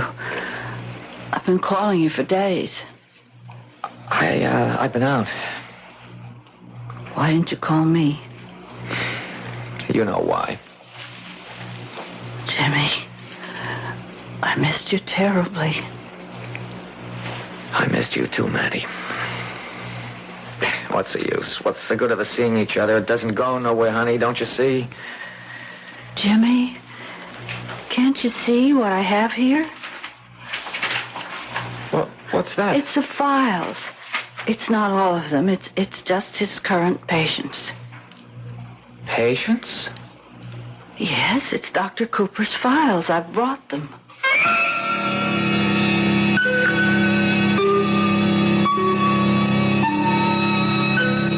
Well, well. They say that love is blind. But in this case, you might also say that love is just a little bit larcenous, too.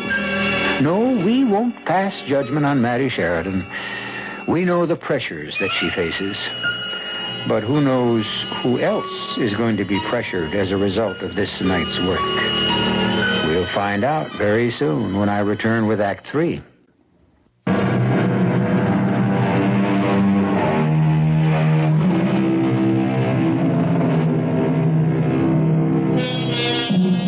There is frantic activity in the one-room apartment rented by Jimmy French. A steady period which has lasted for many long hours. Folder after folder has been perused. Long, copious notes full of psychiatric jargon have been studied.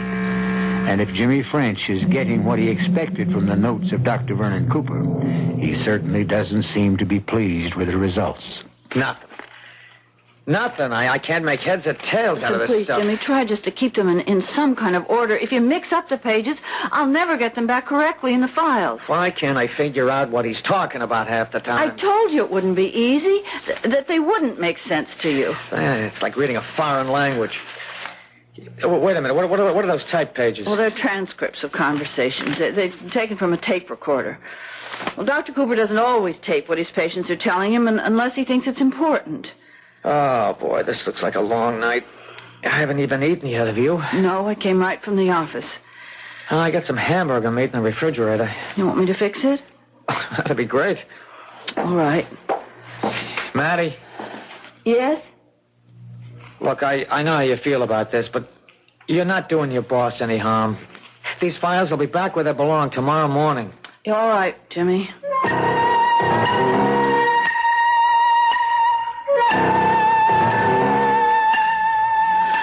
Well, it's all set. I couldn't find any hamburger rolls, so I hope white bread will do. Mattie, I think I got it. I think I found the one. You did? He doesn't mention the guy's name, just his initials. M.J.H.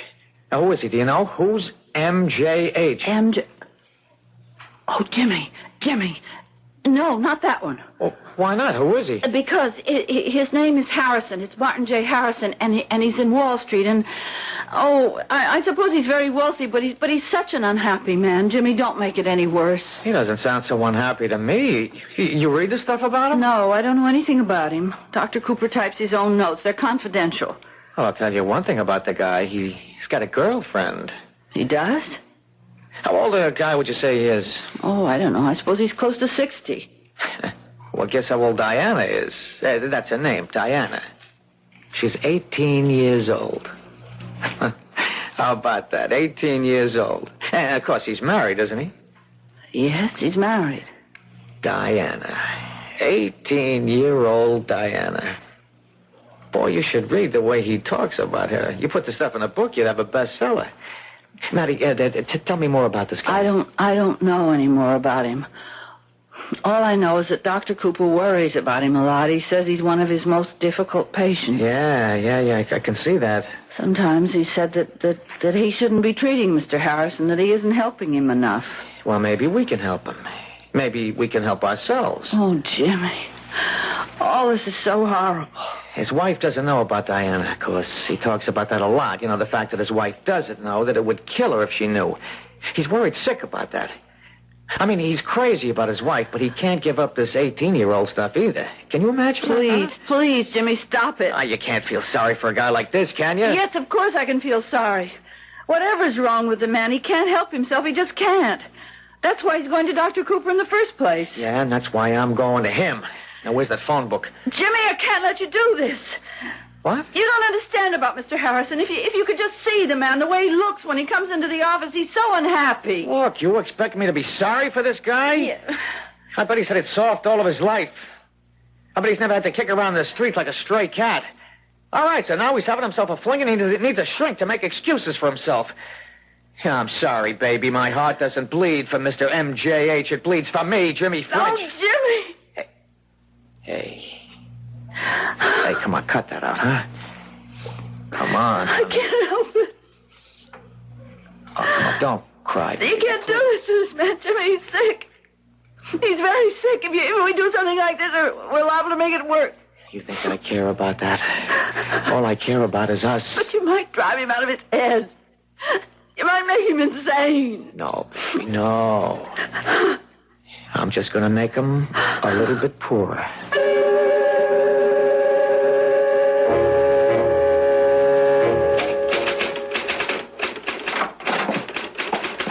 Oh, good morning, Mr. Harrison. Morning.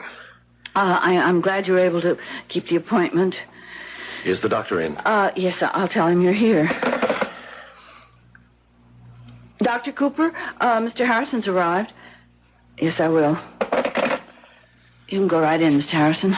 Thanks. Please come in, Mr. Harrison. I suppose you've got a few nasty things to say to me today? Well, why would you think that? Oh, because of the appointments I've missed. Maybe it doesn't matter to you. You get paid no matter what, right? Probably a relief to you when your patients don't show up. Please lie down, Mr. Harrison. All right. Well, is it true? You're glad when we screwballs don't show up to bother you, aren't you? You happen to be wrong about that. I'm not glad to miss a session. I lose something by it. And more important, so do you. $60, that's what I lose. Can you give me any particular reason why you didn't show up last time? You know the reason. Do I? You know very well. I needed a different kind of therapy, Doctor. Go on. Well, you know what I'm going to say next. Well, I'd rather you did the talking. I went to see her, of course. Diana. I see. Took me a whole day to figure out how to get to Diana's place and stay a while. Without my wife finding out, of course. And did you succeed? Yes, I succeeded. I told her I was coming to see you. That's always a good excuse, of course, going to see my analyst. So you see, you do come in handy sometimes, Dr. Cooper.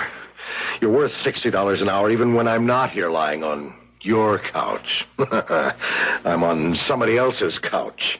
You don't really consider me an excuse, do you, Mr. Harrison? No, that's not what I meant, Doctor. You know what I meant. Please continue. Anyway, I made sure that Elizabeth didn't know where I was. I always have to make sure of it, that she doesn't suspect anything. I told you what it would do to her. She's a sick woman. That heart of hers is held together with tissue paper. Did I ever tell you how sick she is? Yes, you've told me. It would kill her if she found out about Diana. She'd just lay down and die. I can't have that happen, Doctor. She's everything to me. She's my whole world. Well, I know what you're thinking. If she's my whole world, what am I doing with Diana? That's what you want to know, isn't it?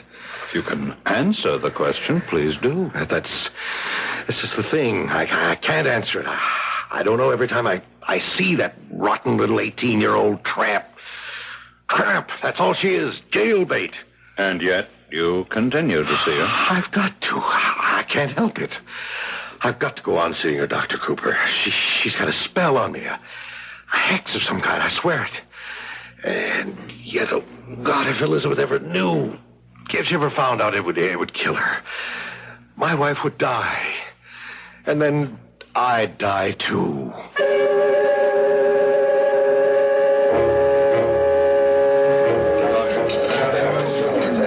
Jimmy? Jimmy, over here.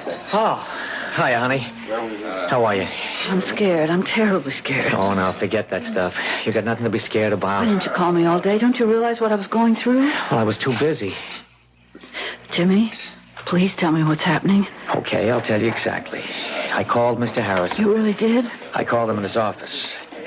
I told him I know all about his little 18-year-old and that if he didn't want his wife to find out... Dear Lord. Now listen, tell me about Dr. Cooper. Everything's okay there, isn't it? If you mean the files... No, he doesn't realize they were disturbed. And what about his prize patient, M.J.H? Well, he didn't come in today. He broke his appointment today. He always does that when something's really bothering him. Maddie, listen, this will all be over soon. When? Please tell me when. This weekend. So soon? Well, there's no use putting it off. I set the price high, so he's liable to bargain. I'm ready for that. I know how to compromise. Maddie, don't look like that. I can't help it, Jimmy. I feel so dirty. I'm doing this for both of us, honey. You know that. Tell me you know it. Yes, I suppose I know it. And you love me too, don't you? Say it, Maddie.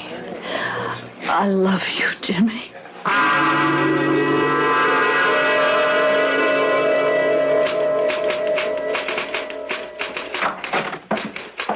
Morning, Maddie.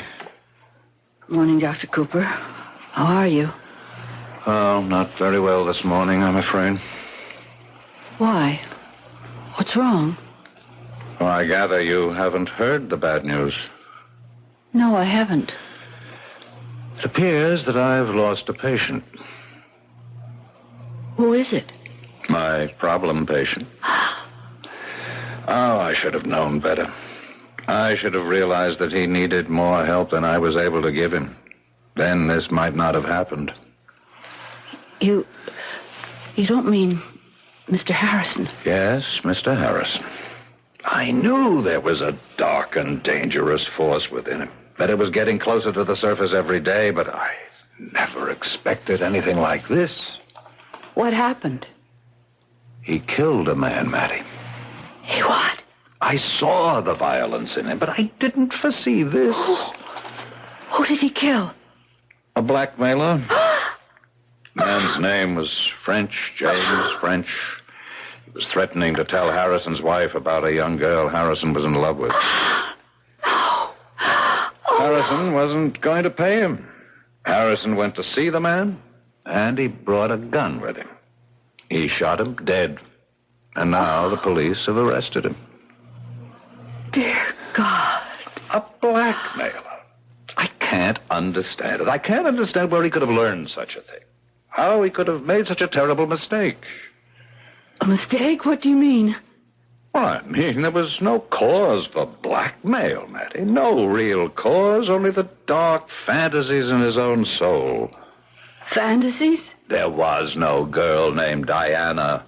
It was only Harrison's delusion, only a creation of his own guilt-ridden mind. She wasn't real? He was guilty about something that never existed. And when a blackmailer threatened him, he protected his delusion with murder, the ultimate rationalization.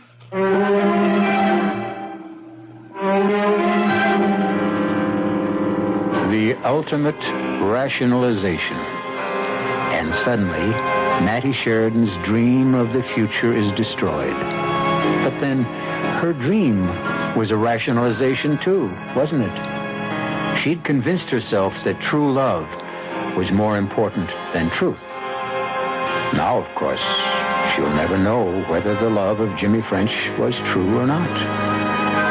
At least she's spared that cruelest of all fates. We'll be back shortly.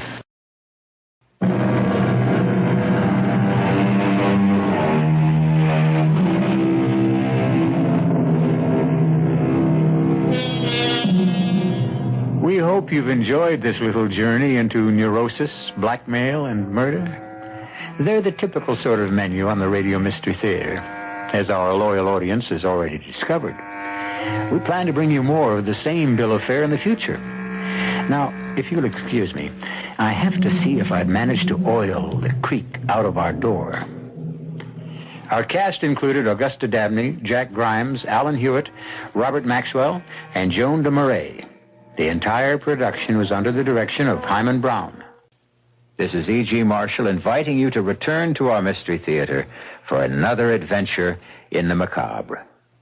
Until next time, pleasant dreams.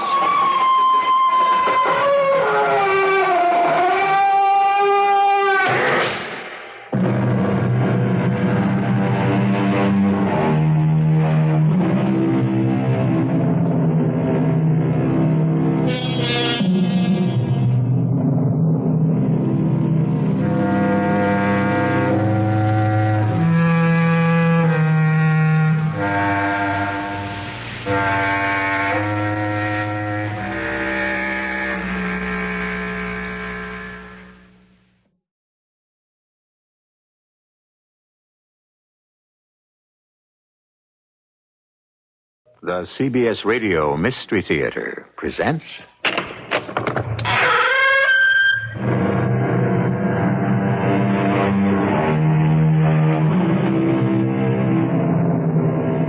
Come in. Welcome. I'm E.G. Marshall, in charge of the bizarre, keeper of the grotesque, collector of the fantastic. It is my duty to delve into unfrequented places in search of the unexpected. I deal in that touch of the improbable, which gives a series of events the quality we call mystery. If an element of horror creeps in now and again, you don't really mind, do you? I thought not. Actually, that's why we're all here, isn't it?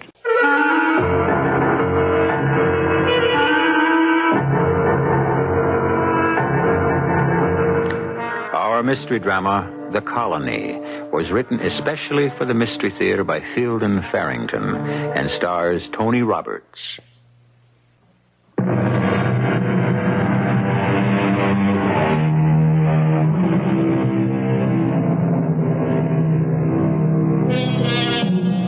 If you were doing the looking, where would you look for an occurrence that could be properly described as macabre? Where would you expect a nightmare to happen? In some dusty dungeon overlaid with a patina of past horrors? In an ancient Middle European principality famous for its vampires and walking dead? Well, weird goings-on would seem suitable in such places, it's true. But how about a well-maintained highway in beautiful New Hampshire, caught basking in the glory of the late afternoon sun? I can't believe it. Can't believe what, Michael? 3 weeks, Mary. 3 long weeks of gypsying. 3 lovely weeks of going wherever we choose to go and staying as long as we like. Going on whenever we like. I just can't believe it. Well, what we'd better start thinking about is a campsite for tonight. Now, there's supposed to be a very good one at a place called Essex. You don't suppose we passed it, do you? Well, check the map. I have. I just can't seem to find it. Oh, Michael, slow down. There's a sign coming up. Yeah, I see it. Colony, New Hampshire, population 634. Well, maybe we can stop and ask somebody here where Essex is. Okay. I'd like to get everything squared away before it gets dark. We will. Remember, we haven't a care in the world. Michael, look out! What in the name of...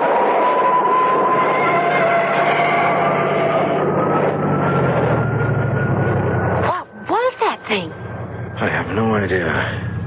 I never saw anything like it before. It was some kind of an airship. It looked like it came right up out of the road right in front of us. Yeah, I think it was behind that clump of trees at the turn, right up there. I'm going to get out and take a look. Look at what? The thing's gone now. Yeah, but it must have burned off some grass or something. Hey, didn't you see the flames shooting out underneath it? Some kind of rockets, I guess. Come on. I think it's just in back of these trees. Oh. I'm sure this is where it came from. Michael, do you think it was an unidentified flying object? Yeah, well, I sure couldn't identify it. Hey, there. Look. The ground's burned to a crisp in that big circle. Was the thing that big? No, I don't think so. Hey, if you ask me, there's been more than one of these landing and taking off here. Michael, let's get back to the car, please. It's kind of scary. Yeah, okay. But we ought to report this to somebody, don't you think? Gee, I don't know. Hey, everybody who reports an unidentified flying object always gets treated like a crackpot. If nobody believes you, what's the good of reporting it? They'll have to believe us. We saw it. Yeah, that's what they all say. Well, we can bring them back here and show them where the grass is burned off. Yeah, there is that. Michael, that was a real thing we saw. And we don't know where it came from or what kind of a threat it may represent. Well, somebody ought to check it out. Yeah, I guess you're right. Okay. We'll report it when we get to, what was the name of that town? Colony, New Hampshire. Population 634.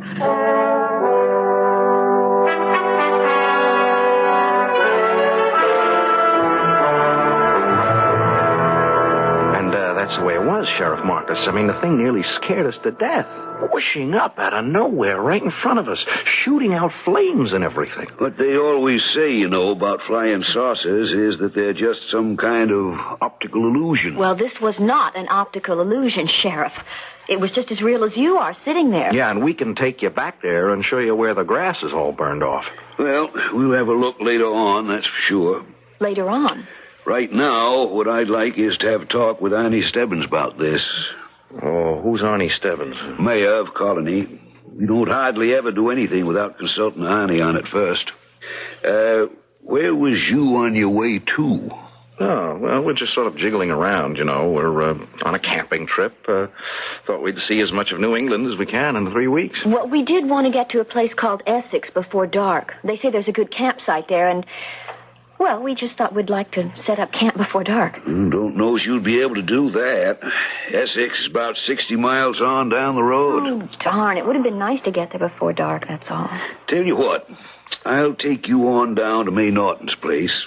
Where's that? May's widow lady lives other end of town, the old Daly place.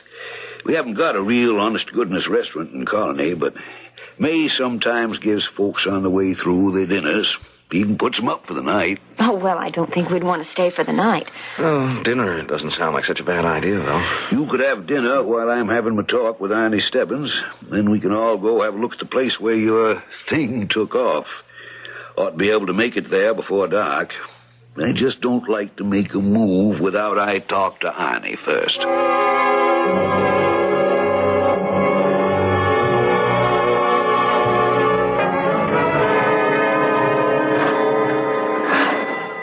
I want to tell you, Mr. and Miss Duncan, you're going to get one of the finest meals you ever ate. Mrs. Norton's a good cook, is she? Good. Never seen her equal.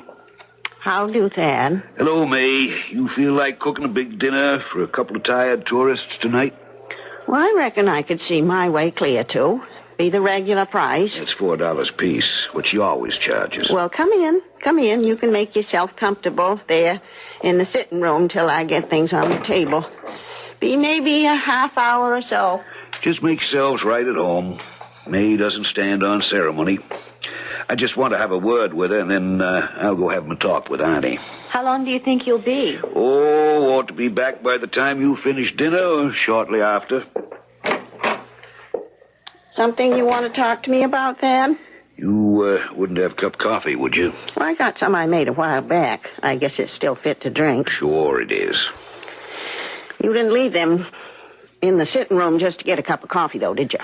Truth is, I've been wanting to talk to you, May. Well, go ahead and talk. Them folks you got out there in your sitting room, the Duncans, they come into my office saying they seen a flying saucer. Oh. Happened again, did it? I have to go talk to Arnie Stebbins, of course. And I don't want them getting restless before I get back. I'll give them a good big dinner and see they take their time eating it. They won't get restless. Did you think there was anything odd about the way Sheriff Marcus took it when we told him about the unidentified flying object? No. In fact, I thought he took it very well. Well, I guess that's what I mean. I think he believes us. Well, didn't you want him to?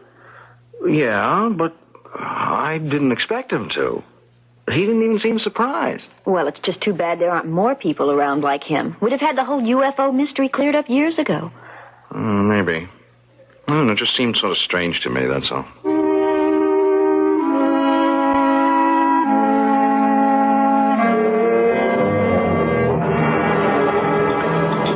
Wouldn't like another piece of the blueberry pie, Mr. Duncan? Oh, I just wouldn't have any place to put it, Mrs. Norton.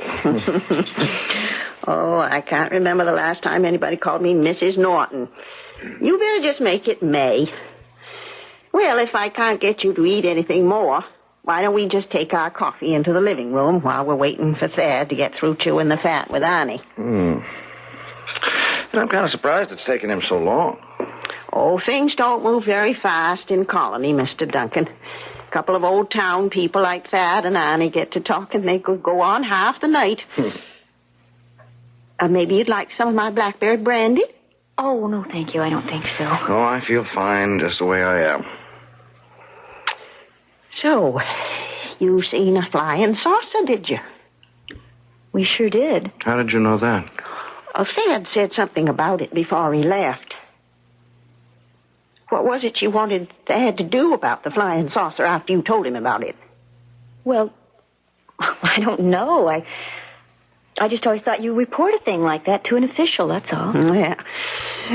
Well, maybe Arnie can think of something, though I don't know what it'd be. If you don't mind my saying so, you might have been smarter just to mind your own business. I think UFOs are everybody's business. Yeah, why do you think we would have been smarter? Well, no reason, I guess, except it usually is smarter to mind a person's own business. And I still say that a UFO sighting is my business. I think people shrug them off too easily. They can't all be weather balloons or optical illusions. Too many of the things have been seen. Well, I never said you seen a weather balloon. Well, you did say we should have minded our own business. For your own good was what I meant. Yeah, how do you... In what way? For your own good. If I was you and wanted to finish my nice vacation like I planned, I'd just get up from here right now and get into my car, and I'd drive right on ahead to wherever it was I wanted to get to in the first place. I wouldn't spend one more minute than I had to in the town of Colony. Why? Just advice, I said. No explaining. Well, you can't just advise us to do something like that without giving us a reason. Sure I can. I just did. That's the story they told me, Arnie. I figured there wasn't much question but what they seen the thing. It was too bad. I figured I'd better come to you with it. Best for you to decide what has to be done. Oh, you done right. I'm just wondering if maybe it won't have to go a little higher than me before it's settled. Up to you to decide that, I guess. Well, one thing I can tell you right now. We've got to keep those two in town. We can't let them leave Colony. Keep them how, Arnie? They're itching to get on their way right now. How am I going to talk them into staying? You're the sheriff, ain't you? Yeah. Got a jail, ain't you? But, Arnie... Well, you'll have to hold them, Thad. Hold them for what? Ain't no law against thinking you saw a flying saucer. Well, think of something. They can't be allowed to leave Colony. Not alive. They can't.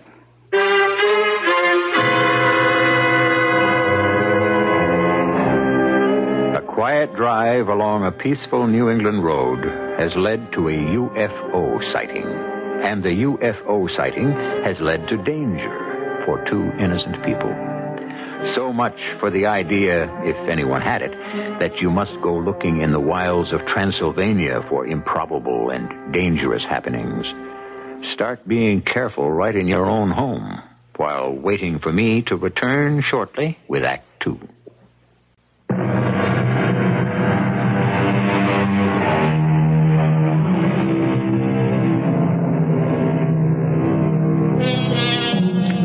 There's been a great deal of speculation upon the nature and origin of unidentified flying objects.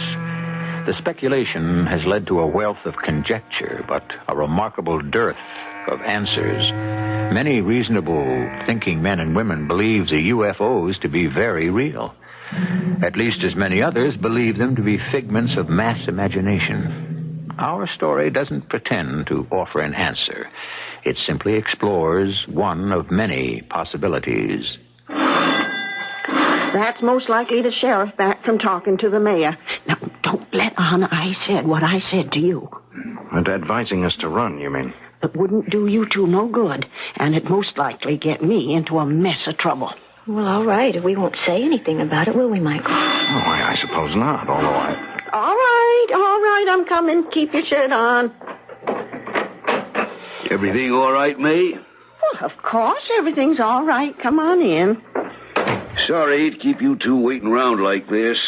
Annie made me go over your story about 2-3 times. He's right concerned about it. Are we going to have a look at the place the thing took off from? Ooh, well, yes, we'll do that, of course. First, though, we're all going to meet in my office, Town Hall. Well, it's going to be dark if we don't stop fooling around. Little lady's 100% right. We'd better be on our way. Mayor Stebbins, I want you to meet Mr. and Miss Duncan, two I told you about. A pleasure indeed. Glad to know you, Mayor. Don't you think we better get started? I mean, Michael and I still have to find a place to spend the night. Oh, there's plenty of time, Miss Duncan. I'm a man never did like to rush things headlong. Better to consider a thing from all angles first, don't you think? Now, where were you two driving from today? Well, we spent last night at a motel just outside Stamford. We plan to start our real camping tonight. You know. A place called Essex was where you wanted to get to? Yes, that's right. Well, now, where'd you stop for lunch today? What difference could that possibly make? We stopped at a roadside restaurant. Didn't notice what town it was near. Have anything to drink at the roadside restaurant? Drink? A cup of coffee, I think. No alcoholic beverages? We don't drink, Mayor Stebbins. You didn't stop anywhere along the way in the afternoon and have a drop? No, I told you we don't drink. Why all the questioning, Mayor? We stopped at the sheriff's office to report the sighting of an unidentified flying object. Why are we being questioned? Well, I'll tell you how it is, Mr. Duncan. Thad and I take our responsibility to the town of Colony right serious. Yes, so? One of the things we will not tolerate is drunken driving. I couldn't agree with you more, sir, but what has that got to do with us? Well, I'm the kind of man, Mr. Duncan, that likes to keep both feet on the ground. I believe half of what I see and very little of what I hear. So, when it comes to saucers, I never seen one. Neither did we, sir, until this afternoon. And you're sure you saw one then? Yes, sir, quite sure. Thad, remember the time Roy Beecher thought he saw a flying saucer? Drunk scoot he was at the time. Spent the night in jail and had a good laugh at himself the next day for thinking he'd seen a flying saucer. I remember it well. It's been my opinion ever since that anybody thinks he sees a flying saucer, he's been drinking too much. That's all there is to it. Flying saucer, too much booze. This is ridiculous. Look, you're accusing us of drunken driving? I've got no choice. You claiming you saw a flying saucer and all. But I tell you, we don't drink. We never drink. Don't you have some kind of a test? Blow up a balloon or something like that? Too late for that now. Might not have been when you first came in, but it is now. Hey, besides, you've had one of May Norton's monstrous big suppers on top of whatever it was you had to drink this afternoon. So, best you just spend the night here with us. We can talk more about it in the morning. Spend the night here with you? We've got a right comfortable jail here. Right back there, through that door. Are you suggesting that my wife and I spend the night in your jail? Not just suggesting it, Mr. Duncan. That's the way it's going to be. Michael, that gun. Sheriff Marcus, you are going to be very sorry you drew that gun. Maybe so. Meantime, you two just go on back through that door, and we'll get you tucked in for the night.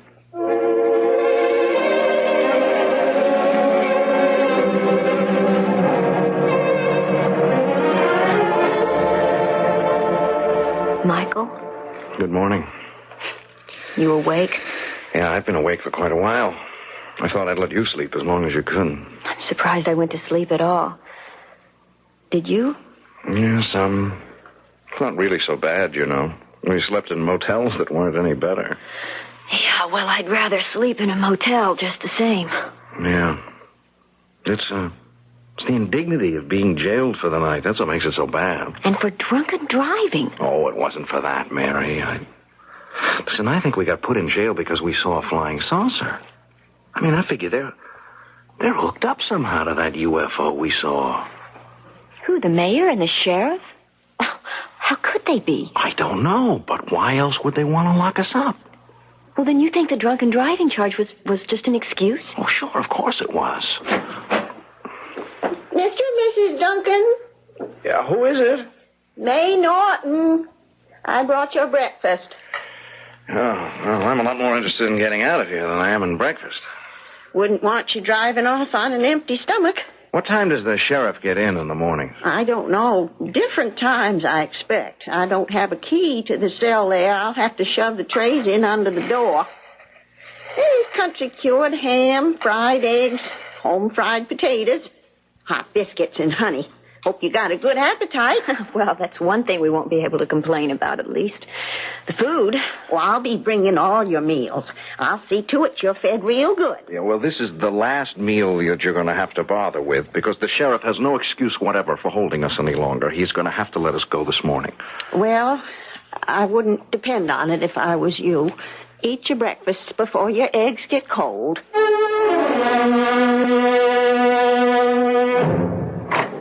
You busy, Annie? Oh, come in, Thad, come in. You been in to check up on our guest this morning? Ain't been to my office yet. Don't know as I'll get down there for a while. Kind of embarrassing.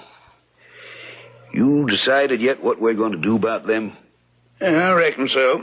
We'll have to check it out first, of course. I don't feel comfortable about it, Annie. Any special reason? Well, this young couple...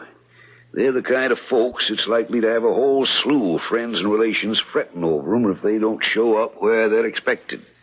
How long a vacation they on? 3 weeks, I think one of them said. Just starting, too. And just kind of meandering around, camping wherever they happen to feel like it? That's the idea I got. No advance itinerary? I wouldn't think so. Well, then, I don't see we got anything to worry about. Sooner or later, their folks are going to be out looking for them. Thad, we're going to have to convert them. We're going to have to take them over and keep them here. It's the only way.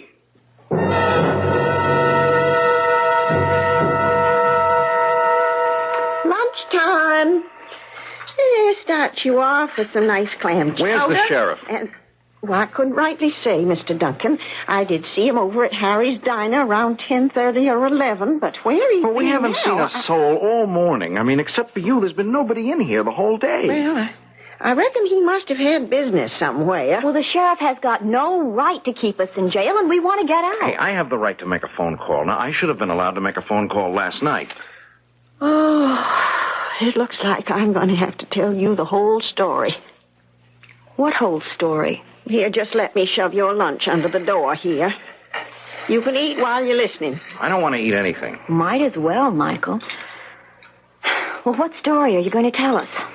Well, it started a couple of years ago. What started? Well, that was when they first landed. The flying saucers. Do you mean flying saucers have been sighted here before? Oh, my, yes. I was sitting out in my front yard there, shelling peas. I recollect like it was yesterday. They came swooping down out of the sky like to scare me out of my wits. 3 of them there was in that first bunch. I knew there'd been more than one landing in that place. I seen folks coming out of their houses looking toward where they'd landed, you know. So I put my pan of peas to one side, and I started walking in that direction along with the rest of them. Well... it's a funny thing. What? What funny thing, May? Well, there's a spell there where everything was real mixed up, and I don't remember very well. You don't remember what? Well, for one thing, what they looked like. Who? The folks, those things, whatever they was that got out of those flying saucers. I've talked to some of the others, and they can't remember that part either. Like it got erased or something. All I remember is just a kind of jumble. Until that evening, I guess it would be, that same evening. Why, what happened that evening? They had us all collected in a place that looked like one of them mad scientists' laboratories. Well, like you see in the old movies, you know. They had the whole town in there, every soul of us. I found out later it was down in the basement of the town hall there.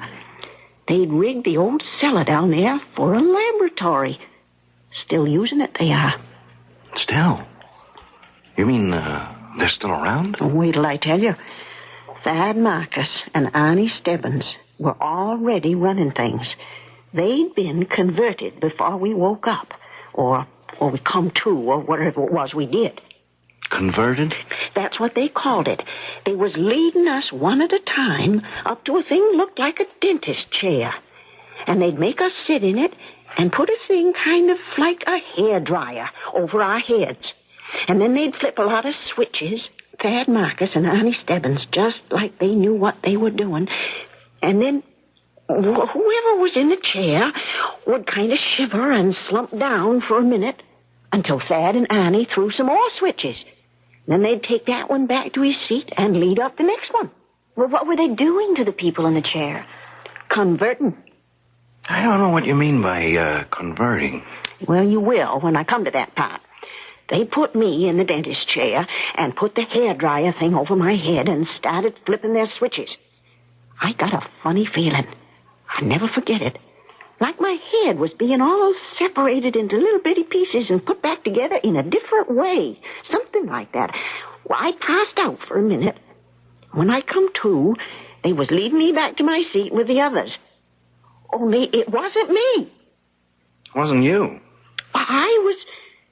It seemed like I was occupying just a little corner of my head while somebody or something else was using the rest of it. I don't understand. Well, I didn't either at first, but I did later on.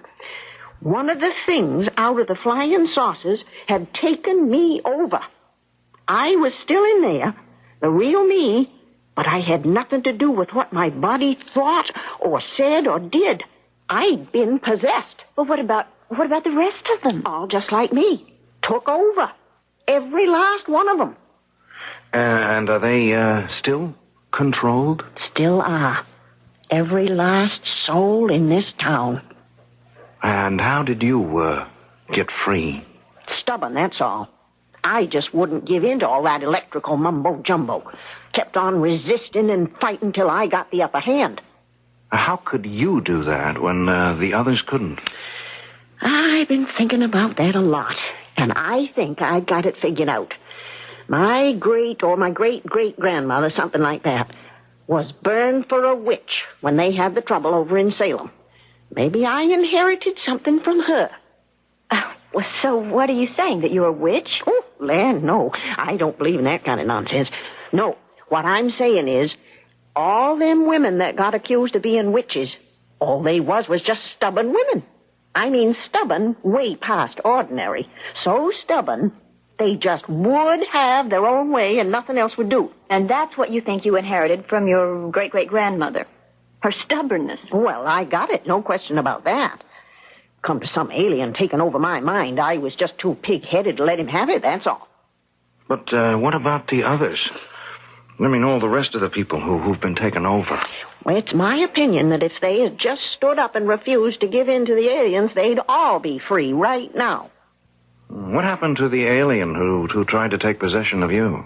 I just threw her out. Last I've heard of her, I don't know what became of her. Evaporated, I wouldn't be surprised. Well, that's quite a story. It's more than a story, as you'll find out. What do you mean, as we'll find out? Oh, don't you see? They'll have to convert you. What else can they do now that you know about the flying saucers? This time tomorrow, unless you can figure some way out of it, you'll be one of them.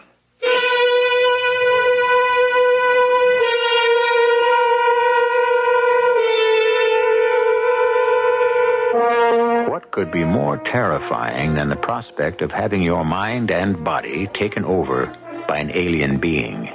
then being left with nothing of your true self but a small, impotent corner of awareness. To be forced to watch helplessly as your own body performed deeds you found unspeakable. This is what may confront Michael and Mary Duncan when I return shortly with Act 3.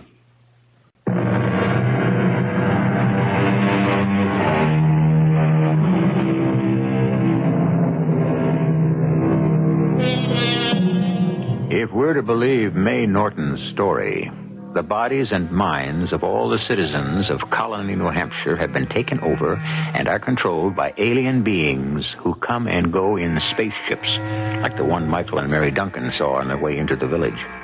Michael and Mary are being held incommunicado in the Colony jail and are, again, according to May Norton, slated to be taken over themselves by the aliens. They can't do it, can they, Michael? I don't know. Take control of our minds? Do you really believe that all the people in this whole town are being controlled by beings from another galaxy or something? It sounds pretty outlandish, I grant you. But look, there's something fishy going on here. It's got something to do with that UFO we saw. Then what are we going to do, Michael? I don't know. I'm trying to think of something.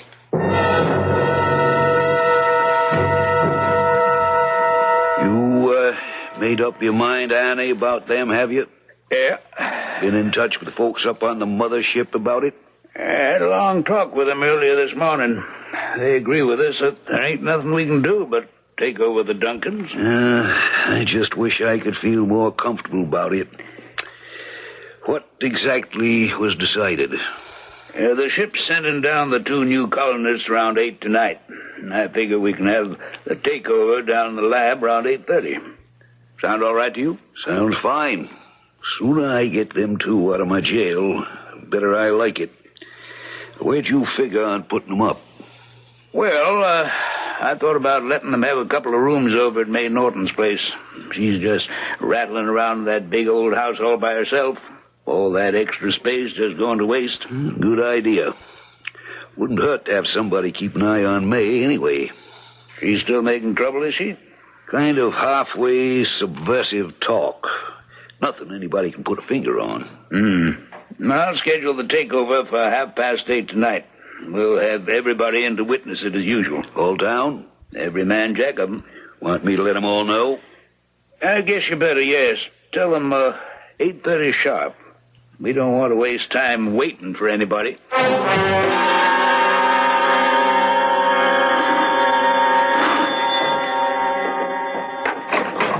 Howdy, May. I've been looking for you all day, Thad. Where you been? Oh, here and there. What'd you want to see me about? Well, that young Duncan boy you got over there in jail, he asked me to tell you he wants to see you. Said you hadn't been in all morning. No. Well, he's busting to talk to you. I had other business round and about. You've been keeping them fed good, ain't you? Yes, and that was something else I wanted to talk to you about. It don't seem right shoving that tray into them under the door. That's no way to serve a meal. Why don't you let me have a key to their cell so as I can bring the trays in and serve them right? I don't think so, May. Rather not take a chance them jumping you or something. Main reason I stopped around, there's a meeting tonight, basement of the town hall, 8:30. Down in that laboratory place? That's right. I guess that means you're planning to take over the Duncans, don't it? You just get to the meeting on time, May. That's all you got to worry about.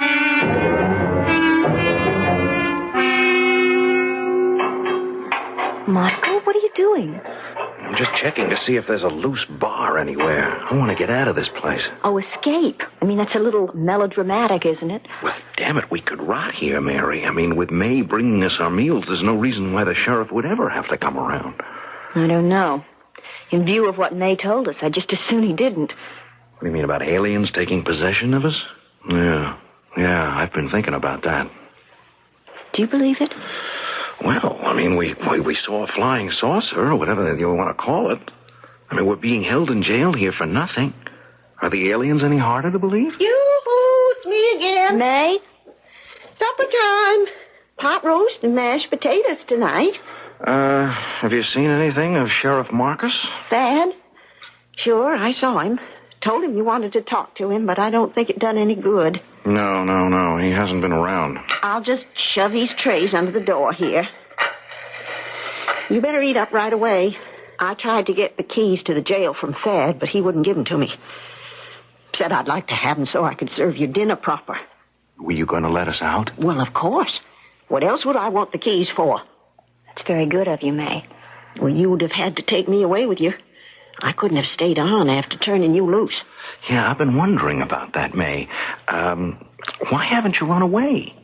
I mean, you're not possessed by these aliens. There's nothing holding you here. I don't know. I've always lived here all my life. Well, that's one thing. And then for another, I keep figuring sooner or later I'll get the chance to do some good. I mean, help set the others free. Or maybe keep them from taking over somebody like you. I don't know. I just stayed around. Is there any way you can keep them from taking us over, May? No way I can think of. I've been racking my brains. And I've got some bad news, I'm afraid. Oh, what bad news? They're planning on doing it tonight. Tonight? 8:30 sharp. There's a meeting in the basement under the town hall. That's where they got that laboratory place I told you about. A meeting? Yeah. They all turn out, the whole town, whenever there's a takeover. Jeez, what do they look like? I mean, these creatures. You know, the creatures from outer space. Well, some like us. I mean, 2 arms, 2 legs, all that. A face with 2 eyes, a nose, a mouth. Only just not quite exactly in the right places. You know what I mean? And hair, more like young duck's down than hair. We don't see much of them. They don't show up except when they absolutely have to. You'll see a couple of them tonight. We will? Yeah. The 2 they send down to take you over. Oh. All right, now look, there's got to be some way to stop them. There must be. I wish I could think of what it is.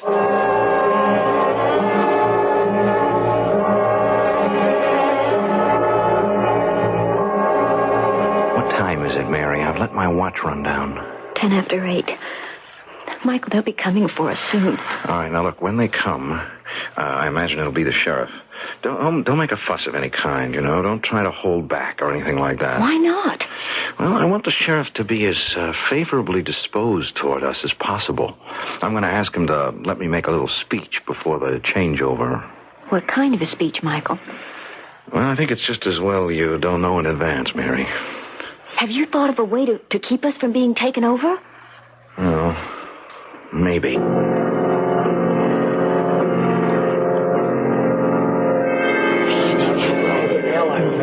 You 2 can take your places on the podium there to the left of the mayor.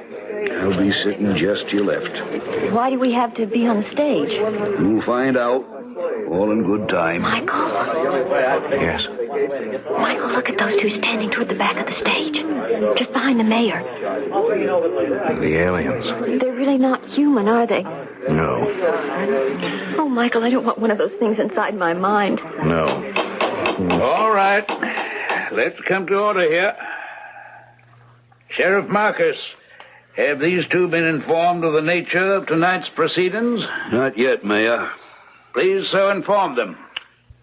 Michael Duncan, Mary Duncan, you are hereby served notice that you will this night have the honor of contributing your bodies and the remainder of your lives to the advancement of the great new civilization which is about to be realized upon your earth.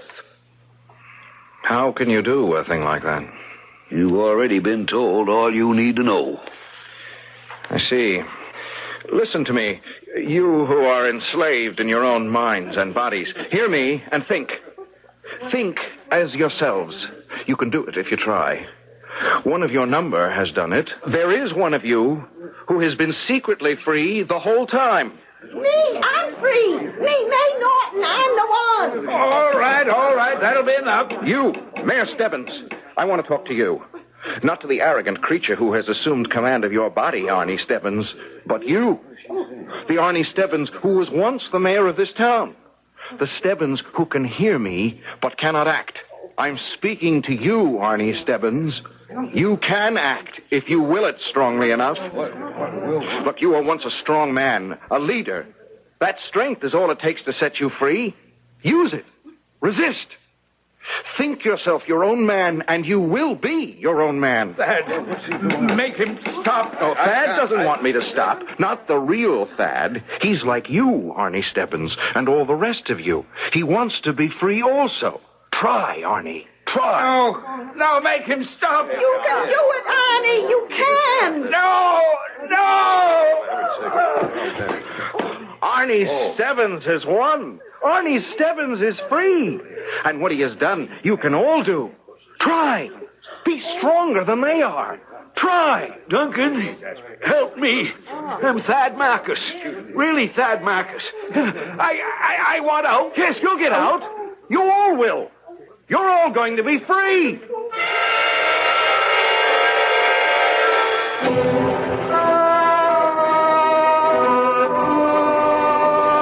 It ain't quite 24 hours yet, Mr. Duncan, and more than half of them's free already. And them that ain't are harboring some mighty sick aliens. You think they'll all be able to free themselves? Every last one of them. No doubt in my mind whatever. Where? I mean, I just wondered what happens to the aliens when they're cast out. I don't know. They're out. That's all I care about. We'll be all right here, Mr. Duncan. You two can go ahead with your trip now. You don't think we ought to stay until they're all free? I don't think there's any need for it. We're all right now, or soon will be, all of us. The only thing that worries me... What, there's still something, May? I can't help wondering how many other towns they've got, the way they had Colony.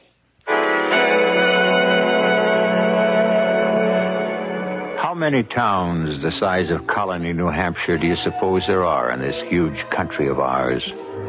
And what do you do if you see an unidentified flying object taking off near one of them? Stop at the sheriff's office and report it? Or drive straight on through the town as if somebody or something were after you? I'll be back in a few minutes.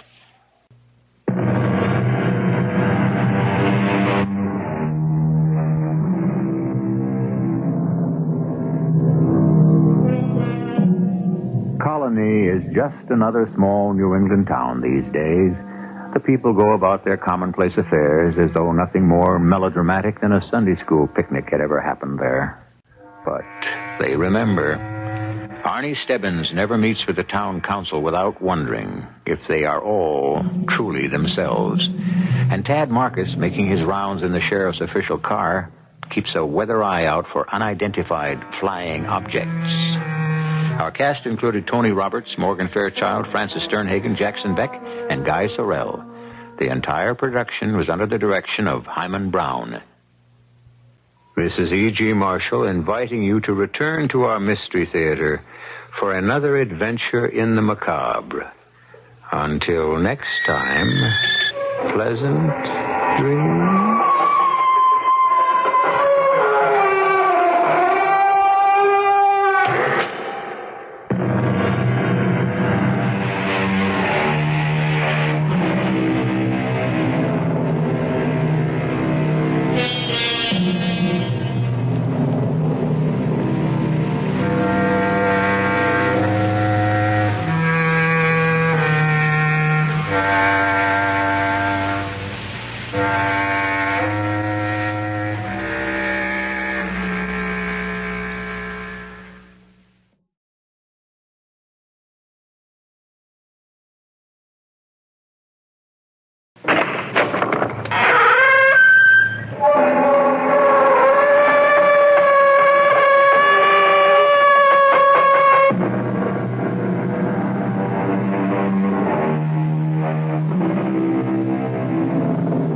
Come in.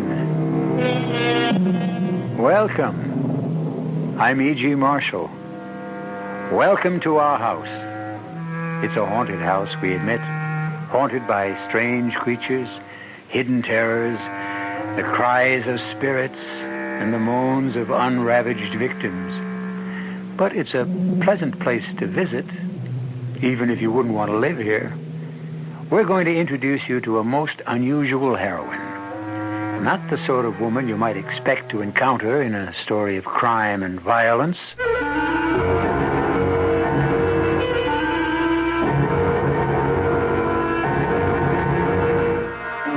Our mystery drama, The Final Vow, was written especially for the Mystery Theater by Henry Slessor and stars Rosemary Rice.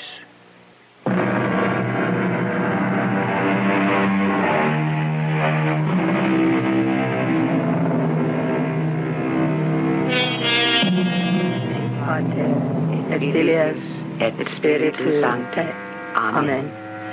Pater noster, qui es in coeles, sanctificure nomen tuum, adveniat regnum tuum, fiat voluntas tua sicut. You're hearing a familiar sound at the Holy Name Convent.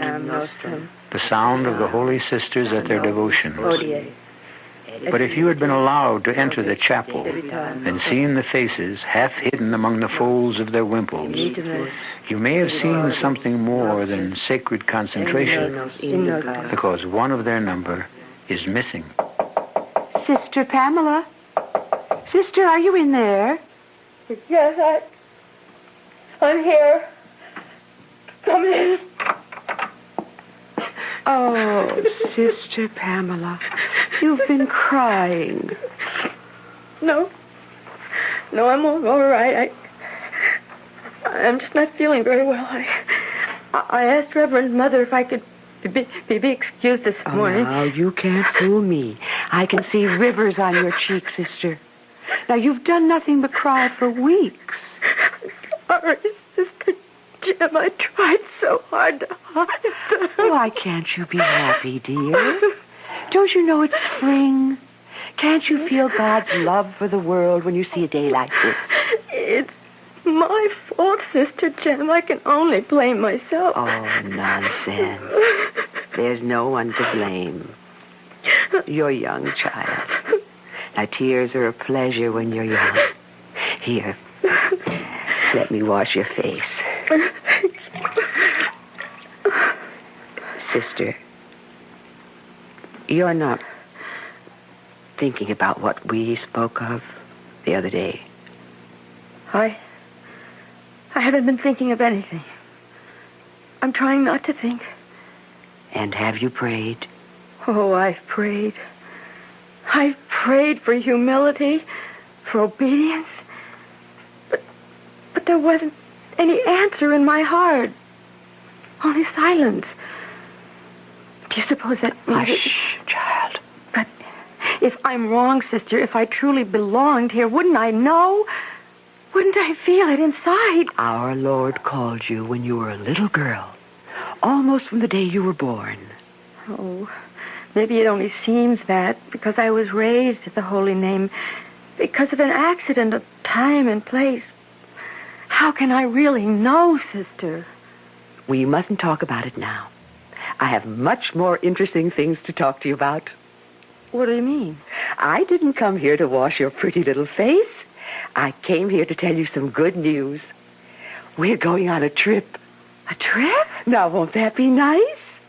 Why, it's just what you need, I think. A nice little journey somewhere. And Reverend Mother wants to talk to you about it. That's what I came to tell you. She wants to see me now? Yes, child. Right now.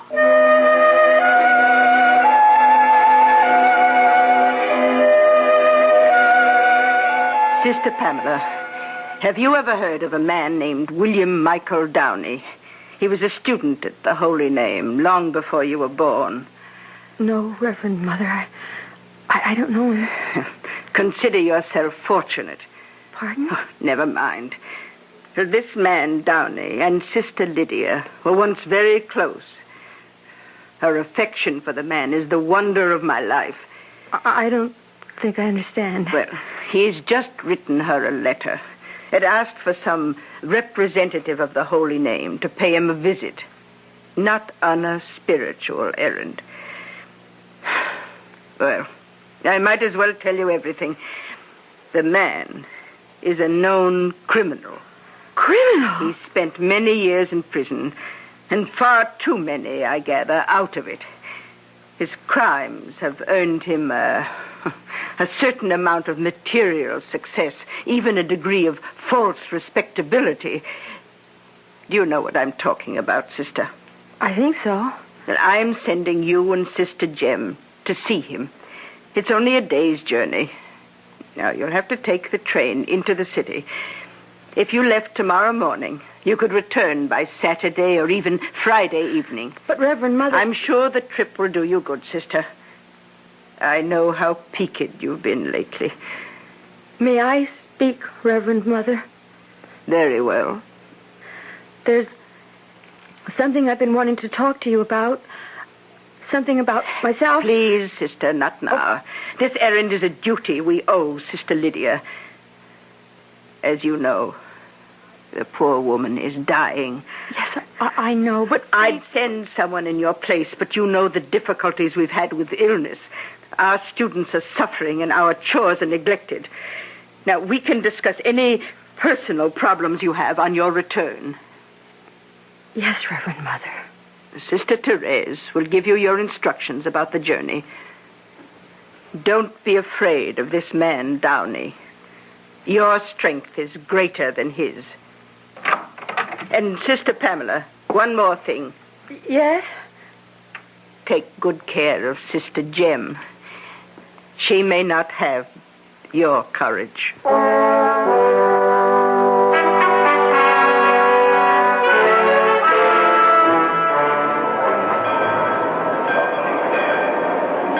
It must be 10 years since I've been at a railway station. It makes me dizzy. I think the exit is this way. Well, now, don't walk so fast, Chuck. Did Sister Therese say it was very far to Mr. Downey's house? Oh, not very far. She said we could reach it by bus or taxi. Oh, well, let's take a taxi, dear. I really am exhausted. Oh, poor Sister Jem. This is a long trip for you. Well, I don't mind. For Sister Lydia's sake. I'm glad Mr. Downey wrote her, aren't you? I don't know. I've yet to hear anything good about Mr. Downey. Why, there's something good in everyone, child.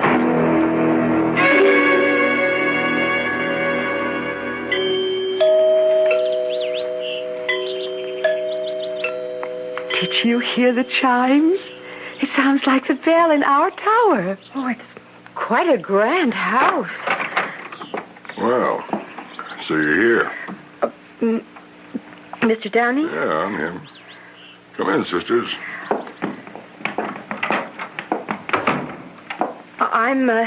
I'm Sister Pamela, and this is Sister Jem from the Holy Name. Yeah, I know. I know where you're from, sisters. Come in, sit down. Oh, thank you. I am a bit tired. Can I offer you something? A drink, maybe? No, I mean, water or something. Well, not for me, thank you. No, thank you, Mr. Downey. We stopped off in a restaurant before we came here. Yeah, fine. Well, how's Sister Lydia? She's all right, but as you know, she was too ill to make this journey. Yeah. She's a funny woman. It's 40 years since I left the Holy Name. She still writes to me. I got a card at Easter, a card at Christmas, a letter on my birthday. I got a hunch she even mentions me in her prayers. Well, you should be very glad. Why? You think your prayers have helped me? I do, yes. Oh, and have all your prayers been successful, sister? Your home is lovely. You must be a great admirer of religious You art. haven't answered my question, sister. Prayers aren't business deals, Mr. Downey. And you can't judge them as successes or failures. It sounds like your prayers haven't been working out so good. But then you're new at the game, aren't you? I mean, you look very young, sister. How long have you been at the Holy Name? I was a student there before taking my vows. I see. It was a lot easier to join the order, wasn't it? Instead of going out and facing the cold, cruel world. I'd rather not talk about me, Mr. Downey. Look, I've been through it all myself, you know. In all my years, I never found a better hideout than the Holy Name. Yeah, The world's a noisy, messy place full of problems. Why ask for trouble if you can avoid it? Please, Mr. Downing. Okay, sister. Look, I'll get down to business. Just what is your business, Mr. Downey? Well, as you can see, sister, it's art. Religious art. What? Yeah. And I got a present for Sister Lydia. Here. There it is. Oh, Mr. Downey. It's St. Francis. Oh, how beautiful it is. Here you go. That's a little heavy, but it'll fit right into that suitcase. Oh, it looks very old. Well, when I heard the old woman wasn't feeling well, I thought I'd like to send her something.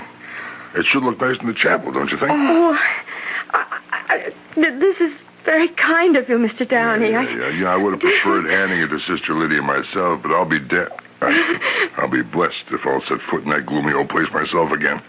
Yes, you would be blessed. May I see it? Of course. How old is it, Mr. Downey? Oh, about 5 centuries. What? Comes from the Medici Palace. The sculptor by Donatello, you know him? Donatello, of course. What? It must be terribly valuable. I think the word is priceless. I don't know what to say. It's such a magnificent Well, gift. you just tell Sister Lydia that little Willie Downey is sorry he never replied to her letters. He hopes this will make it up to her.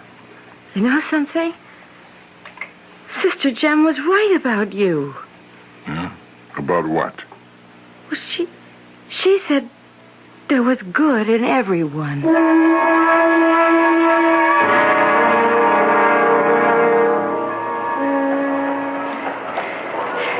Let me carry the suitcase for a while, dear. It's so awfully heavy.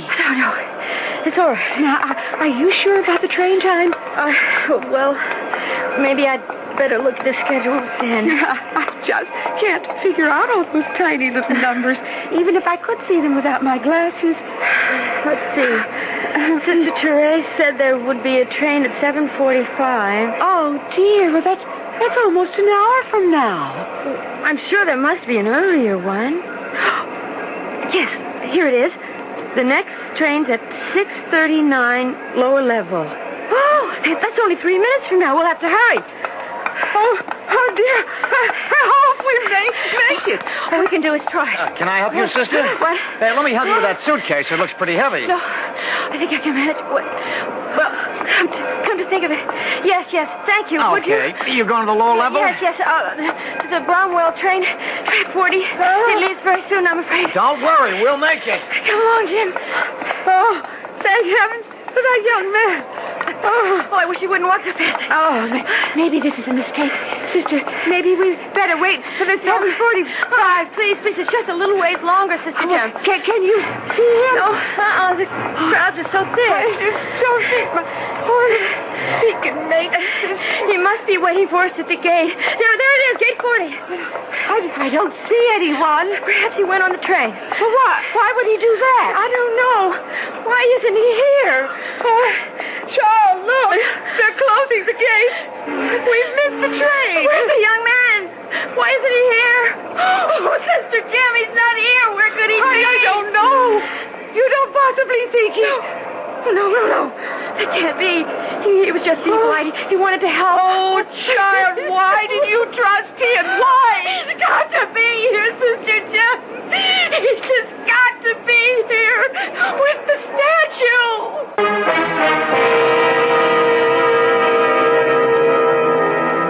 But the young man isn't there. And very soon, Sister Pamela and Sister Jem will draw the only possible conclusion. That this young man was not a Boy Scout looking for his good deed for the day.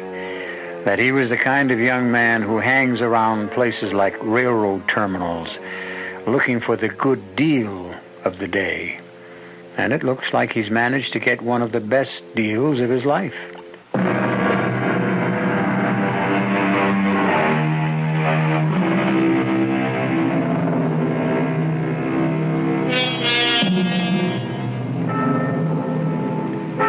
Even the bells of the Holy Name Convent have a sad and hollow sound today, as Sister Pamela sits with head bowed before the Reverend Mother and listens to a different kind of litany from her lips. Are you a child, an infant?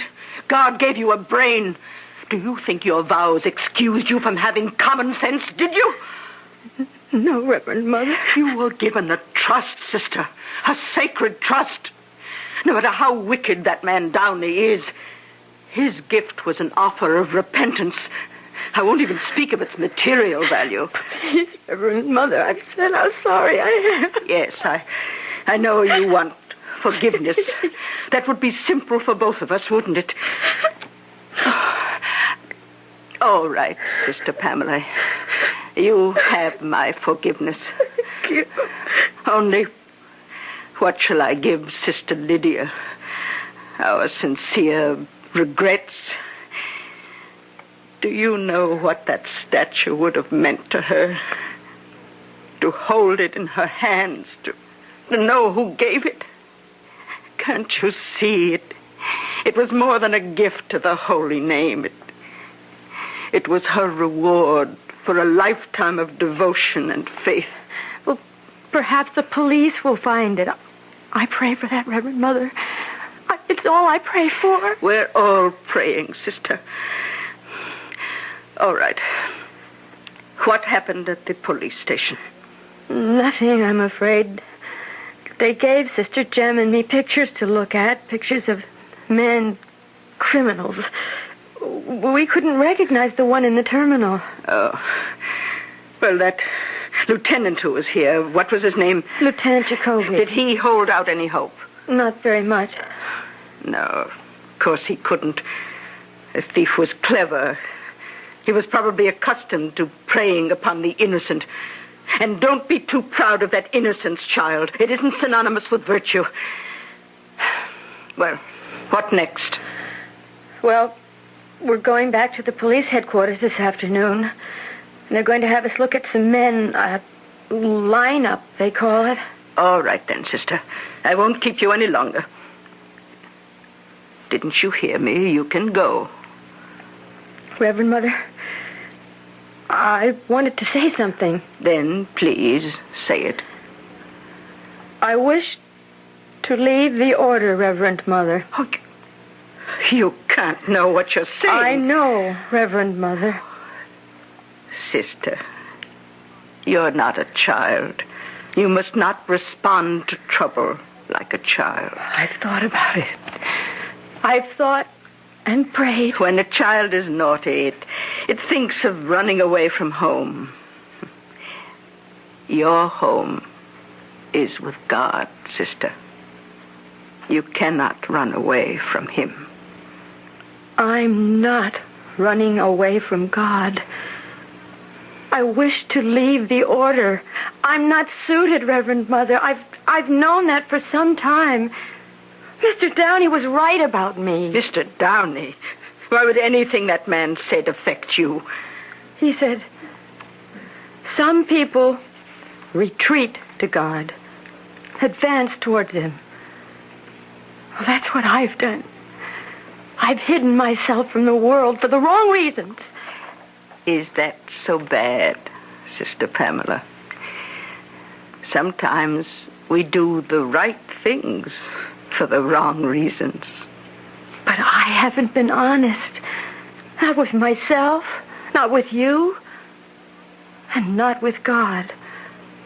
What happened in that terminal was like a punishment. No, sister. If you had sent someone else, the statue would be here by now in the chapel, I know. Well, it may yet be.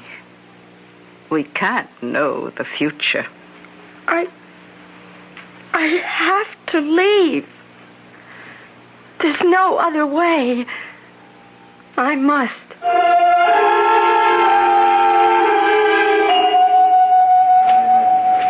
All right, sisters. Be sure and look them over carefully. All the men you'll see on that stage have worked the same kind of crime in the past. Helping women with their luggage and then helping themselves to the contents. Lieutenant Jacoby, do you think the man knows what he stole? Its true value? Oh, doubtful. His ignorance may work in our favor, so we're keeping the facts quiet. If he knew he had a statue worth a fortune, he'd make himself harder to find. But it has no price. It's an art treasure. He couldn't really sell it, could he? There are crooks and crooks these days, sister. There are collectors who don't mind stolen merchandise, even if they can't display it openly. Just the same, we're assuming the thief won't know it's anything but a hunk of bronze. Who knows? Maybe he'll think it's a lamp. Well, we ready? Here come the boys. Lieutenant, they can't see us, can they? No, sister, but you'll see them, all right. Stay right there. All right, number one, step forward. He isn't the one, I'm sure. Step back into place, number one. Number two. No, he's much older than the man. Do any of them look right, sister? Well, let me see. 1, 2, 3, 4. Wait. That one at the end. Have we hit the jackpot? I'm not sure. I didn't see him for more than a second or two, but he's the same age and size. Number 6, front and center. Look at him again, sister. I'm just not sure. What's your name, mister? James K. Bresson. What can I do for you? I'll ask the questions. What are you doing with yourself these days, Bresson? Still working the terminals? Oh, you got me all wrong, mister. I'm duly employed. Who would employ you, Bresson? I work for the Gramercy Printing Company over on 29th Street in the shipping department. Not snatching any more suitcases? I never snatched any suitcase. That last time was a bum rap. Well, what do you think? The voice. The voice sounds like him. Sister Jem, I never heard the voice. You ever go to church, Bresson? Yeah, how's that? You ever do much business with nuns? What is this? You trying to convert me? He could be the one. Sister Jem. Oh, no, I don't think so, child. Now, I remember a much taller man, a much thinner. Bresson, you were hanging around the Union Terminal on Friday night, weren't you? Friday? Say around 6:30? No, Friday night I was with my girl. You don't believe me? Ask her. I was at her apartment, 5 o'clock to midnight. What's the name of your girl? Her name's Bess Mackin. She lives at 200 Rice Avenue. I never left her for a minute. You see, child, he couldn't be the one. Don't let an alibi fool you. I'm sure he's not the one, Sister Pamela. Now, let's not make things worse by accusing an innocent man. No. I don't want to make things worse. Well, sister? No. I guess I'm not sure after all, Lieutenant. I'm not sure about anything.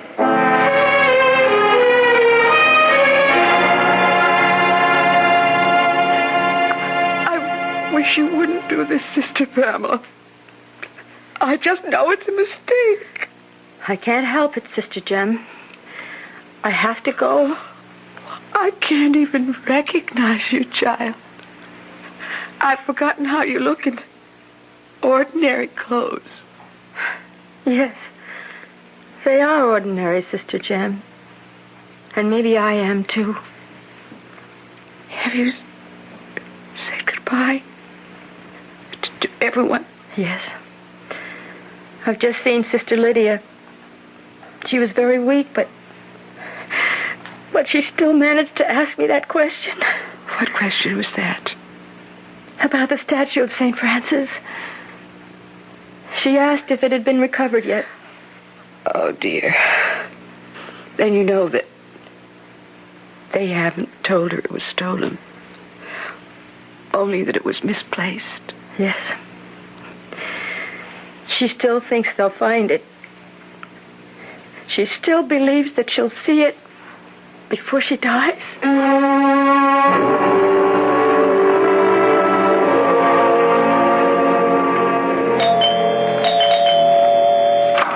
Yes?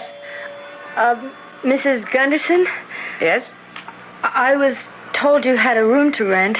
Well, maybe I do, maybe I don't. You all alone? Yes, ma'am.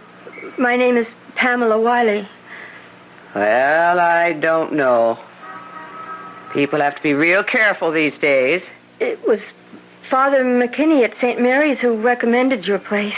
Oh, well, why didn't you say so? I've got a nice room on the second floor. $14 a week, and it includes breakfast and supper.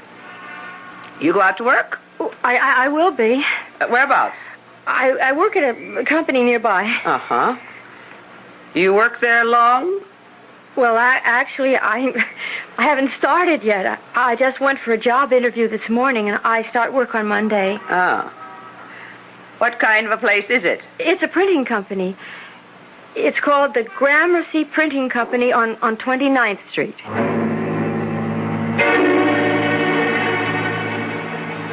Hey, who's got the Fisher invoices? Come on, I need all them packing slips. Well, what happened to Bucktooth Betty? I'm sorry? The girl who used to work here. She get canned or something? Oh, well, I really wouldn't know. Oh, you're her replacement, is that it? Oh, I gotta tell you, honey, you're some improvement. I suppose that's a compliment.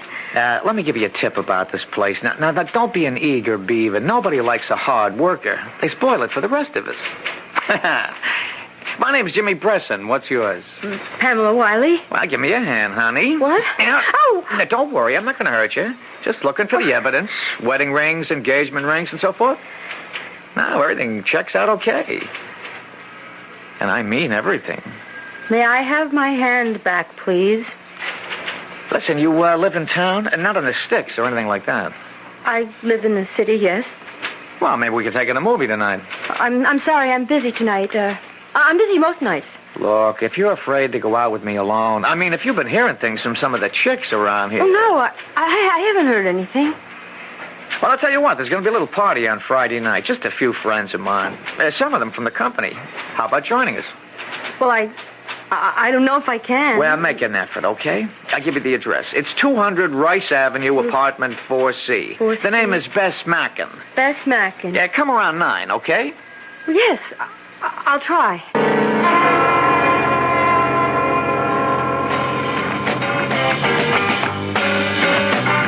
Hey, honey, I'm sure glad you could make it. You're just what this party needs, baby. A new face, and a real pretty one, too. I don't know if I can stay very long. Oh, sure you can, honey. You can stay close to old Jimmy. I want to find out if it's true what they call you at the office. Oh? What do they call me? The Saint. Now, didn't you know? Saint Pamela. I don't mind that, honey. Saints are okay. They have a way of turning into sinners. Please, if you don't mind, I'm awfully warm. Well, that's what I'm trying to do, baby. Warm you up. Please take your hand away. Come on, Saint Pamela. I know what you need. You need some fun and games, and I'm the guy who knows all the rules. Don't! Stop it! There you are. Well, hi, you Bess, honey. Hey, I want you to meet somebody. I want you to meet Saint Pamela. Saint, this is my good friend, Bess Mackin. Oh, you bum. I saw what you were doing. Oh, just getting acquainted, that's all. Getting to know what a saint is like. Well, get out of here. This is my place, and I want you out of it. Oh, please, I didn't mean to cause any trouble. I'll leave. No, it's him I want out of here. Did you hear me, Jimmy? Get out! Sure, Bess, sure. I'm going. I'll be over at the Silver Crown if any of you get lonely for me. Oh, that bum. That miserable bum.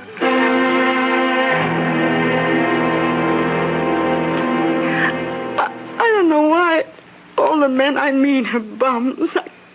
I just don't understand. Oh, Bess, please, don't drink anymore. It's not helping. Oh, nothing helps. Nothing. You know what life is, honey? I'll tell you what it is. It's like one of those wrap boxes under the Christmas tree in the department store. Just a fancy package. Nothing in it. Bess, may I talk to you? Me? Well, the reason I stayed is I wanted to ask you about yourself. Why would you care about me? Are you alone? Do you have any family? My mother's dead. And your father? That bum. He ought to be. Yes. Do you ever go to church? Me? Of course not. Even when you were a little girl? Oh, sure, when I was a kid. Oh, that Jimmy, that dirty stinker. Why do I do it? Why do I put up with it? Well, does he treat you badly? Oh, He doesn't treat me, period. You think he ever takes me anyplace? If we go to a bar, who do you think buys the drinks? He says that's his idea of women's lib. Well, why do you do it then? Put up with him. He gave me one present in my whole life. One lousy present. This piece of junk. It's a pretty bracelet. No, it's junk. I know where he got it. At that pawn shop around the corner from that cheap crook Wormer. A pawn shop? I bet he didn't even pay for it. I bet him and Wormer had a poker game. Does he go there often? Well, he gets everything there except groceries. And does he ever sell things there? Oh, sure he does. Buy and sell every week. Hey, what do you want to know that for? Well, I was just interested, Bess. Just very interested.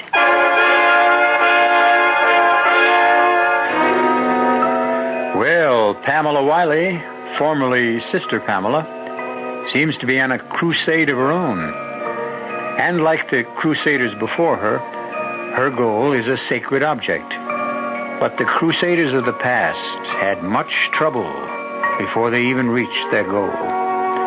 Will Pamela? We'll find out when I return with Act 3.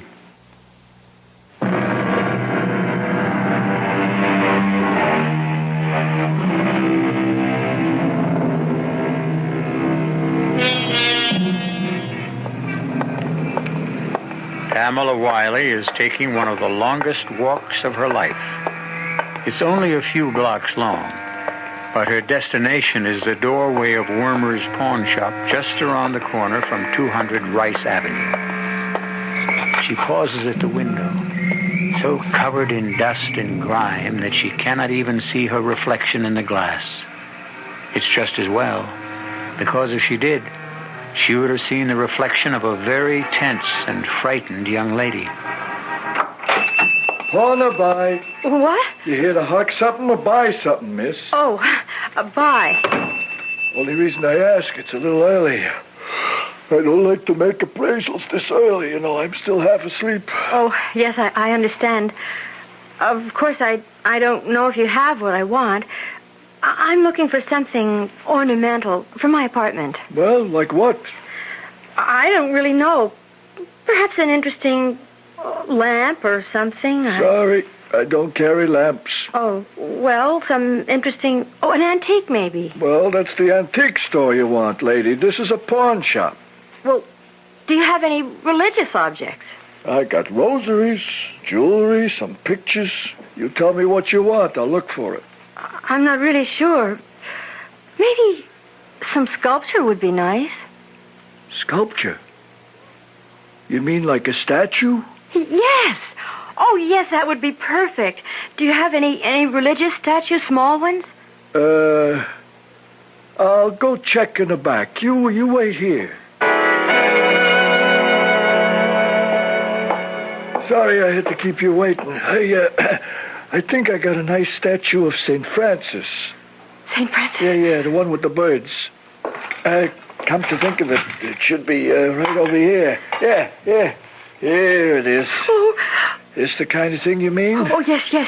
Oh, it is the kind of thing. It's a little beat up looking, but you could polish it up real nice. It wouldn't look bad at all. Oh, yes, I wouldldn't mind that. It's a real fine piece of work, you know. Don't think it's just junk. Oh, no. It ain't cheap either. Oh, how much? Well, on account of it's my first sale today, I'll tell you what. It's yours for $20. Well, it's a little more than I thought. Take it or leave it. Oh, it's all right. I'll take it. I think I have a $20 bill in my purse. Here. I'll help you with that. What are you doing? Help you find that 20 in your purse. You're spilling everything out. Yeah, that's what I'm doing. I'm seeing what spills out, you know. Give it back to me. All I want to do is check, miss. In my business, we like to know who we're dealing with. Jimmy. You got here fast. I didn't even have time to button my shirt. All right, what did you find? Well, what is this? Nothing in her purse, no gun, no identification. You sure she's a cop? I don't know, but she's been acting like a cop, all right. So I told you to call me if she showed up. All right, what about it, honey? You want to tell Jimmy all about it? Please, I just came in to buy something. You were pumping Bess after the party. She told me about it last night when she came to the Silver Crown. But I'm not with the police. I swear it. Then why all the questions, huh? Why all the nosing around? You're hurting me. Take it easy. I don't want no trouble in here. There's something. She's got to be. Bess told her I do business in your place, and now she shows up here the next morning. Don't that sound fishy to you? Well, it's funny. Come on, baby, give. Jimmy, don't. I was just the statue. Oh, I just wanted the statue. The what? I guess she means this thing. What's the statue got to do with... Wait a minute. Wait. You're right, Wormer. She's not a cop. Yeah, she's been acting like a cop, but that's not what she is. Please. Oh, please let me go. I didn't mean any harm. Please let me go. No, Please. Sugar, you're not a cop at all. What you are is a nun.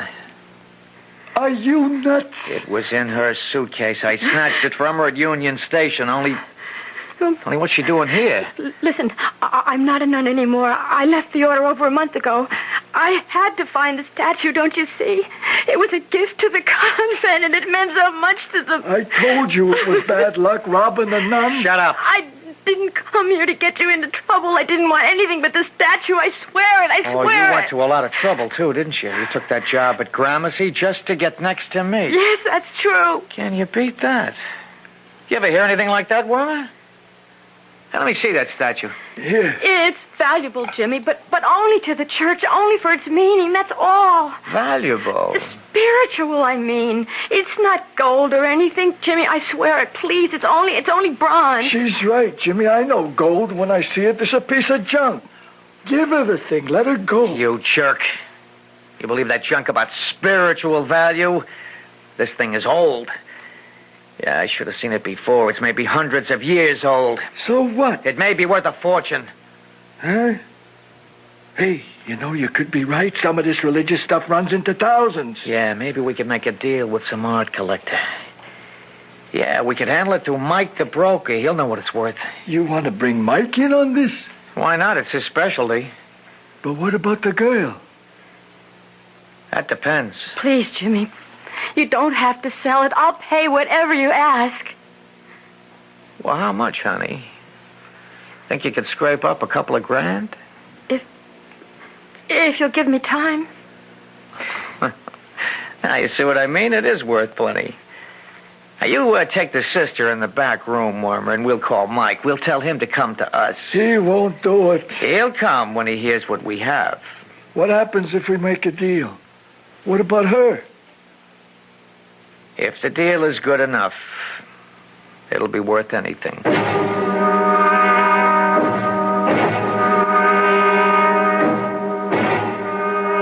don't know. It's been 2 hours. He ain't here yet. He'll be here. Stop worrying. How can I help it? Listen, Jimmy, that gag you got on the nun, you think it's okay? She can breathe. Can you breathe, Sugar? Just meditate, honey. You know how to do that, don't you? There he is. I told you he'd be here. Hey, Mike, we're in a back room. Well. It's a pretty picture. Who's the girl? She's a nun, Mike. No kidding. A nun? In those clothes? With a gag over her mouth? She started making too much noise. We had to keep her quiet. Listen, Mike, I got something that's going to knock your eyes out. Listen, my name isn't Mike Bresson. It's Mr. Downey to you. Yeah, sure, but look at this, Mr. Downey, the statue. We figured it was valuable on account of the nun. Went to so much trouble to find it. She even left the convent. Now, we want good terms, Mr. Downey. 50. Now, wait a minute, not so fast. What happens to the girl after? Now, we'll take care of her. You can trust us. Yeah. Oh, yeah, I'll bet I can. All right, let's see the statue. All right, here. Look at it. You had this on sale here? I was going to sell it for $20. Can you imagine? No, I can't imagine it. Since it's only worth $2. What? You heard me. Melt it down for scrap. Maybe it's worth $3, $3.50. The next time you guys handle junk, call a junk dealer, but don't call Mike. It's got to be worth something. Look, don't teach me my business, Junior. But the nun, she went to so much trouble. Yeah, the nun. Don't you know about nuns? They don't understand about money. They're not smart like you and me. They'll kill themselves over a piece of junk just because it was blessed. Oh, you'd be amazed at the dumb things they do, all that working and praying and don't get a nickel out of it. Hey, what are you doing? I'm taking this gag out of her mouth here. There. You better not get her sore at you. She's liable to say a prayer and send you all to hell. Come on, miss. I'm taking you out of this place. Thank you. Thank you. Yeah, but wait a minute. We got to get something out of this. You said $20, didn't you? There. Consider yourself lucky. Let's go, sister.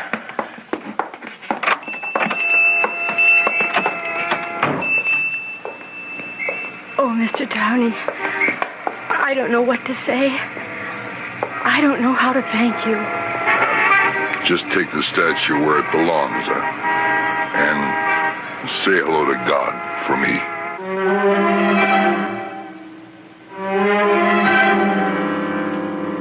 And so Pamela Wiley returned to the Holy Name Convent. And this time, she wasn't alone. St. Francis was with her. And you'll be pleased to know that she was in time to place the statue before the dimming eyes of Sister Lydia. Nice to have a happy ending for a change, isn't it?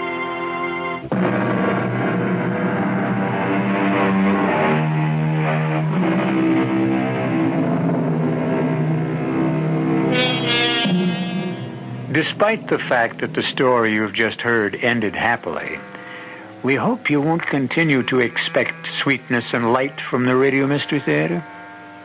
Unfortunately, most of the people we deal with are not nearly as nice as Sister Pamela Wiley, or Big Mike Downey for that matter. But if you don't mind spending some time with thieves, murderers, monsters, and other assorted villains, listen for us next time. Our cast included Rosemary Rice, Bryna Rayburn, Ann Petoniak, Jack Grimes, Joe Silver, and Ken Harvey. The entire production was under the direction of Hyman Brown. This is E.G. Marshall inviting you to return to our Mystery Theater for another adventure in the macabre. Until next time, pleasant dreams.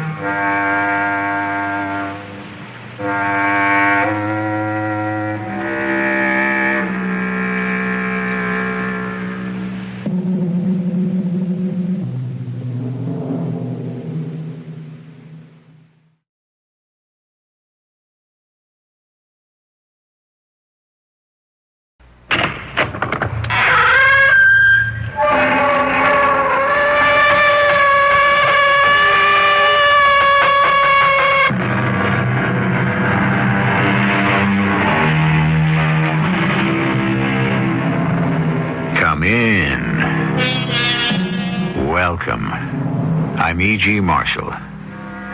So often we take the course of our daily lives for granted. So many of us live in a routine world, knowing pretty much one day what we'll be doing the next. And this isn't bad, mind you. But every now and then, something stops us short. Witnessing a dramatic auto accident, seeing a building collapse in flames. Well, our story isn't about such disasters, but Doug Watson, our hero, is in for what we might call the shock of his life.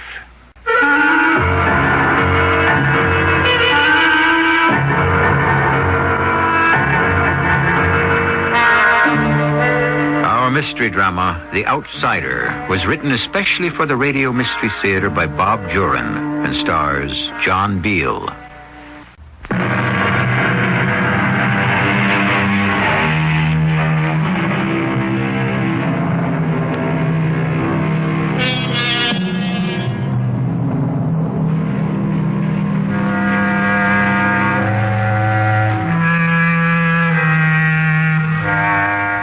Reality is a curious thing. It's so relative. To a child alone in bed at night, moving shadows can be real monsters, very real. Dreams are real until we wake up. What we experience is real to us. And to Doug Watson, his experience was real. It could have been a dream, but Doug doesn't think so. In fact, he knows differently.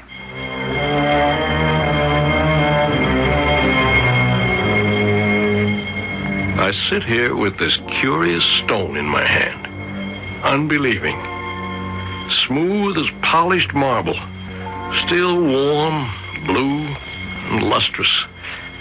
I know where I got it, but I still can't understand or believe. What happened to me? Was I permitted a glimpse of something no man should know? Did I look into a world of my own hallucination? Hallucination, I could accept that. But this stone in my hand is real. It must have happened. And it had to have been this evening.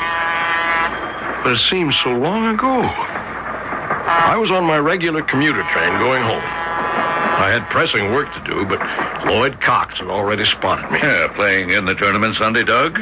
No, I'll be spending the weekend in the den. Semi-annual report to finish. You'd better not skip Millie's buffet Sunday night. She'll never forgive you. Alice mentioned something about that. Well, we'll see. Well, Sunday's my birthday. Yeah, we know. That's why Millie particularly wants you there. I'm trying to forget the years. I stopped counting 3 years ago. Yeah, it happens to all of us. Well, my stop's coming up. Take care, Doug. And don't work too hard. See you Sunday night. Yeah, see you, Lloyd. I still had 3 more stops to go. I opened my attaché case and took out the forecast I'd been working on.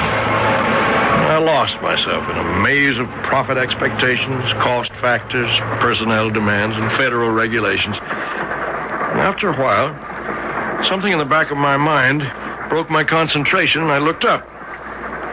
I got the shock of my life. The entire car was empty. Not another soul in the car. Ordinarily, 20 or so people are still on the train when I get off. How far had I come? I slammed my case shut and ran to the front of the car. Looking through the door into the next car gave me the next shock. It was empty, too. The entire train was empty. There wasn't even a conductor on it. We were coming to the lights of a town. I had no idea where I was.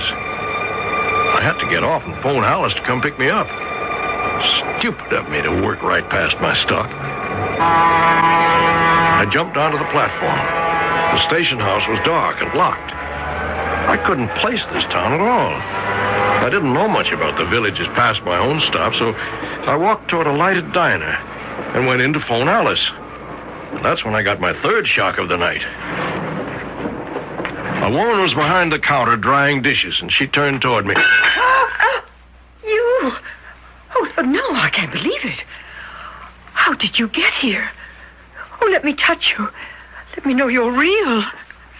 You're here. You are real. Look, miss, I just want to use the phone. You do have... I've got to call Walter right away. Oh, sit down. And please don't go away. You won't go away, will you? Well, I can't very well go anywhere. I just got off the train. I missed my regular stop in Bloomsdale. Bloomsdale? Mm-hmm. Oh, there used to be a Bloomsdale. Oh, but never mind that now. I've got to call Walter. Well, then can I call my home? I'll pay you for the call. Only local calls. It's because... Walter? Walter. He's here. At last. On the train, he says. Yes, this very minute. Of course, I'm sure. I touched him. It's the outsider. I had to get out of there. Obviously, this girl was deranged in some way. And I had no intention of waiting for Walter, whoever he was. But I did have to phone Alice. Walter will be here in a minute. He only lives half a block up Turtle Street. May I use the phone now? Or a payphone if you have one. Let me look at you. Oh, let me touch you again. Now look, miss. I don't know what bothers you about me, but all I want to do is call my wife and have her pick me up. What town is this, anyway? Hanover Hills. Hanover Hills? In Westchester? Oh, I just can't believe it. You're here at last. You were the first outsider to come here in 30 years. Oh, we've been praying and waiting for you. Yeah, sure. Oh, you don't believe me. You'll believe Walter. He's the mayor. Gail, you're the one we hoped for? You're right. It's him. What is this? Let me shake your hand, sir. I'm Walter Cummings, mayor of Hanover Hills. And you are, Doug Watson. Doug Watson. Oh, how refreshing to hear a new name. Oh, wait till the town hears this and meets you. Now, tell me. Gail says you came in on the train. Of course. The train actually stopped? Well, I didn't jump off. And this was a few minutes ago? Yes. Oh, this is wonderful. This may be the break. You see, no one in Hanover Hills could hear or see the train. There hasn't been a train go through here in 30 years. You, Doug Watson, are our savior. I was now convinced that I'd met up with two genuine lunatics.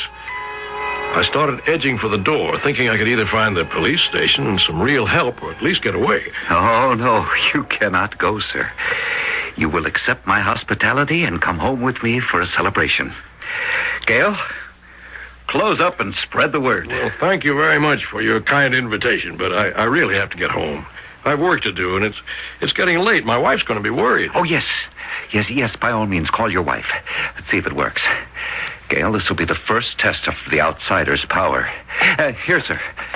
Call your wife. Thank you. At last. I can dial Bloomsdale, can't I? Try it. Keep the fingers crossed. Is it ringing? No. Nothing. Like a dead line. Okay, you win. Tell me what this is all about. Am I a prisoner? We're all prisoners here, Mr. Watson. And we believe you've come here to save us. Come home with me now. You can't go anywhere else. Curiously, now I didn't feel menaced. I had a slow, creeping sensation that these people were serious and sincere, and that I had stumbled into something totally incredible. It hadn't occurred to me before how old-fashioned the lunch counter and counter stools in this diner were. Not one item smacked of the 1970s or 80s. We'll have a bite of dinner before the others arrive, and I'll tell you why we have such hopes for you, and what we expect of you. More coffee? Oh, thanks. You see, Doug, for 30 years, not a living soul, not a car, truck, train, or bus has arrived in Hanover Hills. No one has grown a day older. No one's died. Not a single child has been born. I just can't figure you, or this whole thing. How can you expect me to believe what you just said? We found it hard to believe ourselves when it happened. In fact, we didn't realize that anything had happened. Well, what was it that happened, as you say? It was early in 1950. The government was involved in underground nuclear testing, but far, far away over in Nevada. Yes, I remember. Well, one afternoon in June, we felt a terrible rumbling underground. The hills all around us shook. Earthquake? Well, it was just like one. But never in history had there been one here. When it settled, we saw on the highest of the hills a great fissure, a hole in the side of the hill. And from it came a curious vapor. Underground gas, no doubt. We have no idea what it is. Is? You mean it's still there? You'll see it tomorrow. It's been emerging for 30 years. And you'll see more things tomorrow that I think will surprise you. Things we've grown accustomed to. Well, you say that I'm the first outsider to come here, but why can't you leave? Can't you simply walk down the road a piece? I hear the word has spread. They're gathering outside. Who? The townspeople. The street's full, Walter, and more coming. Yeah. You'll have to meet them, Doug. I know. I'm the savior. I think they're all getting heated up over nothing. Russ. Oh, this is my husband, Mr. Watson. Russ Harrison. Nice to meet you. Yeah. Russ, be civil. Here, follow me, please. They won't hurt you. Why, you're our hero. I've never been a celebrity before. Please? Please, quiet, everyone. Quiet down. Now, I know you've come to see the outsider, and, well, here he is, in the flesh. Real. His name is Douglas Watson. His arrival may mean we're returning to the world. Now, I say may because we must not get up false hopes. He's the first outsider, isn't he? It means we're finished with this thing? Well, that's possible. And we all want to believe it. But we'll just have to see what happens. How about a word from you, Mr. Watson? Yes, speak to them, please. Well, I don't know what to tell any of you. I don't understand this any more than you do. Maybe a lot less. I got off a train, and here I am. Your mayor here, Walter, was explaining something to me earlier, but I don't know the whole story. Well, that's about all I can say. All right, friends. You can go home now. Mr. Watson and I have some work to do, but as soon as we see positive results, you'll all know it. You'll see it and feel it. Is there anything Russ and I can do, Walter? No, why don't you run along, too? Mr. Watson, you'll stay here with me tonight. I have plenty of bedrooms. Good night, Walter. Mr. Watson. We'll see you tomorrow. Good night. Good night. You know, I was going to ask you, why can't you just leave? There are roads in and out of town, aren't there? Yes. Well, hasn't anyone tried to go to the next town? Call people up on the phone? Of course. And what happened? You'll find out tomorrow, Doug. Tomorrow, when it's daylight, I'll take you around Hanover Hills. But what about my wife? She'll be frantic if I don't even call. Yes, it's unfortunate, but I'm afraid you can't call her. Our phone makes local calls only. We've never been able to dial a number outside the town. Nor have we ever had a call come in. You saw what happened when you tried to call from the diner. Yeah, well, I'll have to go along with it, I guess. But be encouraged, as we all are. You'll undoubtedly be back with your wife again, as soon as we rejoin the outside world. When will that be? We don't know. As soon as you help us to do so. And just how am I supposed to do that? Well, we assume you know. You came to us through this terrible invisible curtain that surrounds us. We're expecting you to lead us out.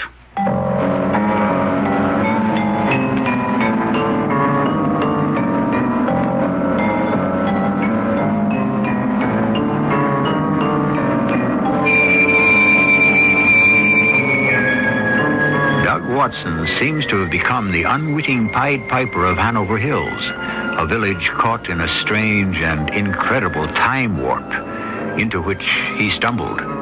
They're all expecting him to bring them back to the outside world. But I wonder if they really know what they're letting themselves in for.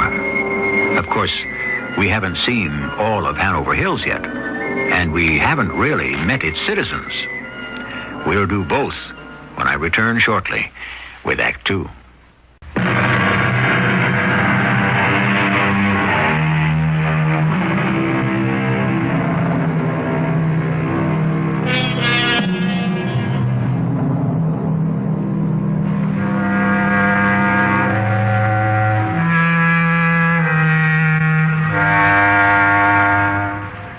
It's time now to return to Hanover Hills, that curious town that claims to have lived in suspended animation for 30 years. I'd say Doug Watson has a tall order in front of him if he expects to unlock the secret of the mysterious force that gripped the town. But the human spirit will rise when challenged and meet the unavoidable obligation. After all, Doug has no choice. Oh, good morning. Trust you slept well? Yeah. much to my surprise, with all this on my mind. It's a beautiful day. Perfect for showing you Hanover Hills. Well, I'll have to admit I am curious. I just wish you wouldn't expect too much of me. I haven't the slightest idea what to do. We'll have breakfast at Russ and Gail's diner. Then we'll be on our rounds.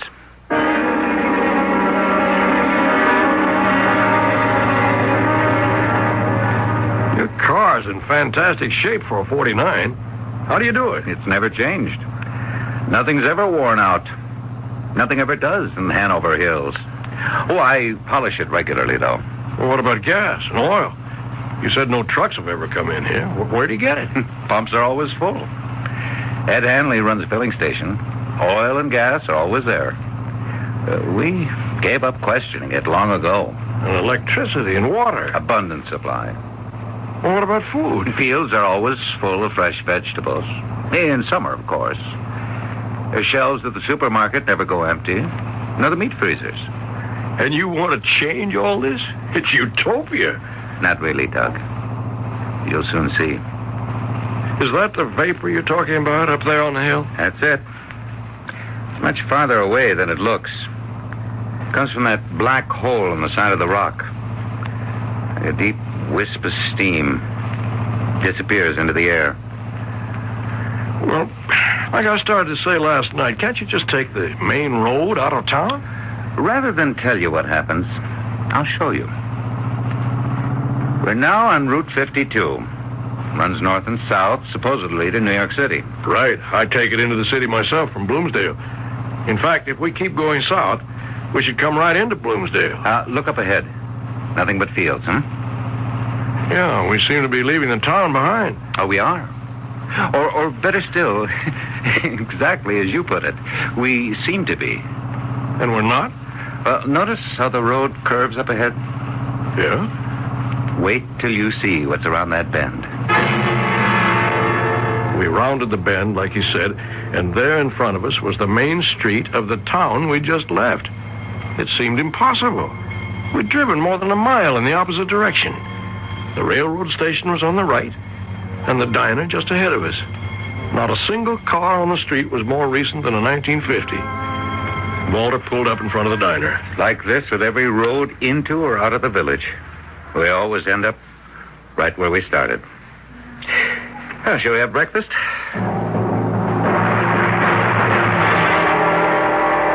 Oh, you're still here. Oh, I thought last night was maybe a dream. Oh, he's very much here, all right. Tell Russ to get some eggs over easygoing. All right with you, Doug? Suits me. 2 double hands over easy, Russ. Walter and Mr. Watson are here. Yeah, okay. Oh, you have to excuse my husband, Mr. Watson. He's not exactly Mr. Personality. Oh, it's all right. He used to be before this happened. It affected lots of people in different ways. That's putting it mildly. You see, we know it's 1980, but we have no idea what the world is like. All TV and radio stopped with whatever is coming out of that hole in the mountain. How do you know 30 years have passed? Oh, we've kept track of the days, the years. Birthdays are the hardest in most people. They know they're a year older, but don't look it or feel it. And that's hard? Listen, I know 100 people who'd give their left arm to be in that position. Yeah, it sounds great, don't it? You got any idea how boring that is? You got any idea? Oh, of course you don't. Russ, please. Get up every morning and see the same woman looking the same year after year, driving the same car, seeing the same noisy brats, never growing up, just being the same noisy brats that, well, you want to choke them. Only it don't do no good because you can't shut them up. They ain't never going to grow up, and they ain't never going to die. Russ. Let him. I know what you're thinking, Mr. Outsider. Ain't it grand? I was 40 when this thing hit, and if anyone had told me then I was going to live like this forever, I'd have said, whoopee. But I'm so sick of this diner, this town, I could die. But the funny part is, I can't even do that. I'll be out back. I'm so sorry, Mr. Watson. No, I'm glad he sounded off. He's right. I wouldn't have looked at it that way. Russ isn't the only one. We would all like very much for time to resume for us again. To change, to grow. And you think I'm the only one who can make that possible? Your coming has given us the ray of hope. Now, After breakfast, I want to show you the Fisher and the Vapor. It has a very curious property, and I'm anxious to see how it reacts to you and you to it. There it is, up ahead. What is this strange property you mentioned? I want you to see for yourself. We'll have to go on foot from here. We're going up there? Yeah, just wait and see. From this closer perspective, you can see how large that fissure really is. Yeah. The vapor is much more profuse than it appears from the village. Notice that the slope of the hill is a gentle one. Base is about 200 yards away. Nothing at all obstructs our view of the fissure high up there as we approach the bottom of the hill. That's right. Just a few seconds. Notice what happens. Well? Well? You don't seem surprised. At what? Don't you see that the fissure and the vapor have completely disappeared from view? Although there's nothing between us and it. We have never been able to approach any closer. They're both still there. I can see them as clear as ever. You still see them? Yes. Let's get closer. Quickly. You mean you can't see the vapor or the fissure? Not at all. We're almost at the very foot of the hill now. Can you still? Are you pulling my leg, telling me you can't see that hole up there and the steam coming out of it? I can even hear it. Would I pull your leg about this after everything else that you've seen? We have tried since the crack first appeared to investigate it from every angle. We can never come close. The fact that you still see it must mean that you're not affected by it. You can approach it.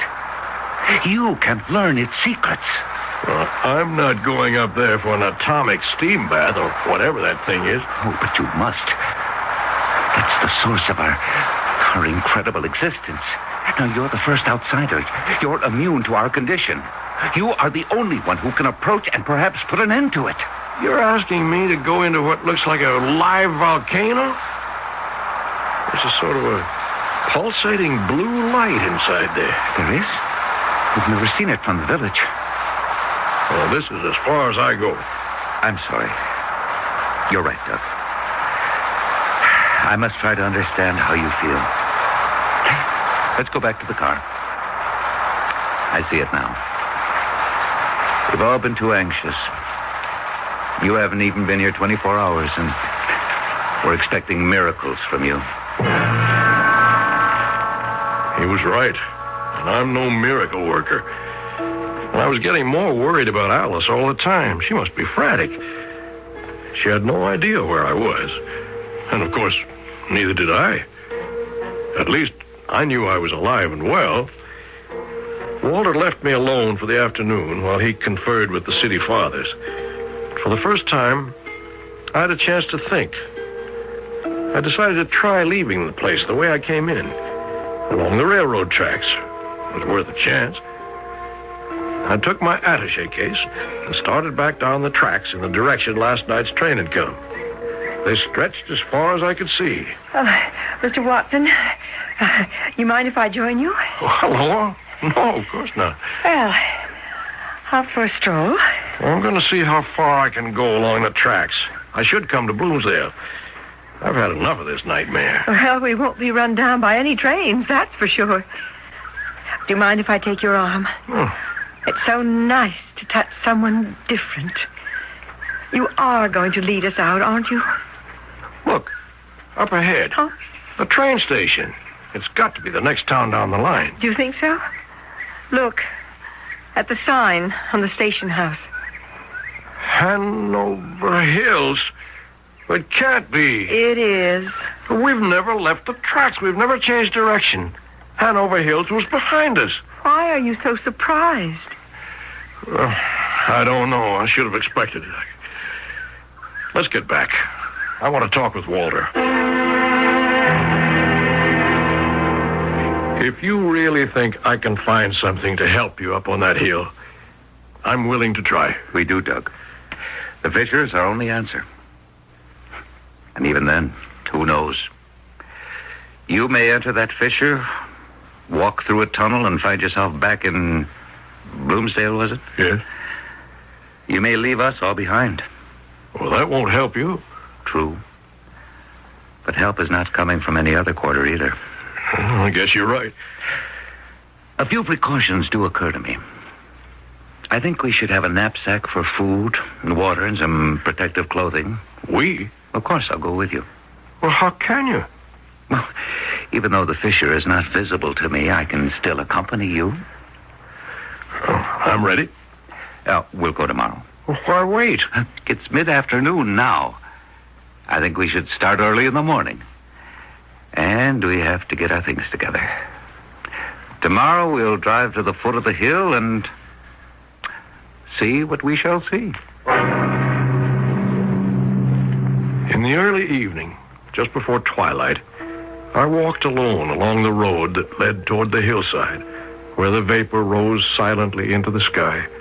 The late sun tinted it with orange and red. It looked like a silk scarf gently waving in the evening summer breeze. And I thought of this morning, the hissing sound it made, the pulsating blue lights inside the fissure, and I wondered just what I was getting into. But I had no choice. There was no one but me to approach this phenomenon. And tomorrow, I would do so.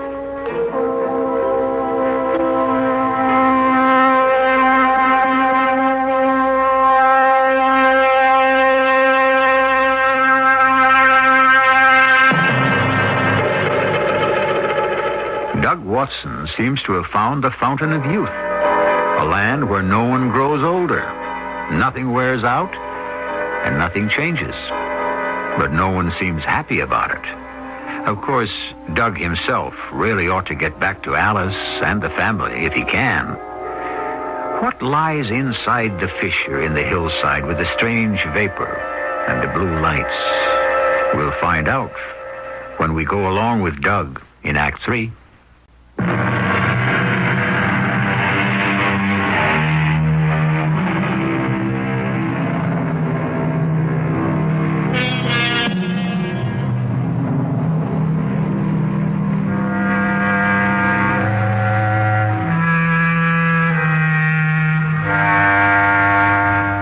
The morning has dawned bright and pleasant in Hanover Hills.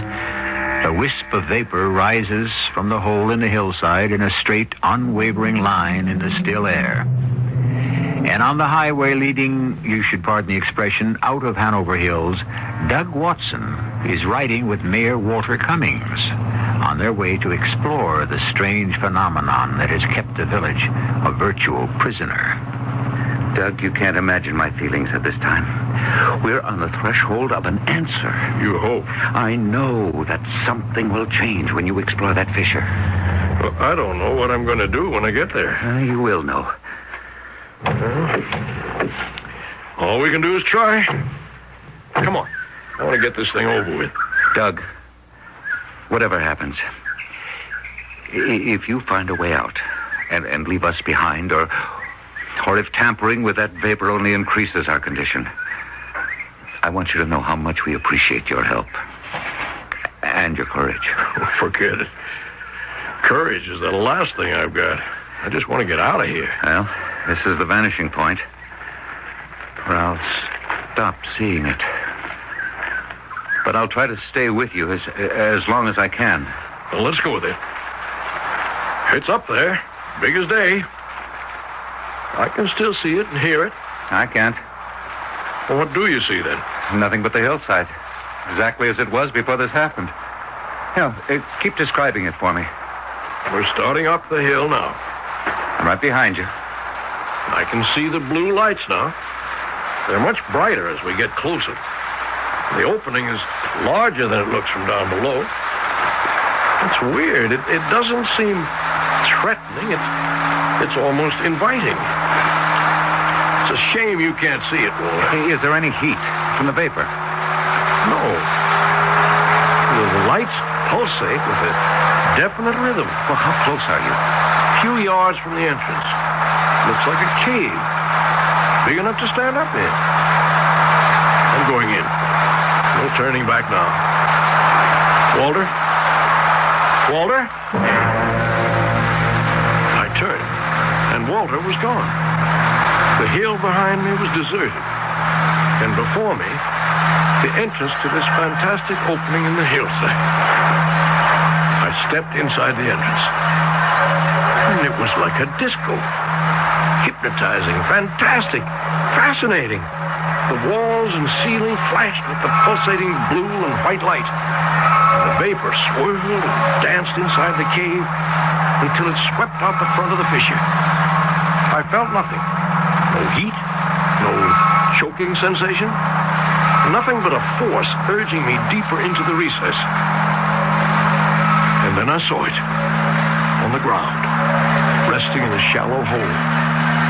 A small blue stone, like polished marble. And from this jewel surged the light and vapor. This was the source of Hanover Hill's predicament. But where had it come from? The earth obviously upheaved it during the quake Walter had described. Hypnotized, I was drawn closer. The force was irresistible. I was completely in its spell. I knelt beside the hole and reached forward slowly. My fingers closed around the cool blue marble. I knelt alone in darkness, stillness. In an instant, the lights and the vapor had stopped. And ahead of me, I could see the daylight at the opening. I hurried outside. The morning seemed just as I'd left it, bright and beautiful. The hillside and the road below were empty. Walter was nowhere in sight. I started down toward the road and looked back. There wasn't a trace of the fissure I had so recently explored. The hillside was as unscarred as it had been for centuries. I scrambled the rest of the way down to the road. I heard it before I saw it. Coming from the south toward Hanover Hills was a small delivery truck. I waved and shouted, and the driver pulled to a stop. Hop in. How far are you going? Into town. Your lucky day. I got a couple of deliveries there. Yeah? Baked goods, I see. You, know this Hanover Hills pretty good? A little. Why? Never been there before. You know where the diner is? That's my first stop. Yes, I think I can show you where it is. But right now, I'm not too sure. Town ain't all that big, is it? No, it's not. So where are you coming from? I'm up the line. Baker's in Mount Vernon, but I deliver all over the county. You sure you got a delivery in Hanover Hills? What's the matter with you? Would I be asking if I didn't? Right there on the dash. See them slips? Top one says Hanover Hills, diner, handy food store, and landmark hotel. How come you never delivered there before? Never had an order that I know of. I only been working for the bakery a couple of months. Hey, we're coming into town. Which way do I go? Straight ahead. I'll tell you where to turn. It's right across from the railroad station. Holy Moses. You sure there's anyone living in this place? He had a point. The place was the most run-down-looking town I'd ever seen. The nice row of houses that only yesterday were so clean and neat were in complete disrepair. Paint peelings, vines all over. The street was cracked and broken. The gas station was deserted. The roof sagged and the glass on those old-fashioned pumps was broken. We parked in front of the diner, and I held my breath as we got out of the truck. First-rate bakery. Anybody here? Hello? Anybody here? Yes, and I'll take it. Oh, thanks, ma'am. Just sign here. Say, how do I get to the handy food store? Just 2 blocks down the main street. You can't miss it. It's half gray and half fresh painted white. Oh, okay. Thanks, ma'am. See you again on the next order. So long, buddy. Good luck. Doug, why, I didn't see you standing there. You came back. We were wondering. Gail? What's happened? You've aged so. What happened to the village? Well, we caught up with 30 years. You did it, Doug. You did it. Ah, Doug, you're back safe. I saw you get off the truck. Walter, you're all taking so offhand. Don't you know what's happened to you? Well, of course. Just what we hoped for. And wait till you see this town a year from now. Old Martin Briggs has a run on paint and lumber and nails like he'd never had before. We've got a town to fix up. Thanks to you, Doug. Thanks to you, we got a reason to get up in the morning. Oh, and we were so hoping we'd see you again, too. We thought perhaps you'd gone on through. We owe you a lot, Doug. I'm glad you got back. I've still got your briefcase for you. I kept it safe. But it was only this morning, wasn't it? Less than an hour ago. Doug, we've been dying to know. What did you find up there? Only then did I realize that I still held the smooth blue stone in my hand. I opened my fingers, and it lay in my palm, cool and lustrous. I picked this up inside the cave, and everything stopped. And for us, everything moved forward. How long are you staying, Doug? I can put you up again tonight. I want to get home as fast as I can. Well, trains are running now. You can get the southbound 607 into the city. It stops at Bloomsdale. And that's what I'll do. Oh, brother, will I ever. Yeah, here she comes, Doug. And remember, we're just up the line. Come see us again. Oh, please do. Dinner's always on the house. Yeah, we've been through something together. There's a bond between us now, Doug. You and Hanover Hills. I know I told you yesterday, I think it was yesterday, how much I liked you all. And I'll still be saying it 10 years from now. So long, friends. So long. Doug, thank heaven you're home. I was so worried. What happened to you? I missed my stop and ended up Where, for heaven's sake? Hanover Hills. Where? I never heard of it. Why didn't you call? I'm sorry. I didn't seem to be able to. Here, to. let me take your coat. Dinner's a little dried up, but I can freshen it. That's okay, honey. Darling, you look tired. You have been working too hard. Oh, what's this? It fell out of your pocket. It can't be. Sort of blue stone. Oh, it's beautiful. What is it, Doug? Alice, this is still Thursday night, isn't it? Of course. But what is this? Oh, it's so smooth and cool. Doug, where did you get it? I sit here with this curious stone in my hand, unbelieving. I know where I got it, but I don't understand. And Alice most certainly never would. What happened to me? Did I look into a world of my own hallucination? No. This stone in my hand is real. I'll keep it, always. And when my spirit wearies, I'll remember. I'll remember, and I'll love life more.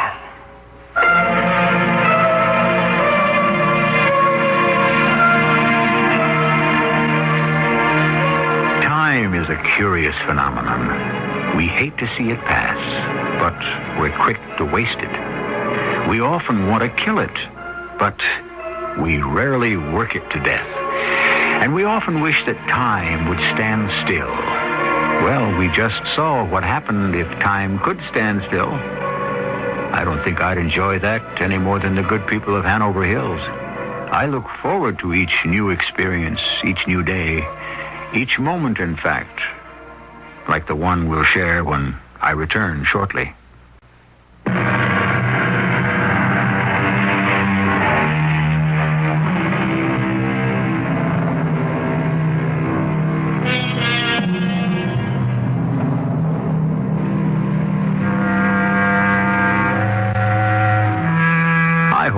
tomorrow brings something new and exciting into your life? Variety is the spice of life, and change is inevitable. When things get you down and everything seems boring and monotonous, just remember, it won't always be that way. There's another day, a bright day on the way, even if you happen to live in a place called Hanover Hills. Our cast included John Beal, Joan Shea, Ray Owens, and Robert Maxwell. The entire production was under the direction of Hyman Brown. This is E.G. Marshall inviting you to return to our Mystery Theater for another adventure in the macabre.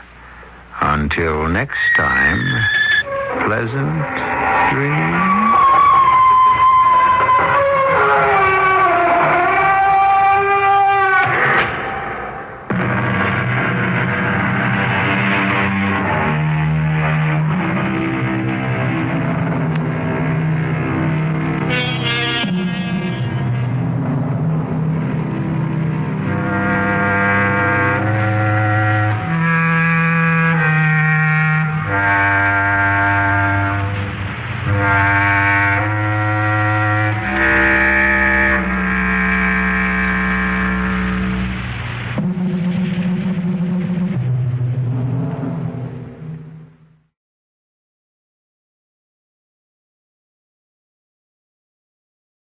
The CBS Radio Mystery Theater presents...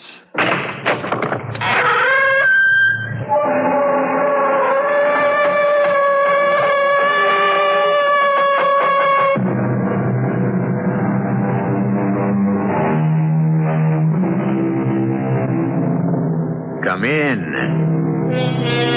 Welcome. I'm E.G. Marshall. We have a drama for you. An adaptation of a story written long ago. A lady by the name of Mary Wollstonecraft, dead now for a century and a quarter, accomplished in her lifetime two things for which she is well remembered. She married the poet Percy Bysshe Shelley, and she composed the novel Frankenstein. The first brought her misery, the second brought her fame. Though she never married another man, she did write other novels and a goodly number of short stories besides. It is one of these we bring you now.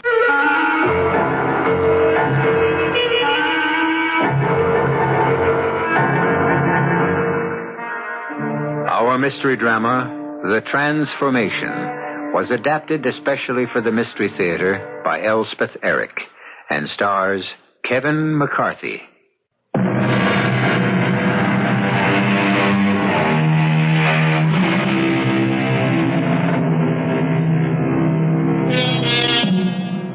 The background for our tale of horror is the proud and beautiful city of Genoa, which looks down upon the blue Mediterranean Sea where the northern coast of Italy curves toward France. It was in Genoa that our hero was born, and on the shore of that sea that his strange adventure, or should we say misadventure, began.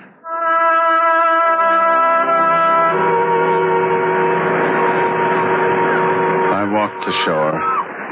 The waves sounded in my ears.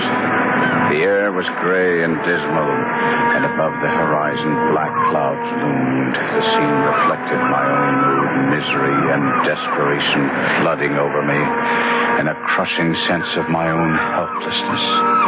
Memories flitting shadow-like through my tortured mind. Memories of days past when I had lived with my father. I was born with, I freely admit it, a most imperious, haughty, and tameless spirit. The words of our confessor, Father Pellegrini, echoed in my head. Your father seems a tyrant to you, Guido. I know that. But you have no mother, and someone must check the wild impetuosity of your character.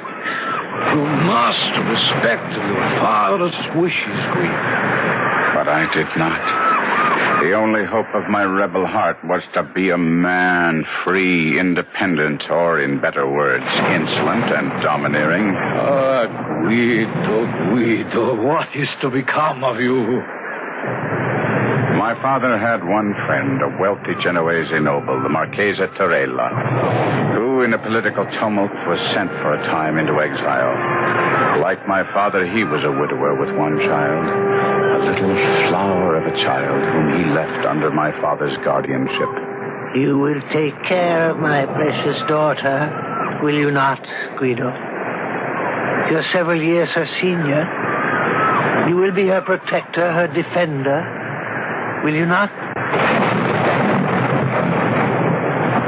I had only nodded my head, but my heart had said much more. My heart had given glad shouts that this exquisite child was to be put into my care. Though words would not come to my lips, this little child, this Juliet, had held out her tiny hand and placed it in mine with such simple trust and affection that then and there I knew I had met my fate. Guido? We grew up together, she and I. When I was 11 and Juliet 8 years of age, a cousin of mine, much older than either of us, he seemed to me to be quite a man, took great notice of my playmate, and one day he called her his bride and asked her to marry him. And when she shrank from him, he insisted and drew her towards him. I had watched the odious scene, and with the emotions of a maniac, I threw myself upon him. Oh, Guido! I strove to draw his sword. Failing in that, I clung to his neck with a ferocious desire to strangle him. Guido, no! Boys! Guido, loosen your hold! I'm ashamed. No, don't try to explain. I know the bully was trying to force himself on our little Juliet, and I know you had to come to her aid, but Guido, had you not been too small to draw his sword from his scabbard, who knows what you might have done? Father? Your actions were a great sin. Come with me to the chapel, and we will pray for your impetuous soul. This I did. And that very night I returned to that same chapel, holding little Juliet by the hand, and in that holy place I profaned her child's lips with an oath that she would be mine forever, forever only mine. Well, those days passed away. After a few years, the Marchesa Torella returned from exile and became wealthier and more prosperous than ever. When I was 17 and Juliet a blossoming 14, my father became gravely ill. As he lay dying, Torella, Juliet, and I stood by his bedside. I know what you seek of me, my friend. That I will take your son to my heart and into my home. You have my word on that. But there is more, is there not, my friend? Ah, yes. You wish me to bestow upon your well-loved son the hand of my equally beloved daughter. That is your wish, is it not, my dear friend? And so it was done. The beautiful child I had so loved from childhood was promised to me against the day when I should be so situated as to claim her for my wife. And now on the rocky and rain-swept shore, as I walked bent over against the rising wind, the memory of these early feelings returned to mock me, torture me, drive me to a distraction I thought I could not bear. My dreams had vanished. Hope had abandoned me. I had been willing to die there on the shore, to let the rain and the cold congeal my blood and freeze my marrow and end at last a life which had become unbearable. Then, all at once, a gigantic flame pierced my eyelids and made me lift my head to look seaward. The spot where I knelt was locked on one side by a rugged promontory. Round this cape suddenly came, driven by the wind, a vessel. In vain the mariners tried to force a path for her to the open sea, but the fierce gale drove her on the rocks. With a frightful shock, the vessel dashed upon her unseen enemy. In a brief space of time, she went to pieces. I covered my face with my hands and wished with all my heart that I could have sunk beneath the waves with those unfortunates. Then, all at once, I looked up. Something was floating towards the shore. Was that a human form? A human being bestriding a sea chest? A fellow creature saved from a watery grave? Was it human? Surely never had such existed before. A misshapen dwarf, I could see it now, with distorted features, a torso as wide as it was long, legs thin as threads and extending an inordinate distance from his body. His arms were the same, and the hands that dangled were tipped with pointed nails that were black all over. By Saint Beelzebub, I have been well vexed, and by the fiends, here is another ally of the mighty one. To what saint did you offer prayers, friend, if not to mine? Now I could see his face. God in heaven, his face. His head sloped back from his eyes so sharply he could be said to have no forehead at all. His hair was black, as were his eyes, but long and growing unevenly over his shriveled pate, and from the backs of his hands, from his legs, and even from between his toes. What a noise the big ocean makes! The waves disturb me. I will have no more of my roaring. Silence, winds! To your homes! Clouds! Fly to the antipodes! And leave our heaven clear!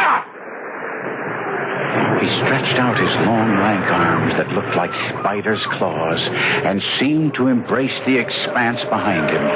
Was it a miracle? The clouds became broken and fled.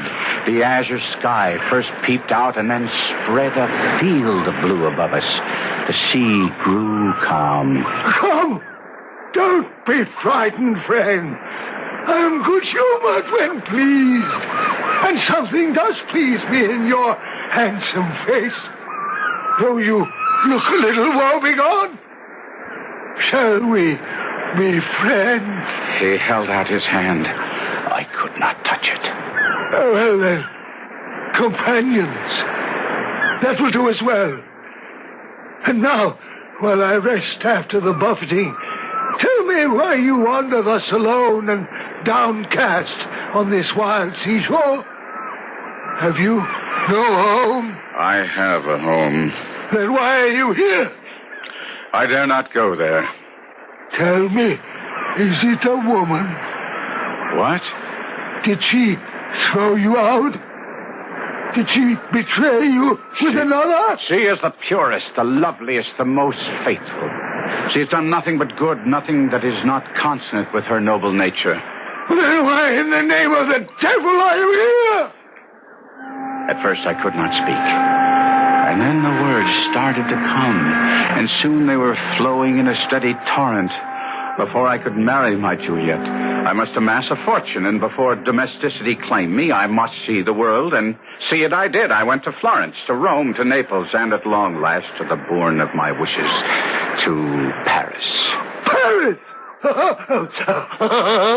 I was arrogant and self-centered. I loved display, and above all, I threw off all control. I became a spoiled child. Who could control me?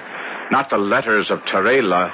No, only strong necessity in the shape of an empty purse. Oh, poor, handsome boy. Acre after acre, estate after estate, I sold. My dress, my jewels, my horses were unrivaled in Paris, while the lands of my inheritance passed into the possession of others. But go on. I'm caught up in suspense to hear the outcome. I thought that I would come home to Genoa. I was nearly a beggar, yet I would come home and rebuild my fortunes. I knew the moment I went to claim my bride, the world would know me for what I was. Not only a beggar, but one who had beggared himself, a wastrel, a fool. Knowing myself unfit to marry Juliet, according to the proper precepts of Genoese law and custom, how could I have contemplated such a thing? I abducted her. Good, brilliant, inspired. Huh? You think so? You think so? I had planned to marry her, carry her off to France, but my plot was discovered. What property I still owned was put in the hands of commissioners to pay at least partially my mountain of debts. Alone, friendless, I came to this shore, and so you see me now. How can you laugh so? How can you humiliate me even further? Do you mean to starve on these rocks and let the birds peck out thy dead eyes? While your betrothed is possessed by another? What would you have me do? Revenge thyself, man. Humble thy enemies.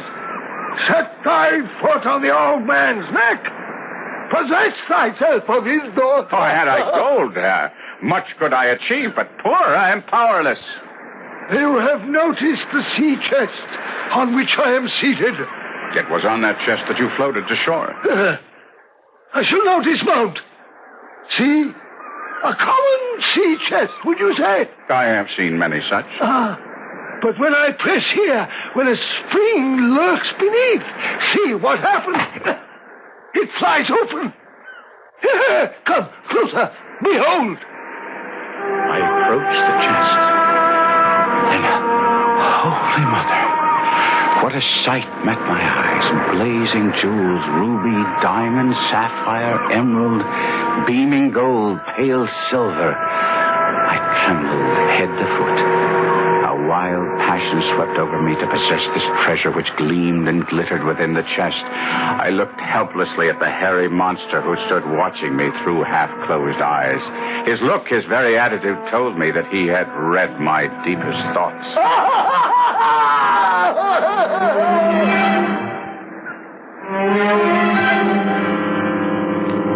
Can it be that from horror comes beauty?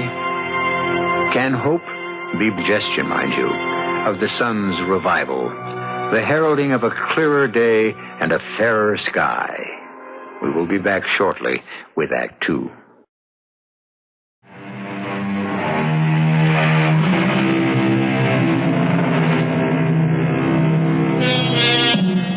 You will remember that we left our despairing hero on the shore of the Mediterranean Sea below the city of Genoa.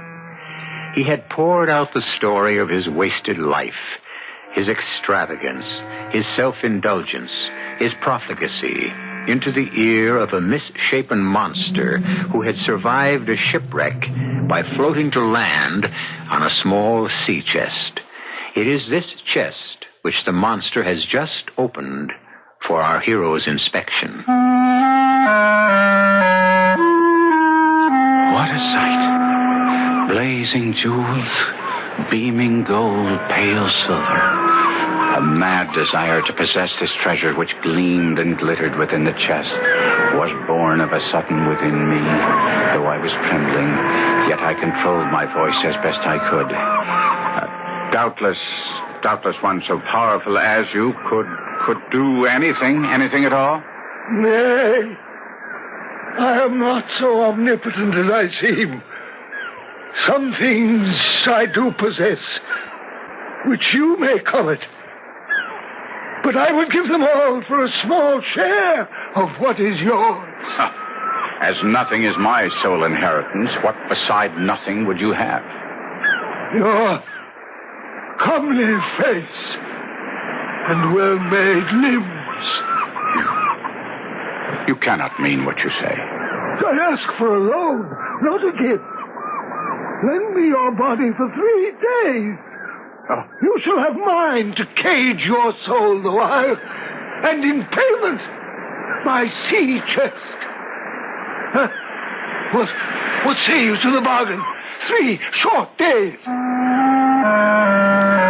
It may seem to you, listener, incredible that I should lend my ear to this proposition, but in spite of his unnatural ugliness, there was something fascinating in a being whose voice could govern earth, air, and sea, and I did feel the keenest desire to comply. For with that chest, I could command the world. You must realize that if you were to be faithless to our bargain, I would soon die upon these lonely sands. I shall leave you food for survival. But even should I survive, the limbs and body which are still mine would be yours forever. 3 days only. Look here. See the blue of these sapphires. See how the rubies glow, the diamonds flash and sparkle. And there is gold enough here for a kingdom, silver to furnish an army. I know little of black magic, for that is surely what you deal in. But I have heard that there must be a spell, and you must know it, whereby you, should you play me false, would be obliged to render up what you so unlawfully gained. I mean, my face and form. Is such a spell. And what is that? Your blood and my blood must mingle. Here's a dagger. Show me your wrist. Hold it out to me. I have drawn blood. Now, here is my arm. Take the dagger and cut. I hesitated. It was possible that I contemplated driving the dagger into his heart instead of his wrist, then making off with his treasure, leaving him to die upon the shingles, his blood mixing with the sand. Or was it that the sight of that bony wrist, that hand with its elongated fingers and their black nails, seemed too repulsive to touch? Cut! Cut I did. I held the horrid hand and drew the dagger across the skinny wrist until the blood flowed freely. Good. Now our wrists must lock together. Let our bloods become one. And so we did. In horrid fascination, I watched his blood and mine mix and mingle, yet not quite did they become one. For while the blood from my wrist flowed crimson, the blood of the monster flowed black.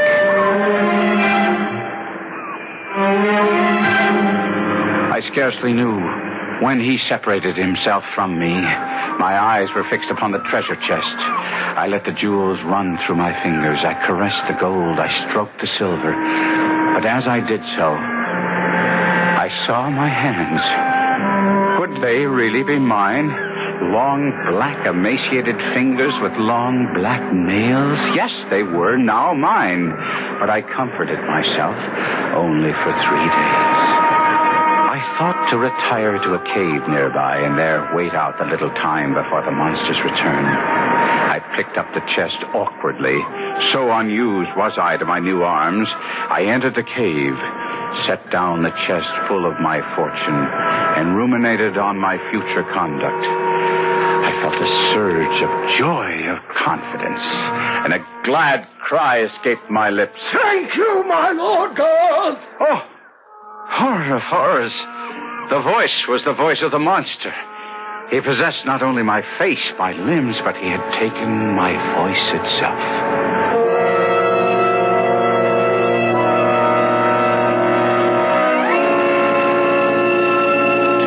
Suns had set. The third dawned, slowly paced the bright orb up the eastern sky. Long it lingered in the zenith, and still more slowly wandered down the west. It touched the horizon's verge. It was lost. The evening star shone bright. I thought to myself, he will soon be here.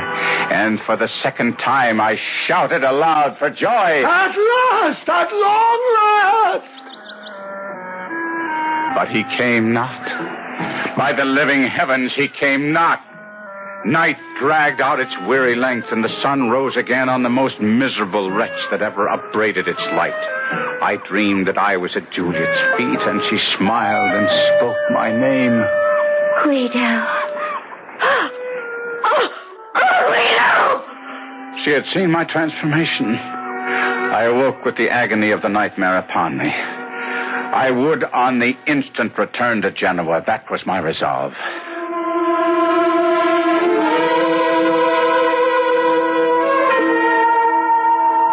I began to walk towards Genoa. I was somewhat accustomed to my distorted limbs. None were ever so ill-adapted for straightforward movement, and with Well, it was with infinite difficulty that I proceeded. I tried to avoid the hamlets, for I was unwilling to make a display of my hideousness. But I was not always successful. What is that? Sweet Savior, what is crawling up the path? It's a spider! A spider the size of a man! Maria, get in the house. Quickly! Quickly! I had the wild notion that I might beg at her house for food, for I had brought none with me. But I understood immediately that there would be no food here. No help of any kind. Wait, Maria! Hand me my broom! Be quick! It's starting to run! Give me my broom! With my spindly arms wrapped around my tiny head and my long, crooked limbs carrying me away from her as fast as they were able, I escaped the enraged woman. I stumbled up the cliffs, searching for a cave where I could hide my repulsive body. And I lay panting on the rock. Below me, the splashing sea, the quiet sand, and above the blue sky of heaven. Bruised in body and broken in soul, I slept.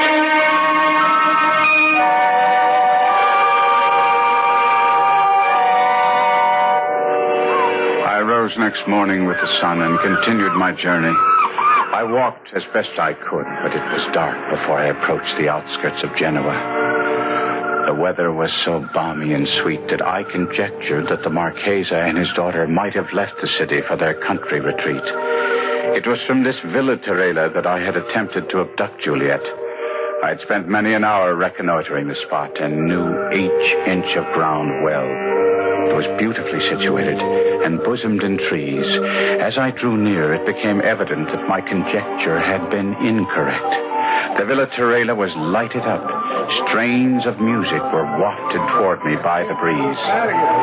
The country people were all flocking about. I longed to address someone, to inquire the occasion of so much festivity. But I thought I might, from some hiding place, hear others discourse, and in some way gain intelligence of what was going on.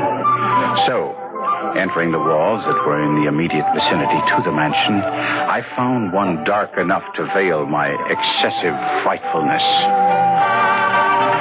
There, amid the shadows, quivering with fright and dread, I heard footsteps. 2 pairs of footsteps approaching along the gravel path. A beautiful night for the gala, Father. A happy omen of tomorrow's ceremony, Marchese. I do believe it will be a blessed union, Father Pellegrini. Do you not? By all the saints, my friend, I sincerely believe it. Guido has changed, Father. He is truly penitent, truly reformed. I feel that. He is the prodigal returned, Marchese. Father Pellegrini, it brought tears to my eyes when he so humbly, yet with such dignity, asked permission to call himself my son. And you pardoned him? Ah, with joy and love in my heart. And fast upon the pardon bestowed on him the gift of my lovely child, my Juliet. You have acted nobly, Marchese, with magnanimity. Wisely, too, I trust, Father. I believe so. My heart died with horror. I had done all this. On the morrow, my once promised bride was to pledge her vows to a fiend from hell, all because of me, oh merciful God. The anguish was too great to bear, and scarce knowing what I intended, I grasped the dagger that the monster had used to sever both our wrists, and I plunged it in my breast.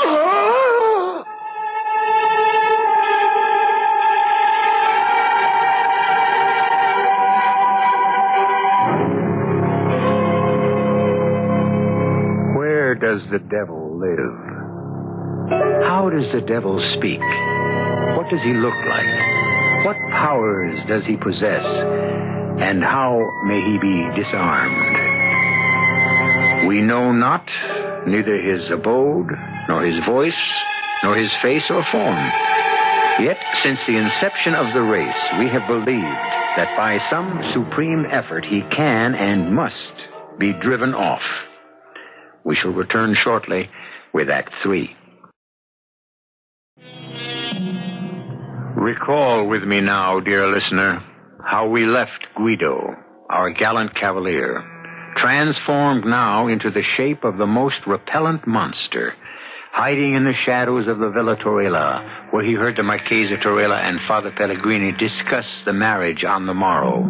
His long-loved Juliet was to marry the monster who now appeared to be, and everyone believed to be, Guido himself. The anguish was too great to bear, and scarce knowing what I intended, I grasped the dagger and plunged it into my breast. I know not how long I lay there in the darkness, but I sensed somehow that the dagger had not pierced my heart. I had not ended my agony, only prolonged it. Then I heard voices. Father Pellegrini and the Marchesa Torella were returning along the gravel path. I had wounded myself badly, and too weak to move, lay directly across the path where they could not fail to see me. Father, look here. There, on the path. Oh, my sweet Savior, what can it be? Is it an animal? Certainly it is nothing human. It's some dead thing, some beast who dragged itself from Lord knows where to die in my garden. But what shall we do with it? Don't touch it, Father. But I must make sure. It is foul and putrid. Let it lie there where it is. I'll fetch a servant to take it outside the walls and bury it. Ah, poor creature. Whoever or whatever you are, God have mercy on you. Oh, what? Did I see you still? Is it possible to... Do you still live? There, you moved again. You need the doctor for wretch. Hold fast to whatever life is in you, and I will return. My wretched body had somehow, without my wishing it, responded to the kindness I heard in Father's voice. Despite my self-inflicted wound, I somehow raised myself and staggered toward the villa. Wild thought races through my brain. Could God permit the foul union slated for the morrow? I hid myself among the trees. The garden grew deserted. The gates were closed. I staggered about and came under a window. Well did I know it. A soft twilight glimmered in the room. The curtains were half drawn. It was the temple of innocence and beauty. I saw Juliet enter, approach the window beneath which I lurked. Oh, she clasped her hands. She raised her eyes to heaven. Guido. Mine own Guido. Then, as if overcome by the fullness of her own heart, she sank on her knees. Oh, Guido. My only love. What joy the dear Lord has conferred upon me. Oh, let me live only for my life's love, my Guido. My best beloved. I heard a step, a quick, firm step, and soon I saw a young man richly dressed, young and graceful to look upon. Yes, by heaven, he was handsome. He had the lithe body, the fine features of oh, God in heaven, of myself. I crouched closer. The youth approached. He paused beneath the window. She arose, and again looking out, she saw him. Guido. Oh, my love. The guests have gone. My dearest, you must go too. It is not seemly that we should be together like this until after tomorrow's happy meeting. I will not go. Ah, sweetest, could I press one kiss upon thee, I could repose. And then he approached, and I thought he was about to clamber into her chamber. I had hesitated not to terrify her. But now I was no longer master of myself. I rushed forward and threw myself upon him. I cried. Oh, loathsome foul-shaped rat! Heaven protect us! The dagger was in my hand. I knew that soon the monster and I would be separated. In the midst of my frenzy, there was much calculation. I must fall upon his sword that he did not survive. I cared not for the death blow he might deal against me. I saw his villainous resolve to do this in the sudden thrust he made at me. I threw myself on his sword, and at the same time plunged my dagger with a true and desperate aim in his side. We fell together, rolling over each other, and a tide of blood that flowed from the gaping wound of each spilled on the grass. And in the moonlight, I saw that my wound shed blood that was crimson, while from the gash I had made in his side flowed blood that was black. More I saw not, for I had fainted.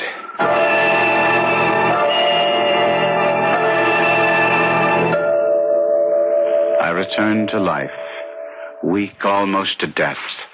I found myself stretched upon a bed. Juliet was kneeling beside it. My Guido. Oh, thank heaven you live. Juliet. My love. The voice in which I spoke was mine own. Mine. Not the horrid screech of the monster, but mine own. My dearest one. My sweet love, I have a strange request to make of you. Anything, my heart. Bring me a mirror. A mirror? I must have a mirror. Oh, do not agitate yourself, my darling. I will fetch you a mirror. But you must not be shocked at what you see. Quickly. Quickly. Here it is. Give it to me. You are wan and pale after last night's encounter. How? By the mass, I think myself a right proper youth. Your color will return. Do not condemn me.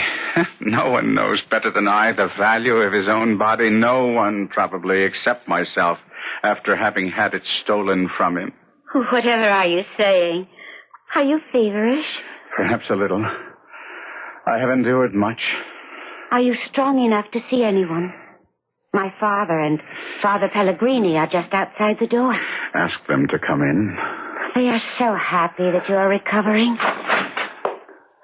Do come in. He is anxious to see you. Guido, my boy.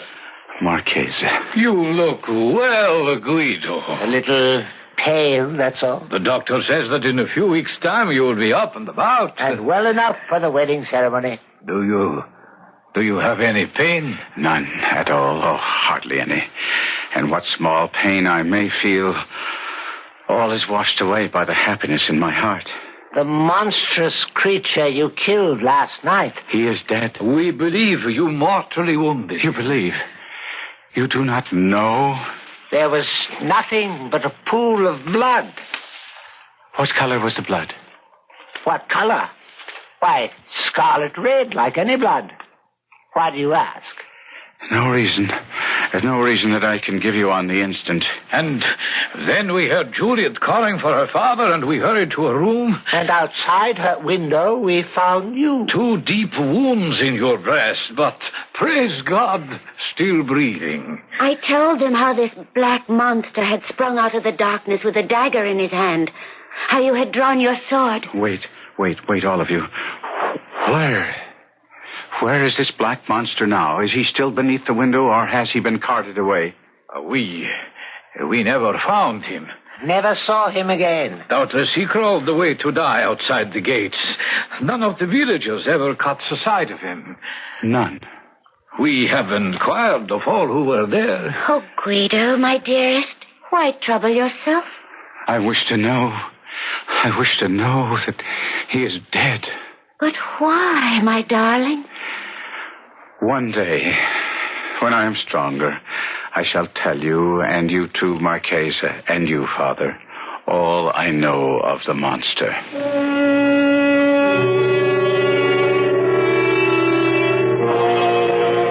And so I did.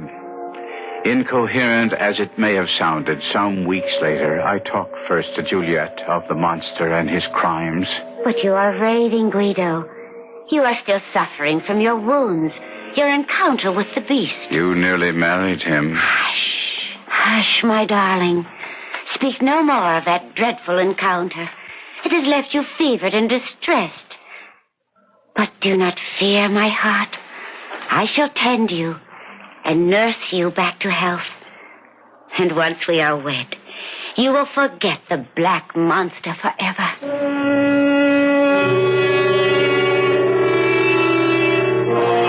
I did not forget so quickly. I talked next to my future father-in-law, the Marchese Tarella, who gave more credence to my story. It was the fiend himself, Guido, there can be no doubt. Ah, what a trickster he can be. We all know that. Indeed he can.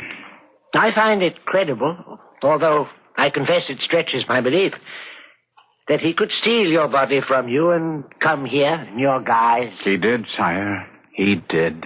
Yet he came so humbly, so penitently. He asked my forgiveness for his sins in such a straightforward way. I confess he took me in completely. Sire, will you believe me when I tell you that what he did is what I would have done? Once I recognized the folly of my ways, will you believe me that on that sandy shore, I cursed myself 1,000, 1,000,000 times over for my overweening pride, for my insufferable vanity, for my stubborn egotism? Will you believe me, sire? My son, with all my heart, I believe you.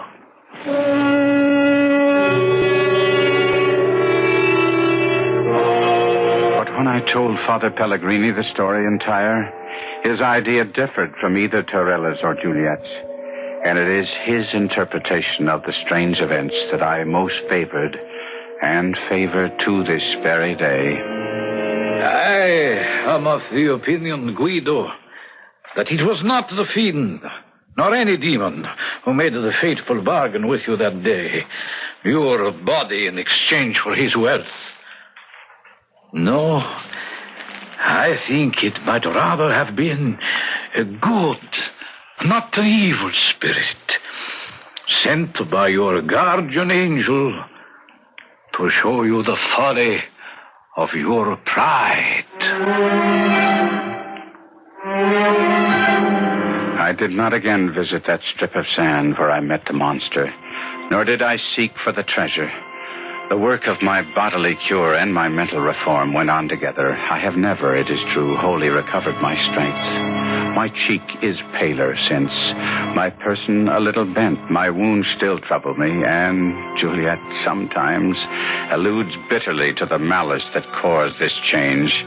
But I kiss her and tell her all is for the best. I am a more faithful husband, and but for those wounds, never would I have called her mine.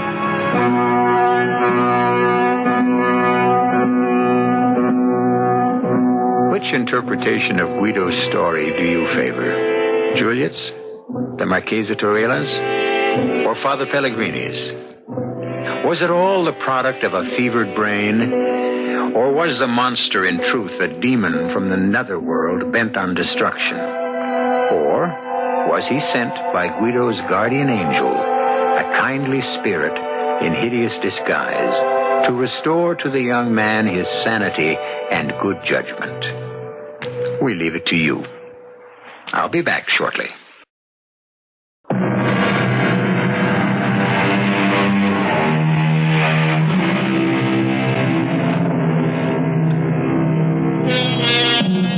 We have said that each one of you may opt for whatever explanation of our story you prefer. Was the monster a vision, a devil, an angel? There is a fourth interpretation which we offer for your consideration. It is from Joseph Conrad, the great Polish writer. The belief in a supernatural source of evil is not necessary. Men alone are quite capable of every wickedness. Our cast included Kevin McCarthy, Robert Dryden, Ian Martin, and E.V. Juster. The entire production was under the direction of Hyman Brown. This is E.G. Marshall inviting you to return to our Mystery Theater for another adventure in the macabre. Until next time, pleasant dreams.